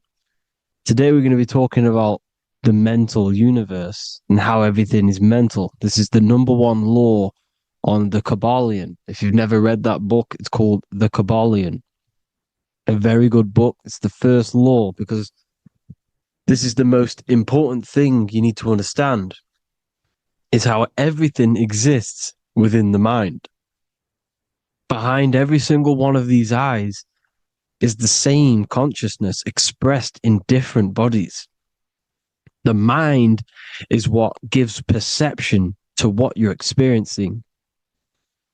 Behind every single one of these eyes is the exact same consciousness, but the brain that they inhabit is giving them a different perception, a different being, a different body. Now, this is the difference between humans and animals. Humans possess a advanced consciousness, an advanced mind that gives us the ability to be aware of ourselves mentally, physically, and spiritually. We can reflect on ourselves. When a dog looks in the mirror or an animal looks in the mirror, it doesn't know what it's looking at. It doesn't realize it has a consciousness. It can't reflect on itself. It can't say, I want to improve in this area. It doesn't have that consciousness. We have a divine consciousness. Take away the N for divine, and you get with a D, put it with a D, you get divide, because we have a divided 2-way consciousness. An animal only has 1. However, it's still the same mind. We're all mind. We're all mental. We all exist within the mental plane. Look at this person walking. The body, the brain, is sending electrical signals through the 12 cranial nerves, which the 12 disciples that spread the gospel of Jesus, right? You have 12 cranial nerves in your brain. There are 12 disciples which spread the gospel of Jesus. Jesus represents the mind, the intelligence, the invisible intelligence that we all are, the same intelligence, the same exact consciousness, which then sends a command into the brain. Then the brain sends these 12 sends these 12 electrical signals through the 12 cranial nerves to control the rest of the body through the nervous system. This person walking is not, the body is not walking. The mind is telling it to walk. And the brain is it's a supercomputer which is decoding these demands given to it by the mind. Because the pineal gland will have something to do with the ether, because the ether is physical and non-physical. The mind is sending the commands through the ether to the pineal gland, which is then getting broken down into electrical codes within the brain and sent throughout the nervous system to control the body. And this is why in the Sims simulation, because the body's the simulation, it's a false reality, it's the fake reality, it's not the real you. You are formless. There is no form, but the third dimension is a dimension within your mind. Matter, mind, light is all a product of your mind. It's all in the mind. Now, this is why The Sims has this green little diamond on top of the head. Because this is you. This is your invisible intelligence controlling the character. Okay? It's controlling the character.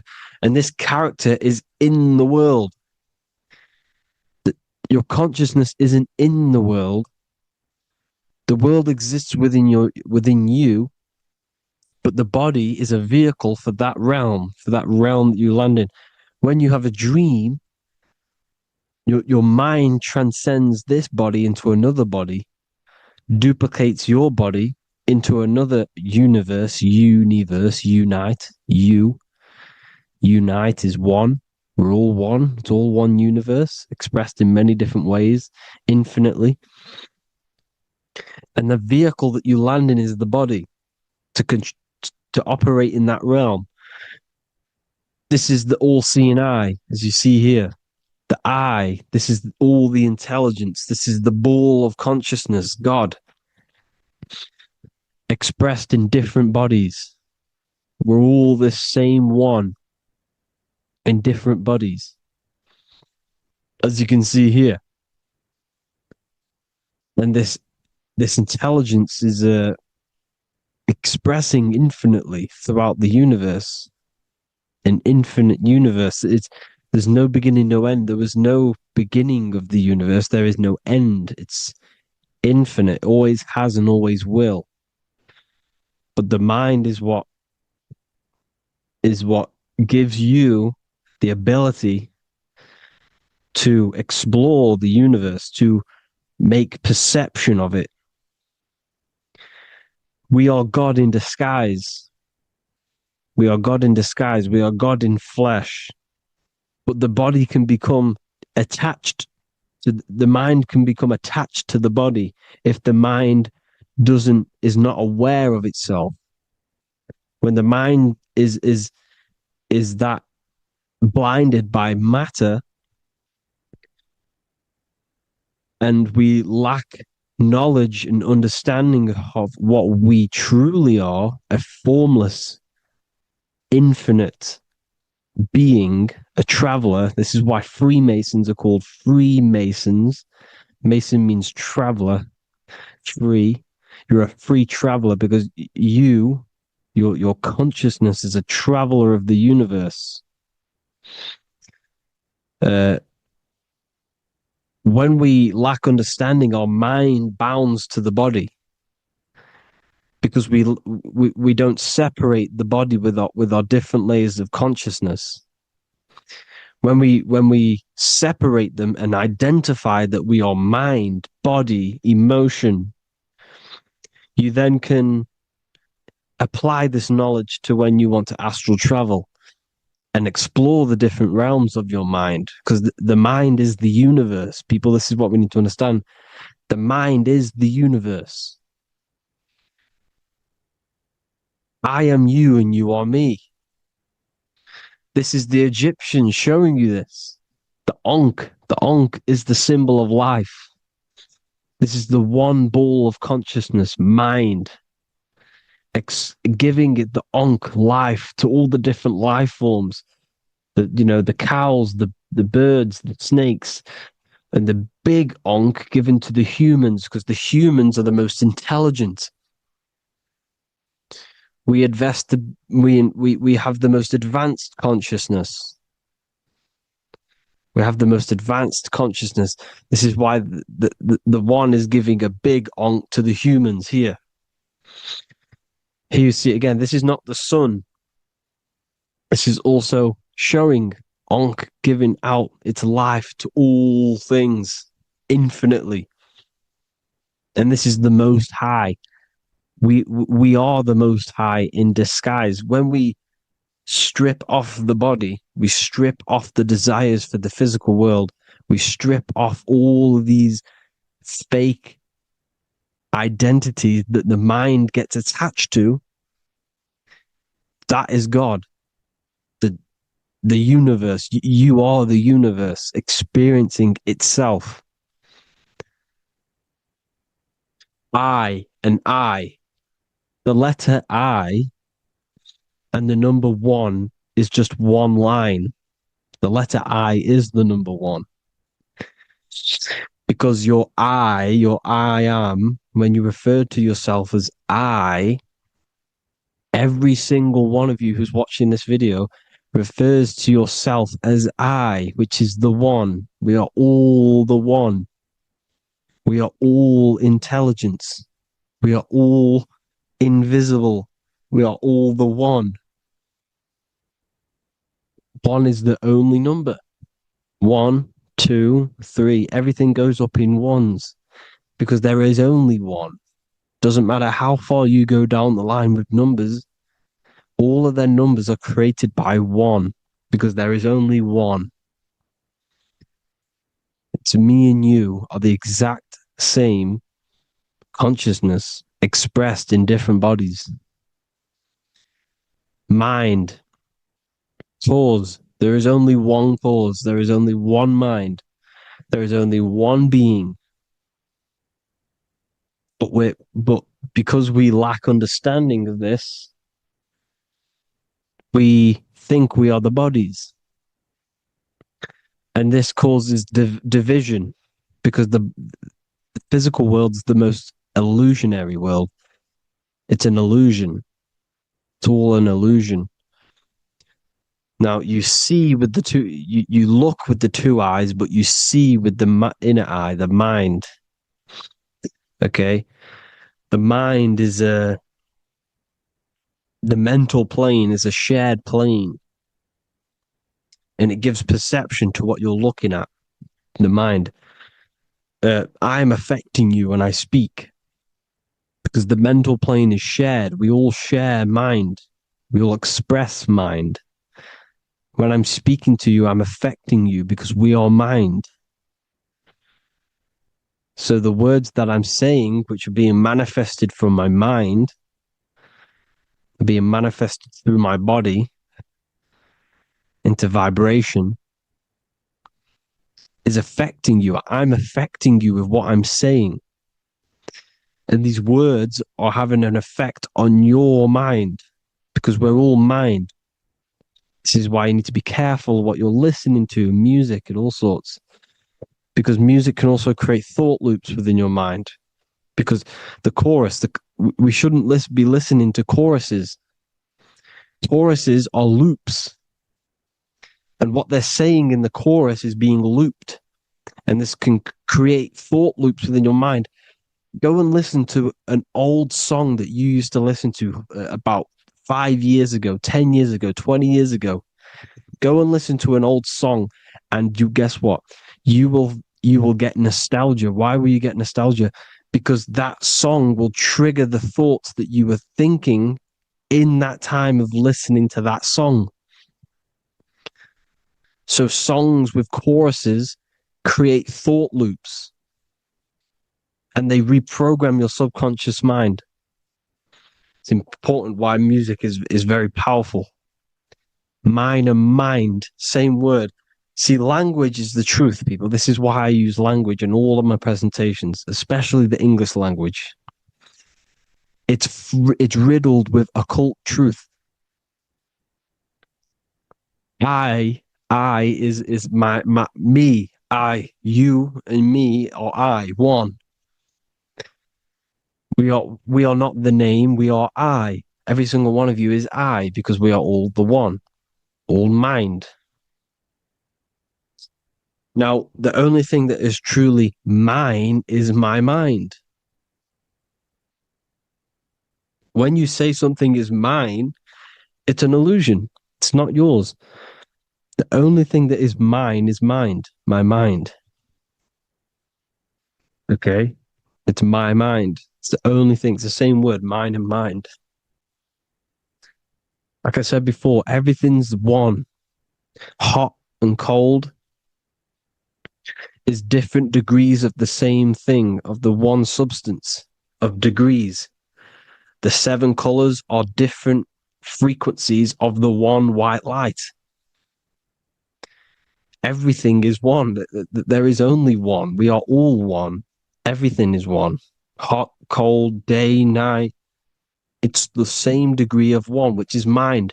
The mind's perception is what's giving it, labeling it hot or cold. The mind's perception of colors is what is giving it red or purple, hot or cold. There is only mind. The mind gives things perception.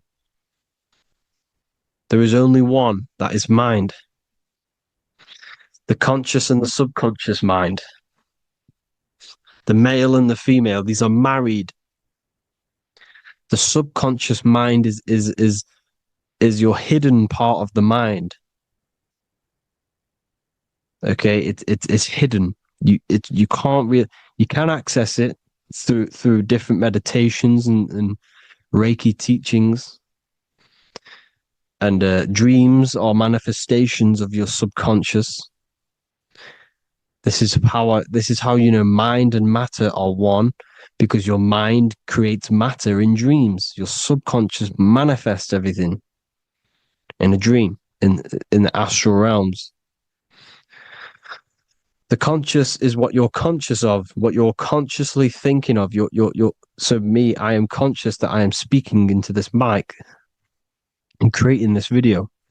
My subconscious mind is the hidden part of the mind, which is speaking to my heart, telling it to beat. It's telling my food to digest. It's regulating all my blood. It's doing everything in my body without me being conscious of it.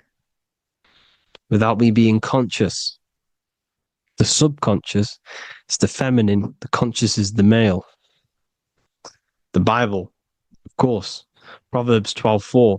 Helpful, not helpful, an excellent wife is the crown of her husband, but she who brings shame is like rottenness in his bones.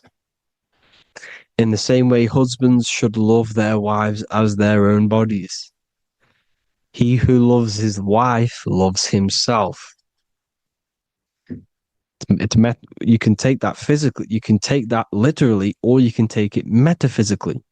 See, the Bible's written in such a way where you can take it as your level of realization.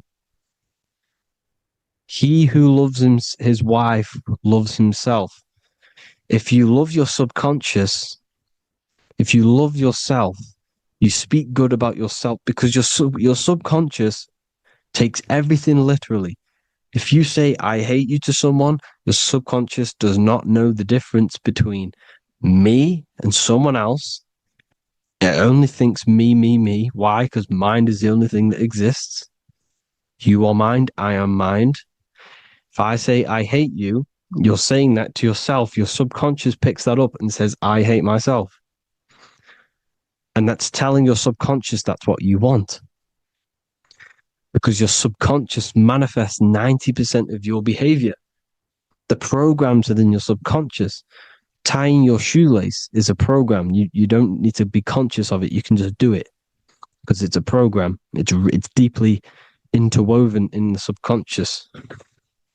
Driving your car, texting on your phone. You don't have to think about what letter. You just do it because you know where the letters are. It's a program. Therefore, if you look after your subconscious, they are a married couple. It's your wife. Your subconscious is your wife.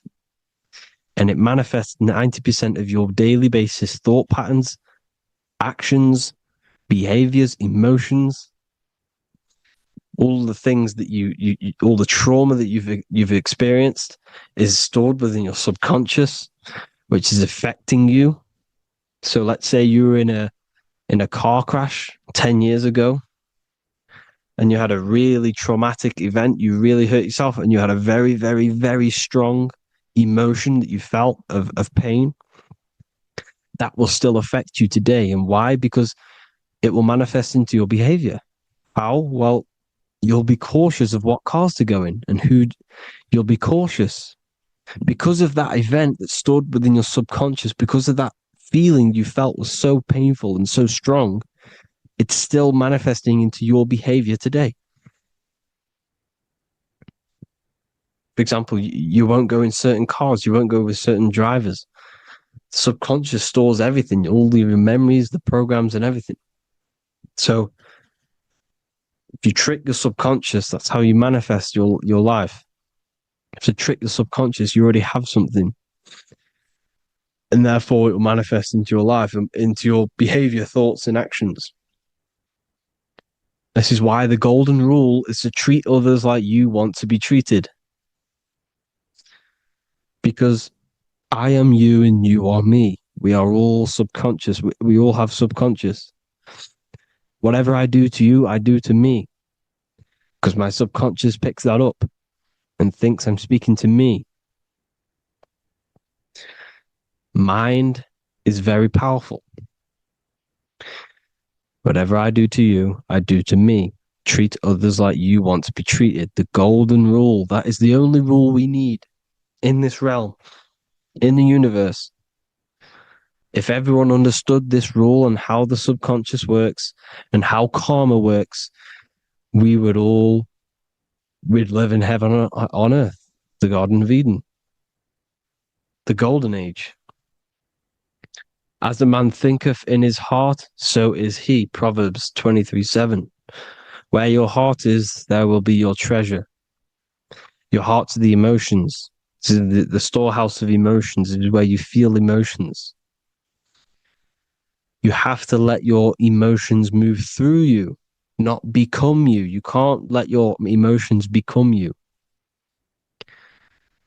Or except be like the sky and let them pass through you. Be like the clouds and the stars passing over. Let them pass through you. Do not let them become you.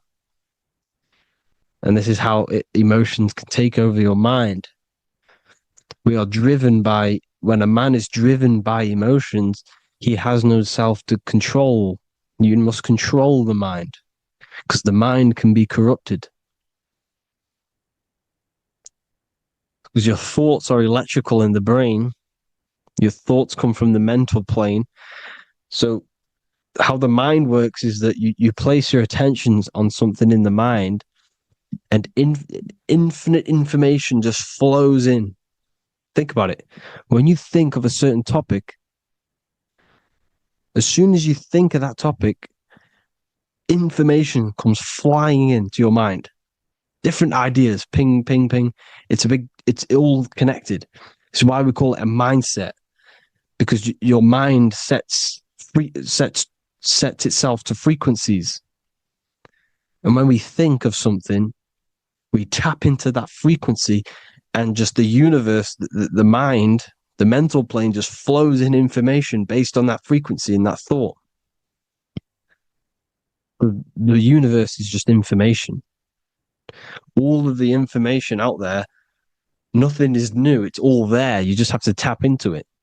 You can tap into these different thoughts, and it's all there. Everything already exists within the mental plane. You don't think anything. You receive thoughts.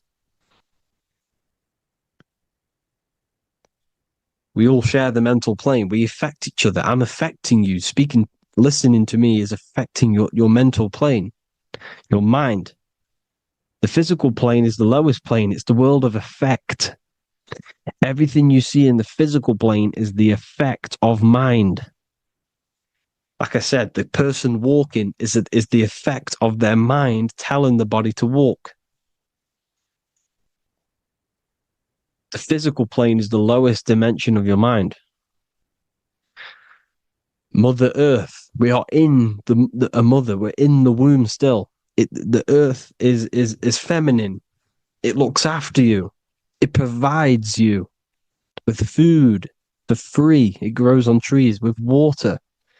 It's Mother Earth. It's the womb. The dome above your head is your mother's belly. Okay, is your mother's belly. You're in the womb still. You're forever in the womb because your mind's constantly expanding. Because when the baby's mind figures out that there is a reality outside of its mother, it starts to hear the people on outside of its mother. What does it do? It figures a way out of the mother, and it becomes born again in the water, in a hospital, into the other world. It's the same with our minds. When our minds figure out there is other worlds beyond this physical, we explore them. The astral plane, for example. You figure a way out of the body. Because when you're the firmament, look at the word firmament, meant at the end. Firm is firm, something strong, something like a rock is firm. If your mind is firm like a rock, you will be stuck under the firmament. So, for example, people who are very programmed and can't think outside the box, they have a firm mind and they'll be stuck under the firmament because your mind is the only thing that's keeping you under the firmament. It's the only thing. When you're doomed, doom is dome. This is the dome, which is your head. Your head is the dome. Above your head, above the earth is the dome, the ethereal barrier. But that's just an external manifestation of your head. You don't leave the earth, you leave your body to leave the earth. Because your body is the earth. It's a dimension within your mind. So when you're doomed, you're domed. Your reality is your level of realization. You realize something, or when you have an idea, the mind, in the EYE or I, same thing, mind, it's all mind. Reality is your level of realization. You realize there's other worlds. That's your reality. Your perception's your reality. Mind in Latin is mens. Jesus was known as the fisher of men, which is the fisher of minds. He was fishing minds worthy of knowing the higher truth, the deeper occult knowledge.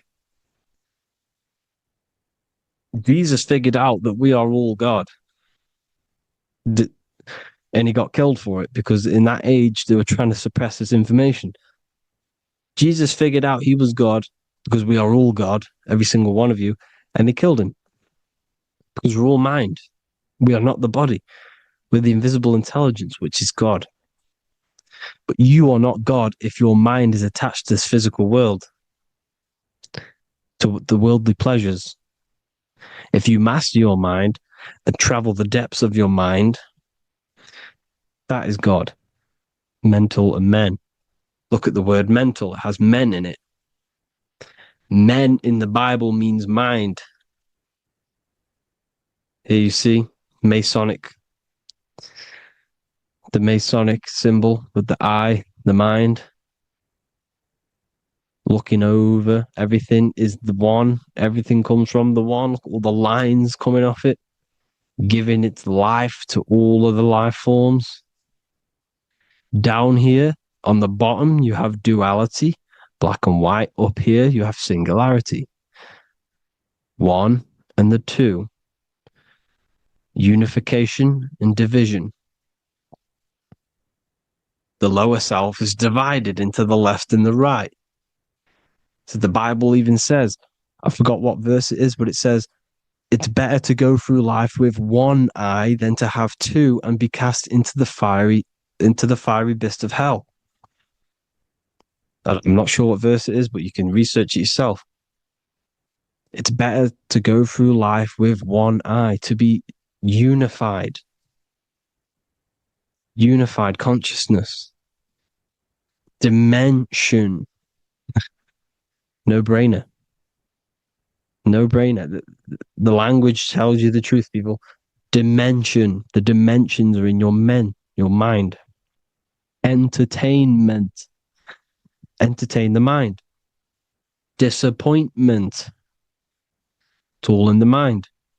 Environment. The environment that you are in is a product of your mind. Within, rearranged spells high twin. Within is your mind, and your external world is mirrored from the decisions you make in your mind. Advertisement, commitment, it's all meant, it's all mind, everything is mind. Everything. So, this is important. The collective thoughts and collective beliefs. The collective, because we all share the mental plane. And because of this is why we are in a weakened state of consciousness at the moment. Because the collective thoughts and the collective minds overall are asleep. And they don't believe in anything. You see, everything is true within the mind. You think of something, it is there instantly. You think of a chair, it's there in your mind. You think of anything, it's there instantly. So everything's true within the mind. Anything can happen in the mind. Anything can happen on the physical plane if the collective consciousness, the collective minds, believe it to be true.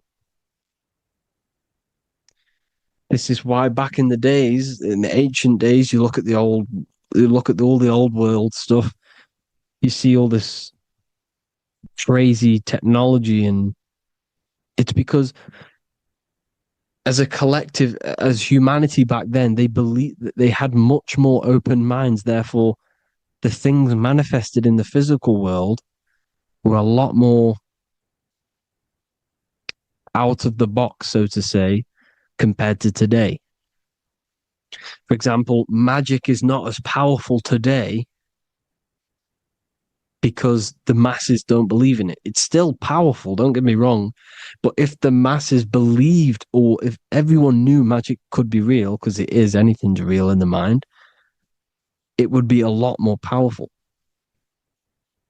You see? So and what they're trying to do is create a hive mind worldwide. They're trying to make one religion, an external God. What happens when you worship something external? You give energy to it, because where attention goes, energy flows. Where your mind gives attention to, energy goes there. And when we all believe in external gods and give our worship and our power to these external things, we all give energy to it, which will manifest as a demon in the astral planes. It's a hive mind. They're trying to make a hive mind to summon our energy. Trying to summon our energy. And it through mind, through collective thoughts. The hive mind. They want one religion, one government, one currency, one belief system. And that will create a hive mind, which will limit our consciousness, which will limit what we can do in the physical world. Because if everyone doesn't believe in certain things, it cannot happen, because it's all in mind. Mind is so powerful. I am you and you are me. I hope you all enjoyed this video, people. If you haven't already, join the Wisdom Academy. The Wisdom Academy, we have many occult lectures just like this one. Also, we have just launched Mindwave Hub. If you want genuine frequencies, genuine binaural beats, because the ones on YouTube, the ones on Spotify, Apple Music, they're all tuned to A440 hertz, which shuts down the right hemisphere of the brain. If you want to gain access to your true consciousness, your mind, you need to balance the two hemispheres and balance the chakras. You can do that externally by listening to binaural beats. If you want true frequencies, true binaural beats to hemisync the chakras, hemisync the brain, to gain access to the different dimensions of your mind, well, you can gain access anyway, but it's going to help you if you're trying to learn this. Join Mindwave Hub. The link will be in the description. Listen to the binaural beats, meditate to them, listen to when you go to sleep. They'll massively benefit you. Thank you all, people. Hope you had an amazing, lesson. Hope you learned a lot. And please subscribe. God bless you all.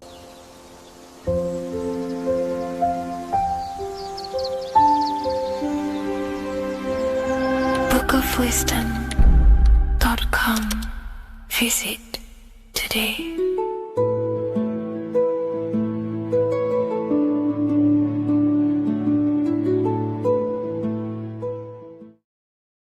How are we all doing, people? It's Revival of Wisdom from the Wisdom Academy. Today we're going to be breaking down God, consciousness, and the higher and the lower self, and how to overcome the lower self. Now, the first thing you need to understand is that you are the invisible intelligence within the brain, within the body. This invisible intelligence is known as the mind. But you are not the mind. You are the observer of the mind, which is the soul, the invisible entity. The mind is your intellect, your intelligence. Now, the mind is, it's hard to put this in words, but the mind is something that gives you the ability to explore the universe. And this inner self is the I am. It's the quiet, the inner self, the voice you see in you hear in your head. This is why within spells high twin, inside, internal. The I is also the number one, which is one line. Because the one and only, is the inner self, which is the I am. This is why you say, my name is Harry. You are not Harry, you are the I, the inner self, the intelligence. Okay, this is why Jesus in French is I am. You look with the two eyes and you see with the inner eye. I and I, the same thing.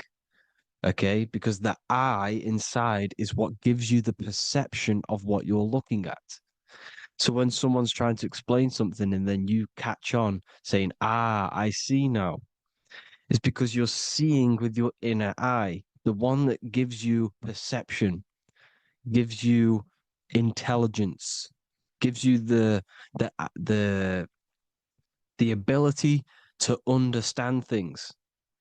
This is the internal I, the invisible self, which the physical body is nowhere near as complicated as this inner self. Is in infinite potential.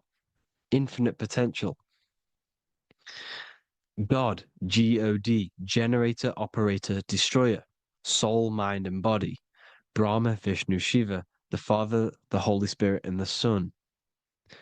They're all, the reason why you see God is always a triad is because it represents yourself. Your invisible intelligence is God. Me and you are the same invisible intelligence. We are the invisible intelligence experiencing the program being ran by the central nervous system and the brain. I always say this in my videos, but I have to, in order for you to understand the things that I'm going to say later on in the video, you need to understand this concept.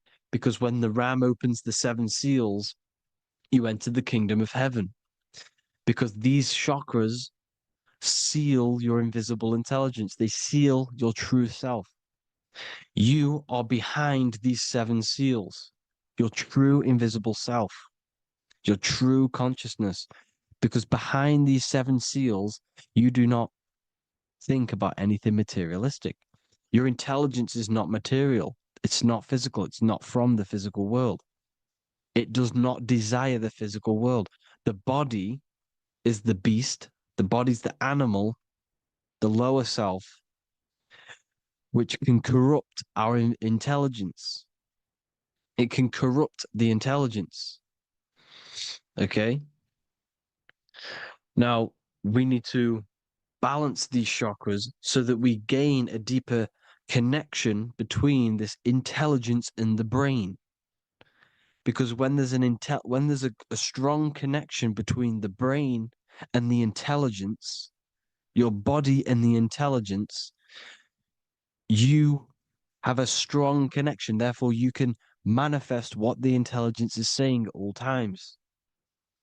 Meaning, when, for example, your higher self, this is intelligence, the higher intelligence is always speaking to you. It's always guiding you. It's always telling you the right thing to do. You can feel it when you're doing something wrong. You can feel that you're doing something wrong because this higher self, this intelligence knows what it needs to do here. And when there's no connection between the body and our intelligence, our true self, when we strip away, when you close your eyes for long periods of time, you will figure out you are this invisible, infinite, creative being. There's no words that I can't describe what it is, but it's the voice inside of your head that you can feel when you close your eyes. You are this being inside of the heaven, because this is heaven, this intelligence. And when there's a strong connection between the body, you can manifest everything it's saying. When everything is balanced, when you're no longer thinking with the lower centers, when they're all balanced, you're not thinking in particular with every center, you balance them all, you can manifest everything it says. Your body will act out what the intelligence is always saying. This is God in the brain, the intelligence, trying to touch Adam, representing the lower self. This is why they're not touching.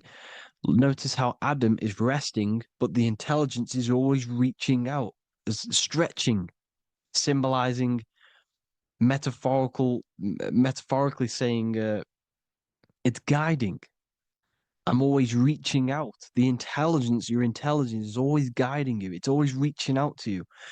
But Adam is ignorant of it. The lower self is ignorant of it. And that's why he's so relaxed and God is so stretching out. Because at our highest self, that when you think of when you want to better your life, that highest true version of yourself is God. When you're manifesting this, your highest self, this is God.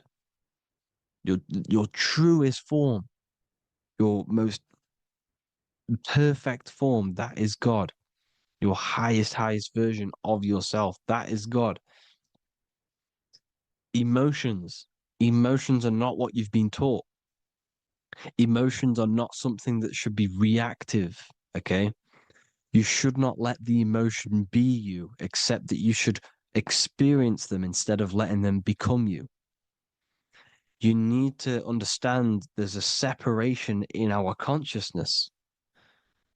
You have the soul, which is the person who is observing your thoughts. When you think a thought, who's the one observing that thought? The soul, you, the I am, the I, the inner self, the one and only. And inside of every single body, inside of me, inside of you watching this video, there is this same intelligence that is inside of me, inside of you. And it's the exact same intelligence experiencing a different body. And this is what we mean by the universe is mental. We all are all sharing the same ball of consciousness in a different body. The animals, the fish, the cells, all expressing this one consciousness. Me and you are the same. This is why the golden rule is treat others like others should be treated, because I am you and you are me in a different body. Now, going back, you need to identify that there's different levels of consciousness: soul, mind, emotion, and body. Okay? Your emotions are on a separate layer than the body, the mind, and the soul. So when you identify there's a difference between all of these, you do not let them become you. You do not let your mind rule you, because your mind can be corrupted. Your soul is the one that is pure good, pure love, but your mind can be corrupted. Okay? Your emotions can be corrupted. The body can be corrupted, but the soul can never be corrupted, only layered on top. You can only throw piles of programs within the subconscious, layering the soul down, but deep, deep down inside of every single one of you, there is a loving being. Because love comes from the heart. Love is the universal emotion, expression. Now, your thoughts can become bondage, your emotions can become bondage. Now, what do I mean by bondage? By conquering the lower self, we need to conquer our own mind, because the mind is what's manifesting the lower self. When you're thinking with the lower half of the body, when you're becoming your emotions, you need to experience the emotion, not become the emotion. Do not let the emotion become you. Do not let your thoughts become you, because your thoughts are tools that you can manifest. Your thoughts are the idea. Your emotion is the energy that you can use to manifest that thought. Your emotion is energy in motion, emotion. You use emotion to manifest, to feel as if you already have the thought. Therefore, you become that vibration. Therefore, your emotions are actually a creational force that is given to you to manifest things, because you're a human, a manifester. You're here to manifest things. You're a creator. You are a god. Your inner self, your intelligence, your I am, the one and only inside of you, the inner self, the quiet one, the one that's deep, deep down, the invisible intelligence, is it's creating things all the time. All the time. Speak no evil, see no evil, hear no evil. This is the astronauts, they're Freemasons, but they understand this, because thinking, seeing, and hearing can corrupt your mind. And when you have a corrupted mind, you'll have a corrupted subconscious. The subconscious will manifest into the body, because 90% of your behavior comes from the subconscious mind. So you got to speak, see, and hear no evil. A sin, what is a sin?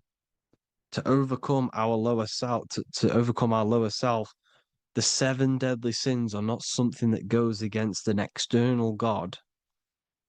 A sin is something that goes against your inner guide, your inner conscience, the inner self that is always speaking to you. It's always telling you the right thing to do. A sin is something that goes against this inner guide. And this is why you can feel something where you can feel you're doing something wrong, because the inner guide is speaking constantly.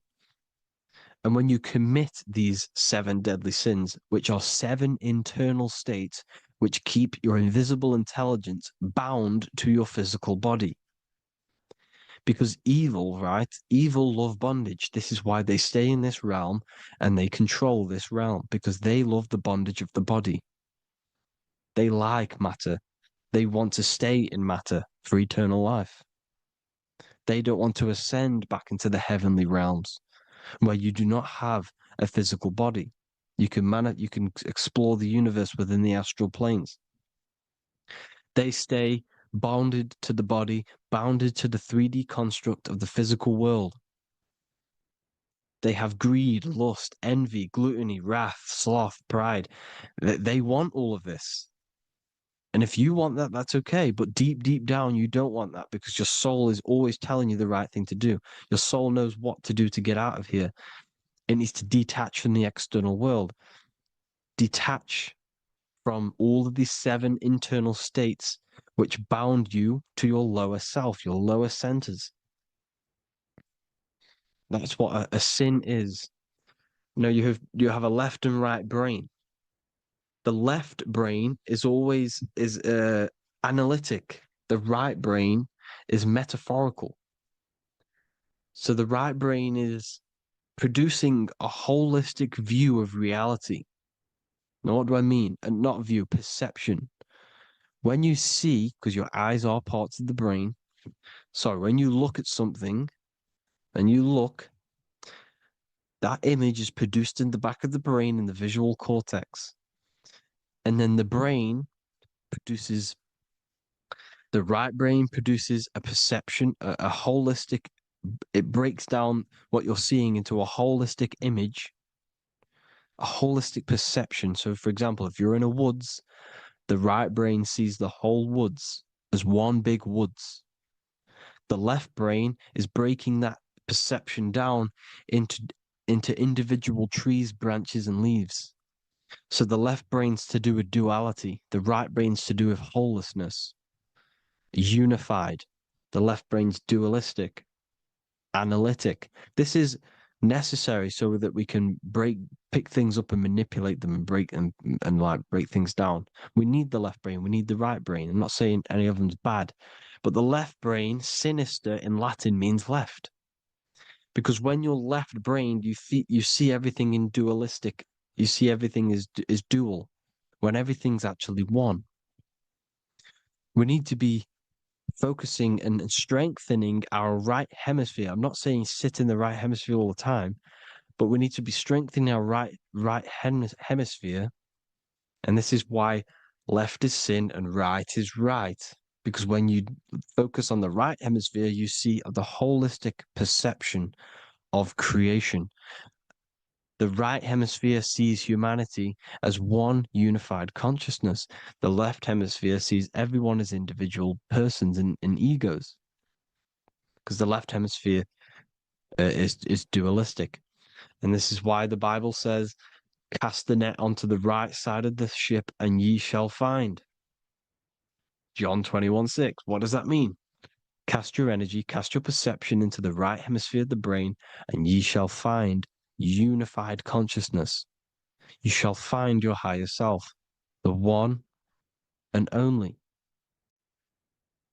If then you have been raised with Christ, seek the things that are above, where Christ is seated at the right hand of God. Wow. Powerful. What does this mean? Seek the things that are above, where the Christ is seated at the right hand of God.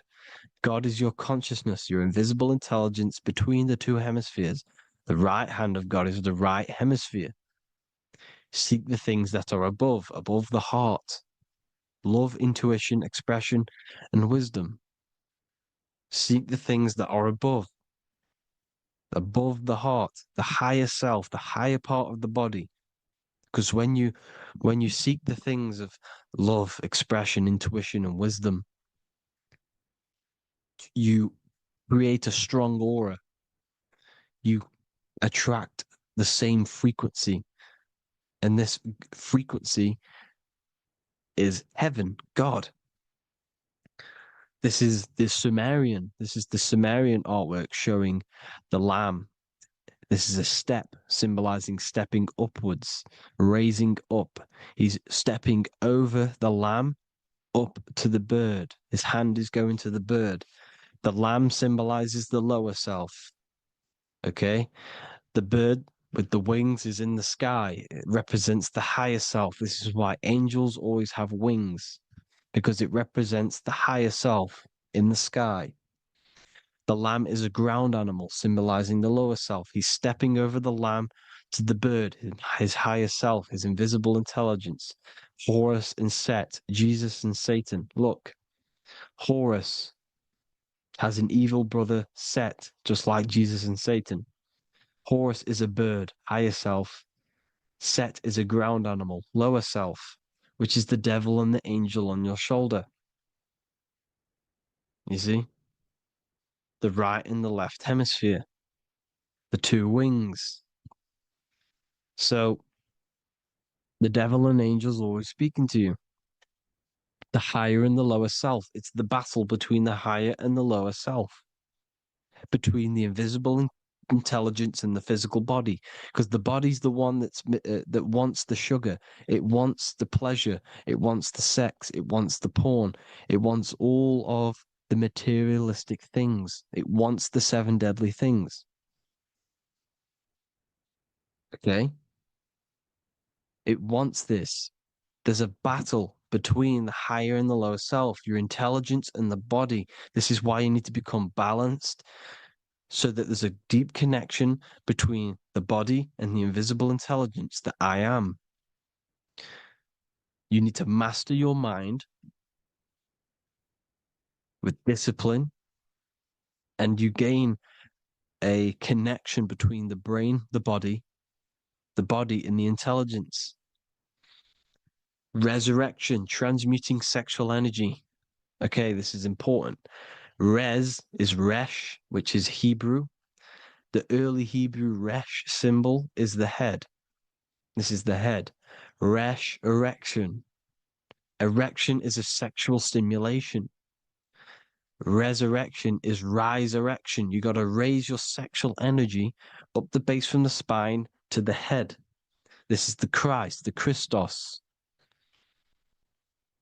Because there's a psychophysical germ, psychophysical oil produced in the brain every month. Go and watch my other video on raising the chrism. Okay? And every month there's this fluid produced in the brain, which takes 2 trips, because one's produced by the pituitary, one's produced by the pineal, magnetic female, magnetic and electric charge. And it takes 2 trips down the spine to the solar plexus, the bread of life in the Bible, or Bethlehem in the Bible, because the River Jordan's your spine. Goes down to Bethlehem. It gets born in Bethlehem, just like Jesus. Because when this oil travels to the solar plexus, it creates the seed, the seed of life, and it feeds the body, all the central nervous system, all the cells. It regulates the blood, does all sorts of good things for the body. This oil. Now, when you save your sexual energy and you raise your resurrection, you awake the Christ. You raise it from the solar plexus or the sacrum bone up to the brain. You activate 100% of the brain, and this is the true resurrection of Christ. Instead of wasting the energy and giving away your sexual fluids, because behind the fluids is the energy. So when you release that fluid, the energy is out there. You've released the energy. Your sexual energy is the most potent emotional force a human could possibly feel. Same with any animal or anything. The sexual urge, the sexual emotion is the most powerful, potent emotion that you can feel. It takes over the whole body. When you feel sexually aroused, it takes over everything because it's so potent. And when you fight the serpent, when you fight the sexual energy, which is shown here in the Egyptians, the cat cutting off the head of the serpent, or Hercules fighting the serpent, Or in the Greek mythology, fighting the seven-headed dragon, the seven chakras. The serpent is your sexual energy because it symbolizes your kundalini. When you fight it and you transmute this energy instead of releasing it, instead of acting sexually on it, you can transmute the energy, transfer it from the solar plexus up to the brain. You can do this with other tasks. Instead of releasing it, instead of raising it from the solar plexus to the brain, you can use it for other things. So, for example, you want to think critically. You can use it for critical thinking. You can use it for going to do exercise. You can transmute sexual energy into anything, but you can do this. You can raise the sexual energy, and you can use this energy to push the cerebrospinal fluid from the solar plexus up through the spine, up the 33 vertebrae to the brain, and it'll activate 100% of the brain. And this is the resurrection of Christ. Jesus was never dead. Jesus was never rose from the dead. It symbolizes the Christ, Jesus Christ. Christ is Christos, which means oil in Greek. The resurrection of the Christ, the Christos, the oil. When it activates 100% of the brain when it's raised, and it can regulate all the systems, it can regulate all the blood, it can regenerate the body. And this is the true antichrist. They don't want us doing this process. The antichrist is not against Jesus, it's against the fluid in our body that makes us live hundreds and hundreds of years and makes us live as gods. This is the true resurrection. And when you fight the serpent, you fight your sexual urges, your sexual emotion, the most strong emotion that you could ever feel. You can do this process. And this is the true secret of transmuting sexual energy. Because when you transmute the sexual energy, you can become a god. And this is why Hercules is fighting the serpent. Notice how the serpent is low. He's reaching down to it. It represents the lower self. Because the lower self wants the lust. It desires sex. The body desires sex. There's a fight between the higher and the lower self. But when there's balance, there's even. Heaven is even. When there's evenness between these, this is the kingdom of heaven. This is when heaven is on earth. So at our highest levels of ourselves, the highest level of our intelligence, this is God. God is something that we manifest. We need to achieve Christ consciousness by battling the body. There is no battle outside of the physical body. It's an internal battle. Jesus and Satan have been externalized. Nothing exists outside of you, because I explained in the beginning how you are the consciousness experiencing the central nervous system. Therefore, there is nothing outside of you. It's all internal. Jesus and Satan have been externalized. Why? Because it's business.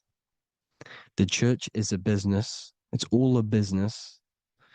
They've created these figures to be historical when they're not historical. The Bible's not historical. It's all externalized. It's called exoteric, when the truth is esoteric, internal teachings. So, anyways, people, balance the chakras, balance the two hemispheres of the brain, balance the conscious and the subconscious. Balance is perfect, the yin and yang.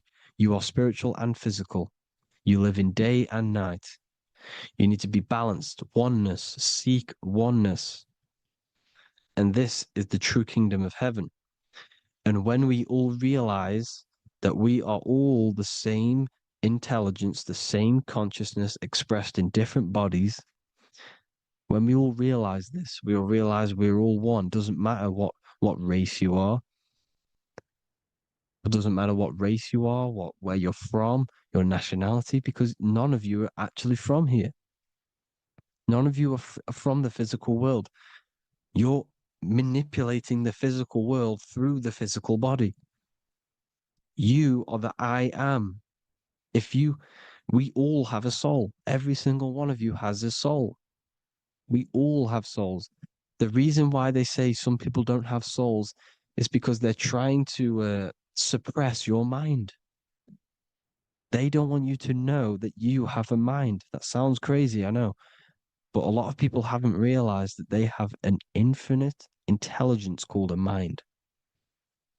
And behind that mind, if you can observe your thoughts, the person who is observing the thoughts, you have a soul. Everyone has a soul.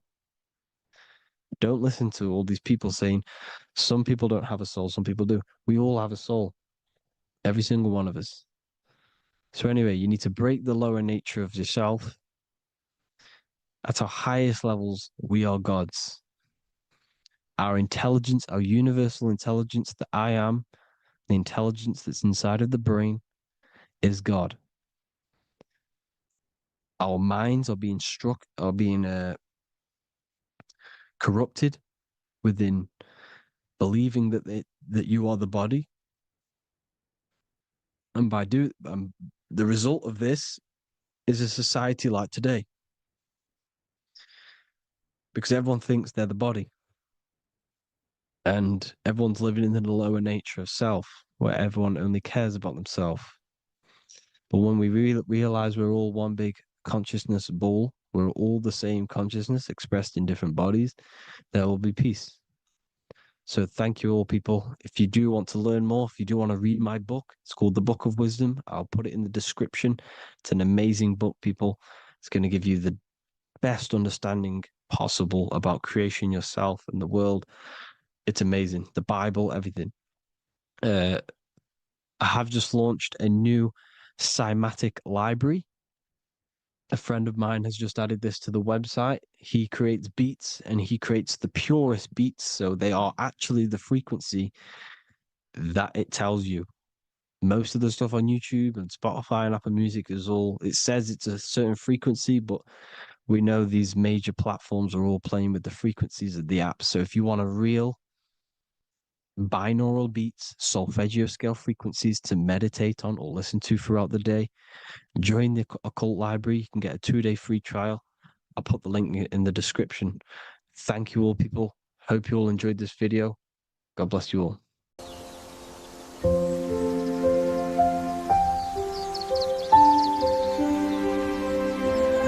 bookofwisdom.com. Visit today.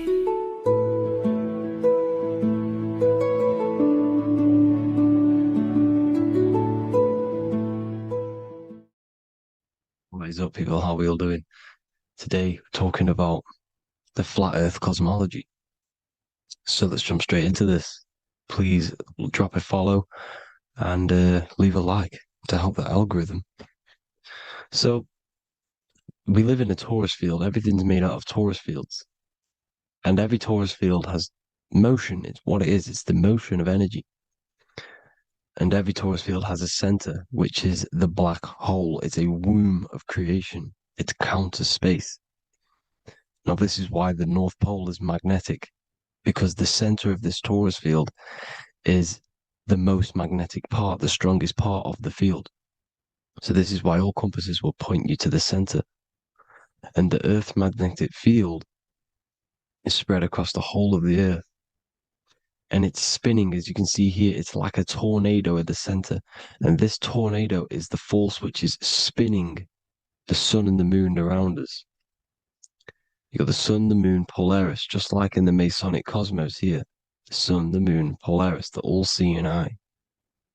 Now we'll get into Polaris a bit later, but the sun is the magnetic force. Sorry, is the electric force, because every field is electromagnetic.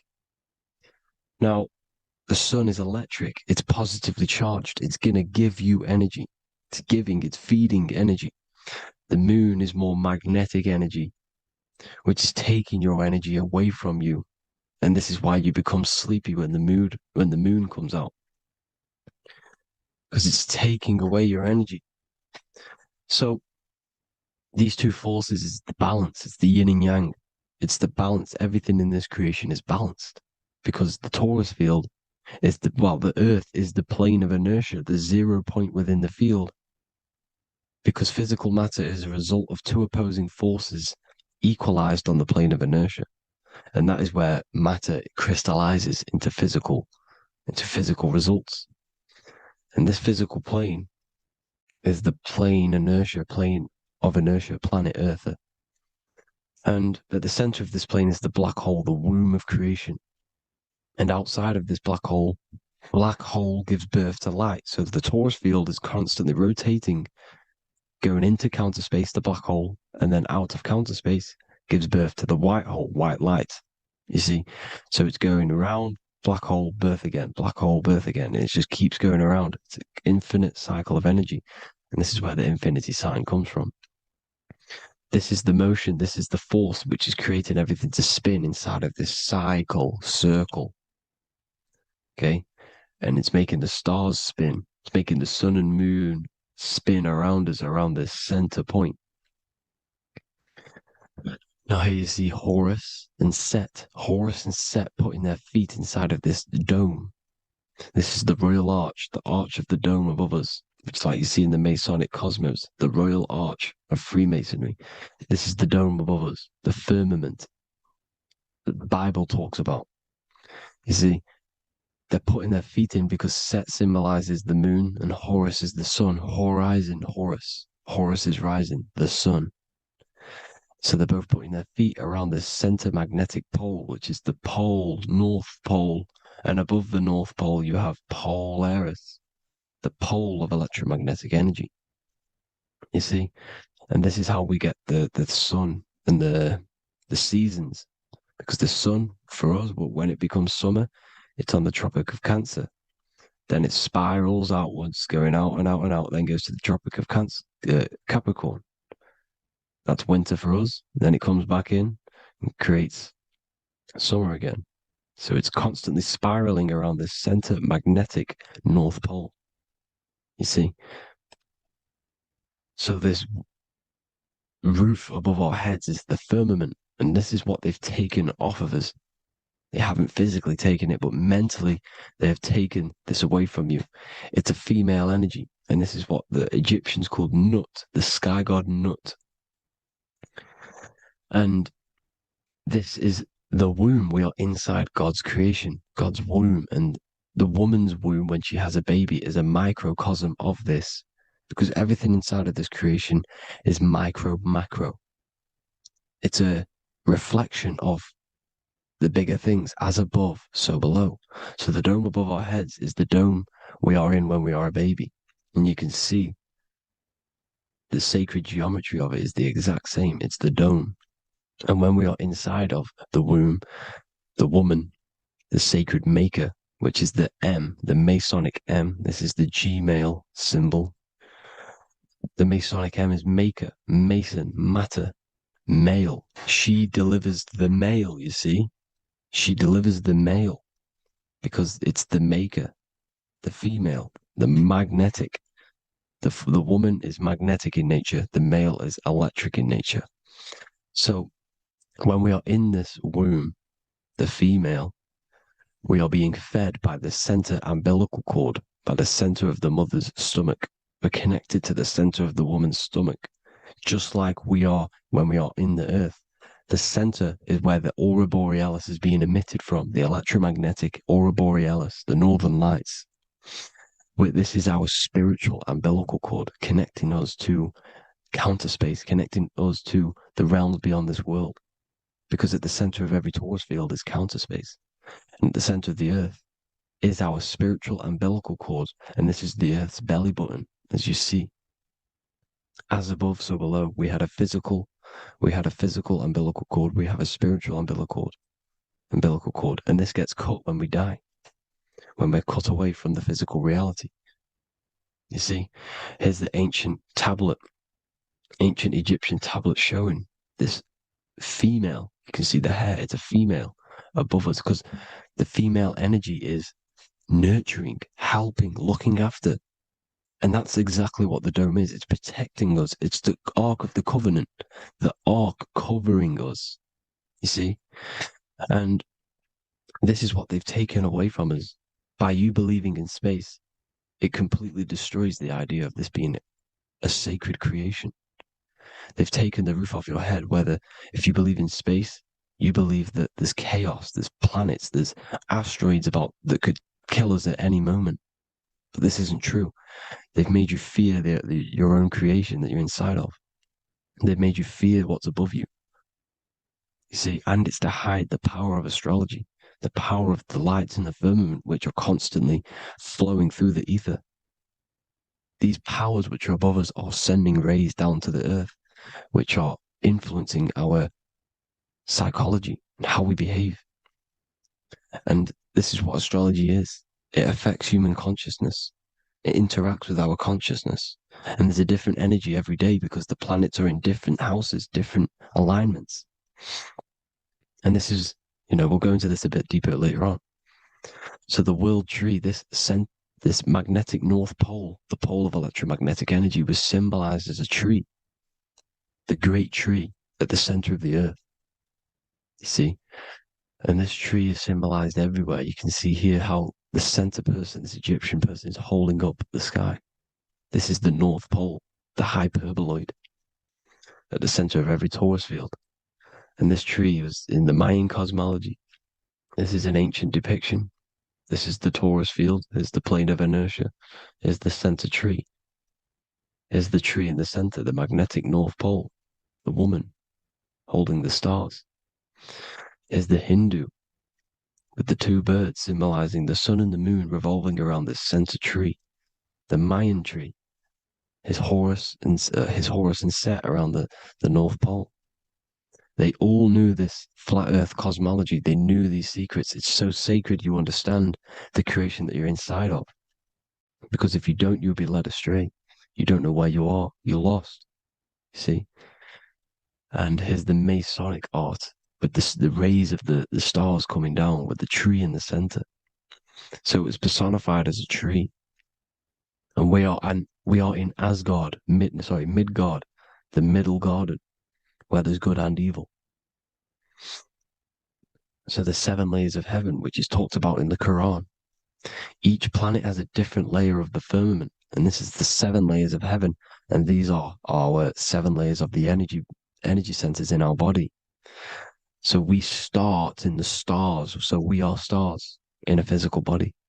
And this is why we say Mr., sister, fraudster, sinister. Stir is star, and we are in the stars, and our star descends into the soul system, not solar system. And as we descend into the soul system, we enter Satan's kingdom, Satan's world. As it says in the Bible, Satan is the god of this world. Well, if you've been into my research for a while, you know Satan is Saturn. Saturn's world, because Saturn's the outermost ring. He's the Lord of the Rings. And you enter his kingdom, the kingdom of time. And this is why Saturn's the time god.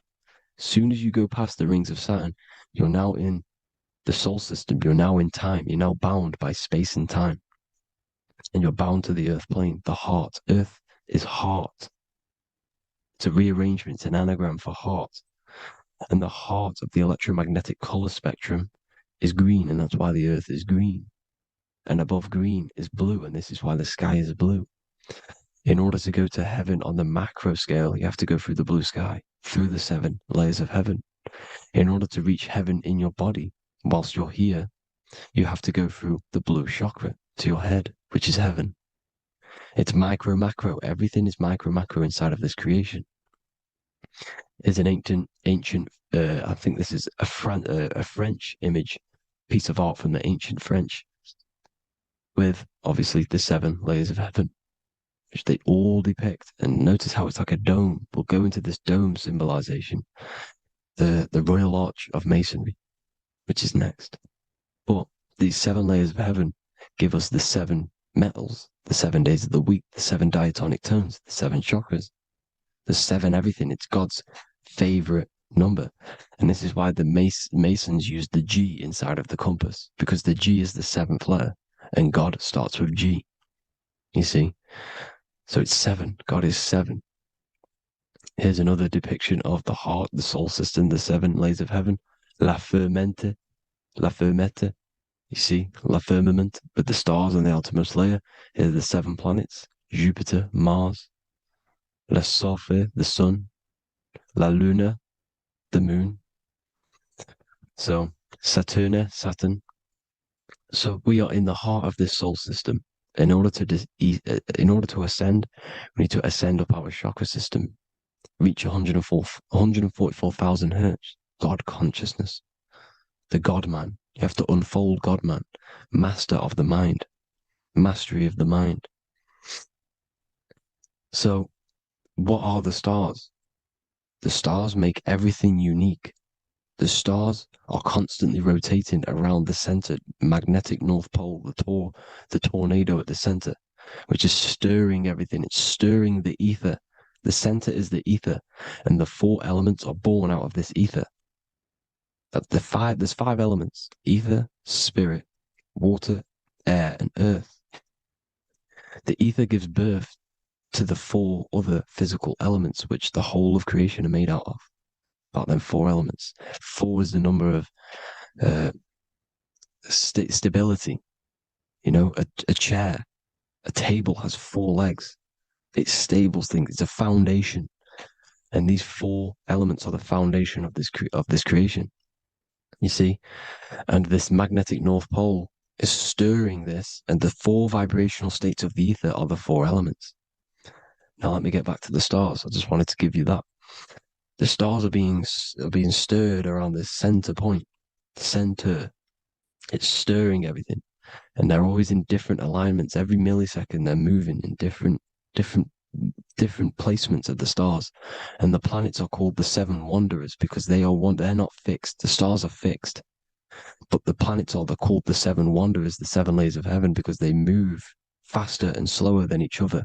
Each planet is slower and faster. Has a different rate of speed it's moving.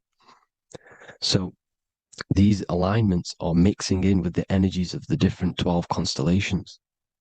And this is why you have a unique characteristic. You have a unique look, a unique energy, a unique personality. This is because when you were born and you took your first breath, that energy which was in the ether, because the ether is all around you, and energy travels through the ether. The energy that the stars were casting down and the energy that the planets was mixing in with the 12 constellations was in the ether. So when you came out of the womb and your first breath, because breath is spirit. Okay, so that first breath you took, that is the energy that is imprinted within your DNA, your soul. And you reflect that energy, you emit that energy. That's the energy that is with you forever until you die, till this physical body dies off. And that's what the stars are. The stars are giving a unique energy, characteristic, personality to every living thing. Every dog, every cat, every animal has a unique personality because it was born at a different time and place in the sky. Okay, the stars are your destiny. Now, the stars are constantly changing as well. If you look at stars through a telescope, they're constantly changing and forming different forms. You can see here, it looks like water. It looks like light through water because it's the ether above us, a sea of ether. And this light is being emitted through it, and it's just constantly changing, giving different energies, each star. So this is why this is what the zodiac is. It's the expression of energy. It's the expression of the stars. And each constellation has many different personality, different energies, different traits. Each planet has different traits, depending where your planets are, depending what energies you hold. No two person have the same energy. There's no one. It could be similar, but no one's the exact same. It's because of the stars. The stars are never in the exact same split place. The planets are always in different houses. So here's some Royal Arch symbolism. Here's the Royal Arch of Masonry, as it says here. The sun and the moon, the constellations. Here's Cancer, the seven planets, the seven stars. Here's the Royal Arch. This is the firmament. Here's the duality. Black and white, duality, good and evil, rest and motion, dielectricity, magnetism. See? So this is what the Royal Arch is. It's symbolizing the cosmic dome above us. The womb we're in, we're inside God's womb. And here's George Washington, the Freemason, inside of the Royal Arch. You see, with the G, the Masonic G, God, 7. Here you see another depiction of George Washington with the stars in the dome above his head, his Polaris, the sky vault, Polaris. We'll get into that later. Go inside of all of your ancient churches, you will see the dome. Go to the Vatican, you'll see the dome. All of your ancient churches have this dome because it's the dome above your head. The ancients knew this. This was known. We did not live in space. It was known back then. They all knew. This is Crown Court, which is one of the most important courts in the UK. You can see it's clearly so much Masonic symbolism. You've got the 4 pillars of Masonry. The Royal Arch is like an arrow pointing upwards to Polaris. His Disney World is under a dome. In his Polaris, the sky vault. You see? And also 666 in the symbol. Here's more 7 layers of heaven. Here's an ancient depiction. The firmament. Here's the astral plane outside of the firmament. The Royal Arch. You see? It's everywhere. Here's Polaris, the 8-pointed star. Polaris is in between the sun and the moon. It's at the center of the Taurus field. And Polaris corresponds with the pineal gland as well because it's the all-seeing eye. See? So, is Polaris, the 8-pointed star, which is at the very top. It's the very center. It's on top of the North Pole.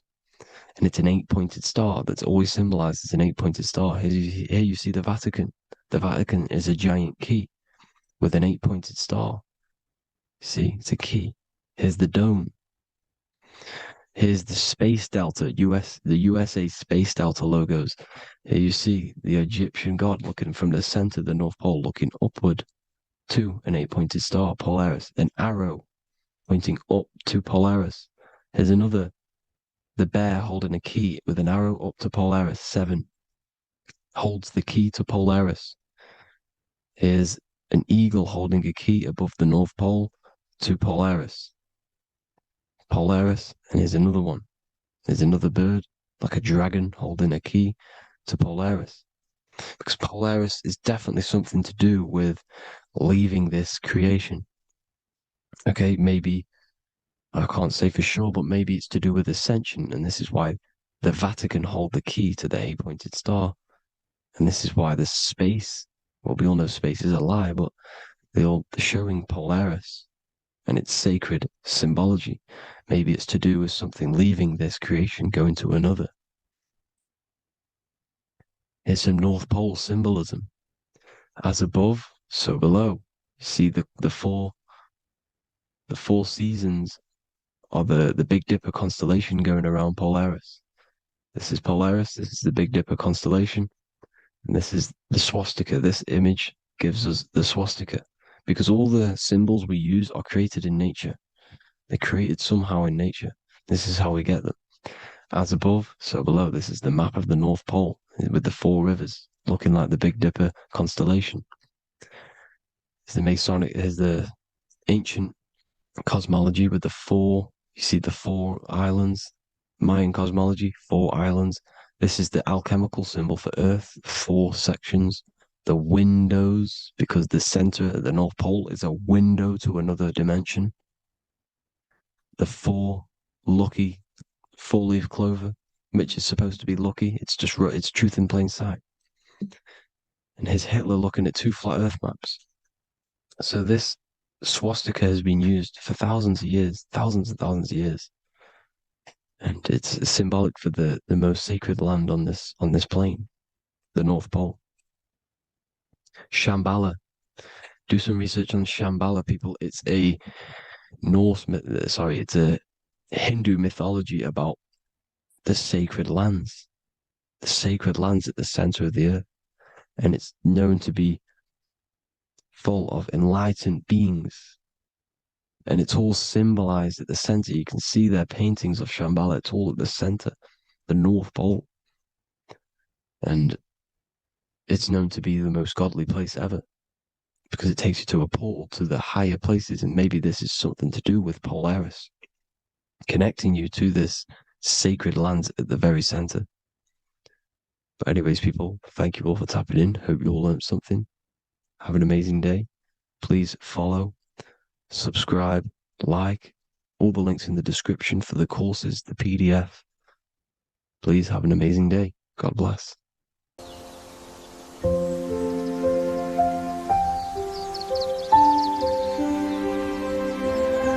bookofwisdom.com.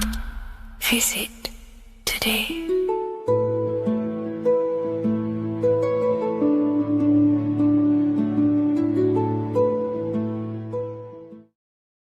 Greetings everyone, it's Revival of Wisdom. I facilitate human enlightenment through occult and esoteric teachings. I hope this video expands your mind into a new field of thought. In this video, we're going to be discovering the true esoteric meaning of the 7 planetary energies. So let's jump straight into this. In order to fully understand this, you must understand the esoteric teaching of as above, so below, and as within, so without. Our inner world is mirrored into our external material reality. We have a physical voice, which you are hearing right now, and I also have an inner voice, which no one else can hear. The inner world is invisible, and the external world is visible. In other words, the inner world is the spiritual world, and the outer world is the material world. The inner world of ourselves reflects and projects our outer world, which means everything in our external reality is somewhat reflection of our internal self. You are made in the image and likeness of God. You yourself are the universe experiencing itself in a 3-dimensional physical form. The Newtonian science has programmed you to believe that you are a physical being inside of a physical universe. They did this to limit your mind to only believing there is a physical universe and that you are separate from the universe or God. But you yourself are the divine essence of the universe, experiencing itself in a physical plane, which means everything you see is inside of you, including the stars, the planets, and the elements. As above, so below. As within, so without. An example of this is the 4 physical elements: fire, earth, water, and air. In the external world, these are physical elements. In our internal world, they represent the 4 bodies of consciousness. We have 4 different bodies. We have a material body, we have a spiritual body, an emotional body, and a mental body. The mind is not made out of the same substance as the body. The emotions is not made out of the same substance of the mind and the body. These bodies exist in 4 different dimensions, 4 layers of consciousness. With that being said, the 4 physical elements are inside of us. The earth is our material physical body. Fire represents our spiritual astral light body. Water represents our transformative and emotional body. Air represents the mental body, the communicative and thinking body. This is the teaching as above, so below. If that resonates with you and you can comprehend it, please leave a like and a subscribe to this channel to see more content. And feel free to leave a comment on any video suggestions. Okay, so now we've gone over the 4 physical elements and how they correspond with your inner world of consciousness. This is going to make it easier for you to understand what the planets actually are. The planets are a bit more in-depth and more detailed aspects of our consciousness. The 4 physical elements are generic, but the 7 planets go deeper. They are deeper aspects of ourselves. On a macrocosmic scale, the 7 planets rule the material realm. Every object, every animal, every plant, every stone, everything we see in this plane is governed and created under one of the 7 planets. I don't really like calling them planets. They are energies. They are spiritual forces that drive things into existence. An example of this is if we look at a tree. The roots of the tree are governed by Saturn. The stem of the tree is governed by the sun. The leaves of the tree are governed by the moon. Any offspring or fruit of the tree is governed by Jupiter. Any defense mechanisms of the tree is governed by Mars. The communication and networking of the tree is governed by Mercury. The smell and the look of the tree is governed by Venus. Everything we see in this material plane is governed by one of these specific energies. Everything material has a spiritual force that brings it into physical existence. This is the reason why we have 7 days of creation in the Bible. The 7 days of the week, all governed by the planetary energies. Monday is moon day for the moon. Mars governs Tuesday. Mercury is Wednesday. Jupiter is Thursday. Venus is Friday. Saturn is Saturn day. And Sunday is for the sun. This is the reason why there are so many sevens in this physical plane. 7 days of the week, the 7 colors, the 7 chakras, the 7 diatonic musical notes, the 7 lamps on the Jewish candlestick, the G inside of the Masonic square and compass. G is the 7th letter. Now let's go a little bit deeper into every planetary energy. Saturn in the external material plane governs the foundational and enduring aspects of existence, such as roots of plants, the bones of our body, and even the insects that dwell beneath the ground. Saturn represents the dull, hard, and unyielding forces of life, symbolizing structure, limitation, and conditioning. Under Saturn's influence, things become rigid, bound by restrictions and boundaries. This is the reason why Saturn is known as Father Time, because Saturn rules anything that is a restriction and a limitation, which is time. The whole of this material plane is governed by time. You will be born and you will die. This explains why there is so much Saturn symbology in this material plane. Saturn is one of the most important planetary energies. You are a spiritual being in a physical body. Your light, your consciousness is bound to the physical body until you learn how to escape the physical body. The body is a limitation for our infinite minds and spiritual bodies. Our infinite mind is stuck in this material body, governed by Saturn's limitation of time, matter, and space. Now let's dive into what Saturn means to our consciousness within our internal world. We've gone over what Saturn means in the external world. What does it mean to our consciousness? Internally, Saturn embodies the conditioning within our consciousness. When the Saturnian aspect of our consciousness dominates, we become overly rigid, fixated, and restricted in our thinking and actions. For example, Saturn's influence is strongly felt in today's world, where many people's minds are confined to societal norms and conditioned responses. Saturn is the aspect of our consciousness, our minds, such as limiting belief systems and limiting thoughts and emotions. This is the negative thought that you can't get rid of, that's holding you back. This is a Saturn aspect of our consciousness. However, this is not a negative thing. The Saturnian aspect of our consciousness is a great teacher, guiding us through difficult life lessons that ultimately lead us to growth and expansion. Saturn's energy allows us to experience and overcome fears and limitations so our minds can expand into new fields of thought, into new life. Although Saturn's energy is harsh and often challenging, it helps us develop resilience, discipline, and wisdom. However, in the modern day, this Saturnian energy has overpowered the minds of the masses, fostering excessive rigidity and limitation. This is why we see so much Saturn symbolism. It's literally everywhere because our minds are being dominated by the Saturnian limiting aspect of our consciousness. Now, let's move on to the moon.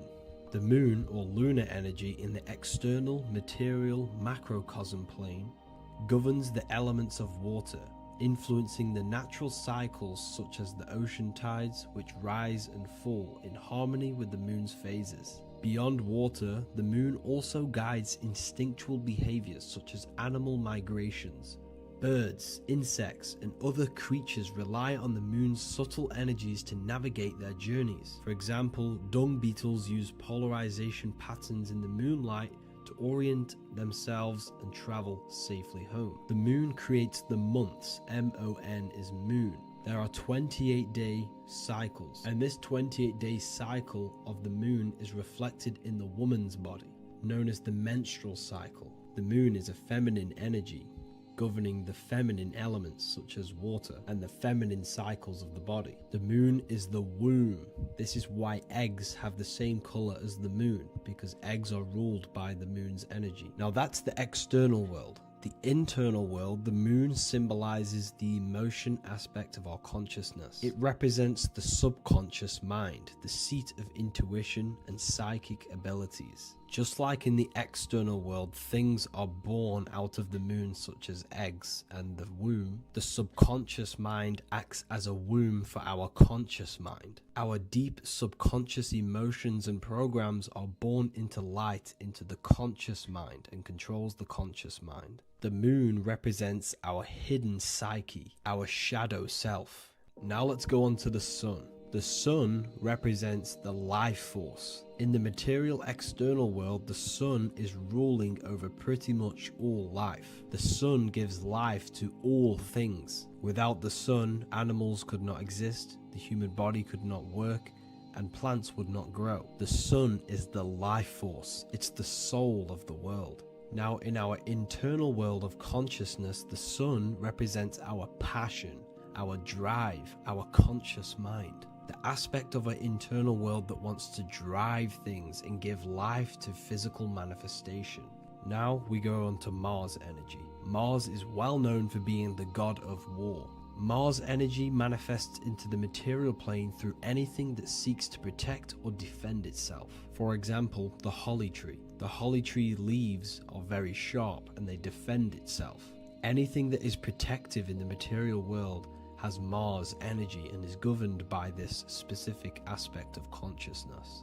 For example, any predators or animals such as hedgehogs with spines on their backs for protection. Mars represents all things that is driven by conflict, aggression and defense. Now internally, inside of our inner world, Mars symbolizes the aspect of our consciousness that is focused on self-preservation and protection. Mars governs our ego, the instinctual urges of anger or maintaining reputation. Mars is not evil, it's necessary. Sometimes it's necessary for us to protect ourselves. Mars is the aspect of our consciousness that is anger, rage, the desire to fight or conquer. When this energy is activated within our consciousness, we become defensive, assertive, and even combative, ready to dominate others and destroy obstacles in our way.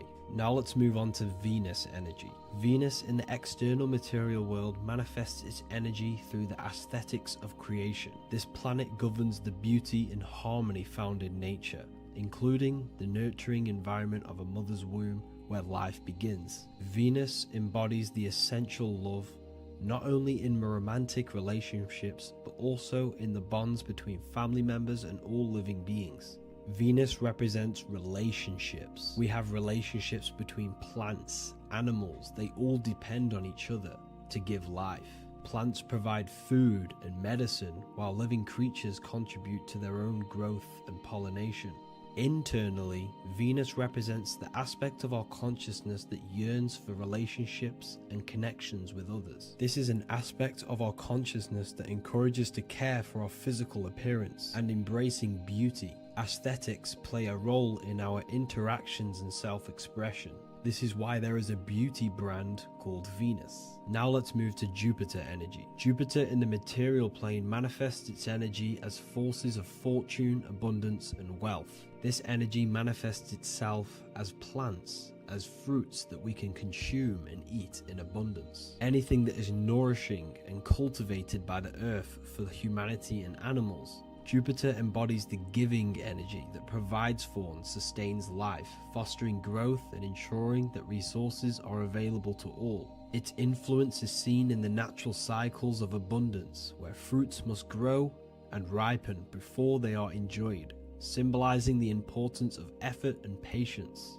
Internally, in our spiritual world, Jupiter represents the aspect of our consciousness that yearns for abundance and seeks growth in various aspects of our lives, including wealth, knowledge, and personal development of the mind, spirit, and the soul. This is the aspect of our consciousness that wants to gain wealth, that wants to gain expansion and abundance in our lives. However, when Jupiter's energy dominates our consciousness excessively, it can lead to feelings of stinginess and greed. It represents material possession.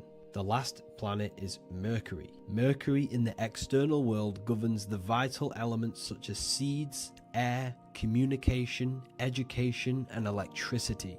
Known as the messenger of the gods, Mercury rules over intellect, communication, and the transmission of knowledge. Mercury's state of consciousness manifests itself in the material plane as the network between trees and plants, how they all communicate together. It represents the intelligence behind all physical things. It's the intelligence behind the seed that allows it to grow into a plant. Mercury's creative energy is manifested in the nervous system of the human body and all living animals. The intricate messenger that transmits signals from the body to the brain and then to the mind.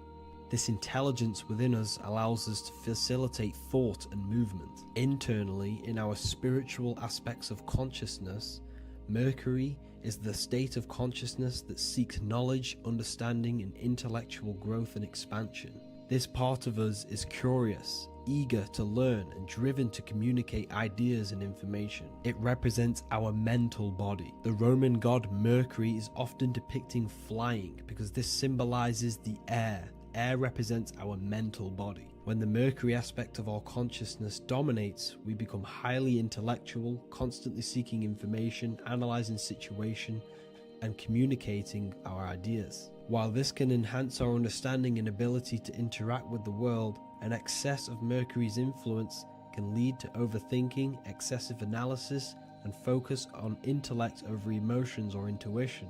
Okay, so they are the 7 planetary energies in the external world and your internal world of consciousness. These energies are manifested in the Roman mythology as human beings. They are depicted as human beings, but this is nothing but symbolism. These gods never existed physically. They represent aspects of our consciousness and spiritual forces that govern the material plane. Every material object, every intelligence, every piece of life in this universe is governed and brought into existence by one of these spiritual forces. Now, I hope this video has expanded your mind into a new realm of thought. Make sure to leave a like, a comment, and subscribe to the channel for more occult and esoteric information. You can read more about this topic and many more occult and esoteric teachings inside of my books, the Book of Wisdom Volume 1 and the Book of Wisdom Volume 2. I honestly advise that not everyone reads these books. These are books which will completely transform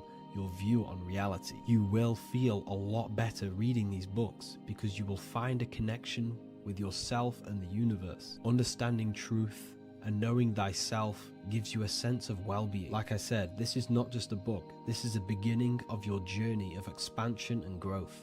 Reading them can be life-changing. Inside my university, I host live calls where you can ask me questions, and you can watch all the pre-recorded live calls. You also gain the ability to manifest your own reality through the Manifestation Mastery course. There is also a library with all of the PDFs that I've read in the past of occultism, symbolism, and esotericism that you can gain access to. There is a whole lecture section where you can watch all of my occult lectures. This is a place of transformation. The price of the university will be going up very soon. If you join now, you will gain a free sexual alchemy course which will teach you how to transmute sexual energy into creativity. I'll leave all the links in the description for the university and also my website where you can get my books. I hope you enjoyed this video. Take care.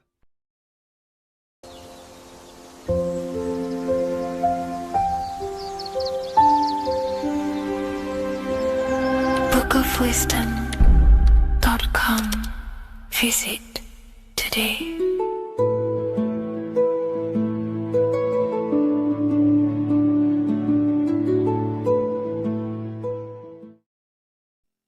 What is good, people? How are we all doing? Today we're going to be talking about the different planes of existence, the occult side of the world, the things they don't teach you in school. And of course, you can only find that on this channel, so welcome. So you need to understand is that your consciousness moves through these different planes of existence, these different states of consciousness, which make up all of you. Okay? They are all interlocked planes. They are all interpenetrated into each other. They are all one. They melt into the plane above and below.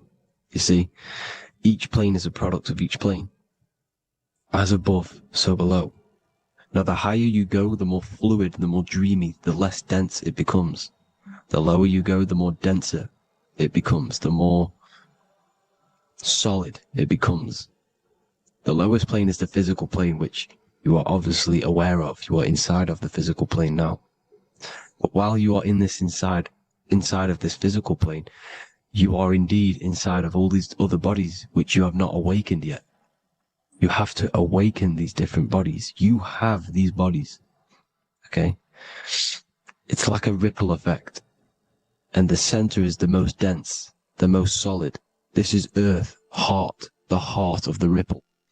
And the further you go out from the center, the more dreamy, the less fluid, the more fluid, the more less dense it gets until you're one with the all. You see? And this is what it's like. This is what this system is. It's like a ripple effect. Now, let's jump straight into the planes. First, you have the physical plane, made out of 4 elements. 5 elements. The ether is the mother of the elements. It's the womb of the elements. It's the 5th element.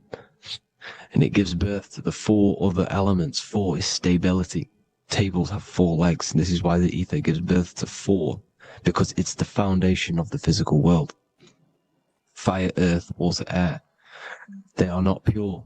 Each one of the elements melts into the other one. For example, earth and water both share cold.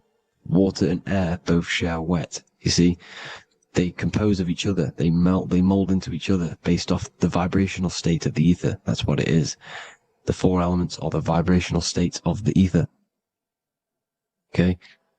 So you have the 4 physical elements making this, physical world. It's the lowest world. It's the world of effect. This world, whatever you see, whatever you experience, it's the effect. You can't change anything by manipulating this world.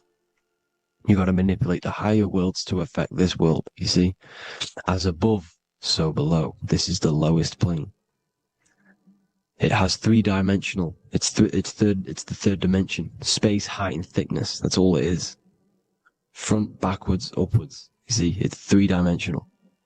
We cannot perceive the hidden side, which is the interior of this existence. We cannot perceive the interior from our exterior view. We are looking into this world. Okay, this is the exterior view. We can't see what's inside of that. That's the 4th dimension, which is the next one. It's the most gross and dense plane. 4 states of matter, the most slowest vibrational molecules exist in this plane. Above this plane, you have the ether. Okay, the word ether and either are the same thing, because either connects 2 scenarios in languages. I either support Manchester United or Liverpool. Either is connecting them 2 scenarios. The ether is doing the exact same, as you can see here on the planes of existence. It connects the astral world, which is very important, to the physical world. It's connecting these 2 worlds. So it's the ether. It's the ether. The ether is pure potential. Energy flows through the ether. It is pure energy, pure potential. Okay? The physical body is an exact copy of the etheric counterpart body. So every physical object has an etheric energy double. It's like a blueprint of that object. Every single object has an energy double, and that's the etheric double. Okay? The etheric body determines the shape of our physical body through its lines of force. All through life, it rebuilds and restores the physical body. Physical problems show up first in the etheric body, because as above, so below. You manipulate the higher planes, it will manipulate this plane. And this is why sorcery works. Contact with astral plane entities. We'll get into that a bit later.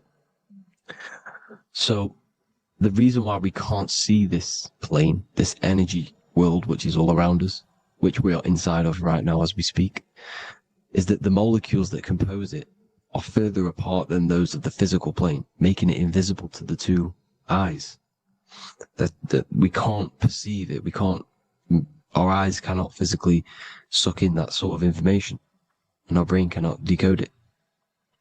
This is why, they brainwash us with all these programs to keep us asleep, to keep these other bodies we have asleep, so we don't find out about these other bodies, and is to make you believe that everything's just a material. Only the material world exists.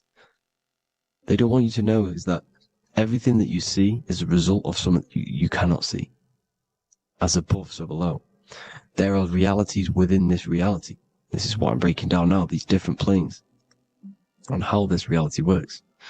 So your etheric double is your energy body. You can see here the physical, etheric, astral. Astral is your spirit. The ether is a part of the physical plane. It's like just above the physical plane, but it's still part. But then the astral plane is completely separate. It's another plane, but they're all interlocked. Don't think they're apart. They're all interlocked. They're all one. They all melt into each other. The chakras that we have are inside of our etheric body. They are our sense of organs which tune us to the fourth dimension. These 7 chakras connect us to the astral world, the fourth dimension. Okay? They are points for the flow of energy from the universe / 7 planets, because the 7 chakras are your 7 planets, and the 7 planets are connected to the astral world. They are feeding these 7 senses in our body. They connect us to the universe, to our etheric counterpart, and then to us, supplying the physical body. Because the energy comes from above. As above, so below. These 7 senses, these 7 etheric chakras, are being supplied with energy from the universe, the 7 planets, the solar system.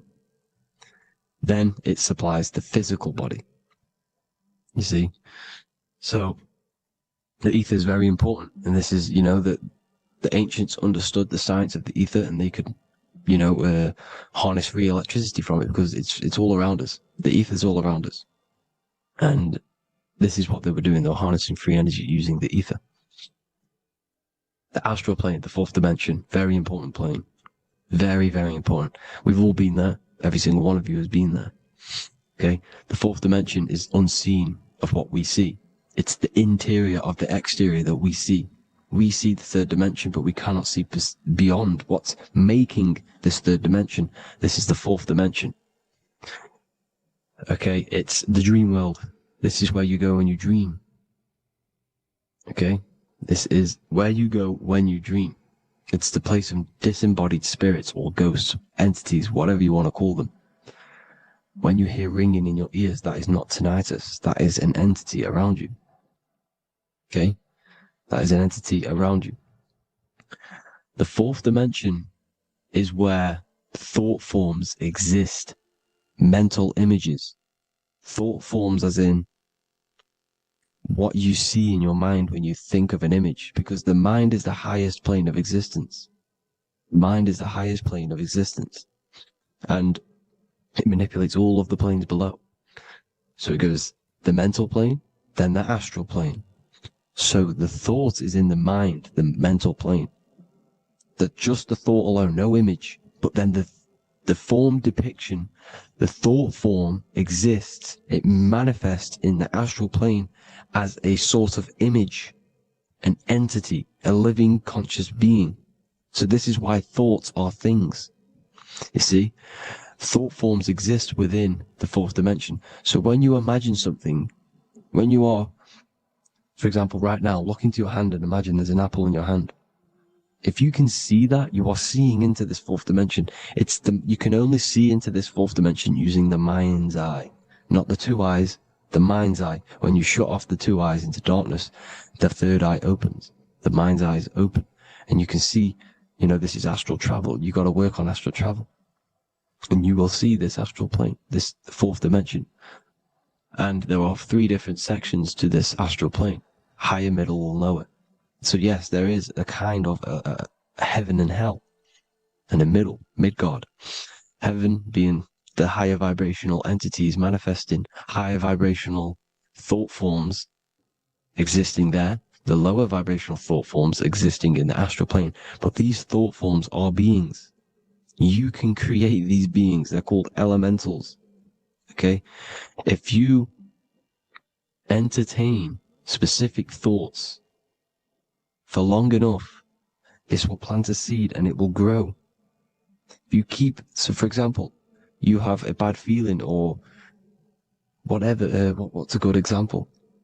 Unforgiving someone. You keep that energy inside of you for long enough, it will manifest on the foot in the fourth dimension. You entertain that thought long enough, it will manifest.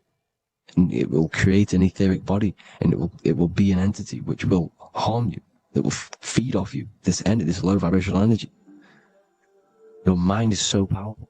It creates thought forms, and these thought forms can take consciousness, can take bodies, etheric bodies. Now, that's why it's very important that you master your mind, master your thought patterns. So this fourth dimension is the astral world. So when you have a nightmare, this is the lower astral plane. You're in the lower astral plane. Whilst this physical body rests at night, your consciousness, you awaken this other body, your consciousness goes inside of this other body, whilst the physical body lays asleep. You see? So it's all inside of you. This is what you need to understand. You just haven't awakened these bodies yet. You can awaken them. You just got to awaken them. Okay? The next is the mental plane. This is the mind, the source, pure cause, pure motion, the most less dense, the most fluid. No form. There's no form to the mind. Astral plane is the first plane where a form takes existence, pretty much. The mental world has no form. It's pure mind, pure intelligence. Thoughts alone exist here without any images or manifestation. The most fluid, the most dreamy, the most causal plane. All of the rest take the effects of this plane. That's why it's mind over matter. Your thoughts they create vibrations. Each vibration is vibrating on a specific frequency, which creates mental images, creates effects down here on this physical plane. This is why it's so important to master your mind. Master what you think. Master your mind. It's the hardest thing to master. You could conquer the world, but it's probably harder to conquer your own mind than to conquer the whole world. I can promise you that, because the mind can play tricks on you. You got to listen to that inner guide within you that will constantly manifest the good things. So anyways, people, hope you learned a lot from this. Please work on trying to activate these other bodies. I will maybe do another video on trying to activate these bodies if you wish.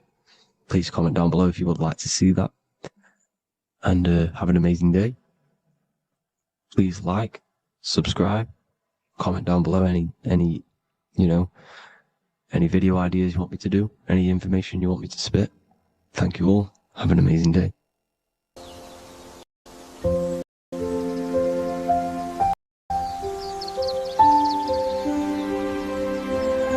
bookofwisdom.com. Visit today.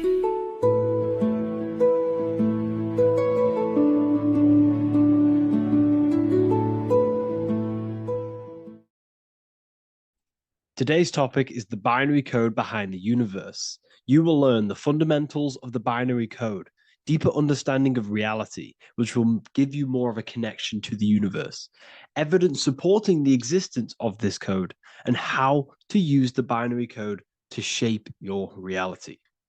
Now, this is an important one. We have 0 and 1. This is the binary code of the universe. It underlies everything. It is the source of all creation. The universe is binary in nature, meaning it exists as both something and nothing, on and off, male and female, light and dark. Everything has its polar opposite. At its core, all that exists is 0, representing nothingness, infinite potential, and 1, representing something, order. 0 represents the feminine, vast, formless, and infinite potential. It is the space from which all things emerge, the womb of creation, the receptive and expansive force. 1 represents the masculine, structure, form, and order. It is the active principle, the initiator, the force that defines and shapes reality. Together, they create the fundamental duality that underlines existence, the balance between chaos and order, the void and creation, yin and yang. We see this in the masculine and feminine bodies. This is deeply encoded into the fabric of reality. And once you see this, you will never unsee this. So please leave a like on this video if you love my content and you love the wisdom that I share with the world. So we see this with the masculine genital areas. Remember, this is the genital area. This is all to do with creation. These are the generative principles, the generative organs in the body that allow creation to continually outfold into new life. The genital areas are all to do with the code. The male is the one, the action. He's the initiator. The feminine is the zero, which is the infinite potential, the womb of creation. 0 and 1. This is why we have 10 numbers. 0 and 1. Masculine and feminine. We even see this in the bodies. The feminine body is made out of curves, which is 0, curves. And the masculine body is made out of lines. So please leave a like and comment if you love this. And if you have any lecture ideas, feel free and I can make a lecture on any suggestions that you have. So look at the word masculine. Masculine, line. Line is just one line, which represents order. 1. Feminine. 9. 1 and 9 equals 10. 0 and 1. The binary code of all creation. Why is feminine? Why the number 9 for feminine? Because the moon has to go around 9 times to create a human in the feminine's womb. And look at this image of nature. All nature is zeros and ones. Now you can tell. The stick is a one. It's a line, and here we have curves. It's curves and lines. Curves and lines create reality, creates matter. Everything is 0 and 1. We even see this with the sky. The sky represents zeros. They represent curves. The heavens, the heavenly bodies, the sun. These are circles. The moon, circles. The planets, circles. Down here is matter, representing the square.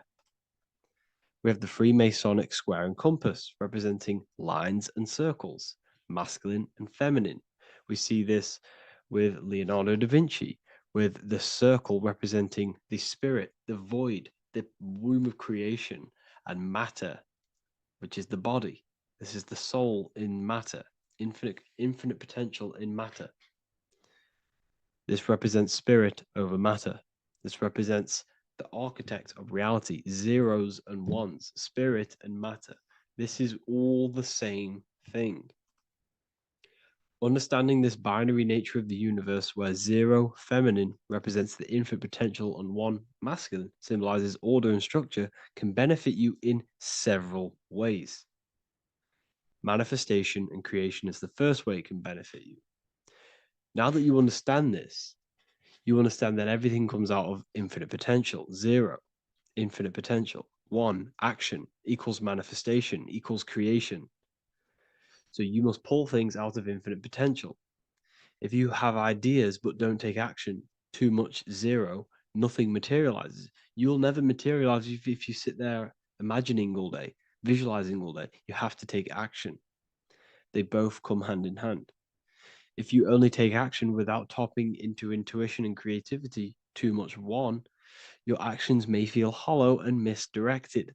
Using both effectively leads to greater success in life, work, and relationships. This is the 33rd degree motto, or this is on the 33rd degree of Freemasonry Scottish Rite logo, and it's called Order ab Chaos, order out of chaos. Chaos is the 0, infinite potential. Chaos is the dimension of the imagination. This is where this all ties in now. Imagination is the dimension of infinite potential, pure potential, formless creativity, and the realm of infinite possibilities. It is the void, the unmanifested energy that contains all that could ever be. That is the imagination. The imagination is the dimension that you are connected to, and you can pull any idea out of and materialize it into a reality. Matter, on the other hand, is order brought out of the imagination, chaos. It is when raw potential is structured, defined, and crystallized into form. This is the fundamental principle of order out of chaos, the process of turning the unseen into the seen, the abstract into the concrete, the dream into reality. That's why we say dreams into reality. Dreams are in the imagination, infinite potential, and the human mind is connected to higher dimensions of consciousness, which we can pull ideas, things out of, and materialize it into our lives.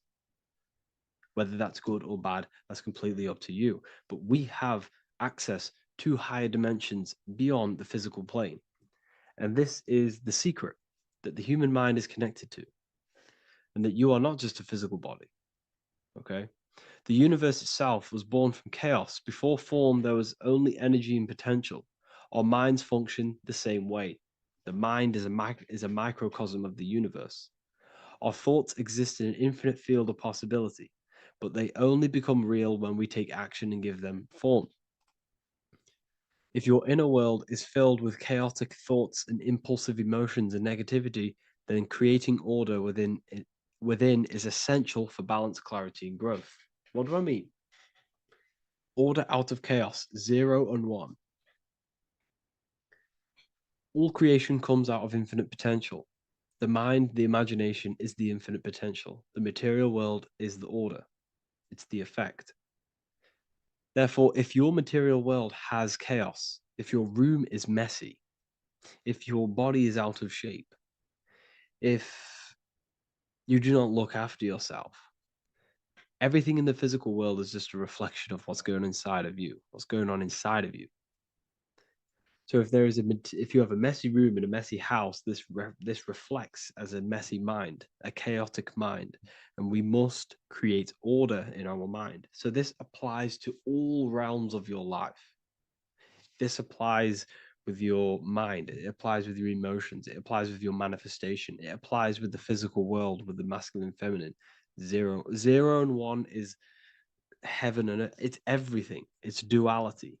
It's on and off. It's everything. So it applies to all realms of your life. Okay. So in order for this to benefit our lives, we must, one, have awareness and observe the chaos. Step back and observe your thoughts and emotions without reacting to them. Recognize that you are not your thoughts. You are the observer of them. You are the soul. You are in between them. You are the midpoint between the left and the right, the 0 and the 1. You are the soul. Journaling or meditation can help you identify patterns and negativity and impulsivity. So it's important that we recognize these patterns, we recognize the chaos within us, and we transmute it. 2, implement structure, mental discipline, mindful practices, meditation, breath work, and slowing down your reactions. Cognitive reframing, replace destructive thoughts with constructive ones. This is so important. For every negative thought that you place attention to, place your attention onto 5 more positive. Never think about something that you don't want to manifest, because whatever you're placing attention on inside that mental field of consciousness, you're giving attention to, which then can manifest into your action, and that will materialize into your world. Routine and ritual. Create daily habits that anchor you. Morning routines, exercise, or creative outlets bring stability. We must master the inner world of thought and emotion. We must bring chaos into order. In order to create anything in your life, you're turning chaos into order. Order out of chaos. You're turning 0 into 1. This is the binary code. All things underlie it. 0 and 1. So it's so important that we master our minds, we master our emotions, we master our inner world so we can produce effect in the outer world. We cannot create consciously and effectively if we have chaotic thoughts and impulsive emotions. So I hope this has made more clarity to you so you can implement this into your life. I know I haven't given you much strategic things to implement into your life, but now that you have a better understanding of how this world is pulled out of infinite potential, you can use that. Everything in your life is pulled out of your imagination. every text you send, everything you think of, oh, I'm going to do this later. That is your imagination thinking about the future. So you just have to do this on a mass scale to create something big in your reality. So I hope this gives you a better understanding of how the universe works and has benefited your life. If you have any comments or any suggestions or how this video made you feel, let me know in the comment section. I would really appreciate it. And I'll see you all inside of the Symbolism Masterclass on March the 8th.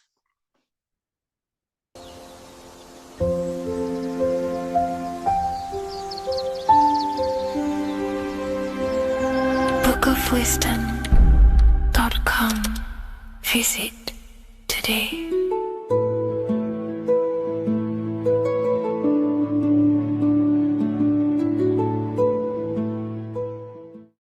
The scariest thing about having your first out-of-body experience and leaving your body is the realization that you have after. You realize everything you've been told about yourself, reality, the earth, what you're doing here on earth is a complete, utter lie. Your self-belief of what reality is and what you are is completely shattered. You now fully understand that you are more than your physical body that you inhabit. My first out-of-body experience happened a few years ago, but before all of that, I remember being a child, going to bed and closing my eyes, and I remember as a child feeling like I was floating above my body and moving. And maybe subconsciously this has led me into knowing intuitively that there is more to reality, and I've gone down this path of esotericism, occultism, consciousness. Maybe that has led me to this, I don't know, but I've always had this subconscious intuition in my mind that there's more to reality than what we've been told. And maybe it came from having these experiences as a child. And I'm pretty sure some people in the comments will also have that experience, feeling like you're floating when you close your eyes in bed as a child. I remember this very vividly. But a few years ago, I had my first out-of-body experience, and it completely shattered everything. And it confirmed to me that I am eternal, and there is so much more to the self, to consciousness. I then realized after my first out-of-body experience that our self is not just here in the physical dimension, it's existing in every dimension there is in the universe. However, our mind is focused primarily on this physical time space. When your mind is totally giving its attention and time to this particular time space, it locks in the mind or consciousness into that particular body of consciousness, such as the physical body, right? But for example, let's say you have a daydream and your full focus isn't in the present moment and your environment that you're in physically. Your mind kind of wanders off into a daydream, what we like to call it. That again is shifting time space. Your consciousness is 40% here in the physical plane because your body's there, but then the other 60% is in this daydream, this imagination. So you're shifting time space, and what an out-of-body experience does is allow your mind to reduce that attention to the physical body and access attention to this altered body or dimension of consciousness. So I'm going to give you the story of my first out-of-body experience, because I know when I was researching this, I was always looking for personal stories about someone's out-of-body experience, and there's not many out there, to be honest with you. Well, based off my research, I couldn't find many. You find a few, but I'm going to give you my experience of my first out-of-body experience that happened a few years ago. It was early in the morning. I kept on waking up and falling asleep to my alarms. I went back to sleep after waking up for like the third time in the morning. When I fell back to sleep, that is when I had my out-of-body experience. It's also good to mention that I have been listening before that about podcasts, books about our out-of-body experiences, astral projection, and things along them lines. So this was stored in my subconscious, this topic. And I had a desire in my heart to actually experience this for myself. Long story short, I went back to sleep early in the morning because I kept on waking up, and it began with this tingling sensation, a high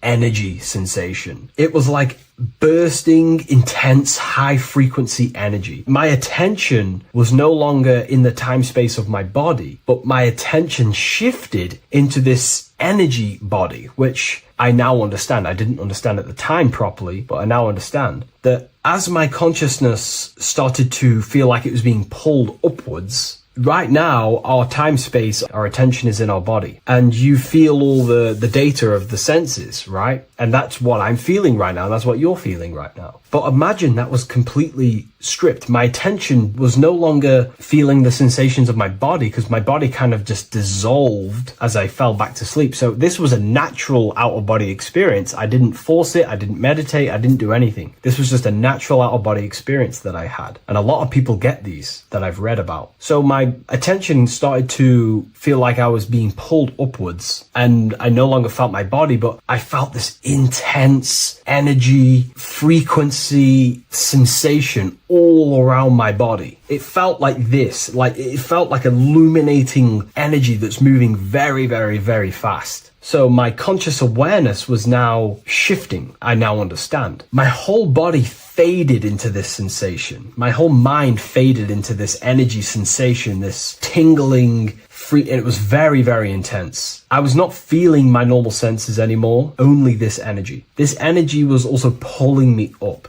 The more I was lifted up, the more intense the frequency became. So think of it like just a frequency resonator, how it just goes up and down, up and down. But then imagine the frequency resonator just going higher and higher and higher frequencies, and it was just getting more and more and more intense. The energy was moving faster. This tingling was faster and faster and faster as I was being pulled up. Part of my mind began to fear this. My arms and legs grew very tense. I started to tense up because at this moment in time of the experience, I was very vaguely conscious. I was half there, half not. And as I was being pulled up, my physical body started to tense. And this is again when I started to feel my body again. But then I remembered what I heard out of body experiences is that you have to submit to the process. If you try and force an out-of-body experience, it will never happen, because an out-of-body experience is not truly out of body. What we're trying to do is trying to find a needle in a haystack. If you're trying to find a needle in a haystack, you don't go rummaging through the haystack to find the needle. What you do is you burn the haystack and then the needle reveals itself. It's the same with an out-of-body experience. We dissolve the senses of the body, so the body falls asleep, but the mind stays awake. As soon as I let go of this fear and I let go of the tensations in my body,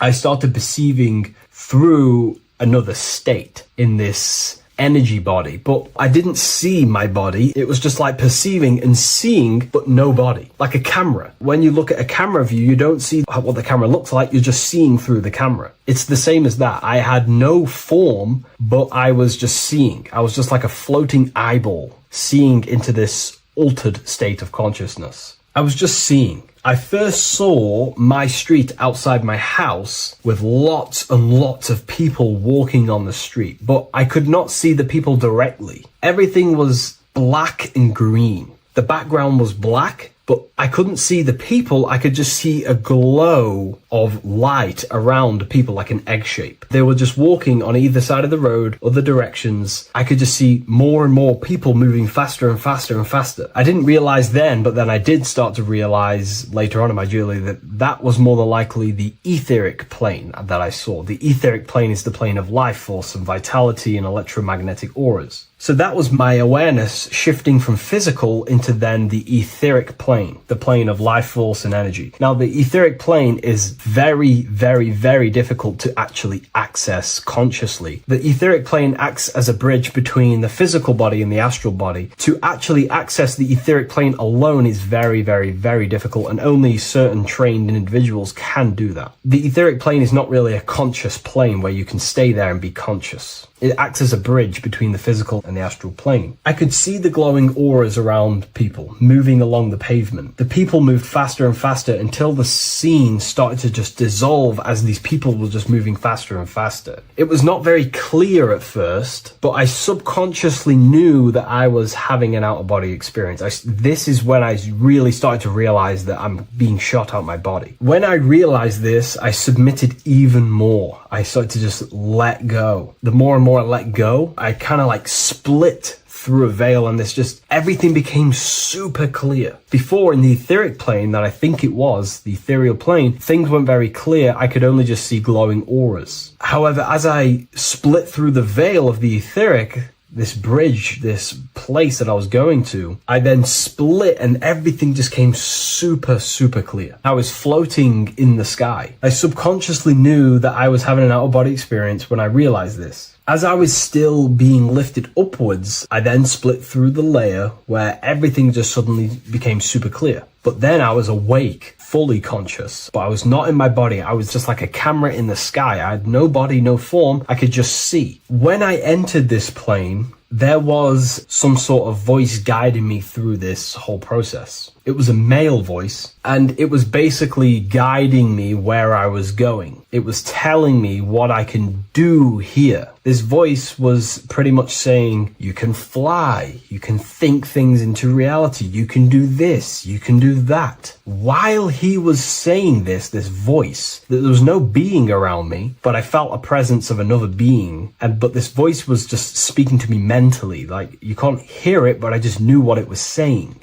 It was so weird to describe. It was like telepathy. You couldn't hear it, but I just knew what it was saying. But it was a male voice. It's so hard to describe. I still could not see any form of myself. I was not seeing my astral body or any shape. I was just perceiving a point of awareness like a floating eye, like I said earlier. While this voice spoke to me, I saw fractal patterns as he was saying, you can do this, you can do that. And while he said, you can fly, I remember just seeing this line like splitting and creating fractals. It was like this black line that was just splitting off into duality, creating fractals. But then my physical body just went through this line, split, and then split into fractals again. So strange, very difficult to explain because it's four-dimensional. To explain it in physical language, it's very difficult to actually explain what was going on. So as he was saying what you can do, I was seeing these fractals dividing and then creating fractals. When he says you can think things into reality or something along them lines, my awareness just did a full 360 as if I did a backwards flip. I had no conscious control over this. That's something that you later develop as you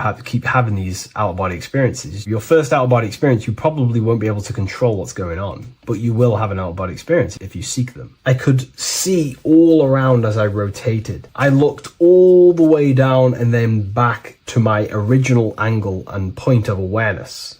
During that rotation, when I started to turn upwards to do the backflip, I looked up and it kind of looked like the sun in the sky. It was very dark and gloomy.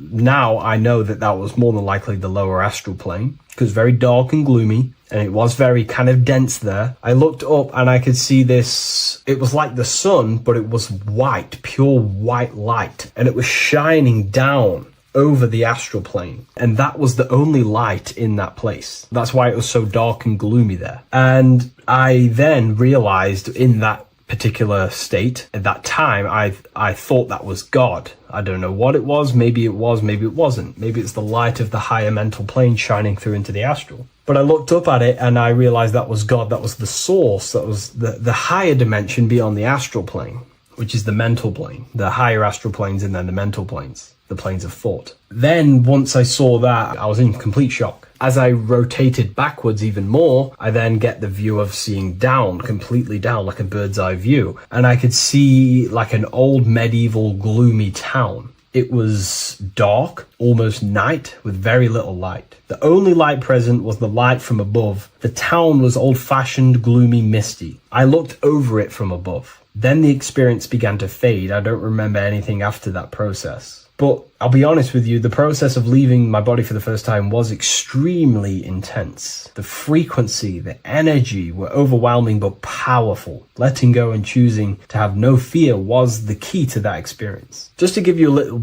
bit more wisdom on what I actually experienced now, what I realized what was happening, I now understand that the voice that I was hearing was not an external being guiding me. It was actually a higher aspect of myself, a part of my own consciousness that is not focused in the time space of the physical world. My physical mind is focused here in this timeline, but once I exited this timeline and focused elsewhere, the higher part of myself guided me towards that experience. This higher version of ourselves that we call the higher self is a higher dimensional being, but we're just unconscious of it. This being exists beyond our ordinary thinking mind. Our self exists everywhere in the universe, and we can unlock higher versions of ourselves as we progress on our journey of awakening and self-realization. Because let's say right now, only 10% of your awareness is actually in the physical plane. Science tells you that 90% of you is actually in your subconscious mind. 10% of your awareness is your conscious mind. So there's 90% of you that your conscious mind is not aware of. But our conscious mind becomes so addicted with the physical world and distracted with the physical world, it just gets totally locked in with the physical.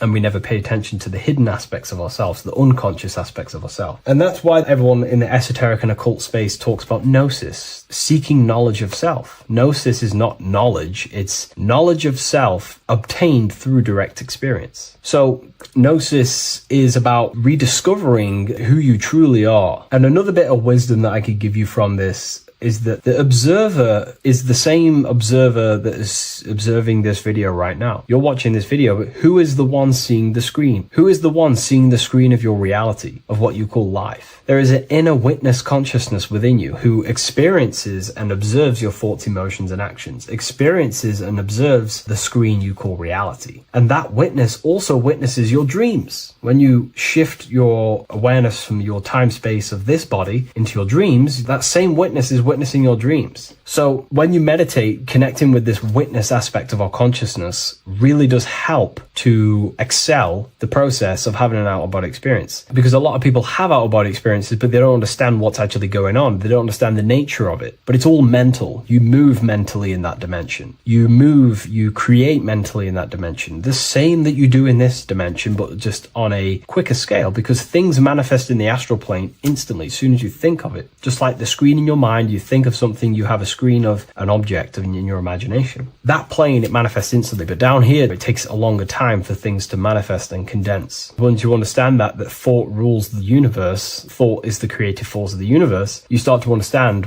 these different dimensions and these experiences that you have. But really connecting with that witness consciousness, that part of yourself that observes everything, really does help with excelling the process of having an out-of-body experience, or mystical experiences, or lucid dreams. Because connecting with that witness consciousness just makes you more conscious. Even in your physical life, staying conscious. Most people aren't conscious. They think, feel, and act unconsciously throughout their day, and they unknowingly create their reality. Connecting with that witness consciousness allows you to actually stay conscious over your thoughts, emotions, and actions, because they are giving birth to realities. That's pretty much my experience, my first out-of-body experience. What that did for me was make me so much more confident and powerful. Most of my fears just disappeared overnight. The fears of death, the fears of unknown, the fears of that I had of things shattered, disintegrated, because I understood that I am eternal. No one can use death against me to control me, because I know I am eternal. I now take riskier actions because I know I am eternal. I know that I will never truly disappear or die. So it really, really does help you, and it gives you a lot of internal power, because no one can make you scared of anything. You should not fear someone who can hurt you physically. You should fear someone who can corrupt your soul. That is the worst thing, who can corrupt your internal world, because that is what truly matters. So I hope this helps you understand out-of-body experiences. Hopefully this can help you move along in your journey. It's good to hear other stories, because this is exactly what I was seeking when I was researching this stuff. Maybe in the future I can share some more stories about my out-of-body experiences now I'm a bit more advanced. But yeah, please leave a like, comment, and subscribe on the video, and thank you all for watching.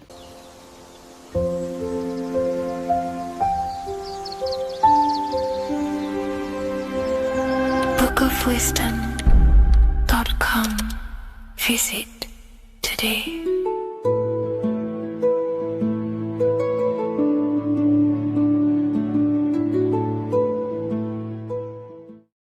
There is a massive mystery around the Freemasonic G, and in this video we're going to be discussing it. Some people call it geometry, God, gnosis, genesis, generation, but in fact it's all of these things, and all of these things relate back to one concept that links them all. And in this video, you will be discovering this secret force, which pretty much creates everything in your reality in your life and has done unconsciously, whether you are aware of it or not. The Freemasonic G is the 7th letter in the English alphabet. This is important because the number 7 has many mysteries inside the esoteric and occult traditions. Some people say the number 7 represents the 7 colors of light, the 7 major planets, or the 7 musical tones, 7 days of creation. The number 7 is a massive mystery. But what we have to understand is that in the context of Masonry, Freemasonry is all about building the self. Every day we wake up, we are either building our prison of our mind or freedom of our mind. Everything inside of esoteric Freemasonry is about building the self and reconstructing our consciousness, our inner dialogue, the inner voice. We're transforming the mind from low awareness to high awareness. This is why Freemasonry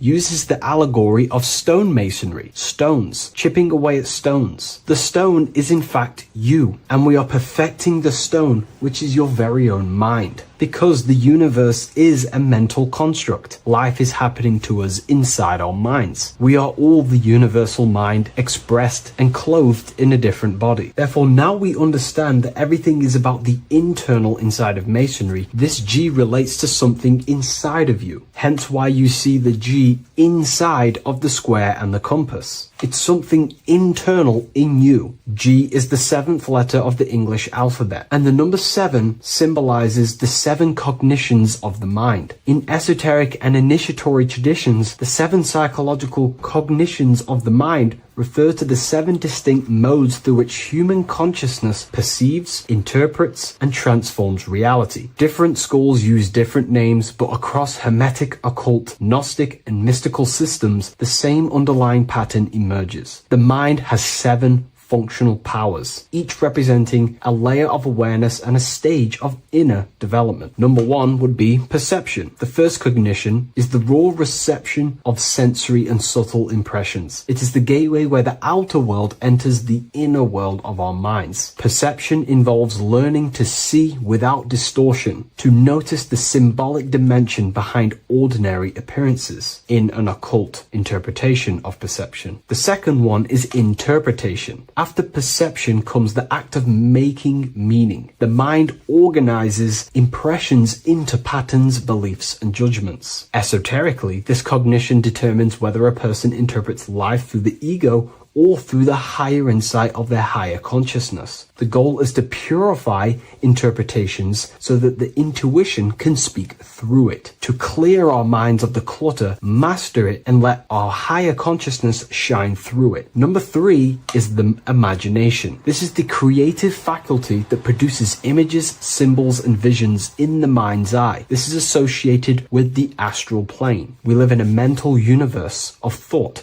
Thought wraps itself inside of imagination. The thought alone has no true form, but then the thought wraps itself in a vehicle of consciousness, what we call imagination, and we give form to the thought. Imagination becomes active. Imagination becomes active imagination, the foundation for rituals, alchemy, meditation, and visionary insights inside of occult traditions. Working on your imagination is a key part on developing your consciousness, as it is literally the sight into the astral plane, your internal vision of the mind. The fourth cognition of the mind is emotion. Emotion is energetic response that gives intensity, direction, and magnetism to thoughts. Emotion fuels the magical will. Unrefined emotion binds us to lower impulses. Refined emotions become devotion, compassion, and the inner fire to transform thought into a tangible reality, to become a conscious creator. The fifth cognition is will, the faculty of intention, decision, and directed energy. Will is the power that aligns personality with the higher self. It is the driver of discipline, transformation, and the capacity to act consciously rather than react unconsciously. Most people walk through life as an unconscious zombie, living day to day, running off subconscious programmings, never actually using their conscious mind. We develop our will and try to align our will with the highest will possible so we can align our will with our higher mind. so the higher mind can manifest through us in the material plane. The sixth cognition of the mind is memory, the storehouse of experience, impressions, and archetypes. It shapes identity, determines how one repeats and transcends past patterns. Memory includes not only personal memory, but also a deep strata of the subconscious and the collective subconscious field, what we call the Akashic records. Memory is a massive quality that you must work on inside the Masonic system. You are required to remember certain rituals and certain things so that you can regurgitate them to pass on along the degrees. Based off my research, I myself personally am not a Mason. The seventh cognition of the mind is intuition, the highest cognition possible. It's direct knowing. It bypasses the linear reasoning and reveals truth as the inner illumination. Intuition is the voice of the soul. It is the guiding force, guiding our physical vehicle of consciousness through this physical experience, providing revelations, insights, and even sometimes gnosis and higher understandings.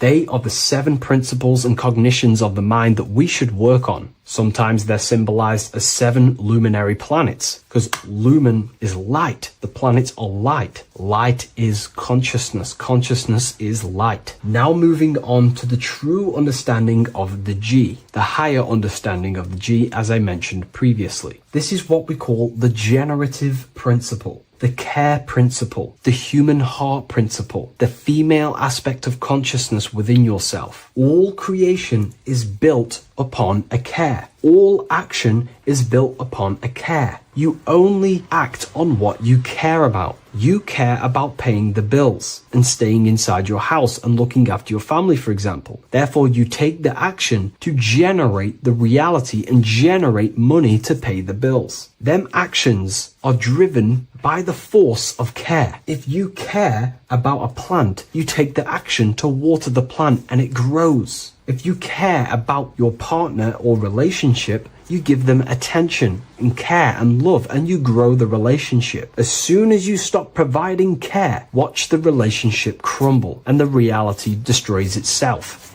Care is the generative force of reality. This is the generative principle that generates your experience in this world. We are in a continual state of becoming. Each cause gives birth to an effect, and that effect gives birth to a new cause. The G is the generative principle that drives creation in the present moment. Reality is creating, unfolding in the present moment, and the G is the force inside of you that generates your experience. You're watching this YouTube video right now because you have a care in your heart for the information I have provided in the past, and you have a care about watching this video. As soon as you don't care, you take action to do something else with your time that you actually care about. The G is the generative force of the heart. It is the love energy. You only take action on what you love or care about. The whole world is built upon this principle. This is why we say money makes the world go round, because the whole world has a G or a care for money, and it's making everyone wake up in the morning, take actions, and make the world go round. It is the G, the care for that principle or money object to generate that reality. It is the force that drives you, hence why the G is sometimes surrounding with light rays, because it represents a force, emanation, something that is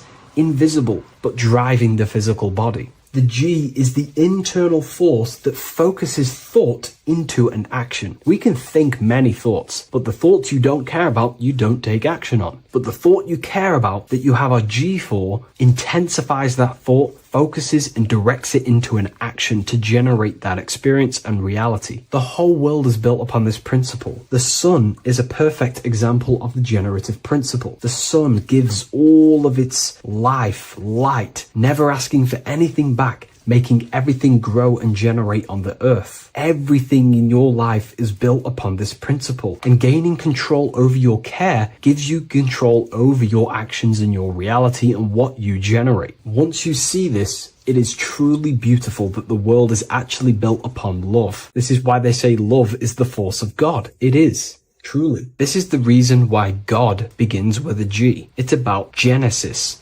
Genesis means creation. G, generation. Anything that generates and creates is all to do with a care. or a love energy. But don't get me wrong, people can love sick and twisted things, and they act upon them sick and twisted things. This is why purification of ourself is important by understanding this principle, as it is a very powerful principle to understand. This is the reason why the word gift begins with a G. You're giving something. I care, I'm going to give you something, a gift. Or guidance. This is what guides you into becoming something, what you love. This is why also gnosis begins with a G. Gnosis is not actually knowledge. Gnosis is knowledge obtained, attained by direct experience or through direct experience. For example, you're not believing you're watching this video right now. You know you're watching this. Know, gnosis, same phonetic sound. It's about knowing. Gnosis is about gaining knowledge of the self. Self-knowledge through direct experience.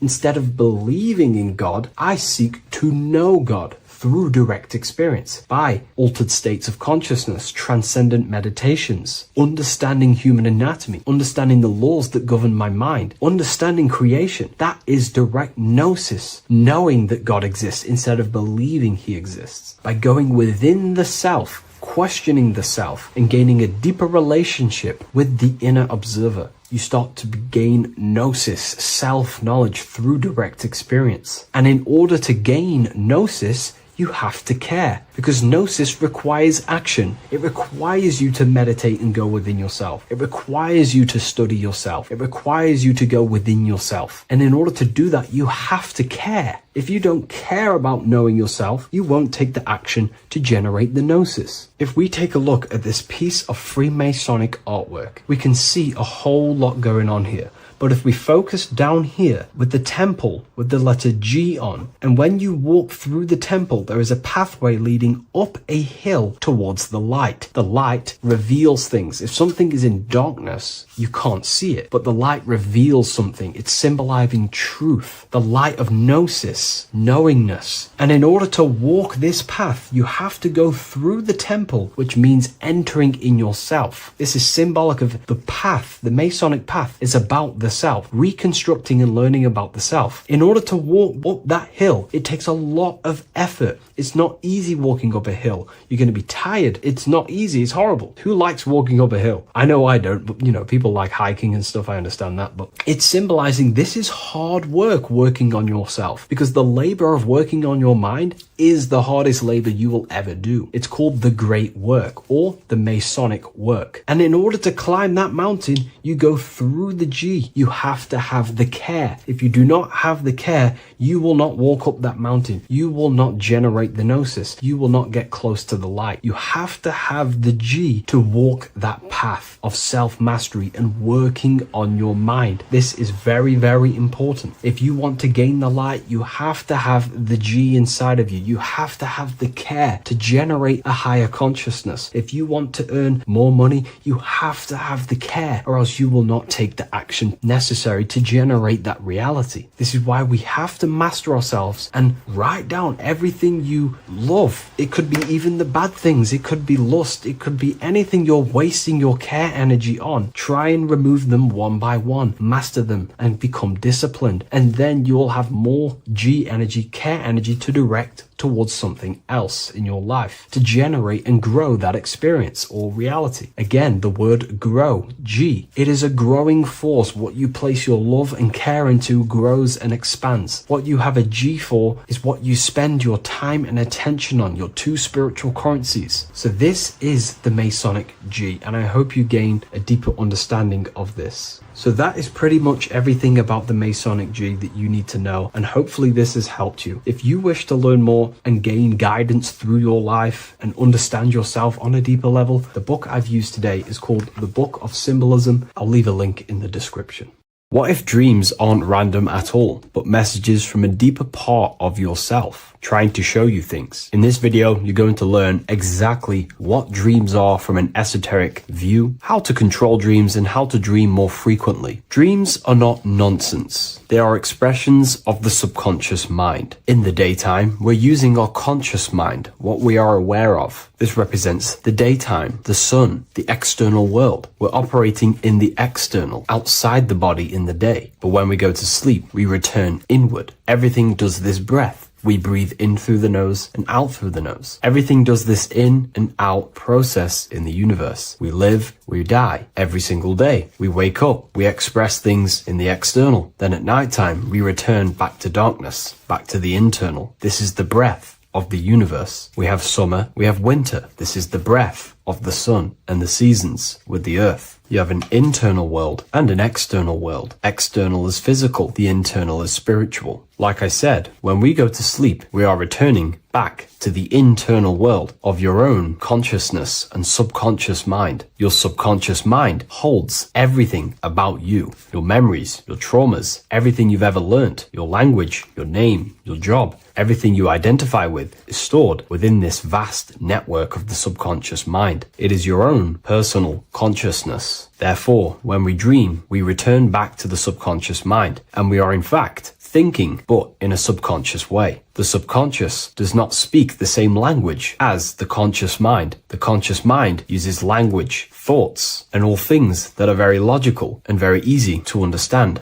The subconscious is the complete opposite. It is very indirect, metaphorical, and symbolic. The subconscious communicates and works in symbols. Ultimately, symbolism is the language of consciousness. This is why in occultism and esotericism, it is filled with occult symbols, because symbols are used to communicate directly with the consciousness within the subconscious mind, and the subconscious mind is ultimately connected to the collective consciousness. We are all connected and tapping into the mental plane, where we receive thoughts, ideas, depending on what we attune our mind to. That's why we call it a mindset. But getting back on topic, the subconscious mind is your own personal network. It is like a net, an interconnected web of your thoughts, memories, traumas, emotional blockages, and all the things you identify with and have experienced in your life is stored within this network. It can be seen as a web. One example of the subconscious mind using symbolism is this next story I can tell you. Let's say I was in a very traumatic car crash as a young child. I experienced a lot of emotional trauma in that car, and that deeply impressed my subconscious mind with that trauma of emotion that I felt. Therefore, every time I see a car in my external world, that car is now a symbol that represents the state of consciousness I was feeling in that particular time of the traumatic car crash. The car is a symbol for a state of consciousness within my subconscious mind. Just like when you see a word, that word triggers what you believe that word to be in your subconscious mind. Symbols are the language of the subconsciousness. Therefore, when we dream, we are basically seeing symbols of our own personal subconscious mind. Our higher mind, which is basically our subconscious, the higher version of you that exists beyond your human thinking mind, communicates using symbolism. The higher mind does not speak human thoughts, human language. It speaks the language of symbolism. Therefore, when we dream, every event, every person, everything that happens, and everything you see is your own personal subconscious mind materializing within the plane of the astral plane. This is a dimension that sits just above the physical world that everything is pulled out of. For example, look around you. Everything you see around you was thought, then imagined. Imagination is the astral plane, and this astral plane sits above the physical world. As above, so below. These objects were thought, imagined within someone's mind, and then pulled into a physical reality. Therefore, the imagination is what you're experiencing within a dream. It is your subconscious mind thinking and materializing within the imaginative plane. For example, let's say you are a Christian, you believe in Jesus your whole life, you have lots of emotion towards Jesus. This deeply impresses your subconscious mind. You believe in him so much, you go to sleep, you have a dream that you meet Jesus. You did not meet directly with Jesus. You met with your own belief. It was your own belief materializing within the imaginative plane and revealing itself to you. Dreams are materializations of your memories, your subconscious beliefs, traumas, and anything that could be inside the subconscious mind. It is your subconsciousness revealing itself to you in a material form. Let's say you have a nightmare. There is a big dark figure chasing you and you are running away in fear, away from this dark figure chasing you. That dark figure is not an external entity. It is not a spirit or a jinn or a demon. It is in fact an aspect of your own mind. It is a symbol that represents maybe a fear, a trauma, or something you are running away from internally, inside your subconscious mind. Something that you are not addressing, but something that is fearful, something that can be controlling you on a subconscious level. Let's say you have a fear to address something in your personal life. You want to address someone who is getting on your nerves at work. You continuously put this off and you fear doing that situation. Over a long period of time, this can slowly control you subconsciously. You start to avoid the person, avoid any contact. It is subconsciously controlling you. This is not the best example, but you can see what I mean. Hidden fears and traumas in the subconscious mind can subconsciously control your actions and ultimately lead you to low states of consciousness, keep you from reaching your higher potential, and ultimately create blockages within your own consciousness. That figure in the dream is a materialization of something that you are fearing and running away from and not addressing. This is why people always have dreams of traumas that they have experienced as a child or when they were younger, or maybe from a year ago or two. It's because that emotion is deeply impressed in the subconscious, and the subconscious is always trying to reveal things to you, communicate to you that you need to change, purify, and maybe heal within your own consciousness. This is how the higher self communicates to you, through the language of symbolism. Once you understand this, dreams can become a very powerful tool, not just entertainment at night time. Your consciousness never rests. Your consciousness is eternal. It is the very spark of the divine. Your body needs rest. Your consciousness is not physical. It does not need rest. So this is a way you can identify what your dreams are trying to show you, is by writing them down. A dream journal. Every single dream that you have a book placed near your bed. Every time you wake up, first thing you should do is pick up the book and write every single detail that you can remember about the dream. The people that you met are all symbols or aspects of yourself. Maybe it is a friend you saw in your dream. That friend represents a state of consciousness that is within you and is trying to reveal something to you. It's about making the subconscious into the conscious, to become conscious of the unknown. Write down every detail, everything you saw, every event that played out, even the details of the clothes that they were wearing. Everything is symbolic within dreams. Write everything down and then analyze the dream. Don't analyze it from a logical mind. Analyze it with the right hemisphere of the brain, which allows you to see metaphors, read between the line. Try and gain the message that it's trying to show you. What does this overall mean to you? And what could this reveal about aspects of yourself that you need to heal or maybe take action in your life and world? Because your higher self is always guiding you towards awakening and fulfilling your mission in the manifested physical world. Dreams speak in symbols, not logic. Ask about your dreams. What is this trying to tell me? Don't take things literally. Look for an emotional tone and symbolic resonance. With practice, you'll begin to understand the personal language of your subconscious mind. Now that you understand that, again, please leave a like or a comment on this video. This is now a technique for lucid dreaming and dreaming more often. This is not going to happen overnight. This is not an easy method. It simply takes practice and dedication. Every morning, choose 3 time slots. For me, I choose 4:30, 5 a.m. and 6 a.m. 3 alarms that are going to go off at these 3 times, half an hour apart from each other. Each time you wake up, stay awake for 5 to 10 minutes. Turn off the alarm. Try and keep your conscious mind awake, but drift back into sleep. There's no other better way for me to explain that. It's very difficult, but try and keep the mind awake, but the body falling back asleep. More than likely, you will drift off back to sleep. Then the next alarm will go off half an hour after. This will wake you up again, guaranteed. You will probably drift back to sleep by repeating this process. After the 3 alarms go off, each one of them times, you're either going to have a dream or a lucid dream, but definitely you will have a dream. And if it doesn't work one time, keep trying it. I've been using this method for a very long time, and I can tell you 70-80% of the time it triggers a dream, and a very vivid dream. And it's ideal for lucid dreaming because keeping the conscious mind awake while letting the body fall asleep, you can become conscious within these subconscious realms of your mind. But when you are conscious inside the dream world, you can do what you want, but you also want to let the dream naturally naturally unfold. If you try and take too much control, then you will wake back up. If you feel any fear in your dream, you will wake back up into the material world. Another tip to dream more often is to meditate before bed. Simply close your eyes and think about nothing for 5 to 30 minutes. Detach from everything outside you, your name, your job, work, thoughts. Mentally detach from the world and the physical pleasures and become pure awareness before you try and go to sleep. This will help you become conscious while being within the self. If you wish to learn more about consciousness, yourself, the Book of Wisdom Volume 2 can definitely help you. I'll leave a link in the description. Thank you for watching this video, and I'll see you in the next one.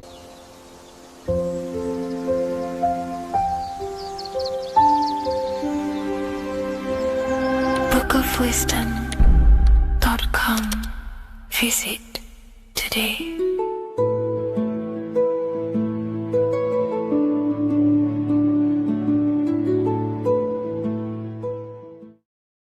Welcome people, we're back with another video. I will now be keeping track of my YouTube and trying to upload every week. In this video, we'll be talking about the chakras. The chakras are the 7 attributes of God, and they are the 7 planets. These are literally vortex portals within us that connect us to these vices and characteristics of God. Each one of these energy centers are a spinning wheel of energy which controls the cells and organs in that particular area of the body. For example, it's literally a mini brain for that area of the body. Each chakra has a vice which you need to turn to a virtue in order to climb up through the system. They work like a stairway system. You have to go through each chakra in order to unlock the one above. This process is turning matter into spirit as you descended from spirit to matter. Saturn is Satan, that's why it's the lowest chakra, and that's why the devil is red, because red is the lowest vibrational color. When you are in these lower states of consciousness, you are in your animal nature. This is your physical side of your nature, and you are mainly being driven by your animal instincts, or your ego. Moving back to your higher self or your spirit self is not an easy process, it takes a while. However, with discipline, consistency, and motivation, you can achieve this, and this is what the ancients called Christ consciousness. Once you have achieved this, it is basically a state of mastery of the mind. You no longer lust for the lower animal nature things. Now, let's start with the root chakra. This is located at the base of your spine, and you can feel this chakra by tensing your anus.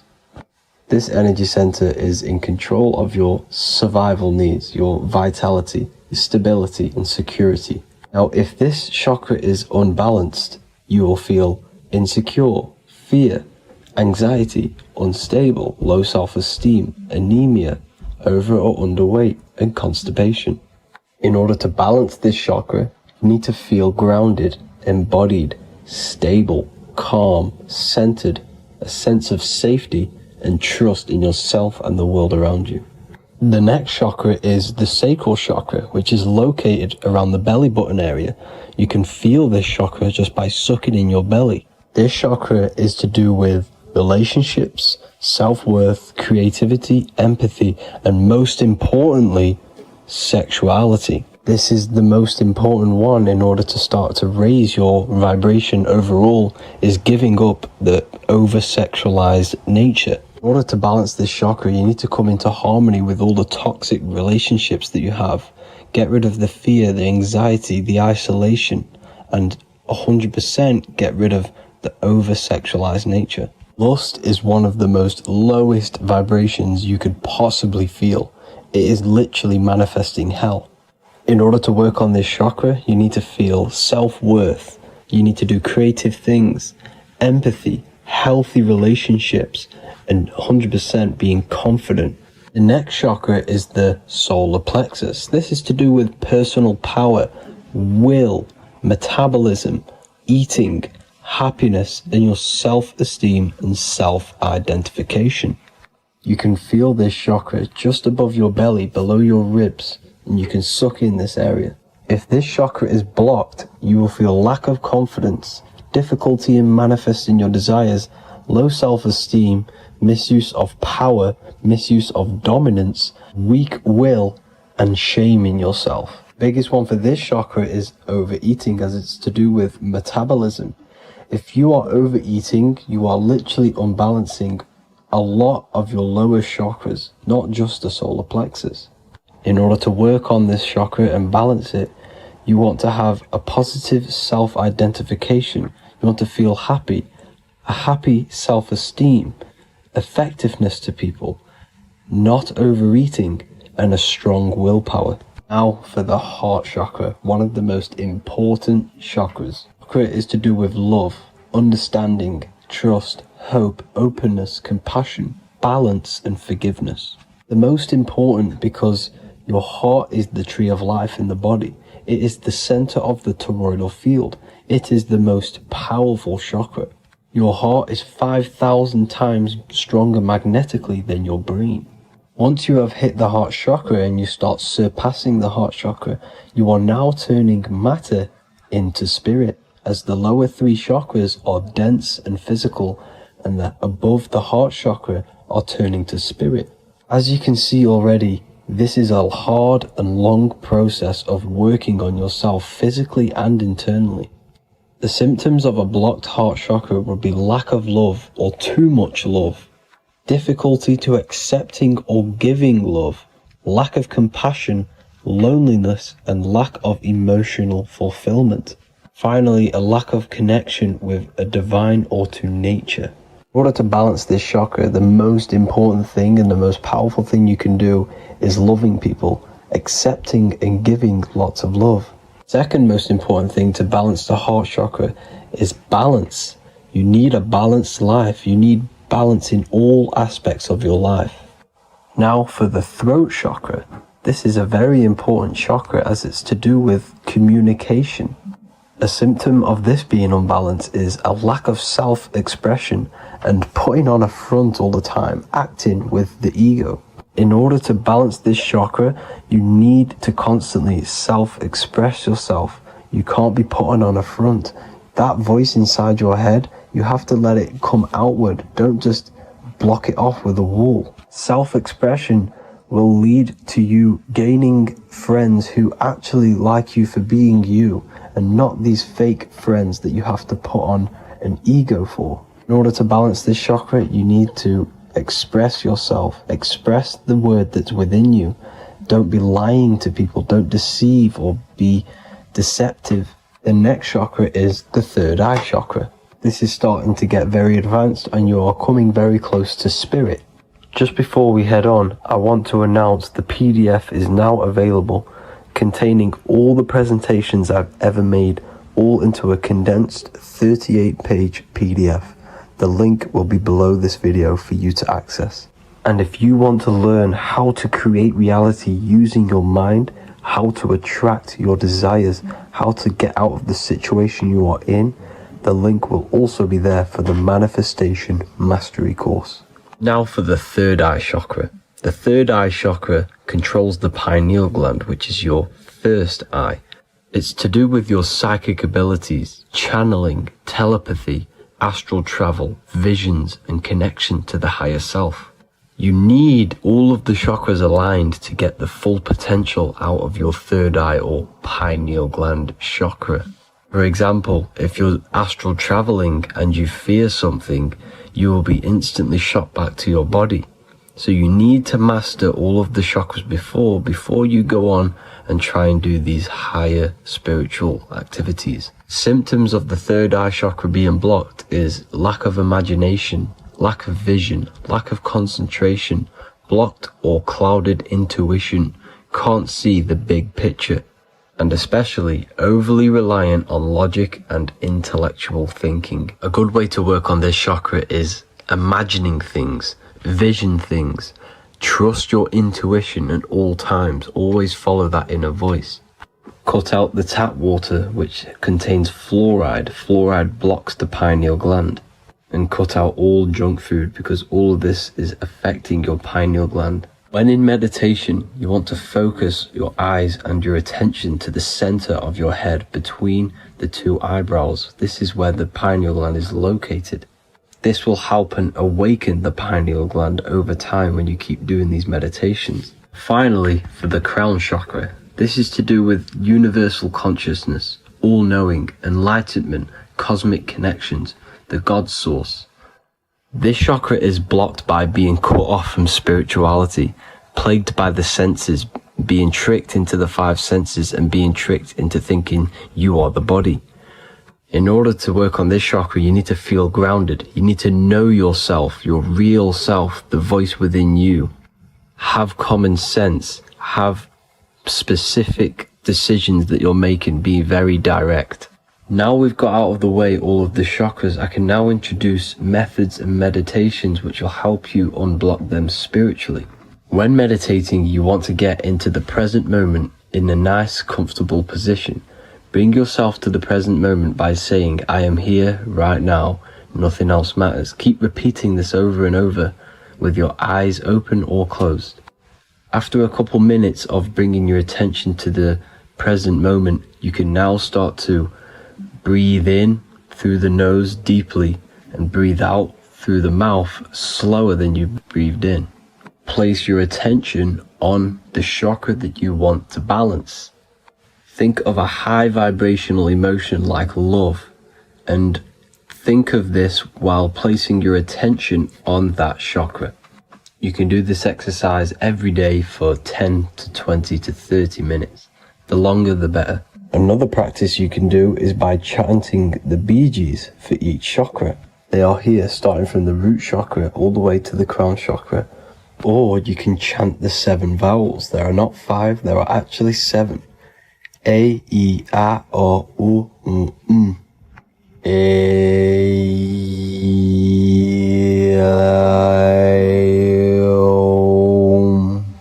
This is the proper way of pronouncing the 7 vowels. These are so powerful because these are the only things that exist. It is literally the sound of God.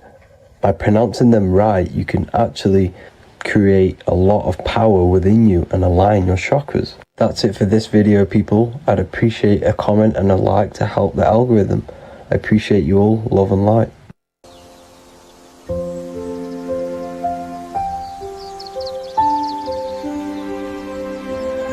bookofwisdom.com. Visit today.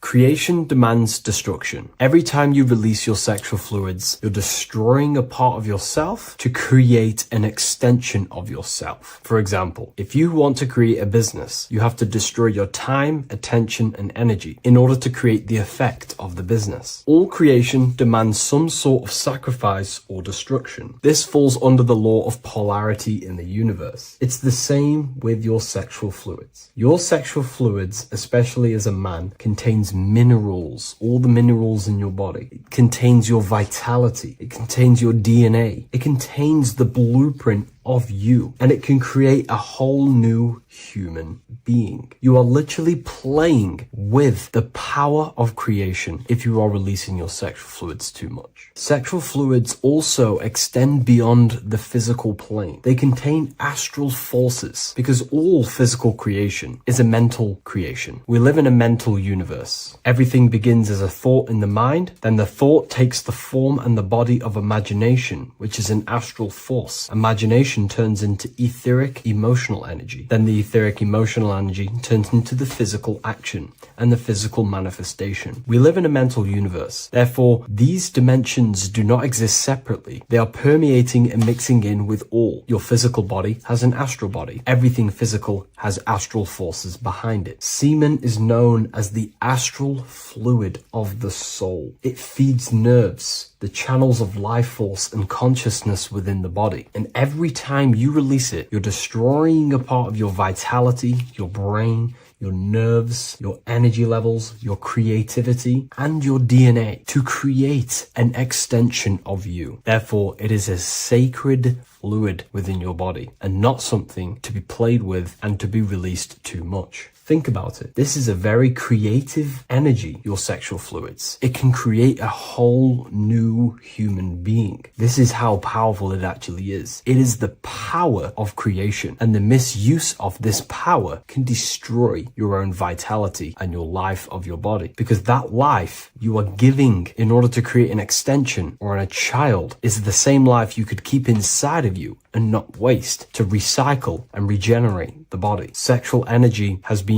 for thousands of years associated with regenerating the body, longevity of life, and maintaining youth. Not only that, every time you release your sexual energy, it floods the brain with dopamine. Dopamine is the brain's reward system, created within the middle of the brain. It releases every time you've achieved something. However, sex or an orgasm is the most powerful feeling you can feel. It's the most amazing, intense feeling and release of dopamine you can possibly feel as a human. Therefore, if you flood your brain with this high amount of dopamine every single day, you are getting the epitome of human feelings every single day. Therefore, you will become numb to everything else in reality. You won't be able to enjoy the small things in life. And I know this firsthand because I experienced this myself. As soon as I stopped, this is when I started to enjoy the little things in life, seeing family, and I actually gained more energy, more ideas. We'll get into this a bit later. It is a creative energy. It creates a whole new human being. Therefore, if we maintain this energy, we can maintain our creative power within us, because that's what we are. We are all creative beings, moving energy from higher dimensions of consciousness, the mind, into lower dimensions of consciousness, the physical world. You hold the power to create. You are not in a world. The world is working through you. You do not possess a life. Life is working through you. You are not in a universe. You are the universe. It's moving through you. There is no past, present, and future. The present moment is you. When we release every single day or frequently throughout the week, like I said, we're triggering the brain's reward system, dopamine, which makes you feel as if you have already achieved something. And if your brain is telling you you have already achieved something by overusing your sexual fluids, then you will not have the motivation to achieve other things in your life. I know this firsthand. I became very lazy. I didn't want to work. I didn't want to do anything because subconsciously my brain felt as if I've already achieved. If we look at the symbol of the Baphomet, we notice the Baphomet has horns and a goat head. Now we look at the word horny. When you become sexually aroused, it's known as horny, which is the horns, representing the lower mind. The lower mind is the mind we use for our animal instincts. We have two parts of our mind. A higher mind, which is contained of higher thought, which chases spiritual things such as love, wisdom, knowledge, and God. Then we have a lower mind, which chases the things of the material world closely associated with the ego, chases validation, material gain, status, and physical sensation, physical pleasures. It is these physical pleasures that can keep you in an endless loop, making you feeling empty inside, because nothing material can ever satisfy our internal world. Nothing. You can achieve millions of dollars. You can achieve your dream house, your dream car, your dream watch. And if that is the only thing you are chasing, you will feel empty inside when you achieve it, because nothing of this material plane can satisfy you. Nothing of the lower mind can ever satisfy you. This is why we must sacrifice the lower mind and overcome the lower mind and the lower instincts. One thing I found amazing when I mastered my sexual urges and my lust is that my mind became a lot more clear. The thoughts and the time and the attention that I used in my mind to go towards lust, sex, and chasing these things was taking up a lot of mental space, time, and energy. But as soon as I removed it and mastered it, my mind became an open vessel for higher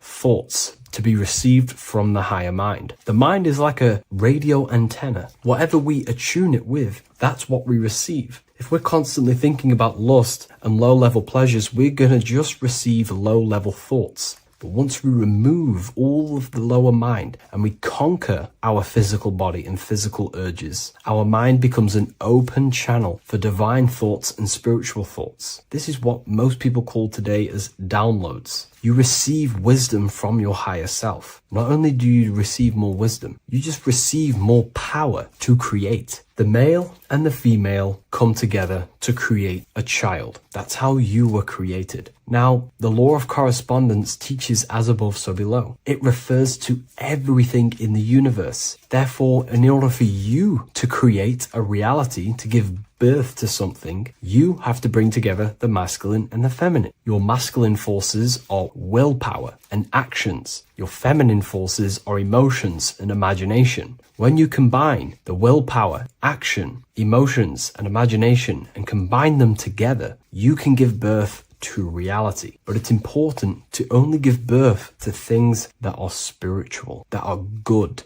that are for the benefit of yourself and humanity, and not for the ego and the lower mind. Killing our lower mind is essential for spiritual ascension when we die. The thoughts that we give the most attention and energy to when we die are pretty much the same thoughts that we're going to think when we die. When you die, your physical body and external world is stripped and you're left with your internal world of consciousness. More than likely be resonating within the lower astral plane before you move on to any higher dimensions of the astral. It's important that we kill any addictions such as sex, food, attachments, emotional attachments to people, any desire for material things before we physically die. The Hindus taught this, Buddhism taught this, the ancient Egyptians taught this. We have to remove the desires in our heart for material and things before we physically die, because when we die, we cannot fulfill physical pleasure. Therefore, we will create our own suffering within the astral dimension. So sex is the biggest part of this. We have to remove the desire for sex or releasing any of our sexual fluids before we physically die to master ourselves. And not only that, it's going to benefit the way you feel, the way you think, the way you act towards people once you have mastered this. Porn psychologically damages you. You are quite literally the person in the corner of a room watching two other people give pleasure to each other. Psychologically, that is not good. And what happens in darkness is always revealed in light. What you do in your alone times will show in your confidence, in your eye contact, in your presence, in your aura, your energy. You cannot hide things that you do in the dark, because they always reveal themselves in a subconscious way, whether physically or through an energetic spiritual way. Sex can be known as sacred energy exchange. You are exchanging energy, bioelectrical energy. It's a scientific fact that when you hold hands with another person, your brain waves of each individual become synced. Your emotions sync.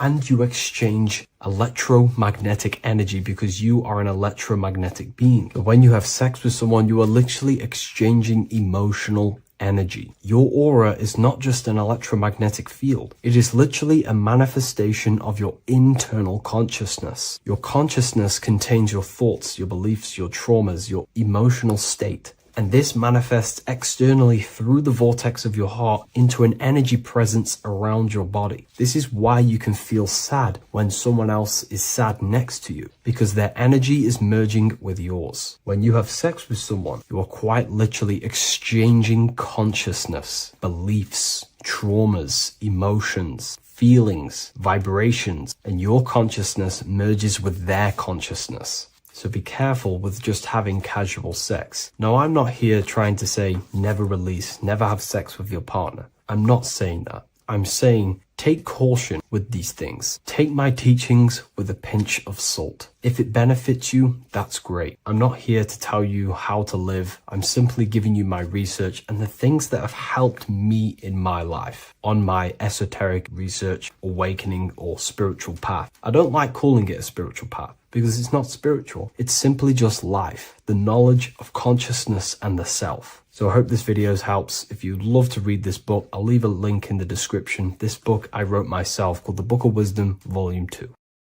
Hello, everyone, and welcome to another lecture inside Ethereal University.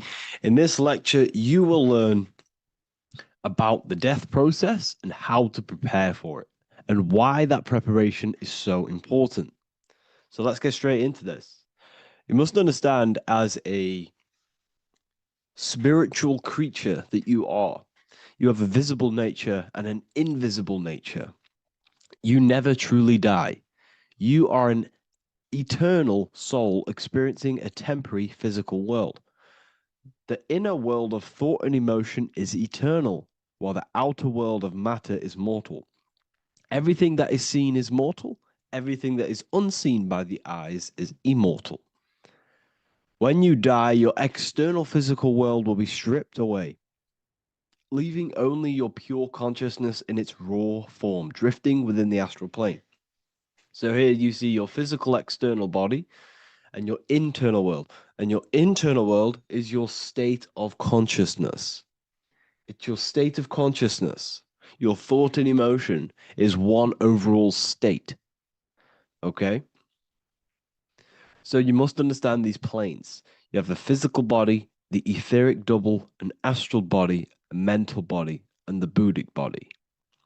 When you die, you leave the physical plane.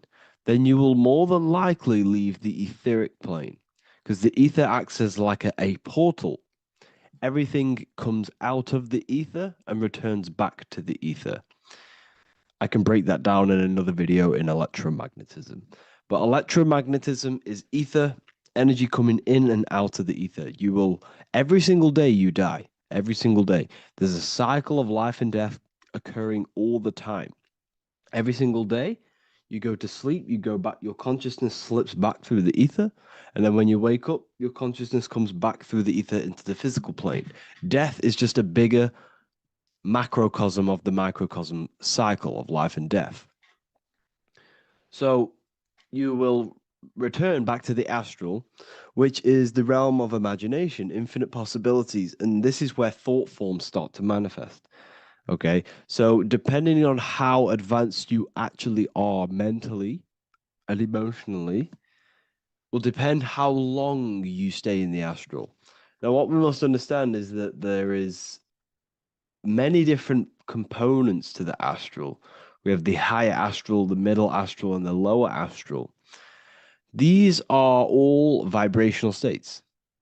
So if your mind and soul is operating in lust, lust, desire, hate, food, physical addiction, smoking addictions, then these are quite heavy. These are quite heavy attachments to your consciousness, and they're quite low level desire, which means they have a low vibration. You will manifest in the lower astral when you're stripped from your physical body. The lower astral is not inherently evil. However, there's just low vibrating things going on there. Low vibration does not mean evil. Okay. So just like bad doesn't mean evil. Okay. In the lower astral, you are going to see lower astral beings. You're going to see spirits, souls with low level desire. Okay. People who are attached to the physical plane, people that lust, people that do these things. Technically, this is hell, but you can escape it by escaping yourself. Now we're going to break all this down. I'll break all this down properly once you understand the full context. So depending on your level of desire, you will manifest in a corresponding layer of the astral plane. If your mind is still attached to the low physical desires, you will find yourself in the lower astral realms. But if you have few desires and have detached from the worldly attachments while you are encased in a body, then you will rise into a higher or middle astral plane, mainly the middle. Okay. The higher astral plane is very formless. So as I broke down here, this is, well, the physical plane is the lowest dimension. This is the most form, the most matter. It's quite heavy. The higher you go, the lighter it becomes, the more fluid, the more formless it becomes. So you see here it says denser down and lucidic up. So this is more lucidic in these higher realms. This is more dense in the lower realms. So this is why the ancient Egyptians were always talking about, I'll show you. this. This is showing you death. So first of all, we have Anubis, which represents death. Here you have the heart, which represents the soul. And here you have a feather. And this is a scale. You see how this is a balanced scale? So what this is symbolizing, this represents death. This represents your heart, and this is a feather. So when you die, your heart must be as light as a feather, which means your emotions, your soul, should have no attachments to the world. It should be light. It should be detached. This is why the word light and light are the same. Light is in heavy and light is in very bright. Because when you're less attached to the things, your soul shines. You're authentic. You're light. You're very bright soul. And you have no attachments. Your light is in not heavy. So you must detach from the worldly desires. We have to detach from the smoking, the food. This is why we should fast. Smoking, this is why we should detox.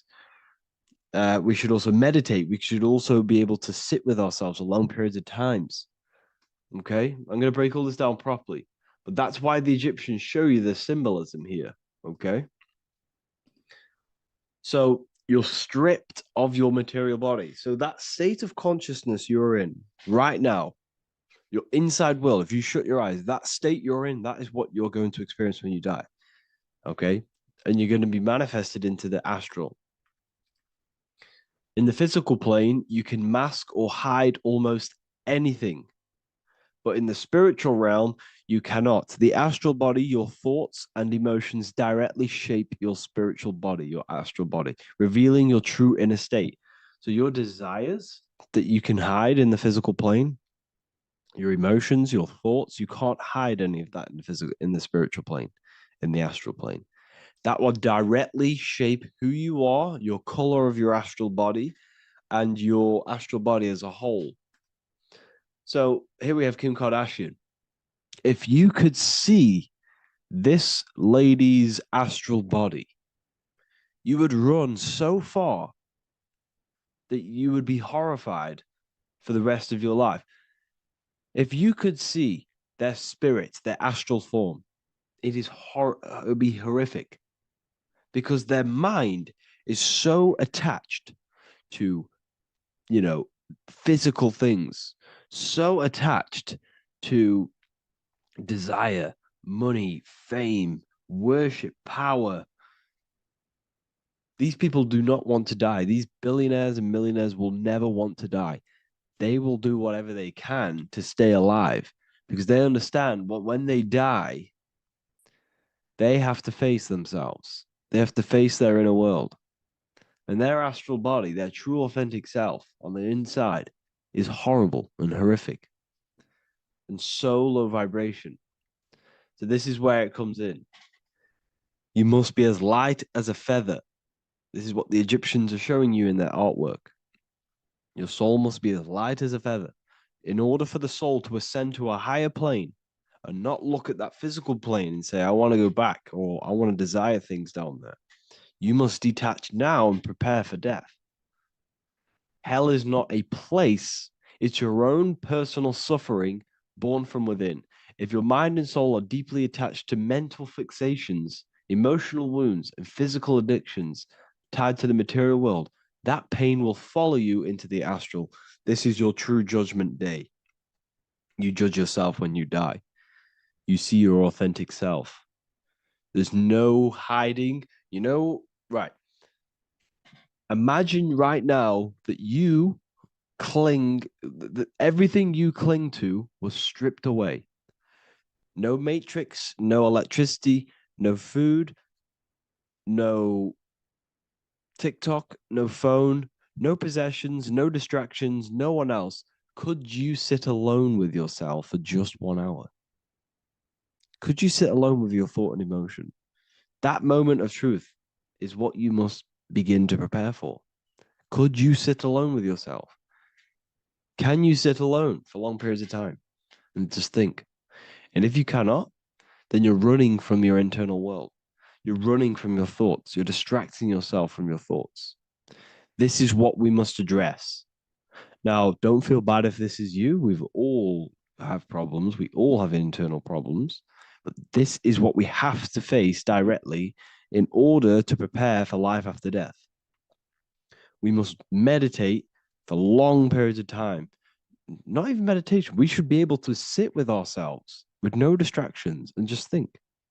This is what the people of the past used to do when we had no technology. People would sit and think for hours. This is what we need.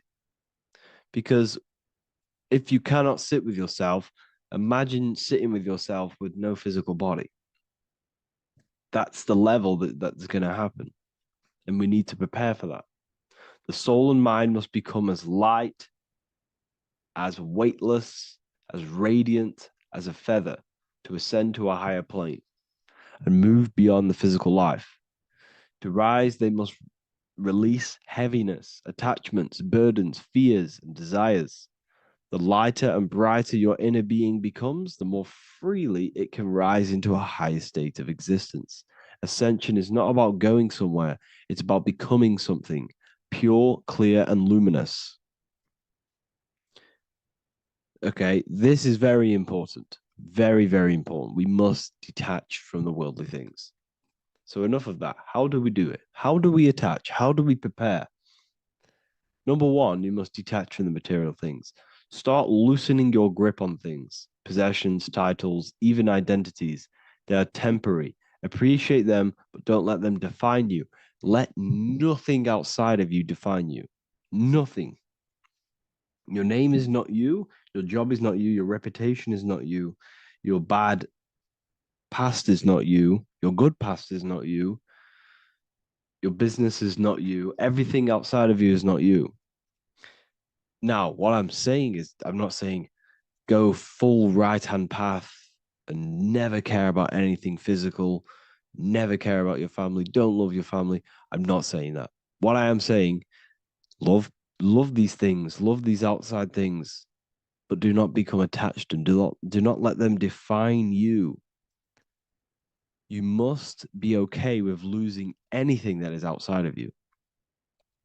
You must be okay with that, because you must understand the physical plane it's promised that everything is temporary. Everything is temporary in this plane. So don't ever think it's going to be there forever, because it's not. And you must remind yourself, not remind yourself, but I think about this sometimes when I start becoming a bit attached to work and stressed. I just remind myself that I'm going to, this is temporary. I'm going to leave this world one day and I'm not going to care. So you must have the balance. Okay. The balance is key.